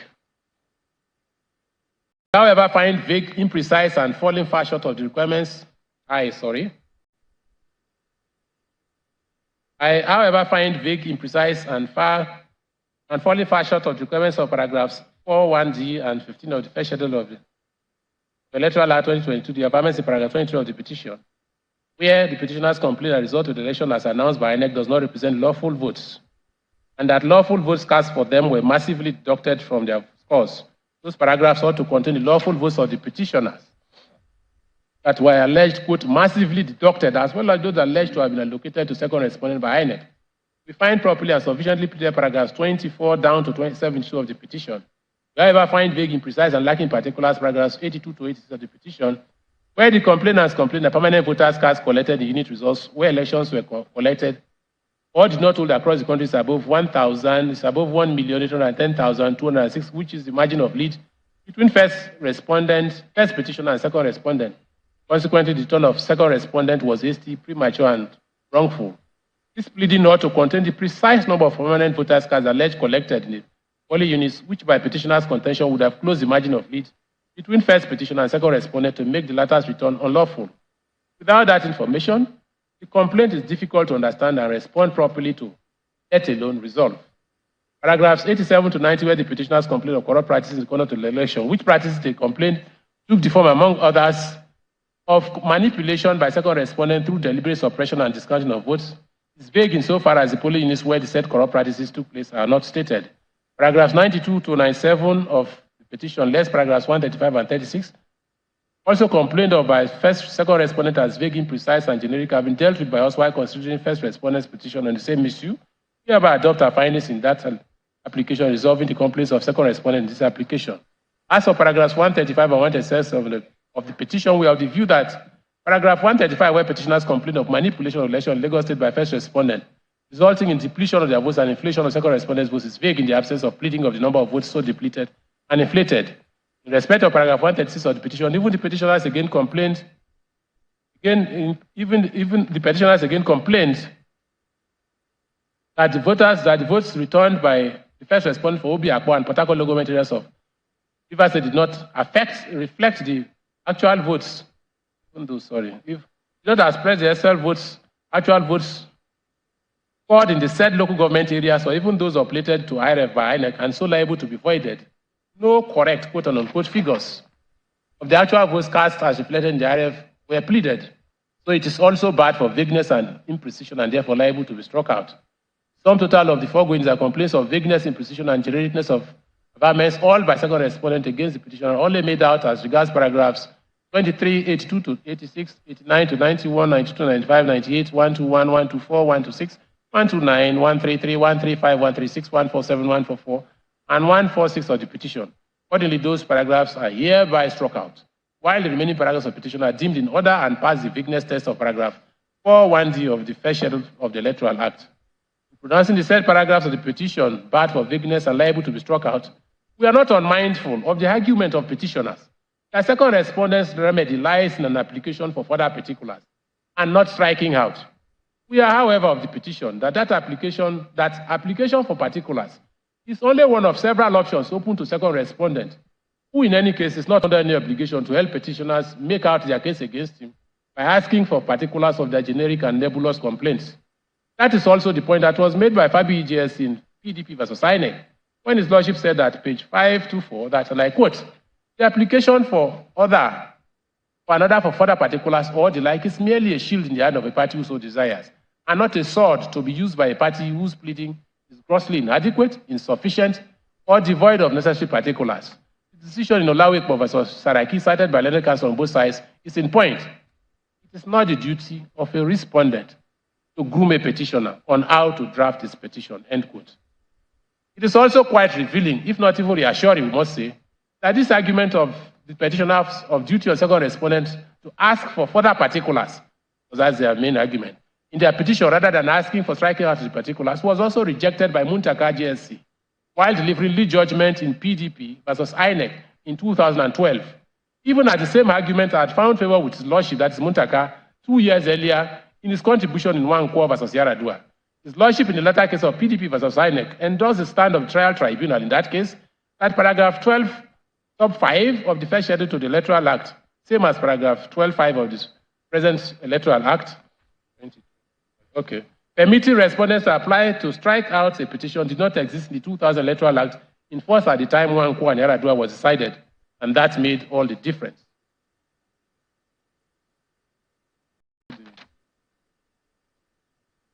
Regarding the further argument of second respondent, petitioners complained that first respondent did not observe his own promises to transmit election results to IRF portal in real time, was caught and made comatose by section 134 of the Electoral Act, stating Electoral Act. We think it is, I think it is neater and even safer to defy to the main argument for determination on its merits, especially since that contention is also one of the main complaints of the petitioners in the petition itself. That is what case law decides. Advice is sorry. See again Nwankwo and Yaradua, citation given. Third respondent's application on the same issue of vagueness of paragraphs. Our own application, that is the third respondent this time. In his own application of 8 May, third respondent, like the first and second respondents, also prayed us to strike out all of paragraph 17 to 146 of the petition on the same grounds of vagueness, imprecision, blah, blah, blah, and failure to join Mr. Adejo and Governor Yahaya Bello of Kogi State, against whom allegations of electoral infraction were made. Additionally, it's also complained that petitioners have amendments in paragraphs 19, stated them, and 45 of the petition are all pre-election matters which occurred after the petition and outside the jurisdiction of this court, sitting as an election petition. Again, the petitioners argue in response that their complaints were properly pleaded in the petition and so not imprecise, nor pre-election matters as alleged by third respondent. Resolution. Since the application of third respondents based on the same paragraph of the petition objected to by first and third respondents, over which we have already made findings, we abide by and adopt those findings in determining the application of third respondent.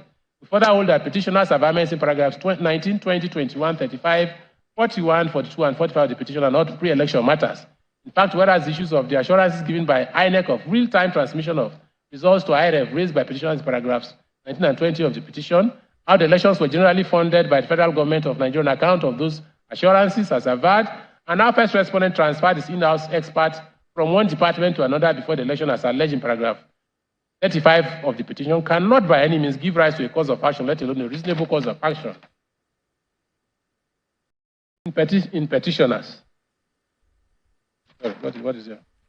In petitioners, the amendments in paragraph 42, 43, and 45 of the petition are simply notices by the petitioners to subpoena witnesses, testify about first respondents' omissions and commissions in the conduct of election, and so cannot by any means be described as causes of election, let alone pre-election matters for which they could have commenced action as alleged. In conclusion, the applications of first, second, and third respondents succeed only partly, and the following orders are made on them. Paragraph 23, 82 to 89, 88 to 91, paragraph 95, 95, 98, 121, 124, 126, 129, 133, 135, 136, 143, 144, and 146 are hereby struck out as prayed. The remaining paragraphs of the petition attacks past the vagueness test and paragraph 41D of the first schedule of the Electoral Act 2022 and are hereby upheld. That leaves us with the standalone application of third respondent also filed on 8th of May 2023, as well as the three applications of third respondents, all objecting to the petitioner's replies to their petition, to their reply, sorry. Second respondent, so we take that one. We try to produce the arguments there. We said, then we went on to say that the thrust of the response of petitioner's counsel, that is 45543. Thrust of the petitioner's counsel is a suit number SCV-CV351 that was not filed by the petitioners. So this petition, sorry, okay, I'm still reading, 544. That now it is settled to position of the law that once a court is satisfied that a proceeding before it amounts to abuse of process, it has the right and indeed duty to invoke its coercive powers to punish the party in abuse. Quite often that power is exercised by dismissal of the action that constitutes abuse of process. But multiplicity of actions, which is the complaint here, on the same subject matter and issue will only constitute abuse of judicial process if the parties in both actions are the same or previous to one another. See your CAF of Attorney General of Anambra State. It necessarily has to be so because except where a person is shown to be privy of another as recognized by law, no man can be punished for the actions or sins of another. That is the crux of the issue here. It is whether the petitioner, that's Atiku Abubakar, and his political party, the PDP, can be properly described as previous of the governments of Adamawa, Akwa Ibom, Bayelsa, Delta, Edo, and Sokoto states, who undisputedly instituted suit number SCCV against the Attorney General of the Federation before the Supreme Court of Nigeria. That question can only get a negative response. But the government of a state, regardless of the political party platform on which its executive governor is or was elected, represents all shades of opinion in the state, including even those who may not belong to any political party at all.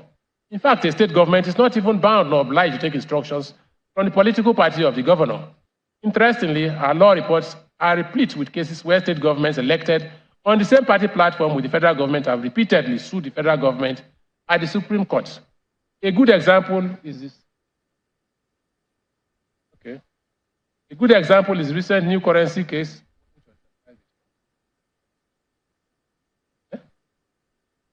The new currency case that was instituted by the Attorneys General of Kogi, Kaduna, and Zamfara states against the federal government, even as both parties were APC governments. In that situation, one wonders where counsel would place this proposition of privity by affinity. There are other cases, we cited them, so we go on and on.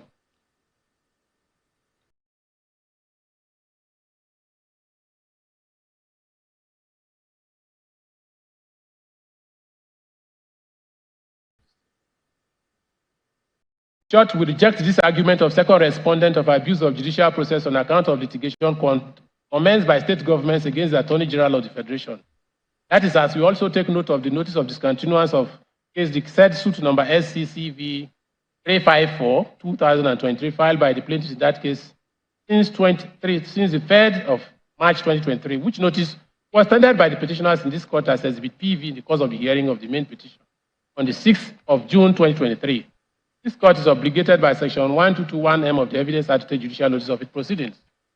The other argument of note of second respondent in this application is the one of failure of petitioners to again join Friday Adejo and Yahya and its effect on the petition. We have already struck out the relevant paragraphs of the petition where allegations of malpractice were made against the two gentlemen.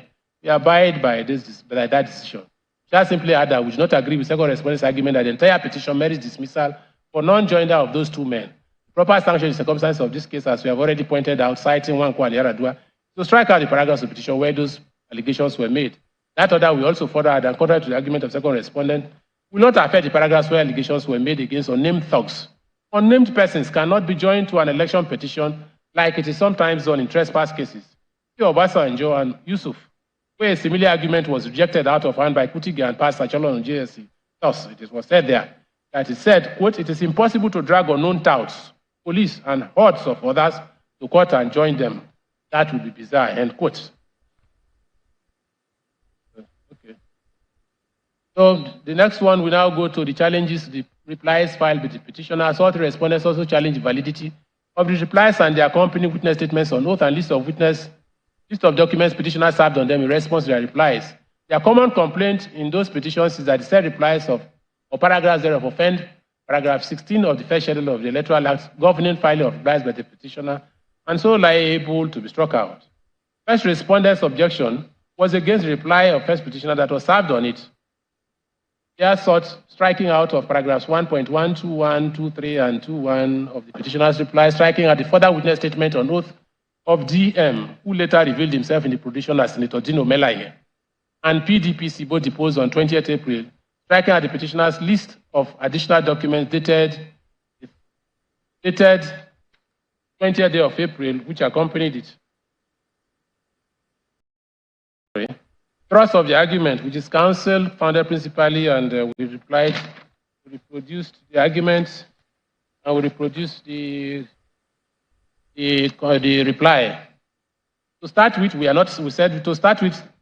I am not persuaded by the petitioner's argument that the new facts or issues raised by them in their impugned reply relate to non-qualification, which is one of the arguments, and not the conduct of the election by first respondent. The second respondent, who is supposed to be first respondent, that is INEC, who is supposed to be neutral in that matter, cannot be had to be objecting to them. The issue raised by first respondent, that is INEC, actually relates to the competence of a major process before the court to which the reply filed by petitioners. It is an issue which counsel to first respondent as ministers in temple of justice, and even first respondent itself as a party to the petition, have a duty to bring to the attention of the court. That obligation even becomes more pronounced when it is realized that a substantial number of first respondents counsel are members of the inner bar who even have greater responsibilities to the court by virtue of their ranking. This preliminary objection, like the argument of petitioners, therefore rejected. Coming now to the merits of the application, it is common ground that the provisions of the Electoral Act most relevant to the resolution is paragraph 16 of the first schedule. We reproduce it. This provision, with the employment of the word shall, forbids the addition of new facts, especially if such new facts may have the effect of tending to amend or even just adding to the contents of this petition. Cited cases, I think we have spoken on it in 03. Incidentally, this paragraph also reflects in the case of this sin, only restate the well-settled position of adjective law that the claimant's claim or grievance are made in his statement of claim or petition as the case may be, and not in his reply to the statement of claim to that claim, statement of defense to that claim. That position also finds expression in Olubodu and Lawal. He cited what the Supreme Court said there. They said a plaintiff must not in his reply make any allegation of fact or raise any ground of claim different from what is contained in his statement of claim. If a plaintiff does such a plea is irretrievably bad, and no evidence would be admissible in his proof, end quote. In fact, that settled position of law is that except in some well-defined situations, a reply to a statement of defense is not even permitted where no counterclaim is served. This is so because there is in law an implied joinder of issues on any fact raised in the statement of defense, and any averment contained therein is deemed denied. This is cited. And so what will amount to a new issue? We cite again against Simba versus Nusrike, earlier cited in appeal number 03. Guided by all these and paragraph 16(1)(a) of the first schedule, it does not by any means appear to me that the new facts of conviction, conviction/fine, forgery, and dual citizenship of second respondent introduced by petitioners into their reply. The additional environments of how results could not have been uploaded to INEC's IREV after the 25th of February, and C, whether it was done at all and relevant officials of INEC could not have been involved in it. Not to talk of the repetitions reply of amendments already made by petitioners in their petition can pass as reply filed pursuant to paragraph 16(1)(a) of the Schedule of the Electoral Act, particularly as relates to the further details as are quote and unquote, as petitioners labeled them in their reply, of non-qualification of second respondent contained in paragraph 2(1)(b) of their reply. It bears reiterating that all that the petitioners referred to in paragraph 146 of their petition is the bare statement that, quote, the petitioners aver that second respondent was at the time of the election not qualified to contest the election, not having the constitutional threshold, unquote. No details whatsoever was given by them of what they meant by second respondent's non-qualification. So first respondent, who was obviously satisfied that second respondent was qualified to contest the election by the documents he presented to it, also simply joined issues with them in a similar general manner. It is now through their reply that petitioners, who themselves seemed to have had no clear idea of what they meant by second respondent's non-qualification for the election, or simply deliberately kept it back when filing their petition, want to now introduce through their reply at a time when respondents have no further right of responding to them. Such unfair tactics cannot and is not allowed by our law. It must be noted, too, that under Section 131 of the 1999 Constitution of this country, there are as many as 4 different qualifications a person must possess before he can contest presidential election, and another 10 different grounds that can qualify such a candidate who has all the 4 qualifications of Section 131. Therefore, an assertion that merely says that a person is not qualified to contest election by reason of non-qualification will leave not just the person so assailed, but every other person involved, including the court, at a loss as to what the pleader has in mind. In fact, to allow such pleading will amount to upsetting the very essence of filing pleadings in a case, which is to give the adversary and the court a clear notice of the pleader's case, a point further fortified in paragraph 61(a) of the first schedule to the Electoral Act. Still on this issue, I must not fail to point out that the petitioners were only being clever by half when they claimed in paragraph 2(1)(b) of their reply that they were simply given, as they put it, further details, quote and unquote, of the non-qualification of second respondent by averring to the conviction, fine, certificate, forgery, and dual citizenship of second respondent that they raised in their replies. They had never given any details of second respondent's non-qualification, and so cannot talk about further details, quote and unquote, let alone hide under such further details to smuggle in the new facts they averred in paragraph 1(b) of their reply. These new allegations are not also mere, as they call it, evidence in support of their ground of his non-qualification, as their counsel also tried to make them out. They are facts which can only be contained in the petition itself, and not in the petitioner's reply to respondent's defense to the petition. Paragraphs 2(1)(b) and C of the reply, where petitioners aver to no uploading of polling unit results by first respondent, presiding officer at the election, we also agree with first respondent, are new issues, or at least mere further denials by the petitioners, respondent denials of the petition. Such is not also permitted in the reply. See again, Bakar and another, versus Ibrahim, Akeredolu versus Akinremi, Egesim versus Nuzurike, Spasco versus Alrain, Ishola versus LGB, and Obot versus CBN. In the light of all the foregoing, the 2 witness statements as well as list of documents accompanying that reply, all of which were based on the new facts contained in the impugned paragraphs of the reply in issue, are also incompetent and liable to be struck out. In summary, first respondent's applications of 9th May succeeds in its entirety. Accordingly, paragraphs 1, 2, stated them of the 1, 2, Roman figure 1, Roman figure 2, Roman figure 3, Roman figure 4, Roman figure 5, and 2(1)(b), 2.1(b), C, and D of the petitioner's reply, filed in response to the reply of first respondent together with the 2 witness statements on oath and list of documents which accompany that reply are all hereby struck out. Second respondent's application seeking striking out his self-respondents. Learned counsel also made his arguments, and then we come straight to the resolution. And I said here, my Lord said here, that I'm not even in the least persuaded by the argument of the petitioners, that they simply reply to new issues raised by second respondents in reply to their petition.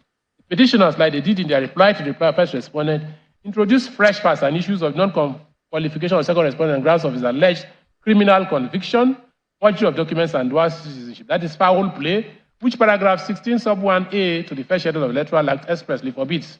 Consequently, paragraphs 1(b)(1) Roman figure 7, A, B, C, and Roman figure 8 of part 1, as well as paragraphs 2, 3, Roman figure 1, 2, 3 of part 2 of the reply of petitioners. Second respondent, where the petitioners avert new facts of purported criminal conviction for future proceedings against second respondent adverse to his purported dual citizenship or grounds of non-qualification, are all hereby struck out.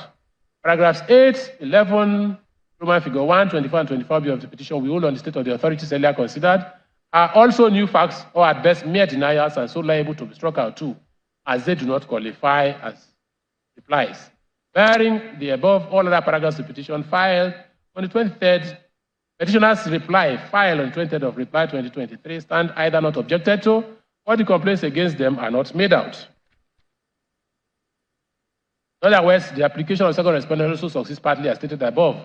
Third respondent's application as relates, now we come to third respondent's application, and we come straight to say that I find necessary to first observe that like all other replies of the petitioners, the impugned reply of petitioners of 24 June that was served on third respondent is in parts A and B. Part A is devoted solely to the preliminary objection raised by third respondent's reply to the petition. That part is understandably not challenged by third respondent, so it shall remain as it is. It is only part B of that reply that is challenged by third respondent, and it's also this part that contains in its paragraphs 32 and 33 the fresh facts of second respondent's alleged status as ex-convict and having dual citizenship, all of which now insist disqualified him as a candidate for the election. These facts I have already determined can only be raised in the petition and not in their reply to the respondent's reply to their petition. They therefore offend paragraph 16A stated above. Besides these two paragraphs, every other amendment in paragraph 2 of the reply, that last paragraph 35, are, as third respondent's counsel rightly pointed out, either mere denials of third respondent's reply to the petition or repetitions of petitioners' amendments in their petition, and so not permissible in a reply as per paragraph 16AB, 1A of the first schedule of the Electoral Act, see again as cited cases. It's also not the law, as erroneously argued by petitioners' counsel, that failure to reply to facts averred by third respondent in his reply to the petition would mean admission of those facts. Somehow, counsel like arguing always like that, not just this one. Failure to deny averments contained in a statement of defense does not imply admission, like it does with failure to deny averments in a statement of claim. See against Simba's case, Ayola GSC cited the summary third respondent's application succeeds in its entirety. Consequently, barring paragraph 35, the entire part B of the reply of the petitioner's reply of third respondent is incompetent and is hereby struck out. That concludes and settles all 7 applications trust preliminary objections of respondents. So that is it. So I now hand over to my leader, as politicians who want to call it,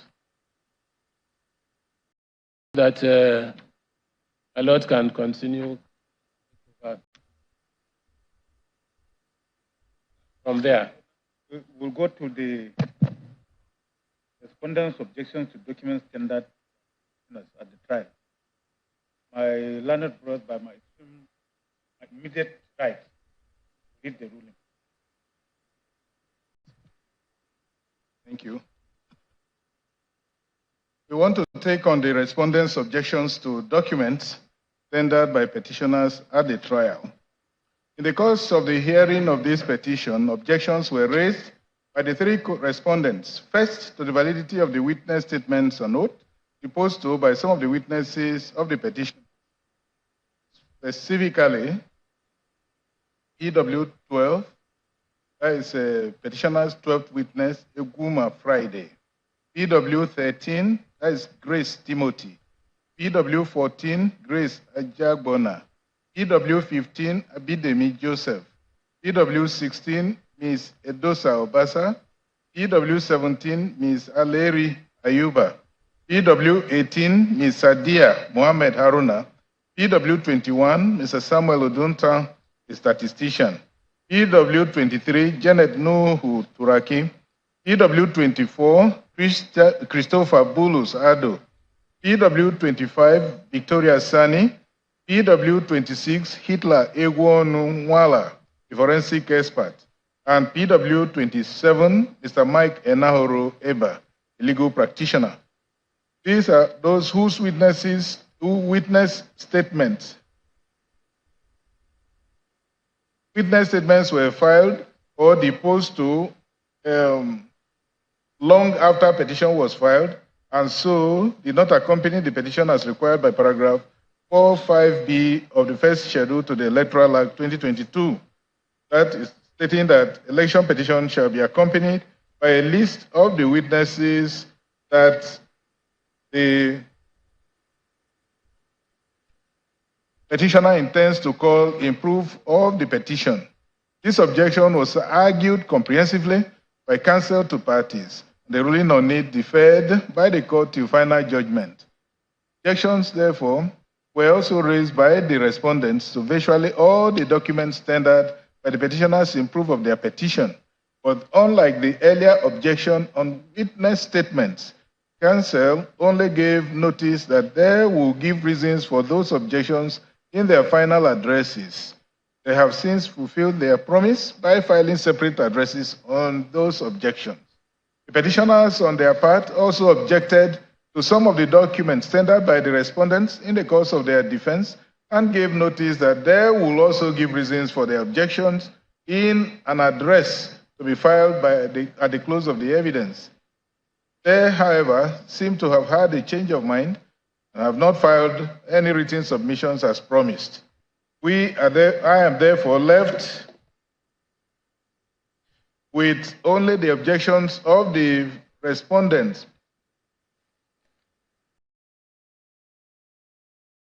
Now proceed to consider the said objections of respondents. 1. The validity of witness statements on oath of PWs, that is petitioners' witnesses, number 12, 13, 14, 15, 16, 17, 18, 21, 23, 24, 25, 26, and 27, that did not accompany the petition as required by paragraph 45B of the first schedule to the Electoral Act 2022. This objection was taken and comprehensively argued by First Respondents Council on 8th of June 2023, when PW12, Mr. Eguma Omachono Friday, the presiding officer in the disputed 25th February 2023 presidential election, tried to adopt his witness statement on oath, which he deposed only on the 5th, which he deposed to only on 6th of June 2023, long after the petition was filed on 21st March 2023. Subsequently, when the petitioners called their witness numbers 13 to 18, 21, 23 to 27, who also only deposed to their witness statements in the same June 2023, long after the filing of the petition, and even after hearing of the petition had commenced, Respondents' Council again raised and adopted the same objections against those witnesses and their witness statements.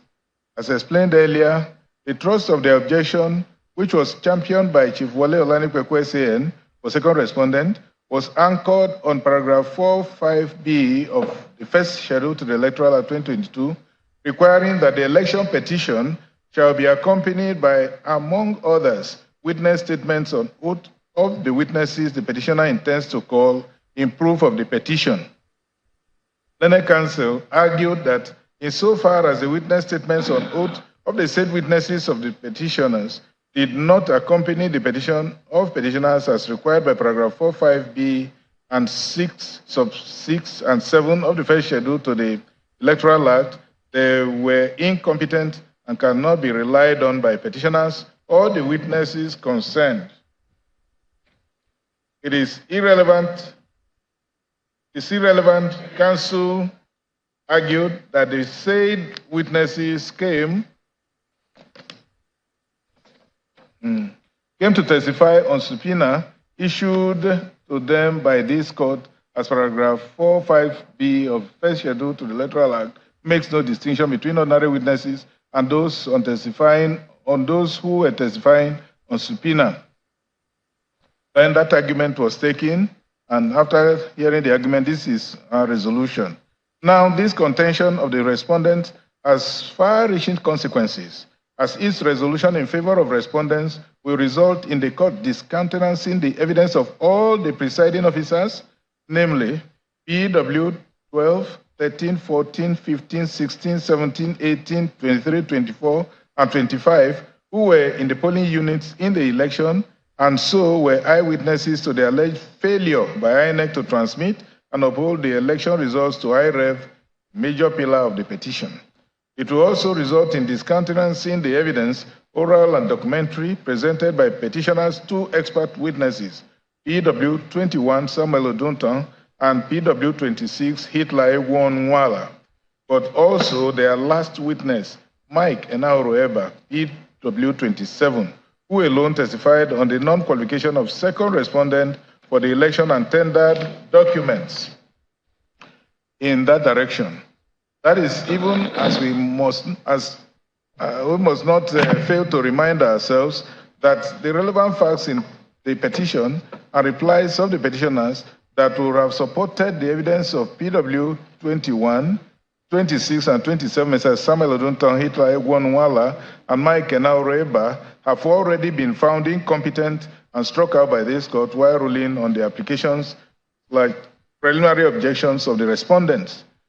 Coming back to the objection of the respondents that paragraph 45B of the first schedule to the Electoral Act 2022 does not make any dichotomy between ordinary witnesses and those testifying only on subpoena as regards the duty to front-load witness dispositions along the petition. So the evidence of PW 12, 13, 14, 15, 16, 17, 18, 21, 23, 24, 25, 26, and 27, whose witness statements or notes were not front-loaded with the petition are incompetent. Paragraph 45B of the first schedule to the Electoral Act 2022 reads thus, and I want to mention it.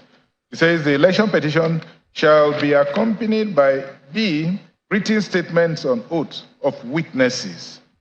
And clearly, this provision, particularly the word witnesses, whose written statements on oath the lawmakers require that shall accompany the election petition, must be given its literal interpretation.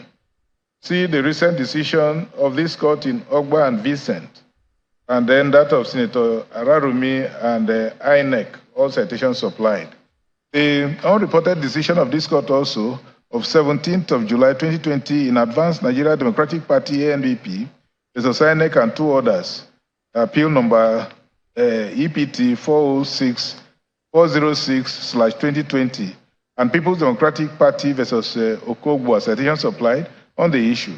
Where the words of a statute or instrument are clear, like paragraph 45B of first schedule to the Electoral Act is, particularly the unqualified witnesses, in quote, employed there, the court has no duty than to give it its literal meaning. Now, in Advanced Nigeria Party, Democratic Party NPO versus INEC, in appeal already cited, presided over by Justice Ige Nimpa and Agim, her colleagues, as Agim as he then was unanimous in his decision on the point in issue. Ige JCA, pronouncing the leading judgment, said, I am of firm view that if Section 145 of the Electoral Act 2010 and paragraph 34554 of the first schedule to the Electoral Act 2010 are juxtaposed with Order 3, Rules 2 and 3 of the Federal High Court Civil Procedure Rules 2019, it is eminently clear that Order 3, Rules 2 and 3 of the Federal High Court Civil Procedure Rules is outrightly inapplicable to the situation the appellants find itself in this case. Paragraph 3 and 4 of the first schedule to the Electoral Act 2010 contain express and adequate provisions as to what the contents of a petition should be and the documents that must be front-loaded and accompany an election petition, including a list of witnesses that the petitioner intends to call in proof of the petition, and more importantly, written statements on oath of witnesses. Well, there is also, it says further, there is no dichotomy between witness statement mentioned in paragraph 4.5 of the first schedule to the Electoral Act in respect of witnesses' statement on oath of witnesses and witnesses' statement on oath of a subpoena witness. There is no distinction between ordinary witness and subpoena witnesses under paragraph 4.5 of first schedule to the Electoral Act. In essence, paragraph 4.5 of first schedule to the Electoral Act covers witness statements on oath, of all categories of witnesses the petitioner intends to call at the trial of his or her petition, unquote. In Senator Ifeanyi and INEC, this court also decided over by my Lord Justice Samani JCA, the concurrence of my brothers Owade Kimbami, Balaji Yusuf, and Bayero JCA, again confirmed this position when in that decision was held. Learned counsel for the appellant has argued that PW2 was before the court on subpoena, therefore the tribunal could not turn around to prevent him from testifying. It is not disputed that the said witness was before the court on subpoena ad testificandum, but it must be realized that the witness was subpoenaed on the application of the appellants. He was not summoned by the tribunal in the exercise of their powers pursuant to paragraph 41, 5, and 6 of the first schedule to the Electoral Act. He was therefore, for all intents and purposes, witness for the appellants. In that respect, his written statement or note was subject to the requirements of the law as stipulated by paragraph 4, 5 of the first schedule. Strict compliance with paragraph 4, 5 of the first schedule to the Electoral Act is mandatory. It is of such a nature that there is sanction in subparagraph 6 of paragraph 4. This point was also earlier made in petition 03. Also see the decision of PDP and Okabwe, and then Ogba and Vincent, Midira and Patricia Ete, Awoyemi, Lasun and Awoyemi. All these cases have the citation here, and they already referred to in our earlier 3. Okay. It is of interest that in all these cases, the earlier decisions of this court, Midira versus Patricia Ete and another, and Lasun versus Awoyemi, relied on strongly by Mr. Chris Uche SAN, what the petitioners were cited and considered but departed from by this court. Quite remarkably too, in his book, Modern Nigerian Election Petitions and Appeals Law, published in November 2017, which book Chief Chris Uche SAN, the lead counsel for petitioners hearing, wrote a glowing forward to. The learned author, Mr. Kelechi Peter Ikoroga, Esquire, had this to say at pages 134 to 140 while commenting on this same issue, the SI position of this court in Omidira and Ete, and then Lasu versus Awoyemi. There, Chief Uche SAN, who is incidentally is present here, says, just like a petitioner in an election has 21 days from the date of the result of the petition to file his petition, otherwise such a petition becomes statute bar, there is also a time limit to the period within which a petitioner is to file a deposition or other document not filed along with the petition. Thus, all evidence required in proof of a case must, as a precondition to exercise jurisdiction, be brought within the stipulated time frame. That is to say, 21 days after the declaration of the result. The Supreme Court has consistently, in the long line of cases, insisted on this strict and inelastic approach in enforcing the electoral laws. Thus, the efficacy of the decision of Omidirong versus Ete, see also Lasso and Awoyemi, citation supplied, wherein the Court of Appeal held that it will be appropriate to omit the justice of the case for a tribunal to order the filing of witness depositions by subpoenaed witnesses outside the stipulated time frame has been watered down, in that all evidence required in proof of the case must be brought within stipulated time frame. See the case of Ogba and Vincent, where the Court of Appeal, Agim JCA, as it then was in lead judgment, held, I think that this court in Omidira and Ete and the Supreme Court in Oke and Mimiko adopted different approaches in addressing the issue of whether a tribunal or a court can allow a witness deposition or other document not filed along with the petition or not filed within the time allowed for filing election petition to be filed and used in an election proceeding.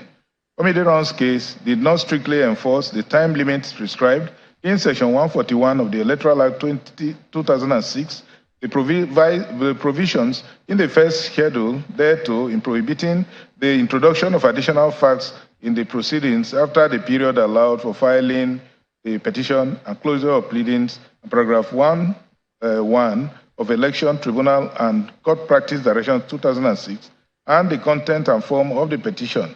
It held that the purpose of the practice direction is to guide and regulate compliance with and observance of the provisions of the first schedule to the Act and the Federal High Court rules where applicable.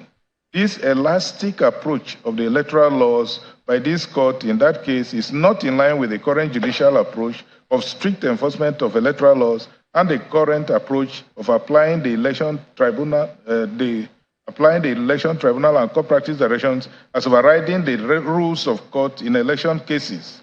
In Oke versus Mimiko, the Supreme Court approached the issue in keeping with the current judicial trend of strictly applying electoral laws and procedural rules and giving them supremacy over rules of court in election cases. The law has laid out strictissima juris in Oke and Mimiko is that a witness deposition that is not filed along with the petition within 21 days allowed for filing the petition cannot be filed in the proceedings. It held thus: if there was evidence which was fundamental to the determination of the petition, that evidence ought to have been placed willy-nilly before the tribunal within the time specified by the Electoral Act or any other act. That evidence ought to be regarded as the spinal cord of the petition, even if it was being withheld by any person. There are several ways to go about placing same before the tribunal. The Evidence Act is very clear on this, and the petitioner ought to have resorted to that procedure. Put this in italics, we have earlier mentioned it in 03. As earlier said, Chief Chris Uche, SAN, in his foreword to that book, glowingly endorsed this author's position and even recommended it to judges like us in these words: the author has ably and remarkably sought to examine the legal framework of electoral legislation within the landscape of judicial decisions emanating from disputes arising from elections in the context of election litigation, from the preparation of the election itself through the pre-trial proceedings, the actual trial, the judgment and trial proceedings. This book truly stands out in the midst of several other books in this field. As an avid participant in electoral litigation, I wholeheartedly recommend this book to all, particularly to lawyers, judges, students of electoral laws, litigants, and as well as all stakeholders in the development of our constitutional democracy, unquote. I shall hold counsel to his words, not just because they are coming from him, but also because they are correct. Permit me to still say a word or two on petitioners' contention that Order 3 Rules 2 and 3 of the Federal High Court Civil Procedure Rules 2019 permitting parties to file witness deposition of a subpoena witness even after commencement of the action applies automatically to election petitions by virtue of paragraph 54 of the first schedule to the Electoral Act 2022. So witnesses' statement, they said, of their witnesses filed by them after hearing of the petition had long commenced wherein were in order, full stop. In the first place, paragraph 54 of the first schedule to the Electoral Act simply states, subject to the express provision of this Act, the practice and procedure of the tribunal or the court in relation to election petitions shall be as nearly as possible similar to the practice and procedure of the Federal High Court in the exercise of its civil jurisdiction, and the civil procedure rules shall apply with such modification as may be necessary to render them applicable, having regard to the provisions of this Act, as if the petitioner and the respondent were respectfully the plaintiff and the defendant in an ordinary civil action. This provision clearly makes application of the civil procedure rules of the Federal High Court in election petitions subject to the express provisions of the Electoral Act. It is not the other way around of modifying provisions of the Act to agree with the rules of the Federal High Court as suggested by Petitioner's Counsel. That much, paragraph 54 further clarifies by stating that even where the Federal High Court rules are considered applicable, they shall only apply with such modifications as may be necessary to render them applicable, having regard to the provisions of this act, unquote. What all that means is that where there is express provision in the act on a particular situation, such as it clearly is in paragraph 45B of the first schedule to the electoral act 2022, that says the election petition shall be accompanied by written statements on oath of witnesses, the provisions of the Federal High Court Civil Procedure Rules will not apply.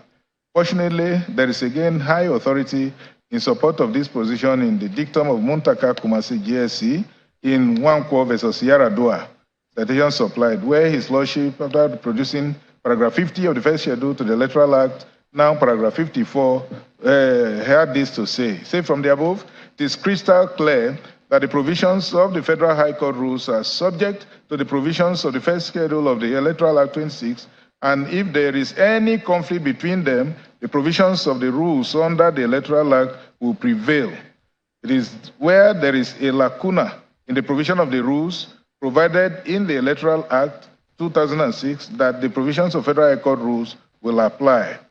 I shall also add that the Parliament have expressly stated without dichotomy in paragraph 45B of the first schedule that to the Electoral Act that petitioners shall front-load witness statements of their witnesses along with their petitions. It is not within the province of the court to give that provision a different interpretation.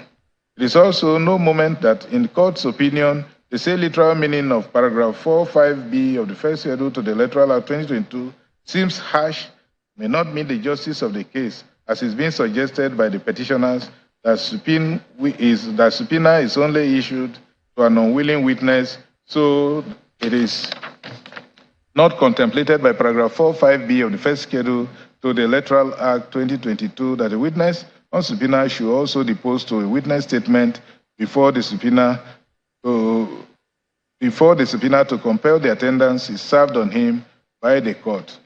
If anything, the argument rather brings to mind the very strong admonition of the British House of Lords of Lords, Lord Denning MRL in Newport Steels Limited versus SIRS, citation supplied, where the learned Lord Scammon in his speech said, but in the field of statute law, the judge must be obedient to the will of the Parliament as expressed in its enactments. In this field, Parliament makes and unmakes the law. The judge's duty is to interpret and to apply the law, not to change it to meet the judge's idea of what justice requires. Interpretation does, of course, imply in interpreter a power of choice where different constructions is possible. But our law requires that the judge chooses the construction which, in his judgment, best meets the legislative purpose of the enactment. If the result is unjust but inevitable, the judge may say so and invite Parliament to reconsider the provision. But he must not deny the statute. Palatable statute may not be disregarded or rejected merely because it's unpalatable. Only if a just result can be achieved without violating the legislative purpose of the statute may the judge select the construction which best suits his idea of what justice requires in any case. That is the settled position of the law, even in this country. See Ndomaegba and Shukwogo, citation supplied, Aromolara versus Aguru, Coca-Cola Nigeria, Akinsanya, then Global Excellence, cited earlier, and Donald Duke. There, summarized aptly, wherein my Lord said, the duty of the court is not to deal with the law as it ought to be, but as it is. Paragraph 45B of the first schedule to the Electoral Act 2022, I will even venture to say further, appears to have been inserted by Parliament in further realization of the sui generis time-bound nature of the election proceedings, a point further driven home by the Constitution of the Federal Republic of Nigeria, Second Alteration Act 2010, which introduced, among others, a new section 285 sub 6 into the 1999 Constitution. That provision states that an election tribunal or court shall deliver its judgment in writing within 180 days from the date of filing of the petition. This time limit for disposal of proceedings, it must be noted, is peculiar to election petition proceedings in our body of laws. It is not found in any other proceeding in the entire body of laws of this country. It thus imposes on the election court or tribunal a duty to properly utilize its case management through pre-hearing session as effectively as possible, to carefully plan the future course, and particularly its plenary hearing of every petition, so as not to fall foul of the maximum 180 days limit. That necessarily includes trimming the number of witnesses where necessary once pleadings are closed in the petition. That is also the point echoed by this court in People's Democratic Party and Chibuzo, Okogbu, and others, citations supplied, where my colleague Abadwa JCS said, what is deducible is that witness deposition filed by a witness not listed in the petition cannot be countenanced by the court or tribunal after the expiration of the time prescribed for the filing of the petition. It was stressed also by this court hearing that to allow a petitioner to file an additional witness statement at any stage of the election proceedings would destroy the regulated environment that must exist to ensure that both parties to the petition are expeditiously heard and the petition determined within 180 days from the date of the petition. This court observed that such an indulgence will remove the control of the pace of the proceedings from the control of the Constitution, the Electoral Act, and the first schedule to the Electoral Act, and leave it at the whims and caprice of the parties, and open the floodgates for all kinds of abuses of the judicial process. Quote. I think the same point is also deducible from the following. In the dictum of Toby mentioned similar things in Buhari and INEC. And then Buhari and INEC also said a lot about that. We have mentioned it earlier.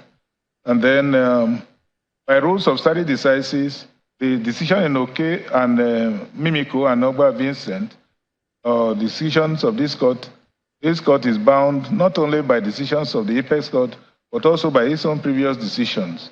And these are known issues. Victor Rusek and ACB is there, and then ITPP Limited and UBN Limited.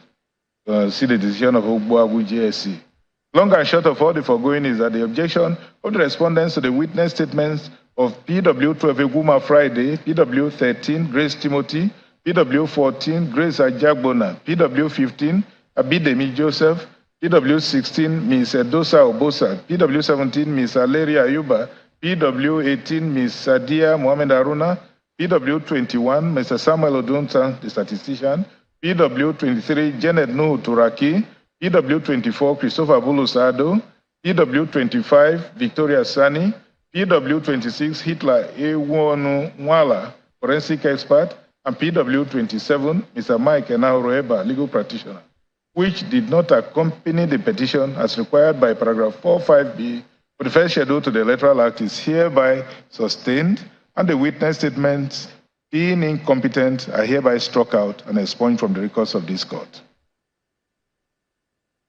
The further consequence of that decision is that, given the provision of paragraph 41 sub 3 of the same first schedule to the Electoral Act 2022, stating that there shall be no oral examination of a witness during his evidence in chief except to lead witness to adopt his written deposition and tender in evidence all disputed documents or other exhibits referred to in the deposition.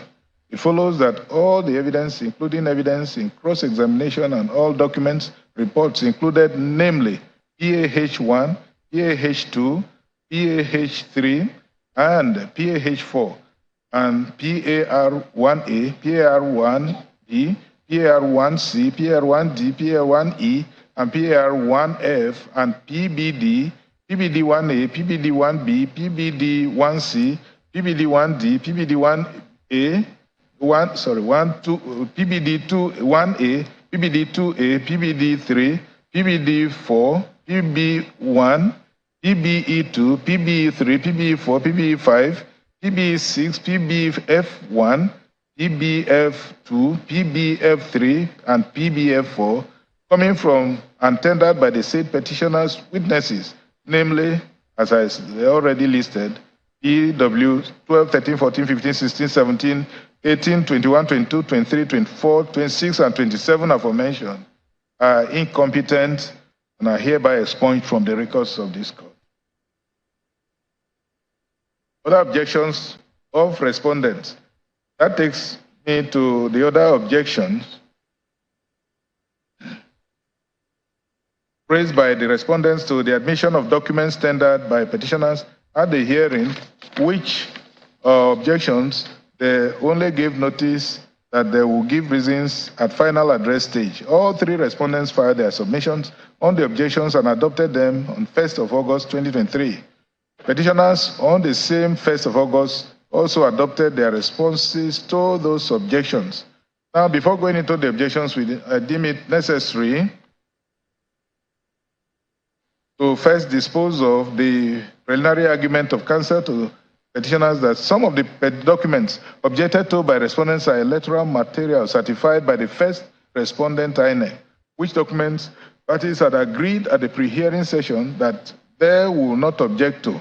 So respondents cannot resile from that agreement and raise objection as they are doing.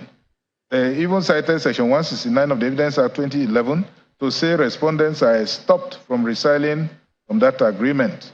The simple answer to that argument is that this court, and indeed every court, is bound to act on only admissible evidence. So if a document or piece of evidence is inadmissible in evidence, the court must expunge it, and it must do so even if that will require it to overrule its own interlocutory decisions admitting that evidence. See Shano and AfriBank and other authorities in that respect. As counsel, as ministers in the Temple of Justice, are therefore within their right and in fact duty bound to draw court's attention to that fact, regardless of whatever agreement they may have had with petitioners at the pre-hearing session. In any event, the court is only bound to honor lawful agreements, not unlawful ones, to admit evidence that may well be inadmissible. With that said, I now proceed to the objections as contained in the addresses filed by respondents. Here, I shall take them together as I would have done if reasons now advanced for them were canvassed earlier. Now, let's look at first respondents' alleged allegation of improper or non-certification of INEC documents. Answer to the first respondent in paragraphs 1.34 to 1.36 of first respondent's written address filed on 14th of July 2023. Second respondent at paragraph 3.13 of his 20th of July 2023 address, and third respondent in paragraph 1.14 of his written address on objections filed on 14th of July 2023, all argue that that payment for certification is one condition precedent under Section 104 of the Evidence Act 2011 for certification of public documents. They said petitioners did not pay for certification of some INEC documents, specifically exhibits PAJ1, to PAJ37, PAJ38, PAJ39A to F, PAJ40, PAJ41 to PAJ and PAJ41 to PAJ7. There's something wrong. PAK1, PAK13, PAL1, PAL2, PAQ to PAQ14, exhibits PAS1 to PAS20, exhibit PAT1 to PAT17, then PAU1 to PAU17, PAV to PAV20, PAW1 to PAW25, PAX1 to PAX13, PAY1 to PAY18, PAZ1 to PAZ17, PBA17 to PBA27, PBB1 to PBB21, and did not provide any evidence of payment of certification fees. Then I cancel all citing the cases of Tabik Investment and GTB, Jimon, Minister of Federal Capital, Emeka and Chuba Ikpeazu, argued that certification fees for the said documents having not been paid by the petitioners, documents remaining admissible and liable to be expunged from the records. Petitioners in response argued in paragraph 4.1 and paragraph 6.0 to 6.2, paragraph 2.1 to 3 of their response to second respondent and paragraph 2.16 to 2.7 of their response to third respondent that they actually paid certification fees to first respondent for their said documents and that they were issued receipts by the first respondent.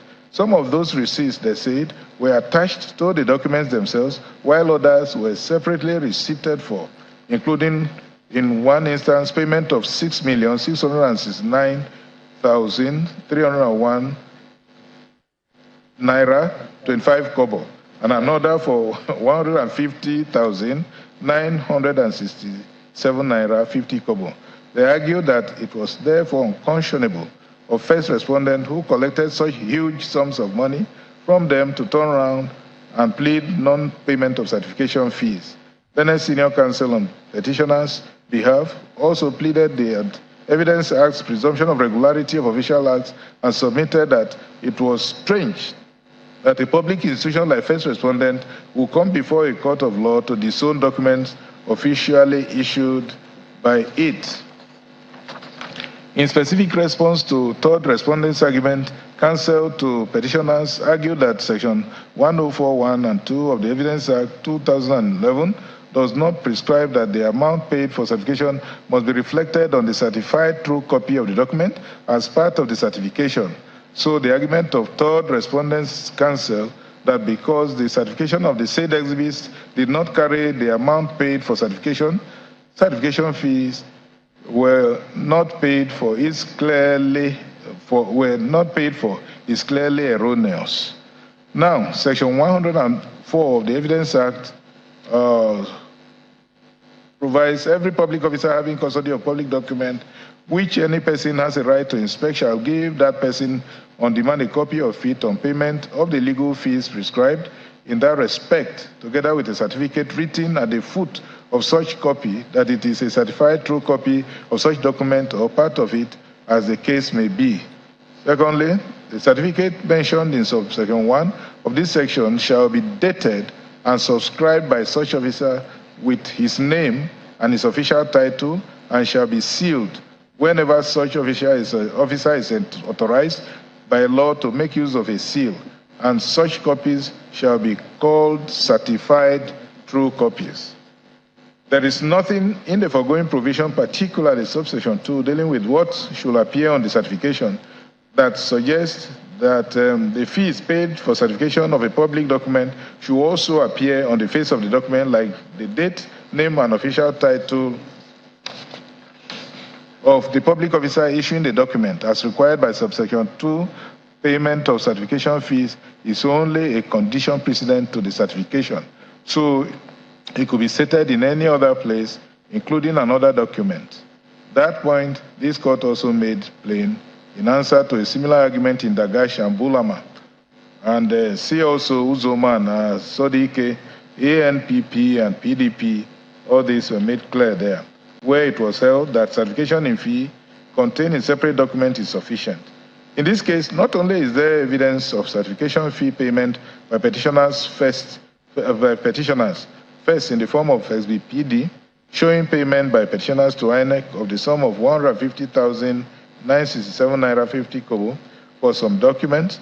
There is also a second INEC receipt in INEC's own letterhead and attached to Exhibit PAF 4C.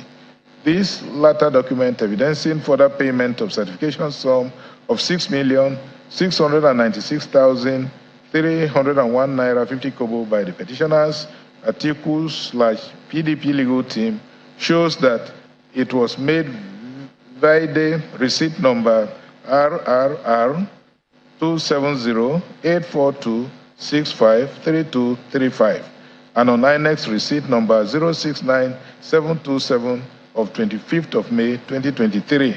It specifically states on its face thus, the sum of 6,696,301 naira, 25 kobo only, being payment for CTC, IPO, electronics, of a copy of data level number, data level, although not very legible, with time, then stamp, event history, polling units of EC8As and S yet to be uploaded from EC9 and other documents 2023 presidential election unquote.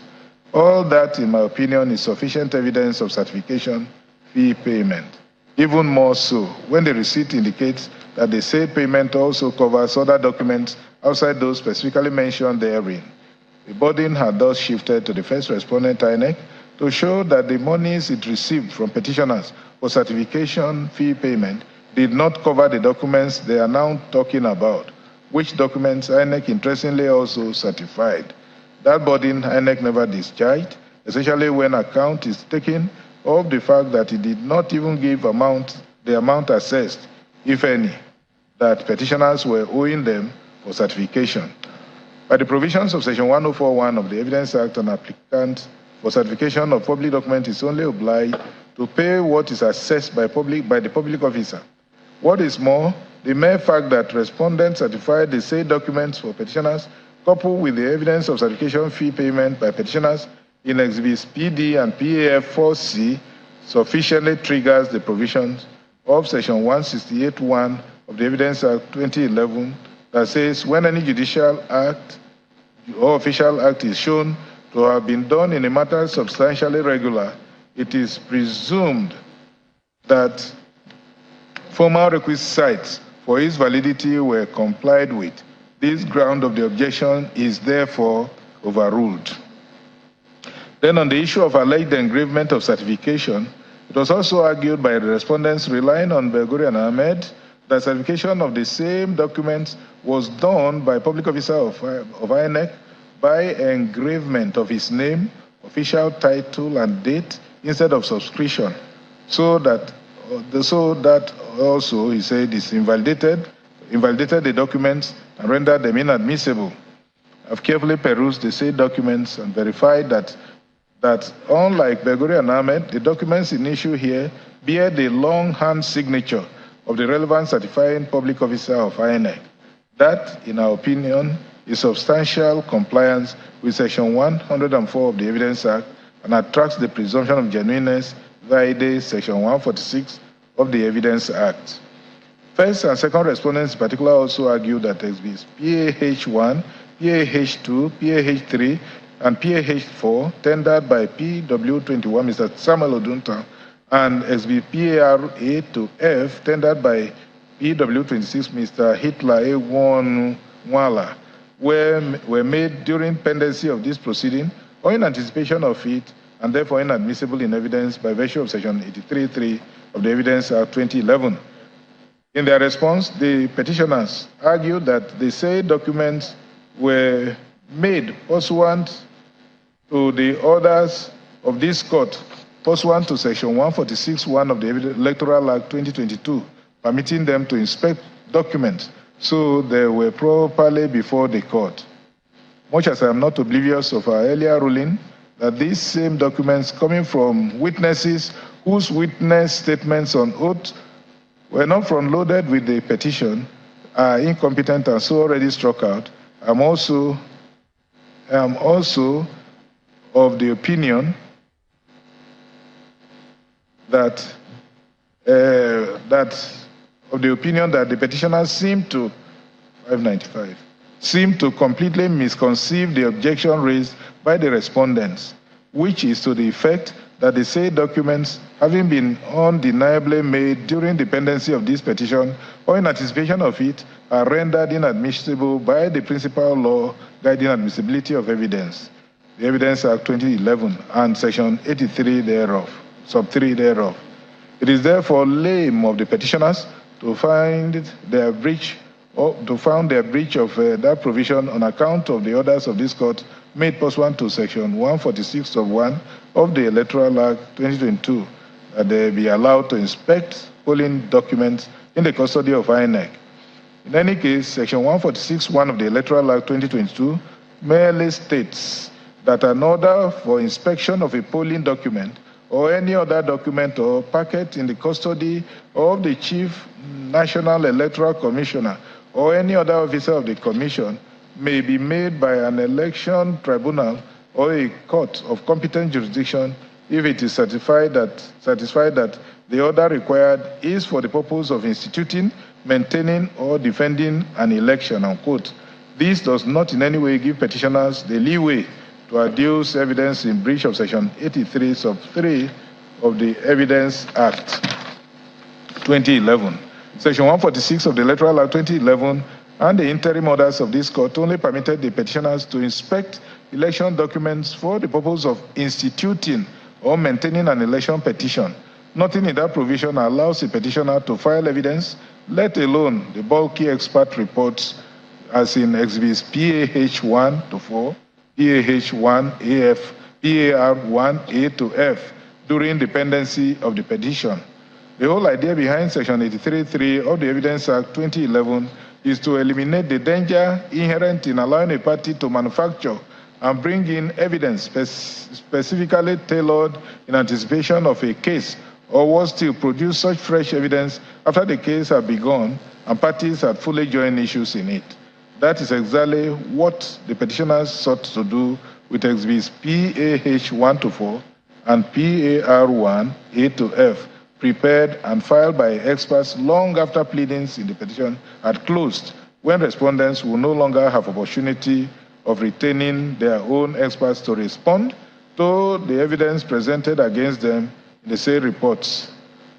I'm in agreement with the respondents and hereby uphold their objection that the said reports, which were admitted in evidence as exhibits PAH1, PAH2, PAH3, and PAH4, and PAR1A, PAR1B, C, D, and E, and F are without prejudice to our earlier decision that the incompetent is also rendered inadmissible in evidence by virtue of Section 83, sub 3 of the Evidence Act 2022.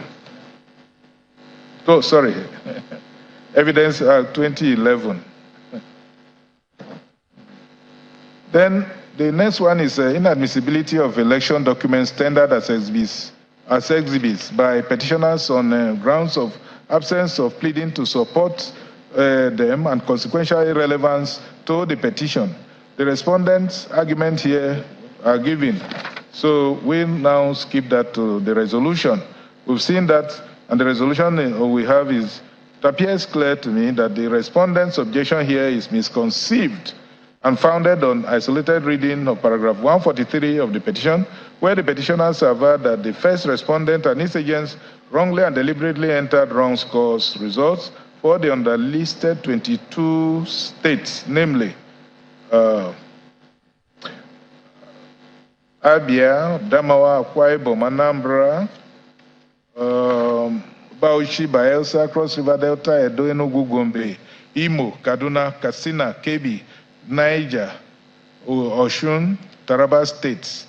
Pleadings, they said, of party is not read in that isolated manner to get at a party's complaint. Pleadings must be read holistically to get at the complaint in issue.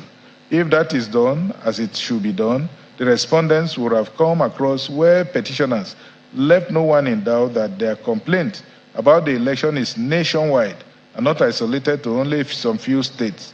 That much is clear. First, from paragraph 107 of the petition, where petitioners averred that the petitioners shall give evidence to show that the election results as purportedly declared by first respondent in respect of each state of the Federation, including the Federal Capital Territory, the details of which are contained in the table below, and table was given, are wrong. Then they proceeded to list each of every state of the Federation. They also gave in the table wrong election figures declared by INEC for each state and FCT. Then in paragraph 147 of the same petition, they listed 60 different types of sets of documents they intended relying on to prove the said averment. In paragraph 107 of the wrongness of the result declared by INEC for each state and the FCT in the presidential election.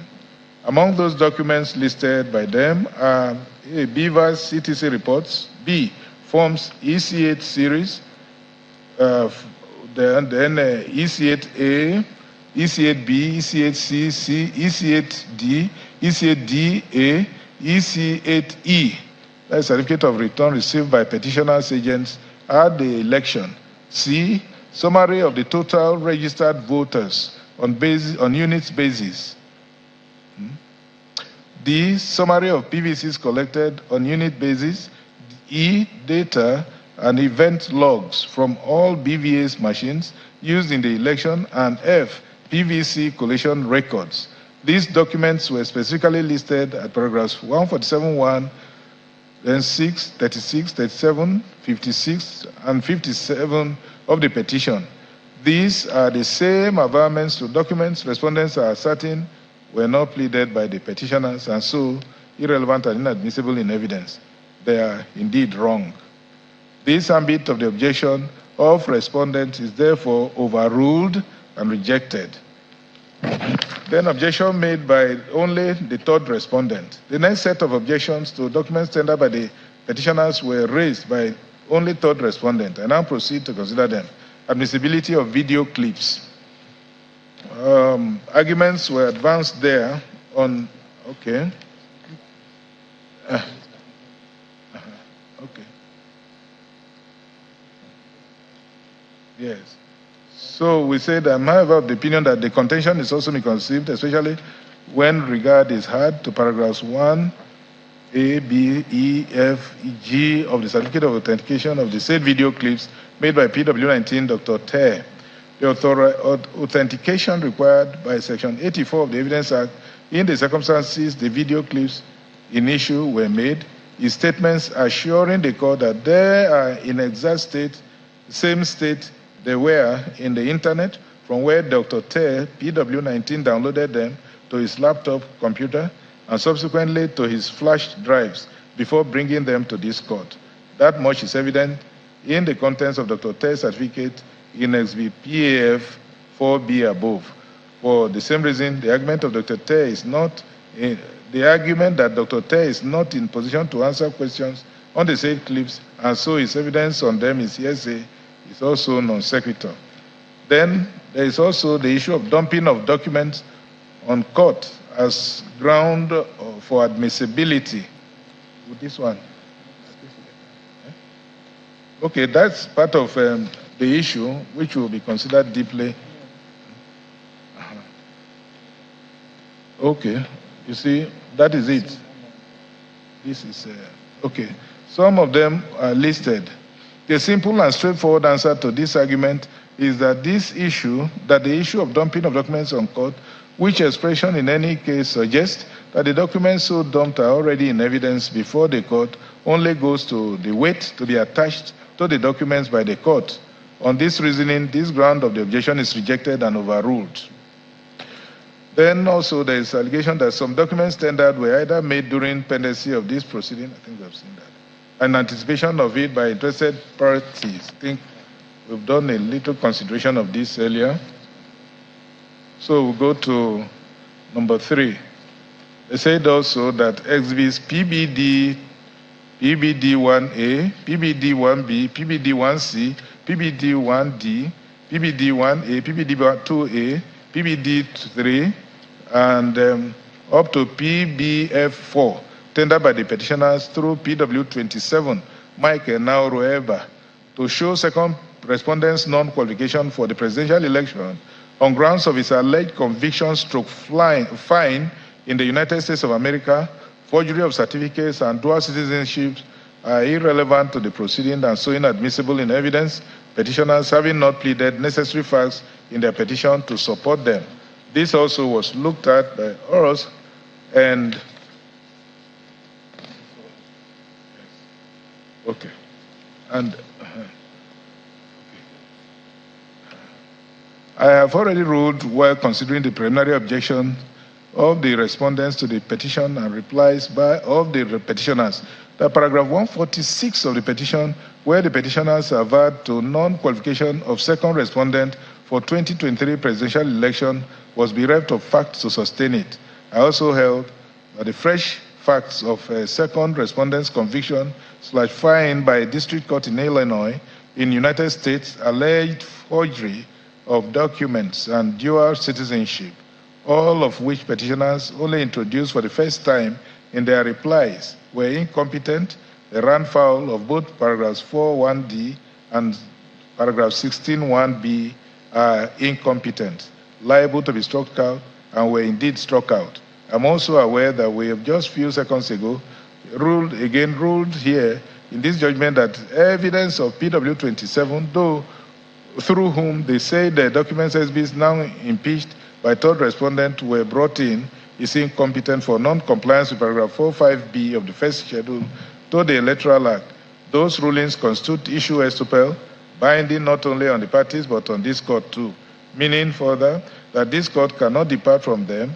See Francis Shano and Afri Bank, and also Lawal Daodo and Cardoso and Daniel and all that. Consequently, the objection of third respondent to the admissibility of this evidence earlier highlighted, the objection is hereby upheld, and the said documents are further ruled inadmissible and expunged from the records of this court. The summary of all the foregoing is that 1. The objection to the evidence adduced by PW12 witness Eguma Friday, PW13 Grace Timothy, PW14 Grace Ajabona. Okay. Once we have mentioned and also recouched here, we say that the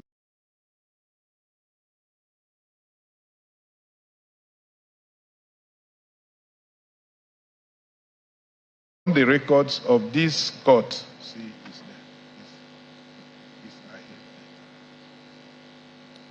there. Secondly, the objection of respondents to exhibits PAH1, PAH2, PAH3, PAH4 made by Mr. Samuel Odunton, PW21, and exhibits PAR1A to F made by Mr. Hitler Wanwala, PW26, is also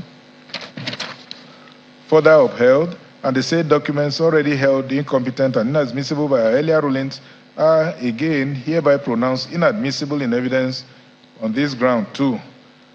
Then the third one now, exhibits, or the objection of third respondent to the admissibility of exhibits PBD, PBD1A, PBD1B, PBD1C, PBD1D, PBD1A, PBD2A, PBD3, PBD4, PBE1, up to PBF3, PBF4, tendered by PW27, Mr. Mike Enauroeba, is also upheld, and the said documents are further ruled inadmissible and expunged from the records of this court.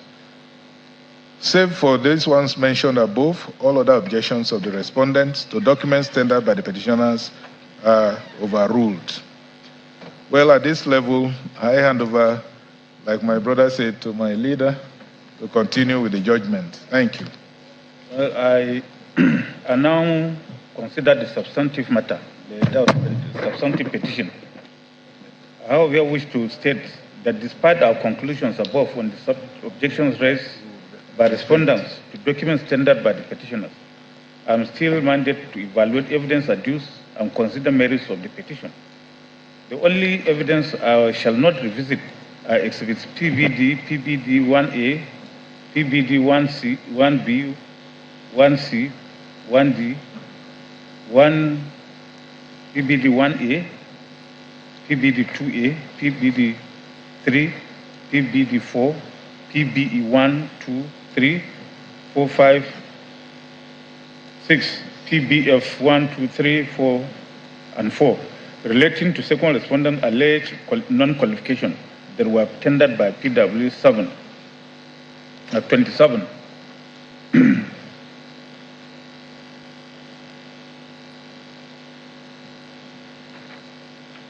Mr. Mike Inahoro Eba, the said documents, in our view, being bereft of pleadings to sustain them as a liberal stated earlier in this judgment. Coming to the hearing, the petitioners called a total of 27 witnesses and closed their case on 24th June 2023. The respondents opened their respective defenses starting from 3rd day of July 2023. The said respondent called one witness as one of his staff, RW1, and closed his case. The second respondent also tendered documents and called one witness, RW2. The third respondent did not call any witness but tendered documentary evidence. At the close of the case of the parties, the court ordered written addresses. The addresses were filed on schedule. In the final address for the first respondent filed on 14 July 2023, the learned leading senior counsel of first respondent, Mr. A.B. Mahmoud SN, raised 4 issues as follows. 1. Whether, having regard to Section 47, subsection 2 and 3 of the Electoral Act 2022, paragraphs 38 and 92 of the regulations and guidelines for the conduct of elections 2022, and totality of evidence adduced at the trial, the inability of the first respondent to transmit the polling unit results electronically in real time using the BVAS device to the RF portal constitutes non-compliance with the Electoral Act if such substantially affected the outcome of the presidential election held on 25th day of February 2023. 2. Whether there exists cogent and credible evidence of corrupt practice to warrant the nullification of the presidential election held on 25th day of February 2023. 3. Whether, going by the provisions of Section 131 and 137 of the Constitution of the Federal Republic of Nigeria as amended, the second respondent was at the time of the presidential election held on 25th day of February 2023 not qualified to contest the said election. 4.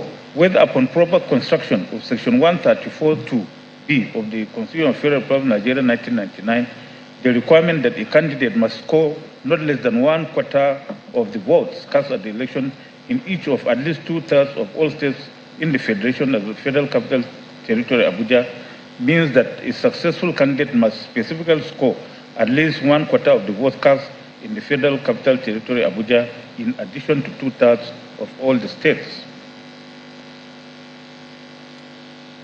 The second respondent, through his counsel, Wale Olanipekun, SAN, filed his written address on 14 July 2023.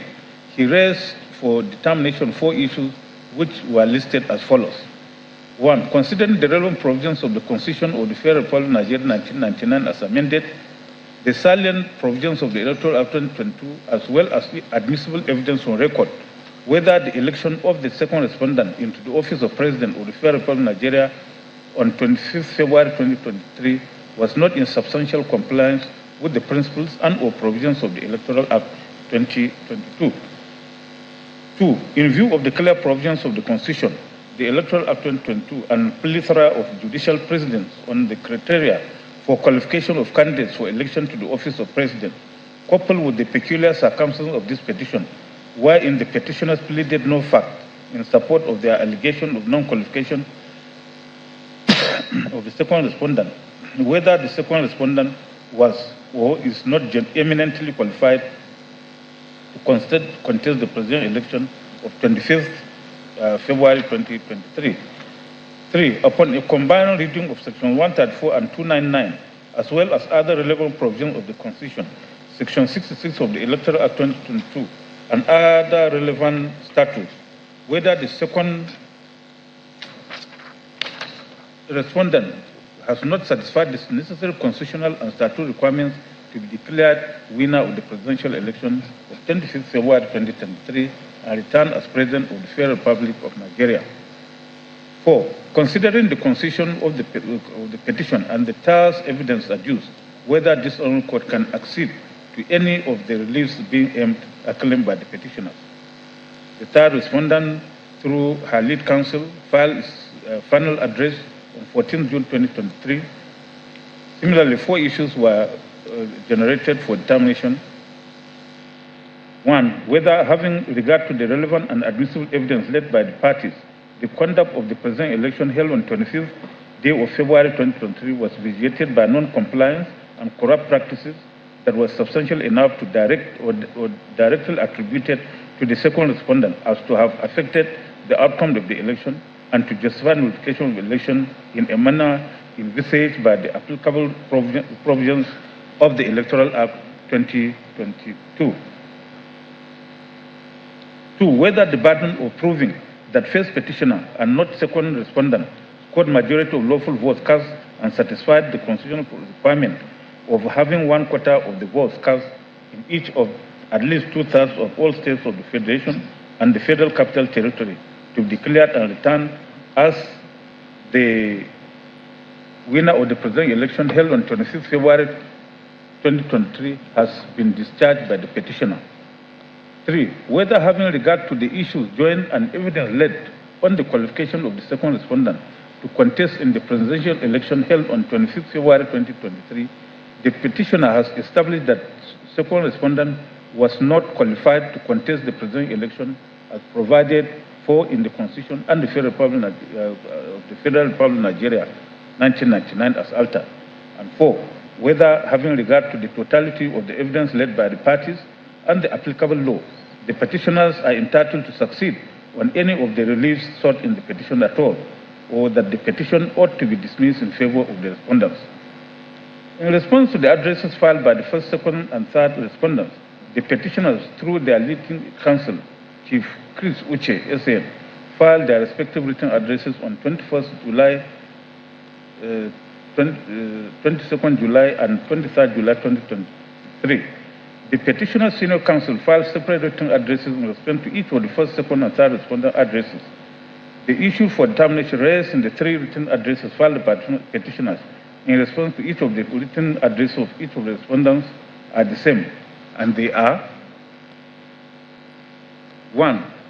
Whether the return of the second respondent in the election to the office of the President of the Federal Republic of Nigeria held on 25th day of February 2023 was not invalidated by reason of substantial non-compliance with the provisions of the Electoral Act 2022 on electronic transmission of results for collection and verification. 2. Whether the second respondent was lawfully declared and returned as the winner of the presidential election held on 25th day of February 2023, having not secured 1/4 of the valid votes cast in the Federal Capital Territory, Abuja, as required by the Constitution of the Federal Republic of Nigeria 1999, as amended. 3. Whether the second respondent was not disqualified under the provisions of the Constitution of the Federal Republic of Nigeria 1999, as amended, to contest the presidential election held on 25th day of February 2023, having regard to the alleged order of forfeiture arising from that related offense, his acquisition of the citizenship of a country other than Nigeria, and presenting a forged certificate to the first respondent. 4. Whether the first respondent was not wrong in returning the second respondent when he was not duly elected by majority of the lawful votes cast in the election. A look at the issues formulated by the parties will show clearly that, though differently worded, they are similar in context and content. It is in the face of this that we choose the 4 issues formulated by the petitioners, albeit with necessary modifications to anchor the determination of this petition. The issues for determinations as modified are as follows. 1. Whether the return of the second respondent in the election to the office of the President of the Federal Republic of Nigeria held on 25th day of February 2023 was invalid by reason of substantial non-compliance with the provisions of the Electoral Act 2022. 2.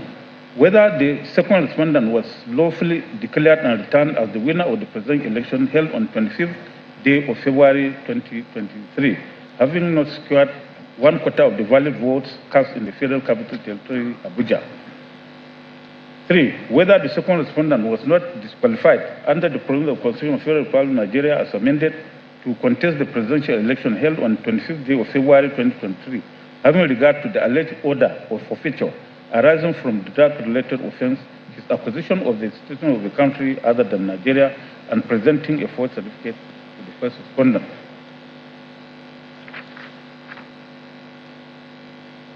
Four, whether the second respondent was duly elected by majority of the lawful votes cast in the election and the first respondent was right in returning him as duly elected.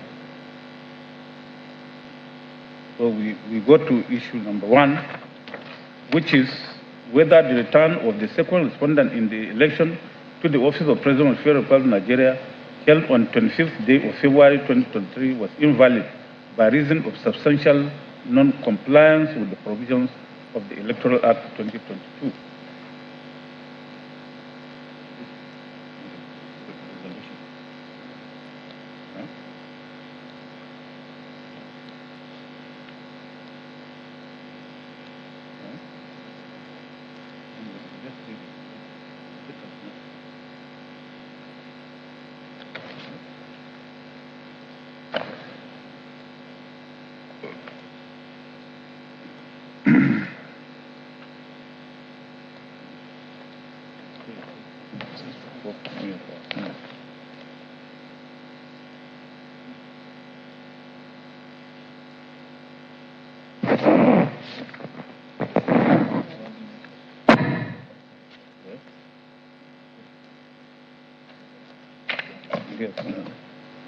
Yes, we have considered the submissions of council, which we have summarized here.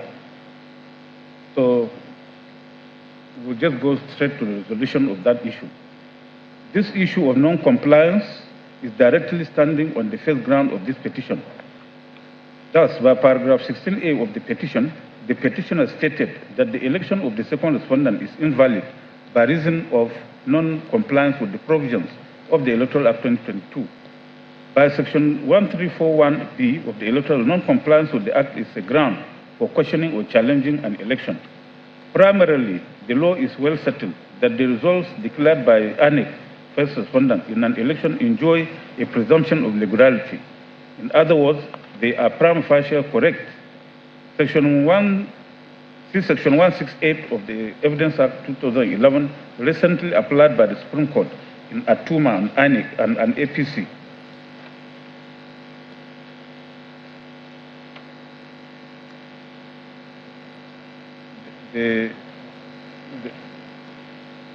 where in JSC held as follows.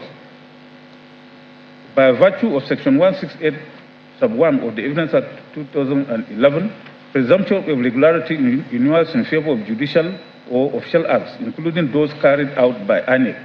The exact words of the subsection are thus: when any judicial or official act is shown to have been done in a manner substantially regular, it is presumed that formal requisites for its validity were complied with. Fortunately for the appellant and first respondent, it is only a presumption which implies that it is rebuttable. Any person who questions the validity of an act in favor of which there is a presumption of regularity has a duty to rebut the presumption with cogent and credible evidence.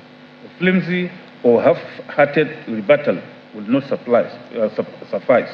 Close of court. Any petitioner who complains that the result as declared is either wrong or not in compliance with the Electoral Act has the onus of proving the contrary. See Newsom Peterside. This case was laid open by the Supreme Court in the case of Andrew and another versus ANEC,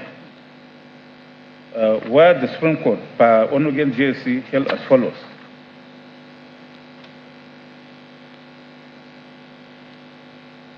Well, the term is far gone. We'll skip those petitions. When you get the judgment, you will see. Generally, it is the law that he who alleges must offer the requisite proof.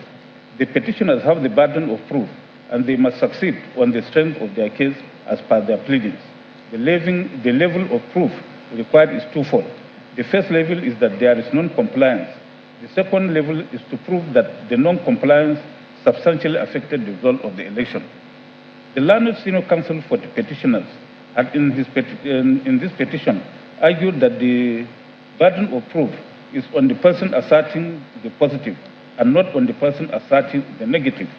The petitioners, it appears from their position, tend to cross the line of misconception as to who has the burden of proof in adversarial system of justice in civil cases when the primary onus of proof is on the petitioner who makes all the claims against the respondent in this case.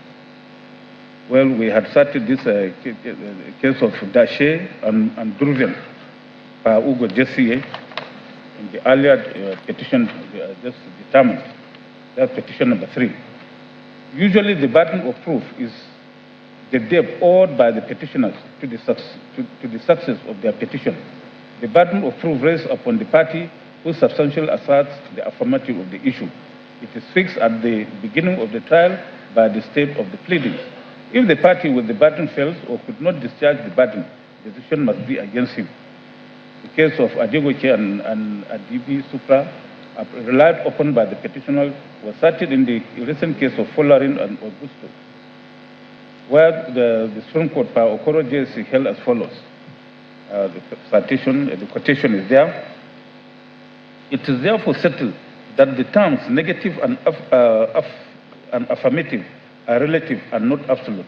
The burden of first proving existence or non-existence of an assertion or fact, whether positive or negative, lies on the party against whom judgment will be given if no evidence were produced on either side. In the instant case, it is fundamental to point out that from the pleadings, the allegation of non-compliance is generated by the petitioners. Under Section 1341 and 135 of the Electoral Act, the level of proof required for the success of the petition is doubled. There must be proof of non-compliance and the further proof that the non-compliance affected substantially the result of the election. In the face of such an allegation of non-compliance, the court is enjoined by the law not to invalidate an election if it appears that the election was conducted substantially in accordance with the principles of the Electoral Act. All said and done, the petitioners have the primary burden of proving that there was non-compliance and that the non-compliance affects substantially the result of the election before the burden can shift to the respondents to establish that there was no substantial non-compliance with the Electoral Act in the conduct of the election. If petitioners have in their petition pleaded some of the facts relating to their complaint of non-compliance to the Electoral Act 2022, the key paragraphs of their petition in that regard are paragraphs 18, 22, 23, 25, 28, 29, 35, 36, 37, 38, 39, 40 to 44, 46, and 48 of the petition. The respondents joined issues with the petitioners in respect of this issue, and they all denied the facts pleaded by the petitioners. The denials of the first respondent in its reply are very significant. In paragraphs 17, 18, 19, 31, 32, 33, 34, 35, 36, and 37 of the first respondent reply to the petition, the first respondent is in great measure denied all the allegations of the petition in the petition.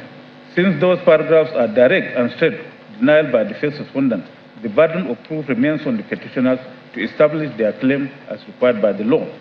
Apart from the first respondent, who is the primary respondent, due to the fact that it is its acts that are challenged in this petition, the second and third respondents, who are the beneficiaries of the declaration of the result, join issues with the petitioners. The second respondent, in its reply to the petition, countered all the petitioners pleaded in respect of the issue. Issue 1 with paragraph 6, 33, 56, and 57 thereof. The third respondent countered the petitioner's allegation with paragraph 26, 37, and 40 of its reply to the petition. Non-compliance in ordinary parlance means failure to or refusal to do something that you are officially or statutorily supposed to do. See Shulua and another versus To J.I. Sachin, Ojuku, and Yaradua, and Akirdu, and Mimiko. The Electoral Act 2022, in an explicit manner, has laid out clearly grounds upon which an election can be questioned in Section 134 thereof. Then there is Section 135 of the Electoral Act, which looks like a proviso to Section 134. For proper appreciation of the intendment of the law, Section 134 and 135 of the Electoral Act must be considered together. Well, an election may be, 1341 says, an election may be questioned on any of the following grounds. B of it says the election was invalid by reason of corrupt practices or non-compliance with the provisions of this act. Then 1351 says an election shall not be liable to be invalidated by reason of non-compliance with the provisions of this act if it appears to the election tribunal or court that the election was conducted substantially in accordance with the principles of this act and that the non-compliance did not affect substantially the result of the election. This ground of non-compliance to the Electoral Act has been in all our electoral laws, even from when we had parliamentary system of government. The courts have, over the years, shed a lot of light on the requirement of the law in proving the allegation of non-compliance. A short chronicle of the decisions of our courts will throw more light on the evidential burden of proving non-compliance. For that purpose, we cited the cases of Bassi and Young, Awolowo and Shagari. We also cited the cases of Buhari and Anada versus Obasanjo and others, and CPC versus Buhari and others.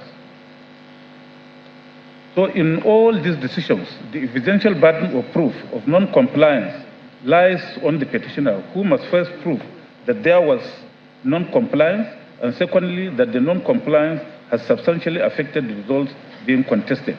Let me say that at the risk of sounding repetitive, that it is after the onus on the petitioner is discharged to the satisfaction of the court, that the onus will shift to the respondents to establish that the results were not affected. It follows, therefore, from the authorities referred to, that for the petitioner to succeed in the allegation of non-compliance, they must plead clearly in their petition the non-compliance and call witnesses or place before the court cogent and credible evidence of such non-compliance. The petitioners need to place before this court evidence based on their pleadings, indicating that the non-compliance has affected the votes cast at the election and that the impact is substantial enough to invalidate the election. The petitioners, it must be underlined, pleaded in paragraph 4 of the petition that the petitioners had agents in all the polling units, ward collation centers, local government collation centers, and state collation centers in all the states of the Federation and the Federal Capital Territory, as well as the National Collation Center. Of this crowd of agents, the petitioners did not call any of their agents at the polling units. The said agents at the polling units were the ones who were meant to sign and collect duplicates of results from EC8A. The few agents called were state and national collation agents. Largely, their testimonies were hearsay. Let us now examine their evidence before the court. The PW1 is Captain Joe Agada, retired. His statement on oath is at pages 198 to 200 of the petition. He was the petitioner's collation agent for Kogi State. In paragraphs 7, 8, and 11 of his statement, he deposed that from his analysis, he discovered various forms of non-compliance and corrupt practice such as suppression of votes, manipulation of Vivas machines, manipulation of accreditation, intimidation and harassment of voters, massive thumbprinting of ballot papers, etc. This witness did not give particulars of these malpractices. There was no forensic report to support allegation of multiple thumbprinting at the polling units. In PDP and ANEC and others, this court, per Agim Jesse as he then was, held that it is only a polling unit agent, or a person who was present at the polling unit during polls that can give admissible evidence of what transpired during the poll in the unit. See also Goyol and Anada versus ANEC, Buhari and ANEC and others. In the instant case, PW1 was not a polling agent, he was a collation agent. When cross-examined, he said he would be wrong to say that he was present when all the ballot papers and boxes were manipulated, that he visited only 20 polling units out of the over 3,000 polling units in Kogi State. He admitted that his party had polling unit agents in all the polling units and that they are still alive. The PW2 is also a collation agent. His witness statement on oath is at pages 213 to 215 of the petition. His statement is similar to that of the PW1. His name is Dr. Solarin Sunday Adekunle. He was the collation agent of the petitioner for Ogun State on the election day. Under cross-examination, he said he only visited 19 polling units out of the 5,040 of the polling units in Ogun State. PW 3, 4, 5, 6, 7, 8, 9, 10, 11, and 11 are all collation agents.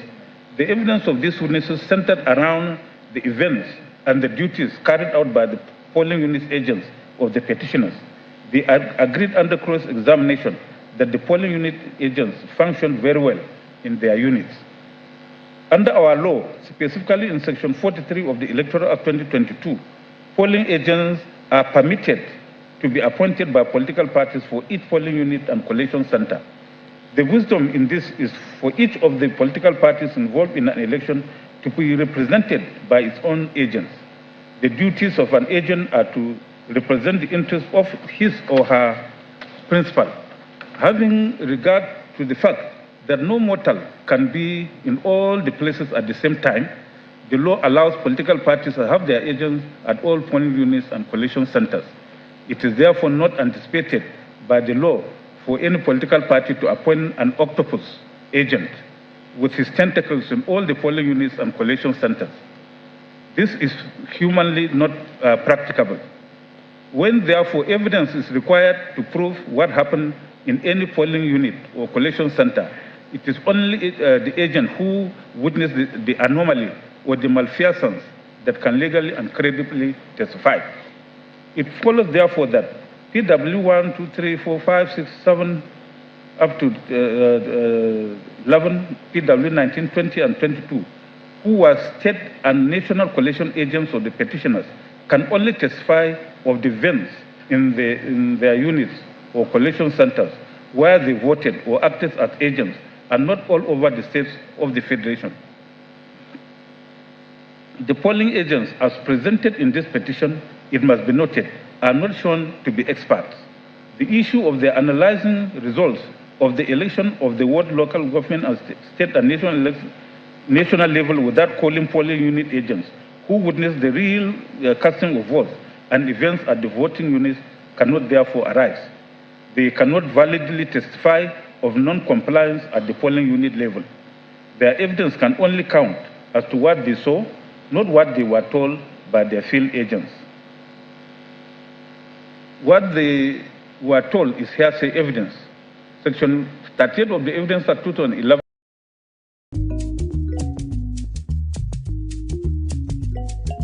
Meet my cards. It shock you, Abi. Now say your customers they confused when you as a business owner send them a bank account with a name different from your business name. Jam and OG, Ute and the state, Kasa and the state, Ukud and the state, Buhari and Obasanjo. It is therefore settled law that hearsay evidence is not admissible to prove a fact of non-compliance with the Act. It follows that the evidence of the collation agents in this case, instant case, who are PWs 1, 2, 3, 5, and 7, relating to the suppression of votes, multiple tampering of ballot papers, entering of wrong scores, strong results, disruption of voting, are inadmissible hearsay and are hereby discountenanced. In the instant petition, the petitioners called 27 witnesses and tendered documents and exhibits. The main and crucial complaint of the petitioners from the evidence placed before the court was the inability of the presiding officers employed and used by the first respondent to upload and transmit the polling unit results to the first respondent's result viewing portal, that's IREF, and the electronic collection system. Of the 27 witnesses called by petitioners, 10 of whom were presiding officers who manned some polling units on the election day. A look at their evidence will bring out the facts of how the presidential election was conducted in some of the polling units on 25th February 2023. These witnesses are PW 12, 13, 14, 15, 16, 17, 18, 23, 24, and 25. PW 12 is Yoguma Omachuku. The witness was on subpoena. He was the presiding officer in Collation Unit 07, Ward 3, Aba North of Abia State. His evidence is that the election was conducted as his polling unit and that at the end of the election, the results were recorded on the result sheet and duplicate copies given to the party agents at the polling unit. He stated that he had challenges in uploading the presidential election results from his polling unit to the IRF portal and electronic collation portal. When cross-examined, the PW12 testified that the election was peaceful and that it was the image of the result on Form EC8A that was supposed to be uploaded to the IRF portal. He further testified that the result sheets were delivered at the Ward Collation Center to the ANEC Ward Collation Officer. He said he was happy with the conduct of the election. PW13, Grace Timothy, who was the presiding officer for a polling unit in Bauchi State, corroborated the testimony of the PW12. She could not upload the result of the election to the RF, but that the party agent signed Form EC8A and that she took the original result to the Ward Collation Center. PW14, Grace Ajabona, whose station was polling unit 6, Ward 1, Yaba West, local government area of Kogi State, equally testified that the election result from her unit from EC8A was signed by her and all the party agents before she took the result to the Ward Collation Center. The PW15, Abidemi Joseph, was the presiding officer in charge of polling unit 047, Ward 9, Maji of Babambola community in Maji, Suleja, Niger State. She gave the evidence also that election was conducted in her unit and that the results were signed by her and the party agents before she took it to the Ward Collation Center. She also could not upload the result to the average viewing portal of ANEC. The PW16, Idosa Obosa, was the presiding officer at polling unit 09, Welu Health Center, Ego Ward 05, Edo State. She equally testified that even though voting went well in the election at her polling unit, she was unable to upload the result of her unit to the RF using the beavers. She did the manual recording of the results into Form EC8A and signed the result along with the party agents. The result was equally taken by her to the Ward Collation Center. The same story was told by the PW17, Alheri Ayuba, who presided at the polling unit 05, Garki Ward 02, FCT Abuja. She used beavers for accreditation of voters but could not upload the results through beavers to IRF. She and the party agents signed the results and she took the results to the Ward Collation Center. Even the testimony of Mohammed Haruna Sadia, the PW18, is in the same order. He was the presiding officer for Unit 05, Amak City Center, Ward 06 in FCT Abuja. She testified she could not also upload the results to the RF. She entered the results manually to Form EC8A and took it to the Ward Collation Center. She testified that she gave copies of the result to the party agents before taking the original to the Ward Collation Center. Janet Nuhu Turaki, the PW23, who was the presiding officer for Bolori West, Ward 04, AB Bomala Danladi Jalo polling unit 03, Gombe State, could not upload the results to IRF after using beavers to snap the result as recorded in Form EC8A. She, however, testified that the party agents signed the results with her before she took the results to the Ward Collation Center. The same run of evidence was given by PW24, Christopher Bulus Arro, presiding officer in Maru Ward 04, polling unit 012 years, Sohor Kaswa, Maru, Zamfara State.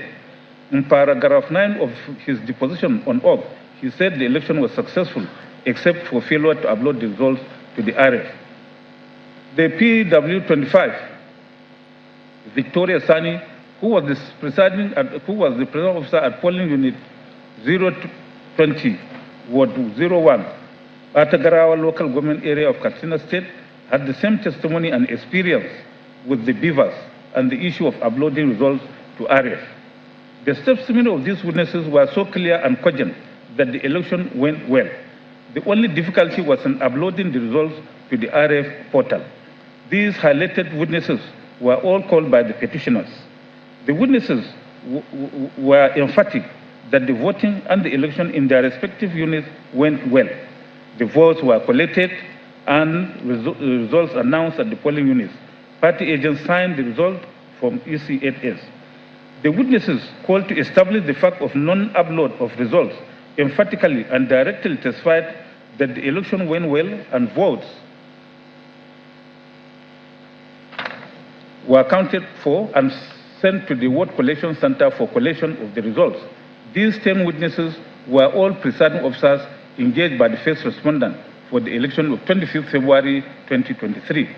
There is no gainsaying the fact that under the Electoral Act 2022, election is not just a process, it is a well-regulated process.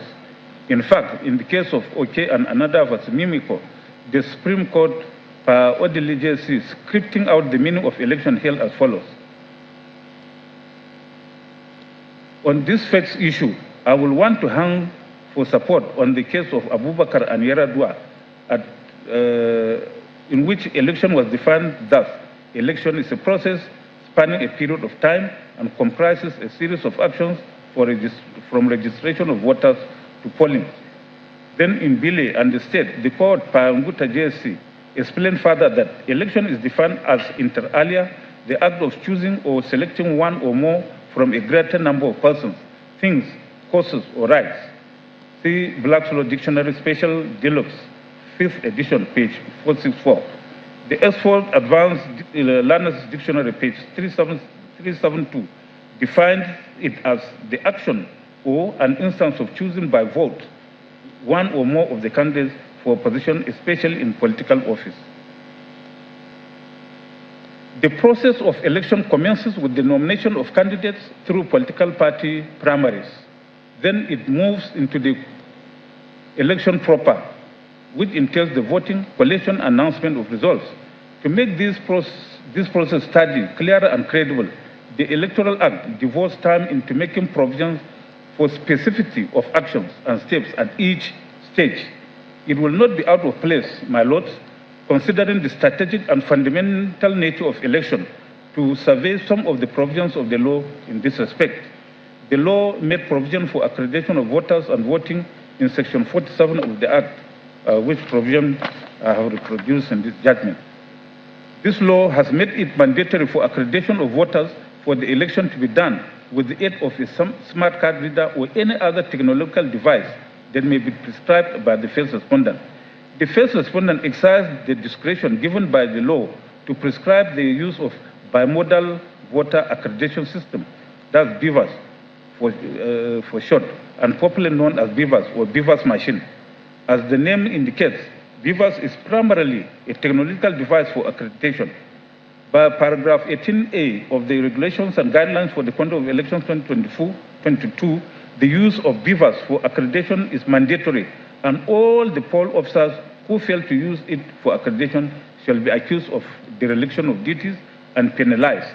It is after a voter passes accreditation that he will be allowed to vote. The bottom line of every election exercise is to choose one out of many or to show affirmation of the approval of a candidate who wins the election to lead the country in the instant case as the president of the country. To achieve this goal, election must be result-oriented and successful. A successful election must produce a winner who is expected to emerge by popular vote and as specified in Section 134 of the of the 1999 Constitution.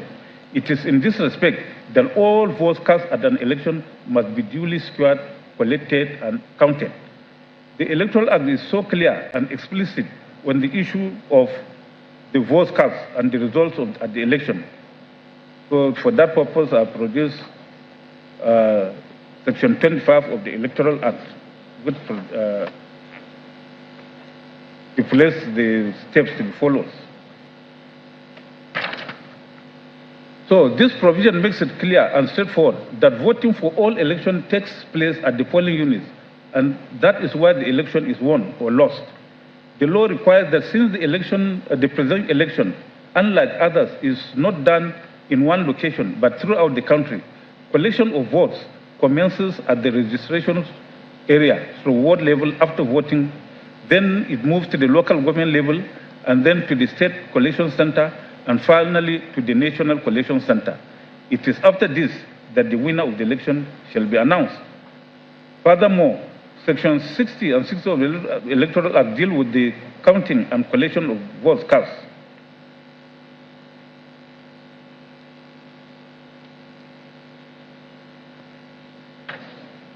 These provisions of the Electoral Act are very simple, plain, and straightforward, and do not require any technical rule of construction.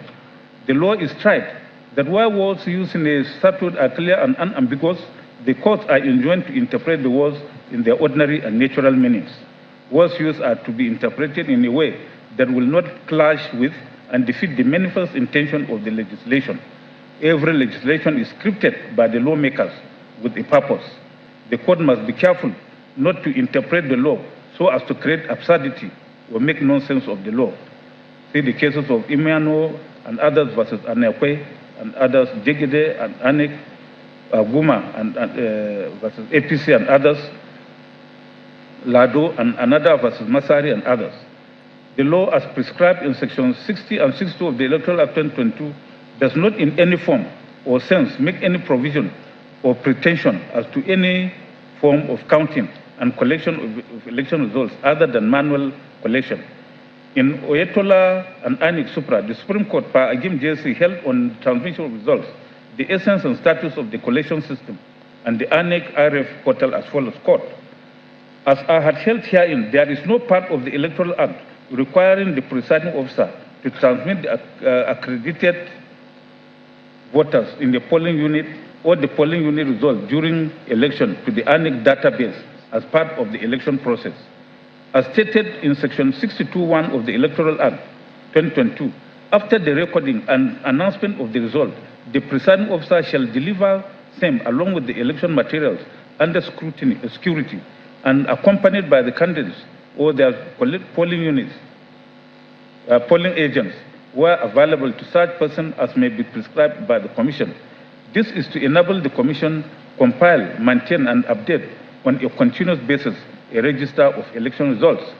This intention is clear from subsection 2 of Section 62, which provides that the Commission shall compile, maintain, and update on a continuous basis a register of election results to be known as the National Electronic Register of Election Results, which shall be a distinct database or repository of polling unit by polling unit results, including collected election results of each election conducted by the Commission in the Federation, and the register of election results shall be kept in electronic format by the Commission at its national headquarters.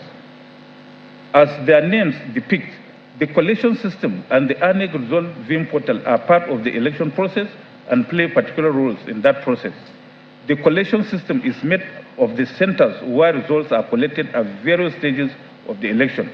So the polling unit results transmitted to the collation system provides the relevant collection officer the means to verify a polling unit result as the need arises for the purpose of collation. The results transmitted to the result viewing portal is to give the public at large the opportunity to view the polling unit results on the election day. It is clear from the positions of Regulation 38(1) and 2 that the collection system and result viewing portal are different from the National Electronic Register of Election Results. The collection system and result viewing portal are operational during the election as part of the process. The National Electronic Register of Election Results is a post-election record and is not part of the election process. With this state of the law, let us now assess the case of the petitioners in this petition. The petitioners, as earlier mentioned in this judgment, are claiming that the failure of the first respondent to upload the election results constitutes non-compliance to the Electoral Act. They pleaded in paragraph 14 and 15 of their petition. Thus, to reproduce paragraph 13 and 14. So the petitioners, by this pleading, are relying on the summary of final collation and declaration of results, which are in forms ECDA, in bracket, EC8E, as issued by the first respondent. The issues generated on this were not about the scores, but the alleged invalidity of the scores and the error of calculation of the scores. This pleading was not admitted by the first respondent. In reply, the first respondent joined issues with the petitioners in paragraphs 9, 10, 11 of their reply filed on 11 April 2023, which paragraphs are produced. It is settled law that issues for trial by the court are joined in the pleadings, and that parties and indeed the court are bound by the pleadings of the parties. The petitioner's case stands to collapse if no evidence is called on the issue. See the case of Uruwari and Osler and Nada versus Dixon. In the instant case, the petitioners anchored their case in this issue, on the report of the statistician, forensic examiner, and other experts. The statistician's report referenced by paragraph 14 and 15 of the petition was tendered in court through PW21, Mr. Samuel Oduntan. It is filed on 14th of June 2023. The statistician's report were tendered, admitted, and marked exhibits PAH1, PAH2, PAH3, and PAH4 respectively. This report was challenged by the respondents, and in our earlier ruling, we came to the conclusion that it was incompetent and liable to be struck out, and was in fact struck out. Without prejudice to that ruling, I wish to assess its value. Nevertheless, PW21, the maker of the said reports, was cross-examined in court by all the respondents, and he showed clearly that he is an unreliable witness. He was contradicting himself on issues around his report, apart from the fact that this witness is a subpoena witness whose witness statement of oath was not front-loaded. He did not present himself as a credible witness. Hear him under his cross-examination by Mahmoud SN for the first respondent. He said, I have formal training in information technology, IT, as stated so in my written statement. I was commissioned by the petitioners. I was compensated by the petitioners for my work. I am an expert in statistics. Apart from what I stated in paragraph 5 of my witness statement, I have enough experience in my work and election petitions. One does not need to be an expert to read INEC forms EC8S. I commenced my work sometimes in April. It took me about a month to complete my assignment. I cannot recall any proceeding where I admitted that I am not an expert. I agree that if my primary data is defective or incomplete, my conclusions could not be wrong or incorrect. Could be wrong or incorrect. I also agree that if my methodology is wrong, my conclusion will be wrong. I have seen page 4 of Exhibit PAH1. That page refers to the methodology I use as referring to forms EC8S. I inspected the forms EC8S at the ANIC headquarters. I do not know if those forms EC8S are before the court. I am aware that the form EC8S are stored in the various state headquarters. If what I stated in paragraph 2 at page 4 of Exhibit PAH1 is wrong, my conclusion will be wrong. I have seen column 1 of volume 3, Exhibit PAH4, at page 1, line 1. It refers to polling unit 009, ward 6 of Anambra State. When cross-examined by Chief Olani Pekon SN for the second respondent, the PW21 said, I have seen paragraph 5A of my written statement on oath. It is true that I did not present the report in Khalil and Yaradua. I agree that no pictorial images of the electoral documents I referred to in my statement are attached to my statement. I am aware that PDP won the election in Adamawa State. By my report, we are not satisfied by the votes returned by ANIC in Adamawa State, including the votes scored by the first petitioner. I say so because I am not satisfied by irregular votes recorded in Adamawa State. That is why I sought the deduction of those votes. By my report, the petitioners won the election in 12 states. By my figures, I am not satisfied with the score for PDP in those states because they are printed with irregularities. I'm also aware that Labour Party also won the election in 12 states. In all the states won by Labour Party, I have also called for the deduction of those votes. I was in the situation room of the PDP on the day of the election. I have seen the report for Kano State in Exhibit PAH-2. Furthermore, in response to the cross-examination of the Learned Senior Counsel for the third respondent, Fabian SN, the PW21 said, "It is true that I have been following ANEC activities since 1999. There was a time that ANEC chairman said the results for the 2023 election will be transmitted electronically and real time. I did not hear the ANEC chairman announce 2 days to the election that due to security and cash crunch, elections will not be possible to transmit the results as promised. The inspection of the electoral documents was carried out in the presence of agents of PDP. I did not make copies of those documents. I was assisted in my assignment by a number of people. Each of these people played a role. As stated the role played by each of those persons. I have seen volume 3 of my report. The said volume 3 of my report deals with ANEC documents which were not signed or stamped. I did not indicate which of them were not signed or stamped. I have seen the table in paragraph 11.2 of my witness statement. Only 26 states are mentioned therein.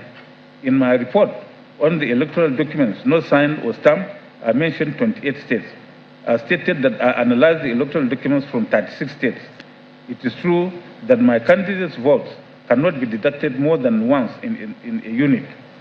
I did not conduct extraction of the BVAS report. I am aware that BVAS machine was used for accreditation.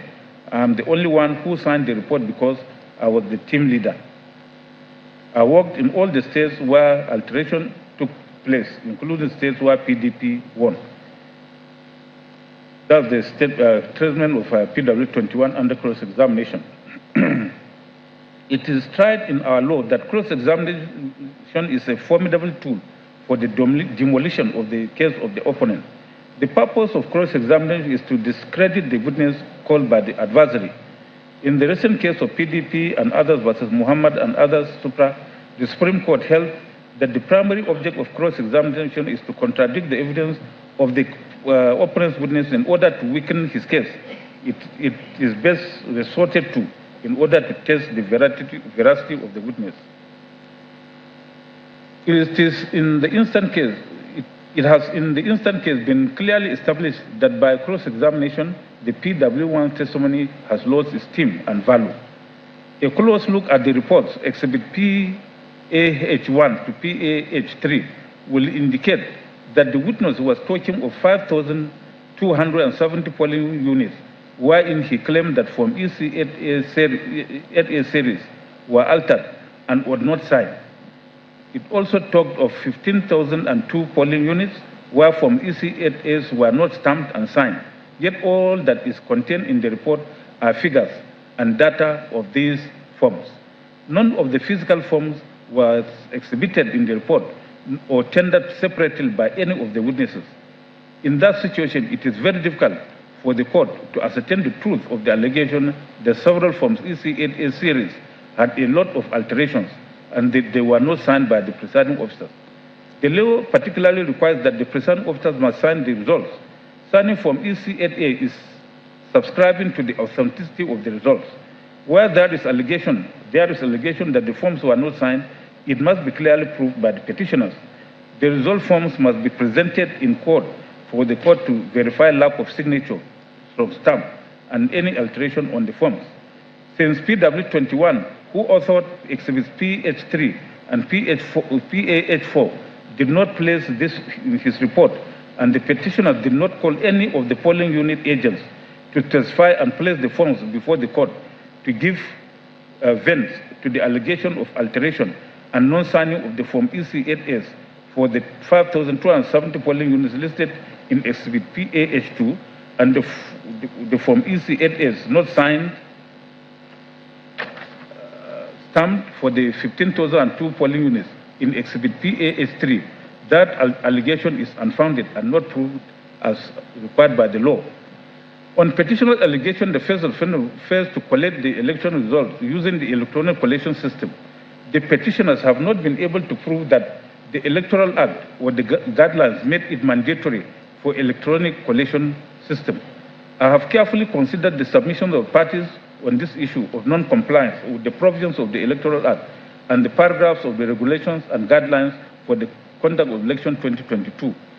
The Independent National Electoral Commission, INEC, the first respondent herein, is established by Section 153F of the Constitution, and part of its functions as stated in paragraph 15, item F, part 1 of third schedule to the said Constitution, is to organize, undertake, and supervise elections, including election to the offices of the President and Vice President, among other political offices listed. Being a creation of the Constitution, INEC is empowered by Section 161 of the Constitution to make its own rules or otherwise regulate its own procedure, and in so doing, it shall not be under the control of the President. Indeed, by Section 158(1) of the Constitution, INEC shall not be subject to direction or control of any authority or person. By Section 4 of the 1999 Constitution, the legislative powers of the Federal Republic of Nigeria is vested in the National Assembly, which in the exercise of that power has enacted the Electoral Act 2022 to regulate the conduct of elections in the Federal, State, and Area Council of the Federal Capital Territory. Section 47(2) of the Electoral Act, relied upon by the petitioners, mandates every presiding officer to use a smart card reader or any other technological device that may be prescribed by the Commission for the accreditation of voters to verify, confirm, or authenticate the particulars of the intending voter in the manner prescribed by the Commission. Also under Section 65 of the Act, the presiding officer shall transfer the results of the election, including the total number of accredited voters and the results of the ballot, in a manner as prescribed by the Commission. Section 62(1) of the Act specifically provides that after the recording and announcement of the result, the presiding officer shall deliver same along with election materials under security and accompanied by the candidates or their agents where available to such person as may be prescribed by the Commission. Further, Section 64(4) states that a collation officer or returning officer at an election shall collate and announce the results of an election subject to his or her verification and confirmation that A, number of accredited voters stated on the collected results are correct and consistent with the number of accredited voters recorded and transmitted directly from polling units under Section 47(2) of the Act, and B, the votes stated on the collected results are correct and consistent with the votes or results recorded and transmitted directly from the polling units under Section 64. At this stage, it should be noted that Section 47(2) referred to in Section 64(4)(a) relates to procedure for accreditation of voters by the presiding officer using the technological device prescribed by the Commission. As for Section 64, referred to in Section 64, subparagraph 4b of the Act, it only mandates the presiding officer to count and announce the result at the polling unit. In fact, subsection 5 or Section 60 goes ahead to mandate the presiding officer to transfer the result, including total number of accredited voters and the results of the ballot in a manner as prescribed by the Commission. The Act also provides in Section 60, subsection 5, that the collection officer or return officer shall use the number of accredited voters recorded and transmitted directly from polling units under Section 47, subsection 2 of the Act, and the votes or results recorded and transmitted directly from polling units under Section 64 of the Act to collect and announce the result of an election if a collected result at his or her lower level of collection is not correct. From the aforementioned sections, it is clear that while subsection 4 of Section 64 provides for what the collation or returning officer will use to verify and collect the results, subsection 5 also provides for what the collation or returning officer will use to collect the results. Subsection 6 of the same section provides for what the collation or returning officer will use to determine the correctness of disputed result where there is a dispute. These are the original of the disputed collected result for each polling unit where the election is disputed, which in our view means the physical or hard copy of the disputed collected result. B, the technological device used for accreditation of voters in each polling unit where the election is disputed. C, the data of accreditation recorded and transmitted directly from each polling unit where the election is disputed as prescribed under Section 47, Sub 2 of this Act, and D, the votes and results of the election recorded and transmitted directly from each polling unit where the election is disputed as prescribed under Section 60, Subsection 4 of the Act, which requires only the accounting and announcement of results at the polling unit. A careful examination of the above sections relied upon by the petitioners show that the Electoral Act had used the words deliver in Section 61, transfer in Section 65, and transmitted directly in Section 52, Sub 2, 64, Sub 4, 5, and 6 of the Electoral Act in stating how results of elections should be handled under those provisions. A look at the definitions of those words in the Black's Law Dictionary 6th edition show that the word transfer is defined at page 1497 as to convey or remove from one place or person to another, or to pass or hand over from one to another, or to specifically change over the possession or control. The word transmit, on the other hand, is defined by the same law dictionary to mean to send or transfer from one person or place to another, or to communicate. In my view, the Electoral Act 2022 has used the words deliver, transfer, and transmitted directly interchangeably to describe how the results of the election shall be moved from one stage to another until the results are finally collected and declared. In all this, the Electoral Act 2022 has not specifically provided that the results of the election shall be electronically transmitted.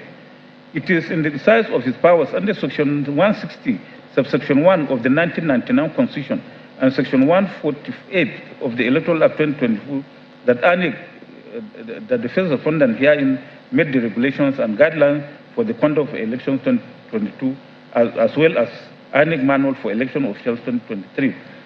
In paragraphs 14A and 18A of the regulations, the first respondent prescribed the bimodal voter accreditation system, BVAS, as the technological device for the purpose of accreditation and verification of voters in the 2023 general elections.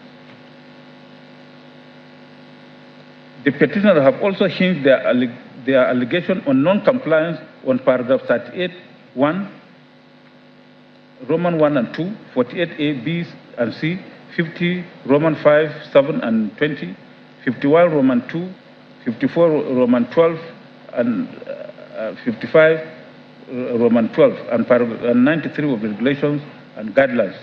Paragraph 38, those provisions refers to have been reproduced in this judgment. So from the foregoing provision of the regulations and guidelines relied upon by the petitioners, it is clearly evident to me that although the Electoral Act has provided in Section 621 for the delivery by the presiding officer of the result, along with other election materials under the security and accompanied by candidates or their polling agents, were available to such persons as may prescribed by the first respondent. The first respondent has, by paragraph 30 of the regulations and guidelines quoted above, introduced electronic transmission to a collation system in addition to the physical transfer of the election results to the registration area for vote collation officer. As stated earlier, the technological device prescribed by INEC in the conduct of the 2023 election is the bimodal voter accreditation system. The functions of BVAS, as stated in paragraph 14A and 18A, is for verifying the voter through a positive identification of the voter and authentication of the voter by matching his or her fingerprints or face, that's facial recognition, thus accrediting the voter to vote at the election.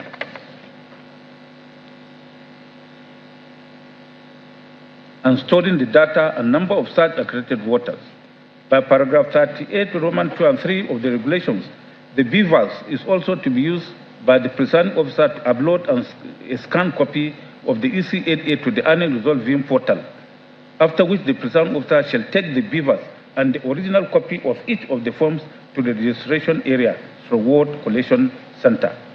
From the above functions of the BVAS, it is clear to me that apart from using the BVAS to scan the physical copy of the polling unit result and upload same to the result viewing portal RF, there is nothing in the regulation to show that the BVAS was meant to be used to electronically transmit or transfer the results of the polling unit direct to the collection system.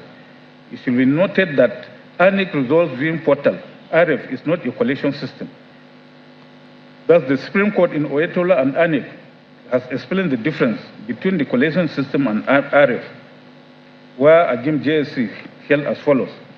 As their names depict, the collection system and the INEC result viewing portal are part of the election process and play particular roles in that process. The collection system is made of the centers where results are collected at various stages of the election. So, the polling unit's results transmitted to the collection system provides the relevant collection officer the means to verify a polling unit result as the need arises for the purpose of collection. The result transmitted to the result viewing portal is to give the public at large the opportunity to view the polling unit results at the election day, close of court. A community reading of the relevant provisions of the Electoral Act 2022, the regulations and guidelines for the conduct of election 2022, and the INEC Manual for Election Officials 2023 show that the Electoral Act expressly provides in Section 621 that after recording an announcement of the result, the presiding official shall deliver same along with election materials and the security and accompanied by the candidates or their polling agents to such persons as may be prescribed by the Commission. The regulations and guidelines as well as the INEC manual also state that hard copies of election results shall be used for collation, and it is only where such hard copies of the election results exist. No such hard copy of the election results exists that electronically transmitted results or results from the INEC will be used to collect the results. I had earlier said that the non-compliance that can significantly affect the result of an election must be such that it's substantial enough to cause the court to invalidate it as prescribed by Section 135 of the Electoral Act. The burden and standard of proof is primarily on the petitioners to establish the existence of those facts or allegations asserted by them. It is important to note here that although election petitions are sui generis, they are governed by the Evidence Act as well. Where therefore an election petition is founded on allegations of non-compliance, as in the instance case, from the myriad of decisions, the onus is directly on the petitioners not only to establish such through credible and compelling evidence, they have to go further and demonstrate through credible evidence that the non-compliance was substantial and that the non-compliance truly affected the results of the election to warrant their being annulled. See Akinlade and another versus INEC, Audu and INEC, Oke versus Mimiko, Kente and Ishaku, Nda Kene and Adamu and others. The Electoral Act made provision for declaration of results and the posting of results of the election. This is Section 66 and 68 of the Act, which have been produced in this judgment. By the law, results are declared by the counting of votes cast in the election and in accordance with the constitutional provision for the election of the President as in Section 133 and 134 of the Constitution. The votes so counted and collected are the votes cast at the polling units. Let me underline here that the conduct of an election, in the conduct of an election, certain processes must have been worked over to conclude and confirm that the election was conclusive. The steps outlined by the law must not be broken. These steps are accreditation, conduct of polls, counting of votes, collation and announcements of results, signing of result forms, and publication of results. The results sought by the reliefs sought by the petitioners are declaratory in nature. It is cited in law that where a petitioner seeks declaratory reliefs, the burden is on him to establish his claim.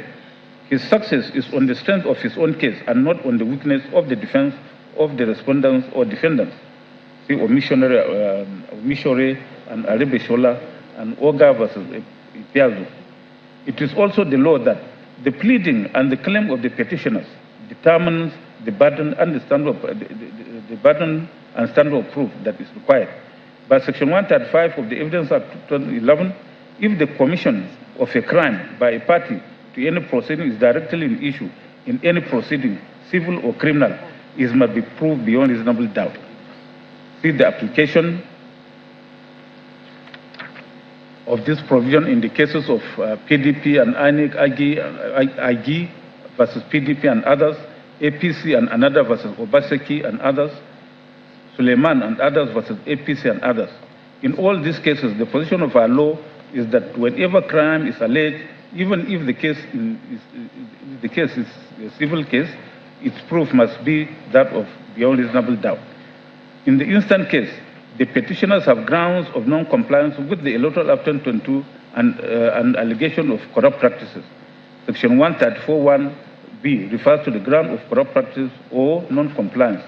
If the ground pursued in any petition is simply non-compliance with the Act and there is no tincture of allegation of crime, the proof required would be on the balance of probabilities. But the standard of proof in any ground that is primarily on corrupt practices would require proof beyond reasonable doubt that allegation being criminal in nature. In the instant case, and on the issues being resolved here, the petitioners tendered some documentary evidence directly from the bar. The objections to the admissibility of most of the documents had earlier been dealt with by this court in the earlier ruling on the objections as to the admissibility of the documents, and some of them have been held inadmissible in evidence.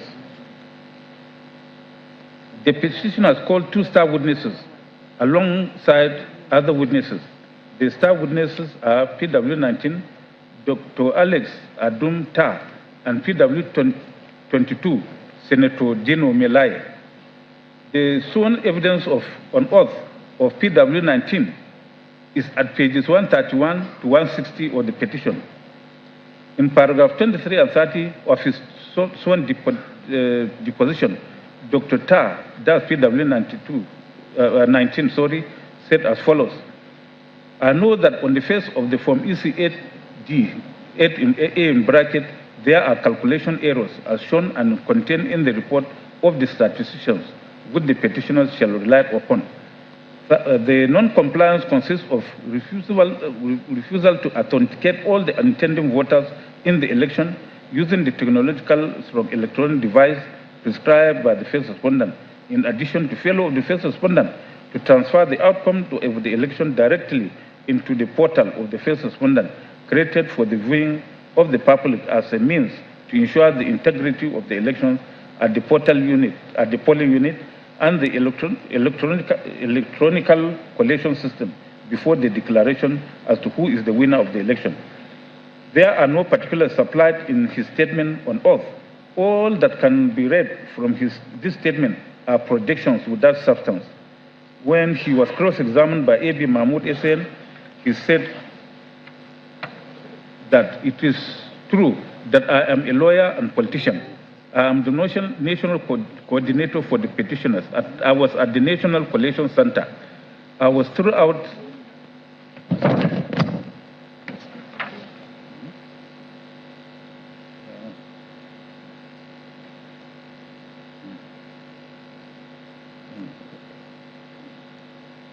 Okay, it's up to, yeah. Well, the cross-examination of that witness has been reproduced. It's a bit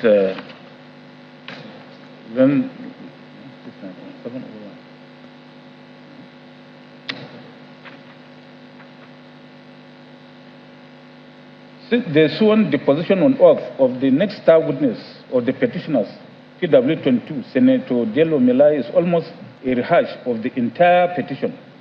What he said on cross-examination by A.B.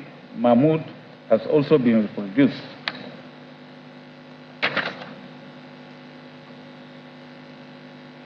The testimonies of these star witnesses under cross-examination aggregated the same account given by other witnesses that the election went well. Accreditation with the Vivas device was all right. The agents of the petitioners were on ground at the polling units, and that the results were entered on forms EC8S and duplicate copies given to the agents. The facts elicited from the cross-examination of these witnesses have belied much of the strands of their written statements on oath. This, of course, is a challenge to the credibility of the evidence of PW19 and PW22. While cross-examination has the capacity to tarnish the credibility of a witness, it also has the corresponding capacity of strengthening the case of the opponent. In the instant case, the evidence elicited from the PW19 and 22 on cross-examination has fortified, in my opinion, the case of the respondents that there was nothing wrong with the results of the 2023 presidential election and that there was substantial compliance with the Electoral Act 2022. That also played out in the cross-examination of PW20, Olatunji Oshele. His deposition on oath is at page 204 to 207 of petition.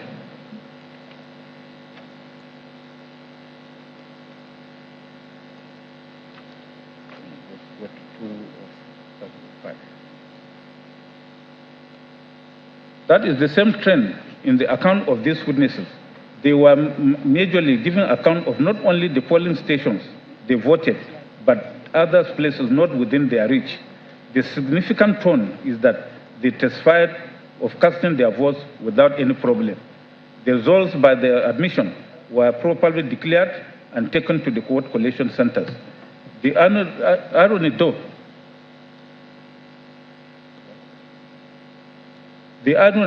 is that the witnesses, is it okay?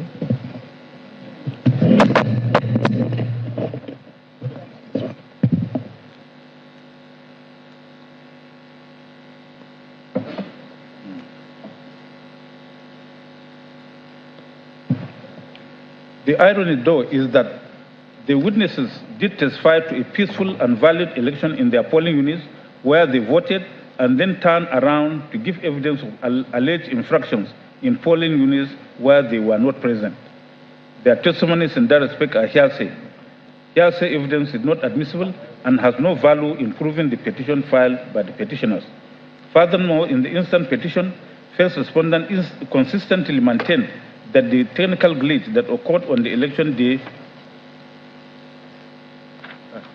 was the failure of the e-transmission server to upload polling unit results for the presidential election into the IRF portal. It claimed that the glitch only prevented the members of the public from viewing or accessing the results that were already uploaded and listed on the first respondent e-transmission system. On their part, the petitioners asserted in their petition that the glitch claimed by the first respondent was actually a bypass by the first respondent to tilt and switch the results of the presidential election in favor of the second and third respondents, as pleaded in paragraph 40. In furtherance of that assertion, they also pleaded in paragraph 41 and 42 of the petition as follows.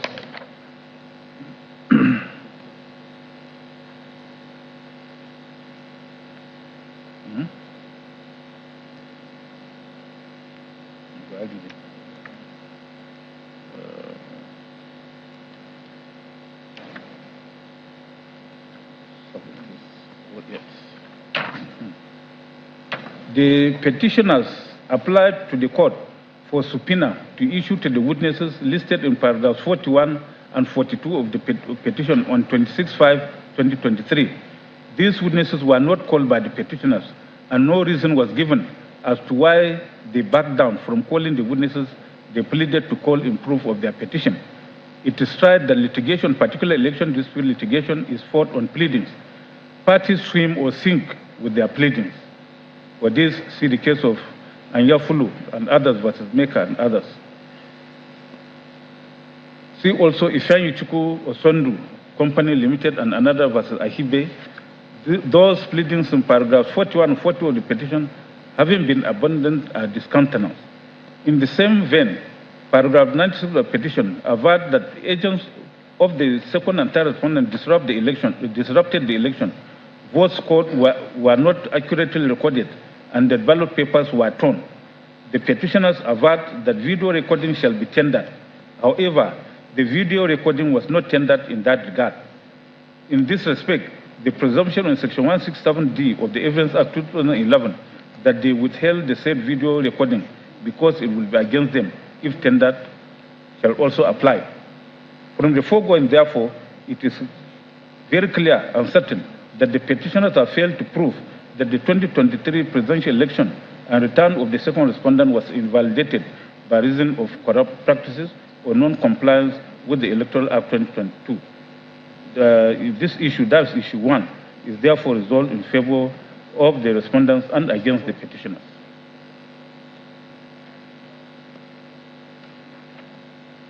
Issue 2 is whether the second respondent was lawfully declared and returned as the winner of the presidential election held on 25th day of February 2023, he having not secured one quarter of the total valid votes cast in the Federal Capital Territory, Abuja. This issue has been resolved in petition number 3, and we adopt our finding and conclusion in that regard in this petition.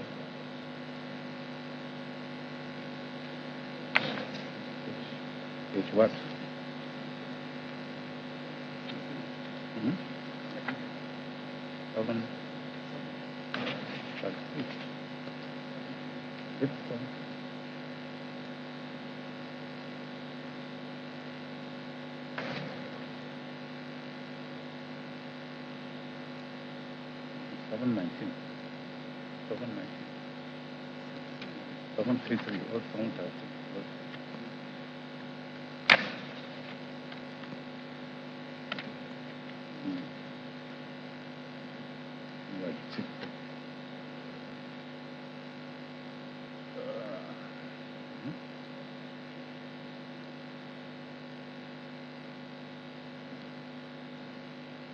Issue 3 is whether the second respondent was not disqualified under the provisions of the Constitution of the Federal Republic of Nigeria 1999 as amended to contest the presidential election held on 25th February 2023, having regard to the alleged order of forfeiture arising from the drug-related offense, his acquisition of the citizenship of the country other than Nigeria, and presenting a forged certificate to the first respondent. I do not intend to reopen this issue, having already ruled on it while considering the preliminary objections of the respondents. I held therein that the petitioners did not plead facts in support of non-qualification or disqualification of the second respondent in their petition, and their efforts to remedy it through their replies to respondents' replies were belated and of no avail. That ruling constitutes issue estoppel, binding not only on the parties but on this court, meaning that this court cannot depart from their earlier ruling. So this issue is therefore discontinuous. This issue is whether the second respondent was elected by majority of lawful votes cast in the, that's issue 4, yes. This issue is whether second respondent was elected by majority of lawful votes cast in the election, and first respondent was right in declaring him as elected.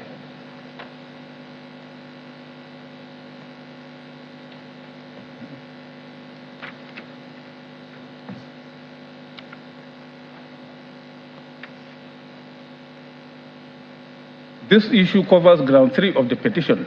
The facts in support of this ground were pleaded by the petitioners from paragraphs 105 to 145 of the petition. The petitioners specifically pleaded in paragraph 106 to 107 as follows. The petitioners shall lead evidence at the hearing to show that A, the result of the election as announced by the first respondent, and especially the votes allocated to the second respondent, do not represent the lawful valid votes cast at the election. And B, the lawful votes cast at the election were deliberately and massively deducted from the first petitioner's scores by the first respondent in order to return the second respondent. 17. The petitioner shall give evidence to show the election results as purportedly declared by the first respondent in respect of each state of the Federation, including the Federal Capital Territory, the details of which are contained in the table following are wrong. The table referred to by the petitioners is the table of results declared by the first respondent. There is no other set of results placed before this court by the petitioners to form the basis of our finding of fact as to whether the declared result is wrong or not. Success or failure in an election depends on figures, which is in turn dependent on votes garnered by each candidate. So where the complaint in an election petition is that candidate returned did not poll majority or highest votes in the election to be returned as contended herein by the petitioners. Not only must the figures disputed be pleaded, the figures or votes the petitioner perceives as the correct figures of the election ought to be and must also be pleaded. That is not only logical. Support for it can be found in several decisions, among them Nadabo versus Dabai, where Okoro Jesse, as he then was said, when a petitioner is alleging that the respondent was not elected by majority of lawful votes, he ought to plead and prove the votes cast at the various polling unit stations, the votes illegally accredited to the winner, and the votes which ought to have been deducted from the supposed winner in order to see if it will affect the result of the election. Where this is not done, it will be difficult for the court to address the issue. See Awolo and Shagari, close of court. See also Ojo versus Isohe and others, Taba Jesse as he then was. The averments of petitioners in paragraph 107 of petition only showed the votes declared by ANEC, which the petitioners are disputing as manipulated. Nowhere in the petition did petitioners plead that what they considered the authentic votes of the election to guide the court in the inquiry suggested by them in this allegation. The second respondent did not poll majority of lawful votes in the election. Their petition therefore did not meet the legal threshold to ignite a proper inquiry by this court, and so lame even on the pleadings. Going further, if we must at all, the petitioner claim is that 19,702 polling units results contains various forms of infractions. They assert that results from a total of 4,307 polling units are without stamp on the respective forms EC8A from the states, and details are said to be in the statistician's report, which report we have repeatedly held incompetent and inadmissible. They also contended that results from 1,300 polling units do not have signatures of the presiding officers on the respective forms EC8A. It was also alleged that results from 6,408 polling units have and indicate zero accreditation. It was further alleged that 9,464 polling units across 30 states showed that the votes returned are in excess of accredited voters. Furthermore, that the presiding officers failed to properly fill and countersign alterations in election forms, including forms EC8A, EC8B, EC8C, and EC8D in over 40,000 polling units, which they claimed were in the statistician's report. It is clear from the averments in the petition as captured above that neither the particulars of the polling units in issue nor those involved in the irregularities were given by the petitioners. In any case, our law is well settled that before a party can legally rely on fraud or forgery or any form of malpractice as alleged in this petition, the facts must not only be pleaded but particulars thereof must be provided in the pleadings. The petitioners in the pleadings from paragraphs 128 to 142 avert to issues of violence and disruptive activities. These allegations are criminal in nature. The standard of proof where an allegation of crime is made in an election petition is proved beyond reasonable doubt and not on the balance of probabilities. See Emmanuel and Umana. A complaint of massive suppression, deduction, and allocation of votes connotes forgery or fraud, particulars of which must be pleaded and proved beyond reasonable doubt. See Kaki and PDP and others, Ngobodo versus Ono. First, respondent joined issues with the petitioners' allegations in paragraphs 92 to 142 of the petition. The second respondent and the third respondents in a similar manner joined issues with the petitioners in calling on them to prove their claims as required by law. What this entails is that the petitioners who made all these allegations have the burden to prove all their allegations as required by law. The petitioners have placed reliance on the evidence of their statistician and forensic expert, who are PW21 and PW26 respectively. had time to look at the evidence of these witnesses and had ruled that their evidence, apart from being improperly before the court, is also hearsay. The statistician's report rolled out figures or forms which he claimed were either not signed or stamped, but none of the forms referred to was attached to the report. The polling unit agents of the petitioners who were present in all the polling units around the country were not called to testify to any problem or difficulties in their polling units on the 25th day of February 2023 presidential election. That is fatal to the petitioner's case. Thus, in Belgore versus Ahmed, it was said by Taba JSC as follows in the lead judgment. With respect to the volume of documentary evidence, I wish to state at the risk of repetition that they were merely tendered across the bar by Land Council for the petitioners at the trial. He did not and was not in a position to answer questions or otherwise speak on any of them. Their makers were not called. In such circumstance, was the trial tribunal bound to ascribe probative value to them? I shall answer this question in the negative. The trial tribunal had no duty to accord probative value to the mass of documents, their status as certified documents notwithstanding. There is no doubt that the petitioner's decision to tender the mass of documentary evidence at the trial was prompted by the urgency dictated by Section 285(6) of the 1999 Constitution as amended. That, however, does not diminish the petitioner's appellant's burden and standard of proof of the petition. They had a duty to prove their petition according to law, close of court. This position of the law may have been fairly watered down under the current electoral regime by Section 137 of the Electoral Act 2022, stating that it shall not be necessary for a party who alleges non-compliance with the provisions of this Act for the conduct of elections to call oral evidence if originals or certified true copies manifestly disclose the non-compliance alleged. But even at that, it cannot be gainsaid that oral evidence is necessary to explain discrepancies in original or certified true copies of election documents, where the complaint verges on whether an alteration or amendment in an original or certified true copy of a polling unit result was made with intent to falsifying it, or whether it was simply made to correct an apparent human error in the course of making entries in the result.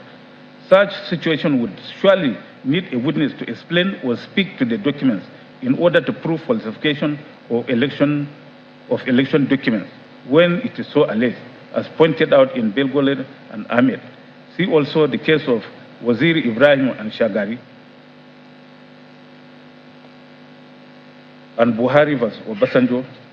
All the above, in my view, also explain the rationale for the employment of the adverb manifestly by the draftsman in Section 137 of the Electoral Act 2022.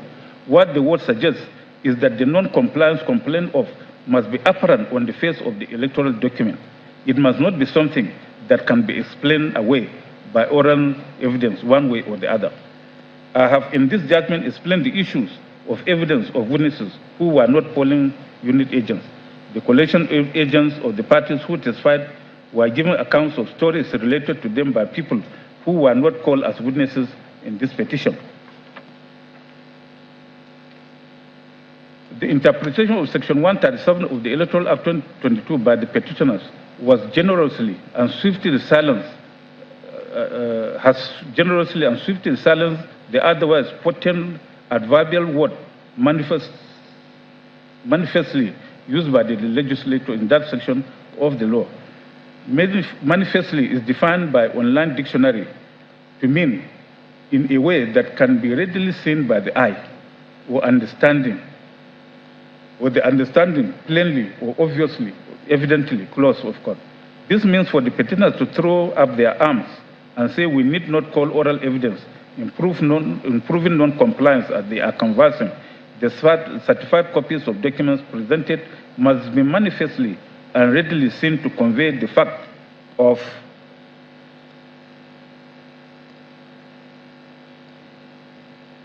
non-compliance.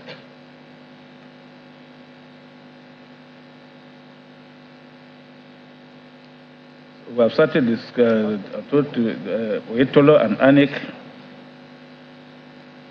for Bureau JSC. From this authority, it is the law that where the documents tendered and relied upon by the petitioners do not manifestly disclose the non-compliance alleged, the petitioners will still need to call witnesses who witness the alleged acts of non-compliance to testify. In the instant case, the petitioners tendered loads of certified copies of the document. The petitioners filed 5 schedules of documents. The first schedule was filed on 30th May 2023. The second was 31st May 2023. The third was 2nd June 2023. The fourth was 7th June 2023. And the fifth was filed on 21st June 2023. From these schedules of documents, a lot of exhibits were generated and tendered. These exhibits were objected to by the respondents. I had earlier in this judgment dealt with the documents and objections. However, I want to have a look at these documents to see if they manifestly show any lack of compliance. These exhibits include the following: exhibits PG, PG1 to PG3, which were the printouts of bimodal voter accreditation system, VIVAS, for Abia, Adamawa, Akwa Ibom, Anambra, Bauchi, Bayelsa, Benue, Borno, Cross River, Delta, Ebonyi, Edo, Ekiti, Enugu, FCT, Abuja, Gombe, Imo, Jigawa, Kaduna, Kano, Katsina, Kebbi, Kogi, Kwara, Lagos, Nasarawa, Niger, Ogun, Ondo, Oshun, Oyo Plateau, Rivers, Sokoto, Taraba, Yobe, and Zamfara were admitted, though objected to. Exhibit PH1 to PH36, which were the ANEC data on number of registered voters and collected PVCs for the 2023 general elections for the states listed in the first schedule of documents as numbers 46 to 82 were admitted. The second schedule of documents was filed on 31st May 2023, and the documents listed here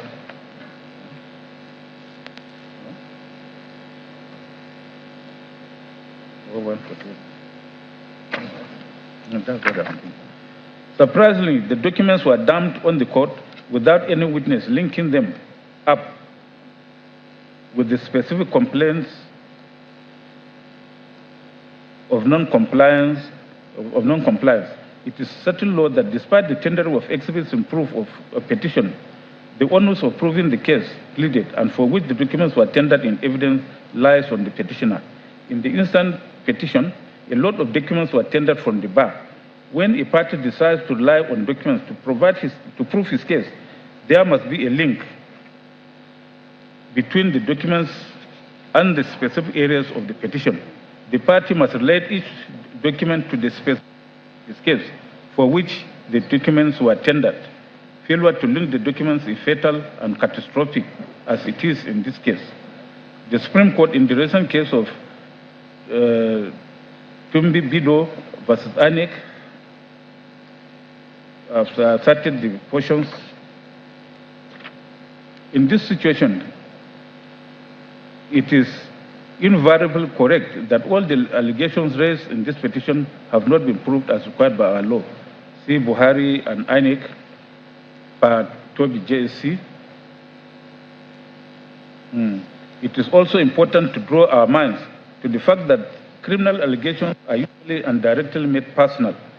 For allegations of crime to be proved against the respondents, it must be proved that they committed the corrupt acts or aided, abetted, consented to, or procured their commission. Furthermore, it must be proved that the corrupt practices substantially affected the outcome of the election. See Omishore versus Aribeshola. The law also places the onus on the petitioners to demonstrate by credible evidence that the alleged corrupt practice indeed occurred and that it affected substantially the outcome of the election. In that quest, the petitioners pleaded some states where the malpractice allegedly occurred. One of such states is Sokoto State.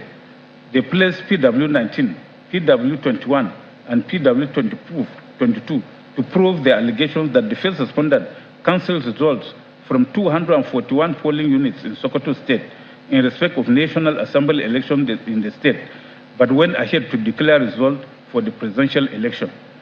The three witnesses, PW 19, 21, and 22, were not in Sokoto during the election. There is also no evidence tendered of the cancellation of results in any of the units alleged. PW 19 and PW 22, when cross-examined, said they were in Kogi State, where they voted, and later came to Abuja. The PW 21 is the statistician who testified of overvoting, non-signing, and cancellation of forms used, but he did not tender or show those compromised forms. The same occurred in their testimonies in Kano State, Kogi State, Lagos State, and River State. From the foregoing consideration, it is very clear that there was no credible evidence by the petitioners to prove the allegations of corrupt practices. Under this issue raised, the petitioners were asking if the first respondent was not wrong in returning the second respondent when he was not duly elected by a majority of lawful votes cast in the election. From the facts placed before the court, the first respondent declared the results of the election by which the second respondent was returned. Section 1342 of the 1999 Constitution talks of the highest number of votes cast at the election if the contest was among more than two candidates, as in the instant case, not majority of votes cast as propounded by the petitioners. The first respondent was therefore right from the results declared by her, in the absence of any rival or alternative result placed before this court by the petitioners, that the second respondent, who scored 8,794,722 votes, as against 6,984,520 votes scored by the petitioners in the election, scored the highest number of lawful votes cast in the election. Issue 4 is accordingly resolved against the petitioners and in favor of the respondents. Having resolved all the votes, the 4 issues against the petitioners, I find that the petitioners have successfully proved any of the grounds as laid out in paragraph 16 of their petition. It is my conclusion that this petition also lacks merit. Having considered and decided that the 3 petitions, number CA from PEPC 03-2023, CAPEPC 04-2023, and CAPEPC 05-23 are all devoid of merit. The petitions are hereby dismissed. Accordingly, I affirm the declaration and return of Bola Ahmed Tinubu by the Independent National Electoral Commission Annex as the duly elected president of the Federal Republic of Nigeria. The parties in the 3 petitions are to bear their respective costs. So now I will call on my learned brother by immediate right to read his own judgment.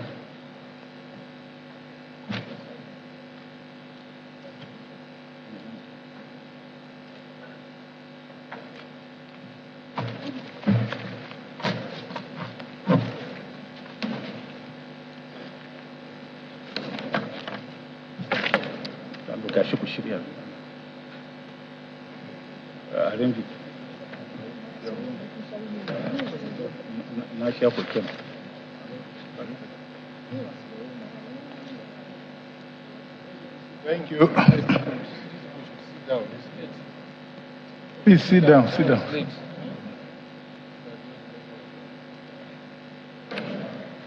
Thank you, my Lord. I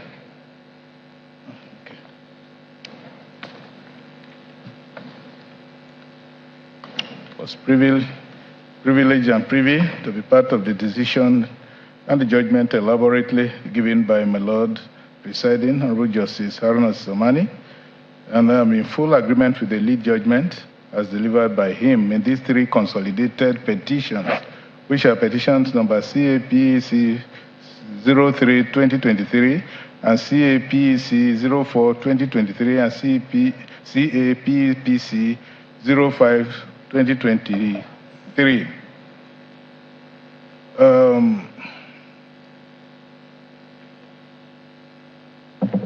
I agree also with the consolidated rulings on the various objections and other interlocutory applications relating to the competence of witnesses and the documents tendered in the 3 petitions highlighted.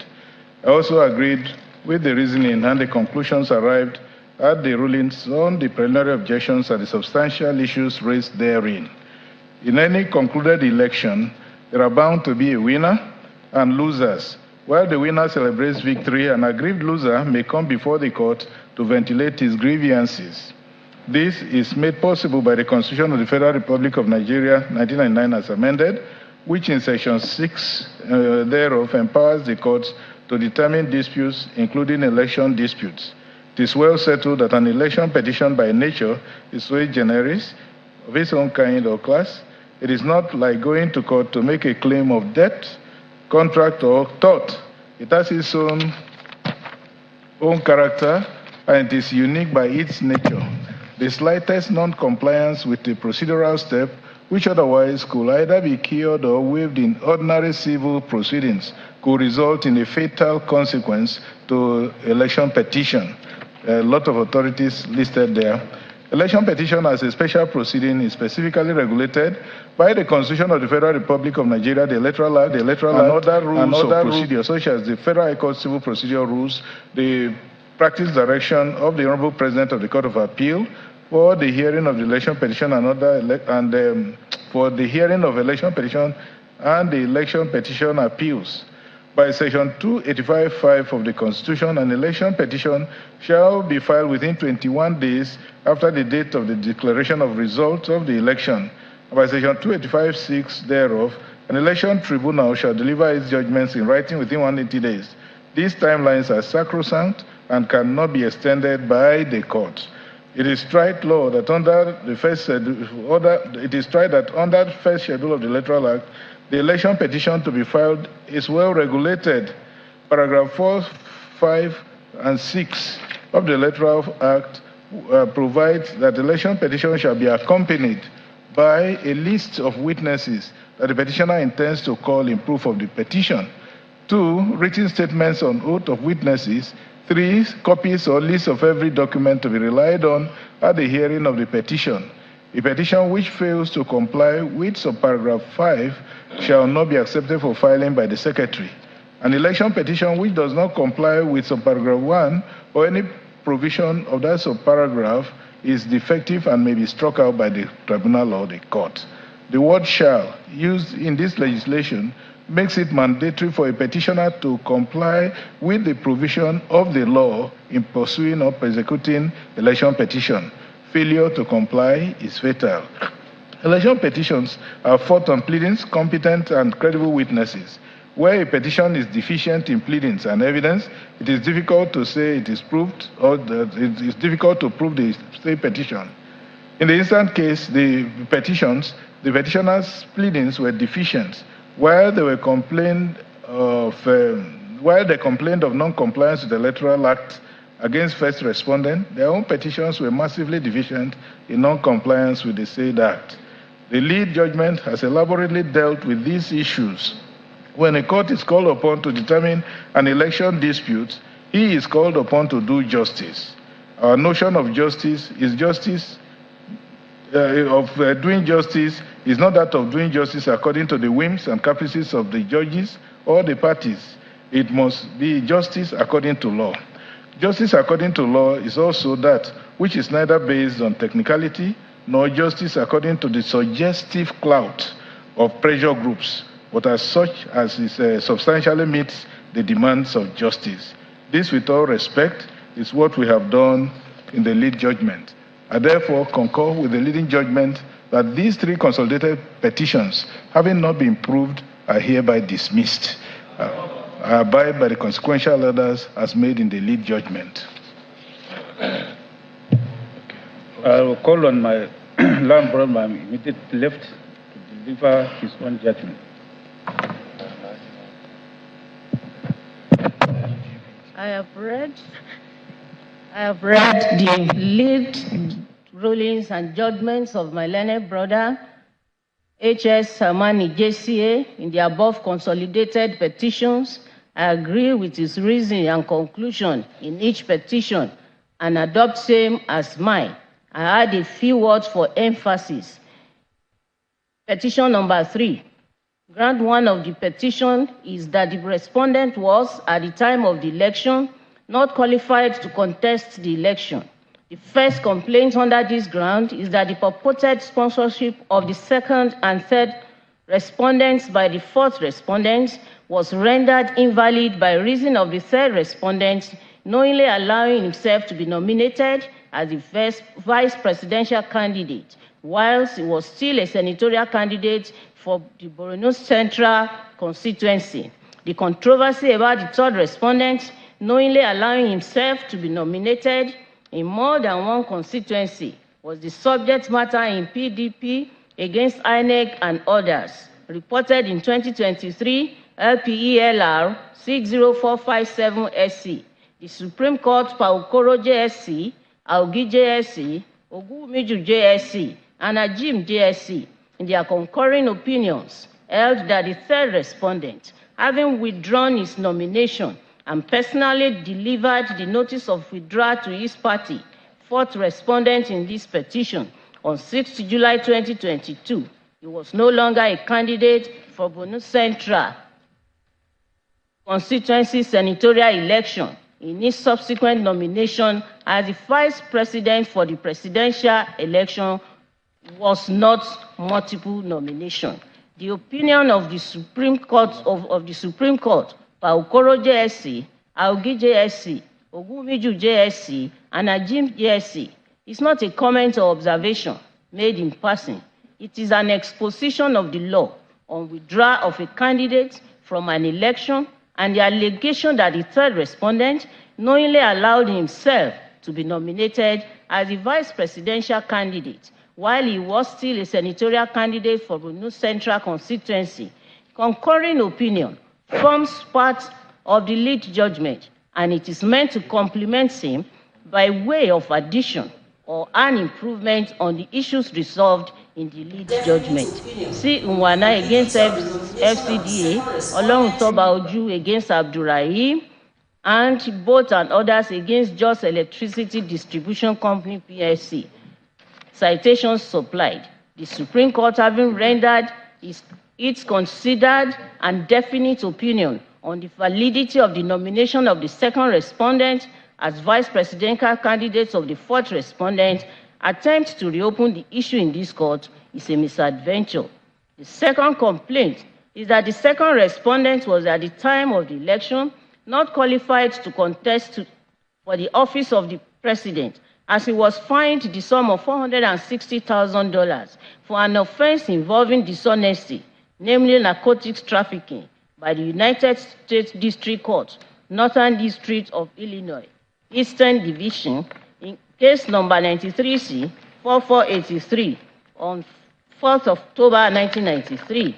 The contention of the learned counsel for the petitioners is that the order of forfeiture made by the court is a fine under Section 137(1)(d) of the 1999 Constitution of the Federal Republic of Nigeria. It is a settled principle of interpretation that when the words used in the provisions of the Constitution are clear and unambiguous, same must be given their plain and ordinary meaning, unless to do so will lead to absurdity. See Abegunde and other cases cited here. The context in which the word sentence is used in Section 137(1)(d) of the Constitution connotes formal pronouncement awarding punishment after conviction for an offense. Conviction is a finding of guilt after an indictment, arraignment, and trial. See Kole Osho against FRN, Mohammed against Olawumi, Modu against Federal Republic of Nigeria.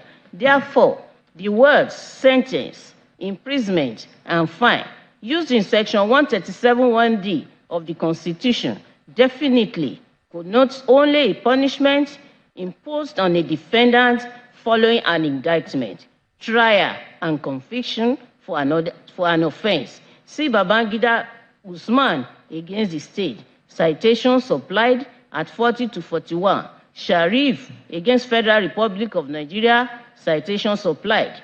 In civil forfeiture or a non-conviction based forfeiture, proceedings in civil forfeiture or non-conviction-based forfeiture proceedings, the government only needs to show by preponderance of evidence that the property is a proceed of crime or was used to facilitate a crime. Criminal forfeiture, on the other hand, is seizure of a property connected with a crime after obtaining conviction and as part of sentence or punishment for the crime.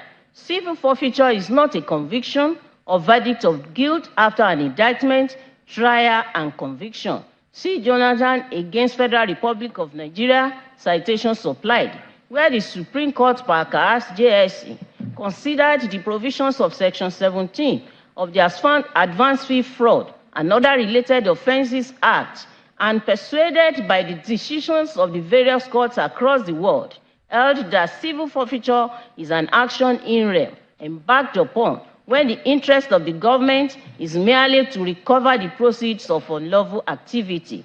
The court also held that an application for interim forfeiture of property that is not predicated on conviction of the owner of the property would necessarily be an action in rem, because it is the recovery of the property that the law aims at. A forfeiture order by a foreign court can only be accepted and recognized by a court in Nigeria for the purpose of Section 137(1)(d) of the Constitution, if it is made after an indictment, trial, and conviction, and properly proved as required by Section 49 of the Evidence Act. In addition, the conviction and sentence must be shown to have been a product of due process of law. Compliance with the process of law has to be determined by the procedure and standard set by Section 36, subsection 5 and 6 of our Constitution. The forfeiture order being relied on by the petitioners has not been shown to be a result of a process similar to the one set by our Constitution for a trial of a defendant for an offense. The appellant counsel relied on Austin against United States, citation supplied, and Teams against Indiana, decided on 20th February 2019. The forfeiture proceedings in the two cases were instituted as part of criminal proceedings after conviction of the defendants. Secondly, forfeiture was regarded as punishment for the purpose of protecting the constitutional rights of the defendants against imposition or infliction of excessive bail or excessive fines or cruel and unusual punishment for an offense. Eighth Amendment provides that excessive bail shall not be required, nor excessive fines imposed, nor cruel or unusual punishments inflicted. In United States against usury, 1996, other citations supplied, the United States Supreme Court considered the relationship between punishment and civil forfeiture. The court held that in rem civil property forfeiture did not constitute a punishment such as fine for purposes of double jeopardy clause of the Fifth Amendment. In Abacha against Federal Republic of Nigeria, citation supplied, forfeiture was also defined in the context of the doctrine of double jeopardy. The appellant contended that the state could not indict and prosecute him for the offenses of conspiracy, receiving stolen property, dishonestly and concealing stolen money, after forfeiting the properties listed under forfeiture of assets, etc., certain persons decree number 53 of 1999. The rejection of the plea of double jeopardy means that the court did not consider the forfeiture under the forfeiture of assets, etc., certain persons decree number 53 of 1999 as punishment.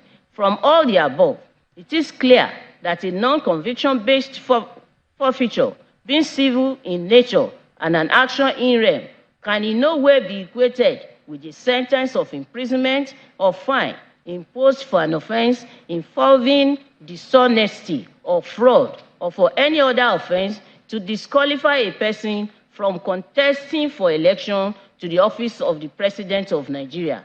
An indictment, arraignment, trial, and conviction are necessary preconditions for disqualification of a person under Section 137(1)(d) of the Constitution. Ground 2 of the petition is that the election of the second respondent was invalid by reason of corrupt practices or non-compliance with the provisions of the Electoral Act. The allegations are basically predicated upon electronic transmission of the election. A global reading of the Electoral Act 2002, particularly sections 47(2), 61(5), 62(1), 65(1)-8, will show that what the Act provides for is manual transfer and manual collation of results by collation officers at various physical collation centers. There is no provision for electronic transmission or IREF or electronic collation of results in the Act. By paragraphs 38 and 48A of INEC Regulations and Guidelines for the Conduct of Elections 2022, the first respondent made provision for electronic transmission and physical stroke manual transfer of election results from the polling unit. However, paragraph 48C provides that if no result has been electronically transmitted from the polling unit, the provision of paragraph 93 shall be applied. Paragraph 92 categorically provides that at every level of collation, where INEC copy of collated results from the immediate lower level of collation exists, it shall be adopted for collation. By paragraph 93, where INEC hard copy and electronically transmitted results from the immediate lower level of collation do not exist, the collation officials shall use duplicate hard copies issued to the Nigerian Police Force and agents of political party to collate results. It is therefore not correct that it shall not be possible to collate results of the election where results have not been electronically transmitted. By law, the INEC Regulations and Guidelines for the Conduct of Elections 2022 is subordinate to the Electoral Act, where a provision of the guidelines conflicts with the Act. The Act prevails. See Odeneye against Efunuga, Yesom against Pisasai, citation supplied. Section 134(2) of the Act.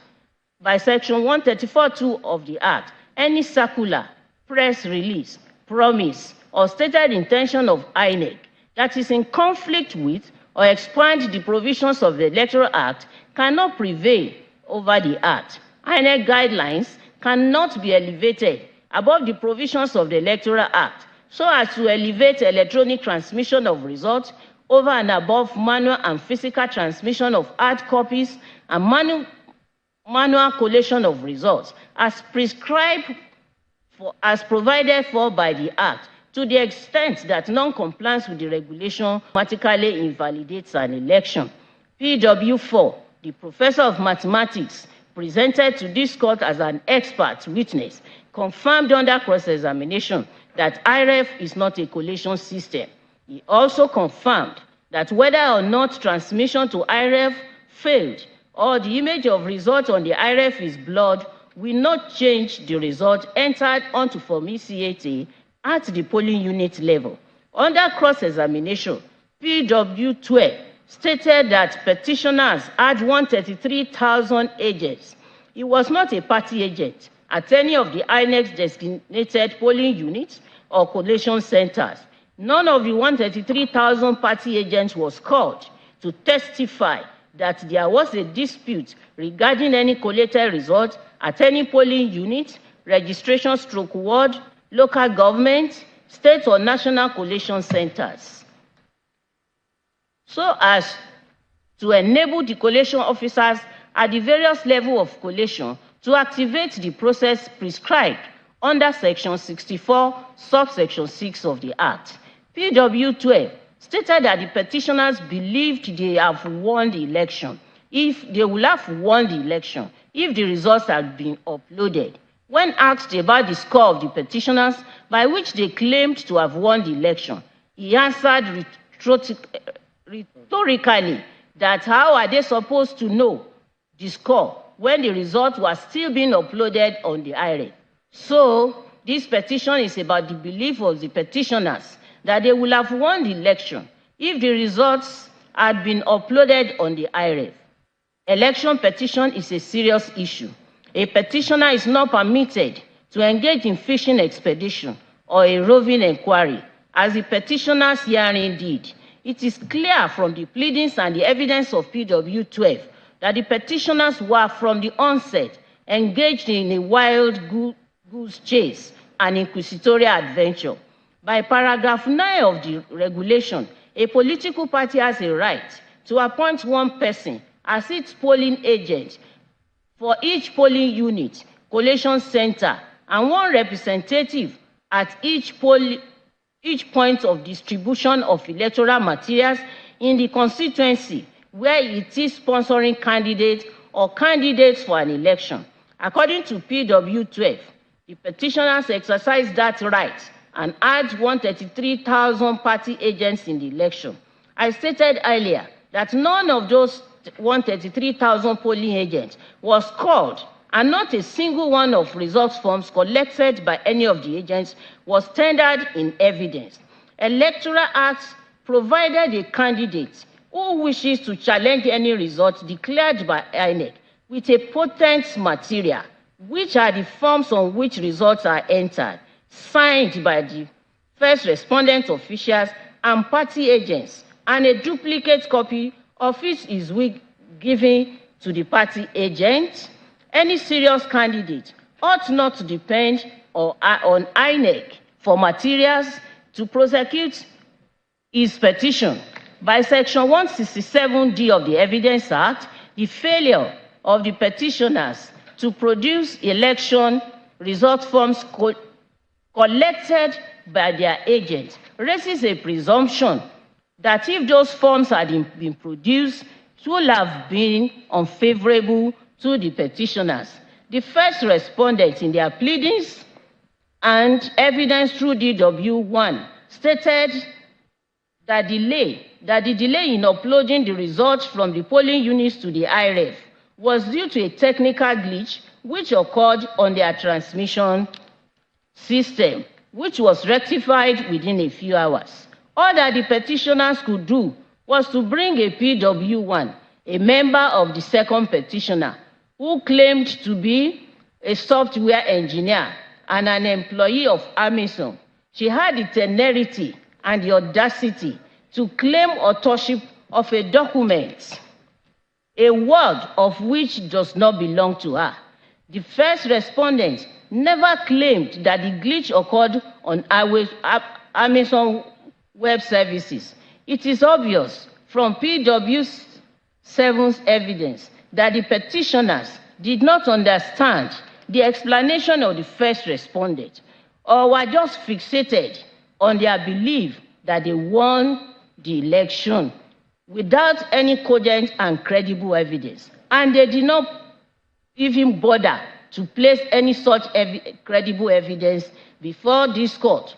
Were they expecting the court to go and gather evidence from the street or from the market, or to be persuaded or intimidated by threats on social media?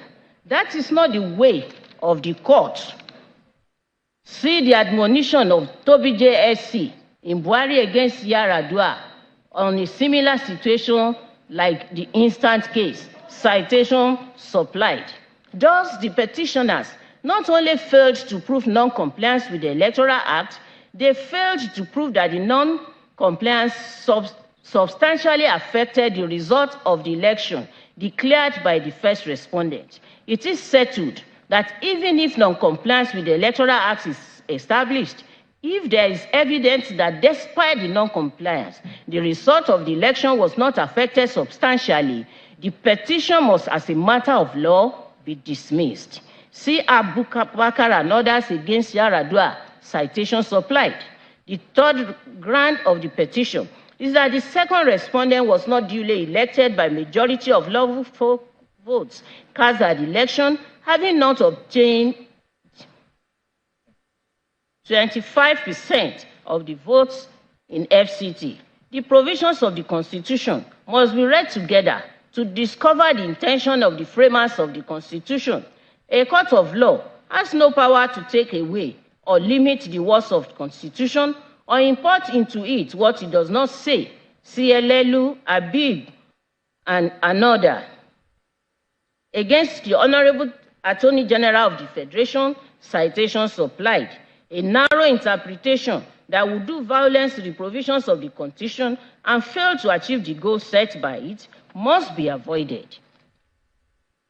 Our Constitution is based on principles of freedom, equality, and justice in all ramifications, and is for the purpose of consolidating the unity of our people. Section 41 and 2 of this Constitution, 14.1 and 2, states that the Federal Republic of Nigeria shall be a state based on the principles of democracy and social justice. The participation by the people in their government shall be ensured in accordance with the provisions of the Constitution.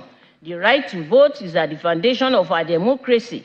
It is the most potent and priceless opportunity a citizen has to have a say in who governs. Every citizen who is qualified to vote must be afforded equal opportunity to cast his or her vote to elect leaders who governs. Our constitutional principles of freedom, equality, and justice, democracy, and social justice means that the vote of each citizen shall count. Each and every vote should count equally. No vote should weigh more than the other. The principles of equality of vote must be protected by the court. The interpretation of Section 134(2) of the Constitution being urged on us by the petitioners is an unjust manipulation of the Constitution to create inequality of votes. It negates the principle of equality and justice, democracy and social justice, and participation of the people in their government enshrined in our Constitution. It strikes at the very foundation of our Constitution. It is capable of further dividing the citizens of this country. The politicians are good at using all sorts of means and sentiments to divide the citizens of this country. The interpretation being urged on us is their latest invention in that regard, and unfortunately, they found a ready alliance with those who should know better. The interpretation being urged on us is squarely against the letters and spirit of our Constitution, and it is hereby rejected. Based on the above and the further reasons lucidly explained in the lead judgment, I too dismiss the petition. 04. I have had a preview of the reasons given in the lead judgment of my learned brother. I agreed with his reasoning and conclusion. I adopt same as mine. I hereby abide by the orders made therein. As for 05, I adopt my reasoning in respect of the third ground, and I also dismiss the petition. On the whole, I too dismiss each of the three consolidated petitions. I abide by the order made in respect of the petition in the lead judgment. My learned brother by my extreme right shall present his own judgment. Long last.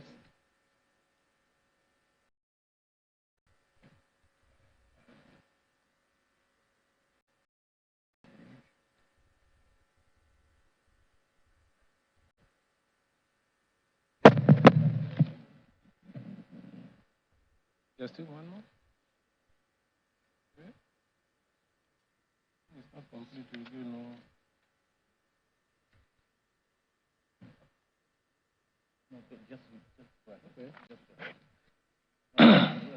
I'd earlier read in draft the rulings and judgments of my learned brother, Aruna Simon Samani, in these consolidated petition numbers CAPEPC 03, 04, and 05, 2023. I am in complete agreement with His Lordship's reasoning and conclusions on all of them.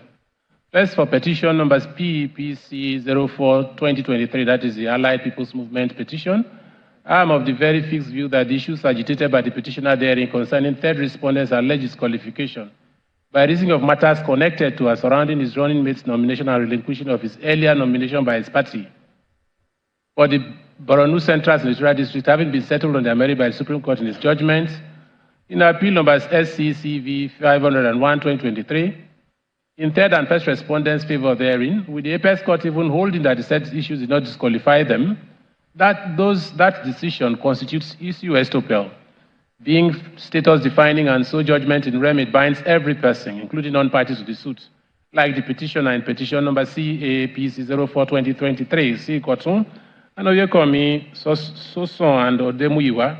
Furthermore, by the doctrine of stare decisis, it also binds this court. In fact, it will, in my humble opinion, amount to judicial heresy for this court to involve itself in inquiring by whatever guise into that same issue already settled by the Apex Court. Coming to petition number CA 03/2020 of Peter Obi and another versus INEC and others, and CAPC 05/2023 Atiku Abubakar and another, again I am of the very fixed view that the two sets of petitioners did not by any means discharge the burden on them of proving that the results of the presidential election of 25th February 2023 as declared by first respondent were incorrect. Incidentally, their burden is even made heavier by the legal presumption that the votes of an election declared by the official organizing body that INEC is are correct, and it is for the person asserting the contrary to prove it, Buhari and INEC, see Buhari and INEC. Even their resort to first respondent's failure to keep its initial promise to upload poly unit results of that election to its Resolve Viewing portal IREV real time, which failure the alleged evidence is election manipulation, does not help them. And specifically on this allegation of manipulation of election results, the point must be made that since it is their case that from the word go that the election results in issue were manipulated by first respondent in favor of second respondent, and specifically that the manipulation took the form of, quote, programmed failure of the technological device, machines, that is beavers, by first respondent by intercepting the results, quarantining, warehousing, and filtering such results before releasing them to the IREF portal. 2, INEC replacing its in-house IT expert at the 11th hour with a rogue staff, all in a bid to completely control, monitor, and filter data transmitted from the beavers devices to the electronic system. And 3, that Globacom, the internet provider for the beavers and electronic system, was also disconnected by first respondent to enable it to manipulate the results, with the petitioners in CA, that is the Atiku petition, even going further to undertake to call evidence to prove all those allegations. The burden of proof was on the petitioners to prove those assertions, and that is regardless of whether they are positive or negative. After all, it is they who would have failed in the case if no evidence at all was adduced in their petitions. See on that sections 131 of the Evidence Act, Buhari and INEC, Aladegbemi versus Fasomade, Elias and Disu, Dashi and another, Abrat and Railway, Northeast Railway Company. I have taken all this time in making this point because of the argument of both sets of defendants that they only made negative assertions in their petitions, when they alleged that there was nothing wrong with first respondents' transmission system and IREF, so they had no burden to prove it. That the burden of proof was on the respondents who they said positively asserted glitch in real-time transmission of their results. Petitioners who directly made manipulation of its e-transmission system by first respondent to favor second respondents, a pillar of their case, cannot be heard to say it is respondents and not them that had the burden of proof in this case. Incidentally, that assertion of petitioners that INEC simply closed down or blocked its IREF and e-transmission system from the public to enable it to manipulate the election results in favor of second respondents also takes me directly to the more important question in the petition, namely whether that allegation is even worthy of belief, given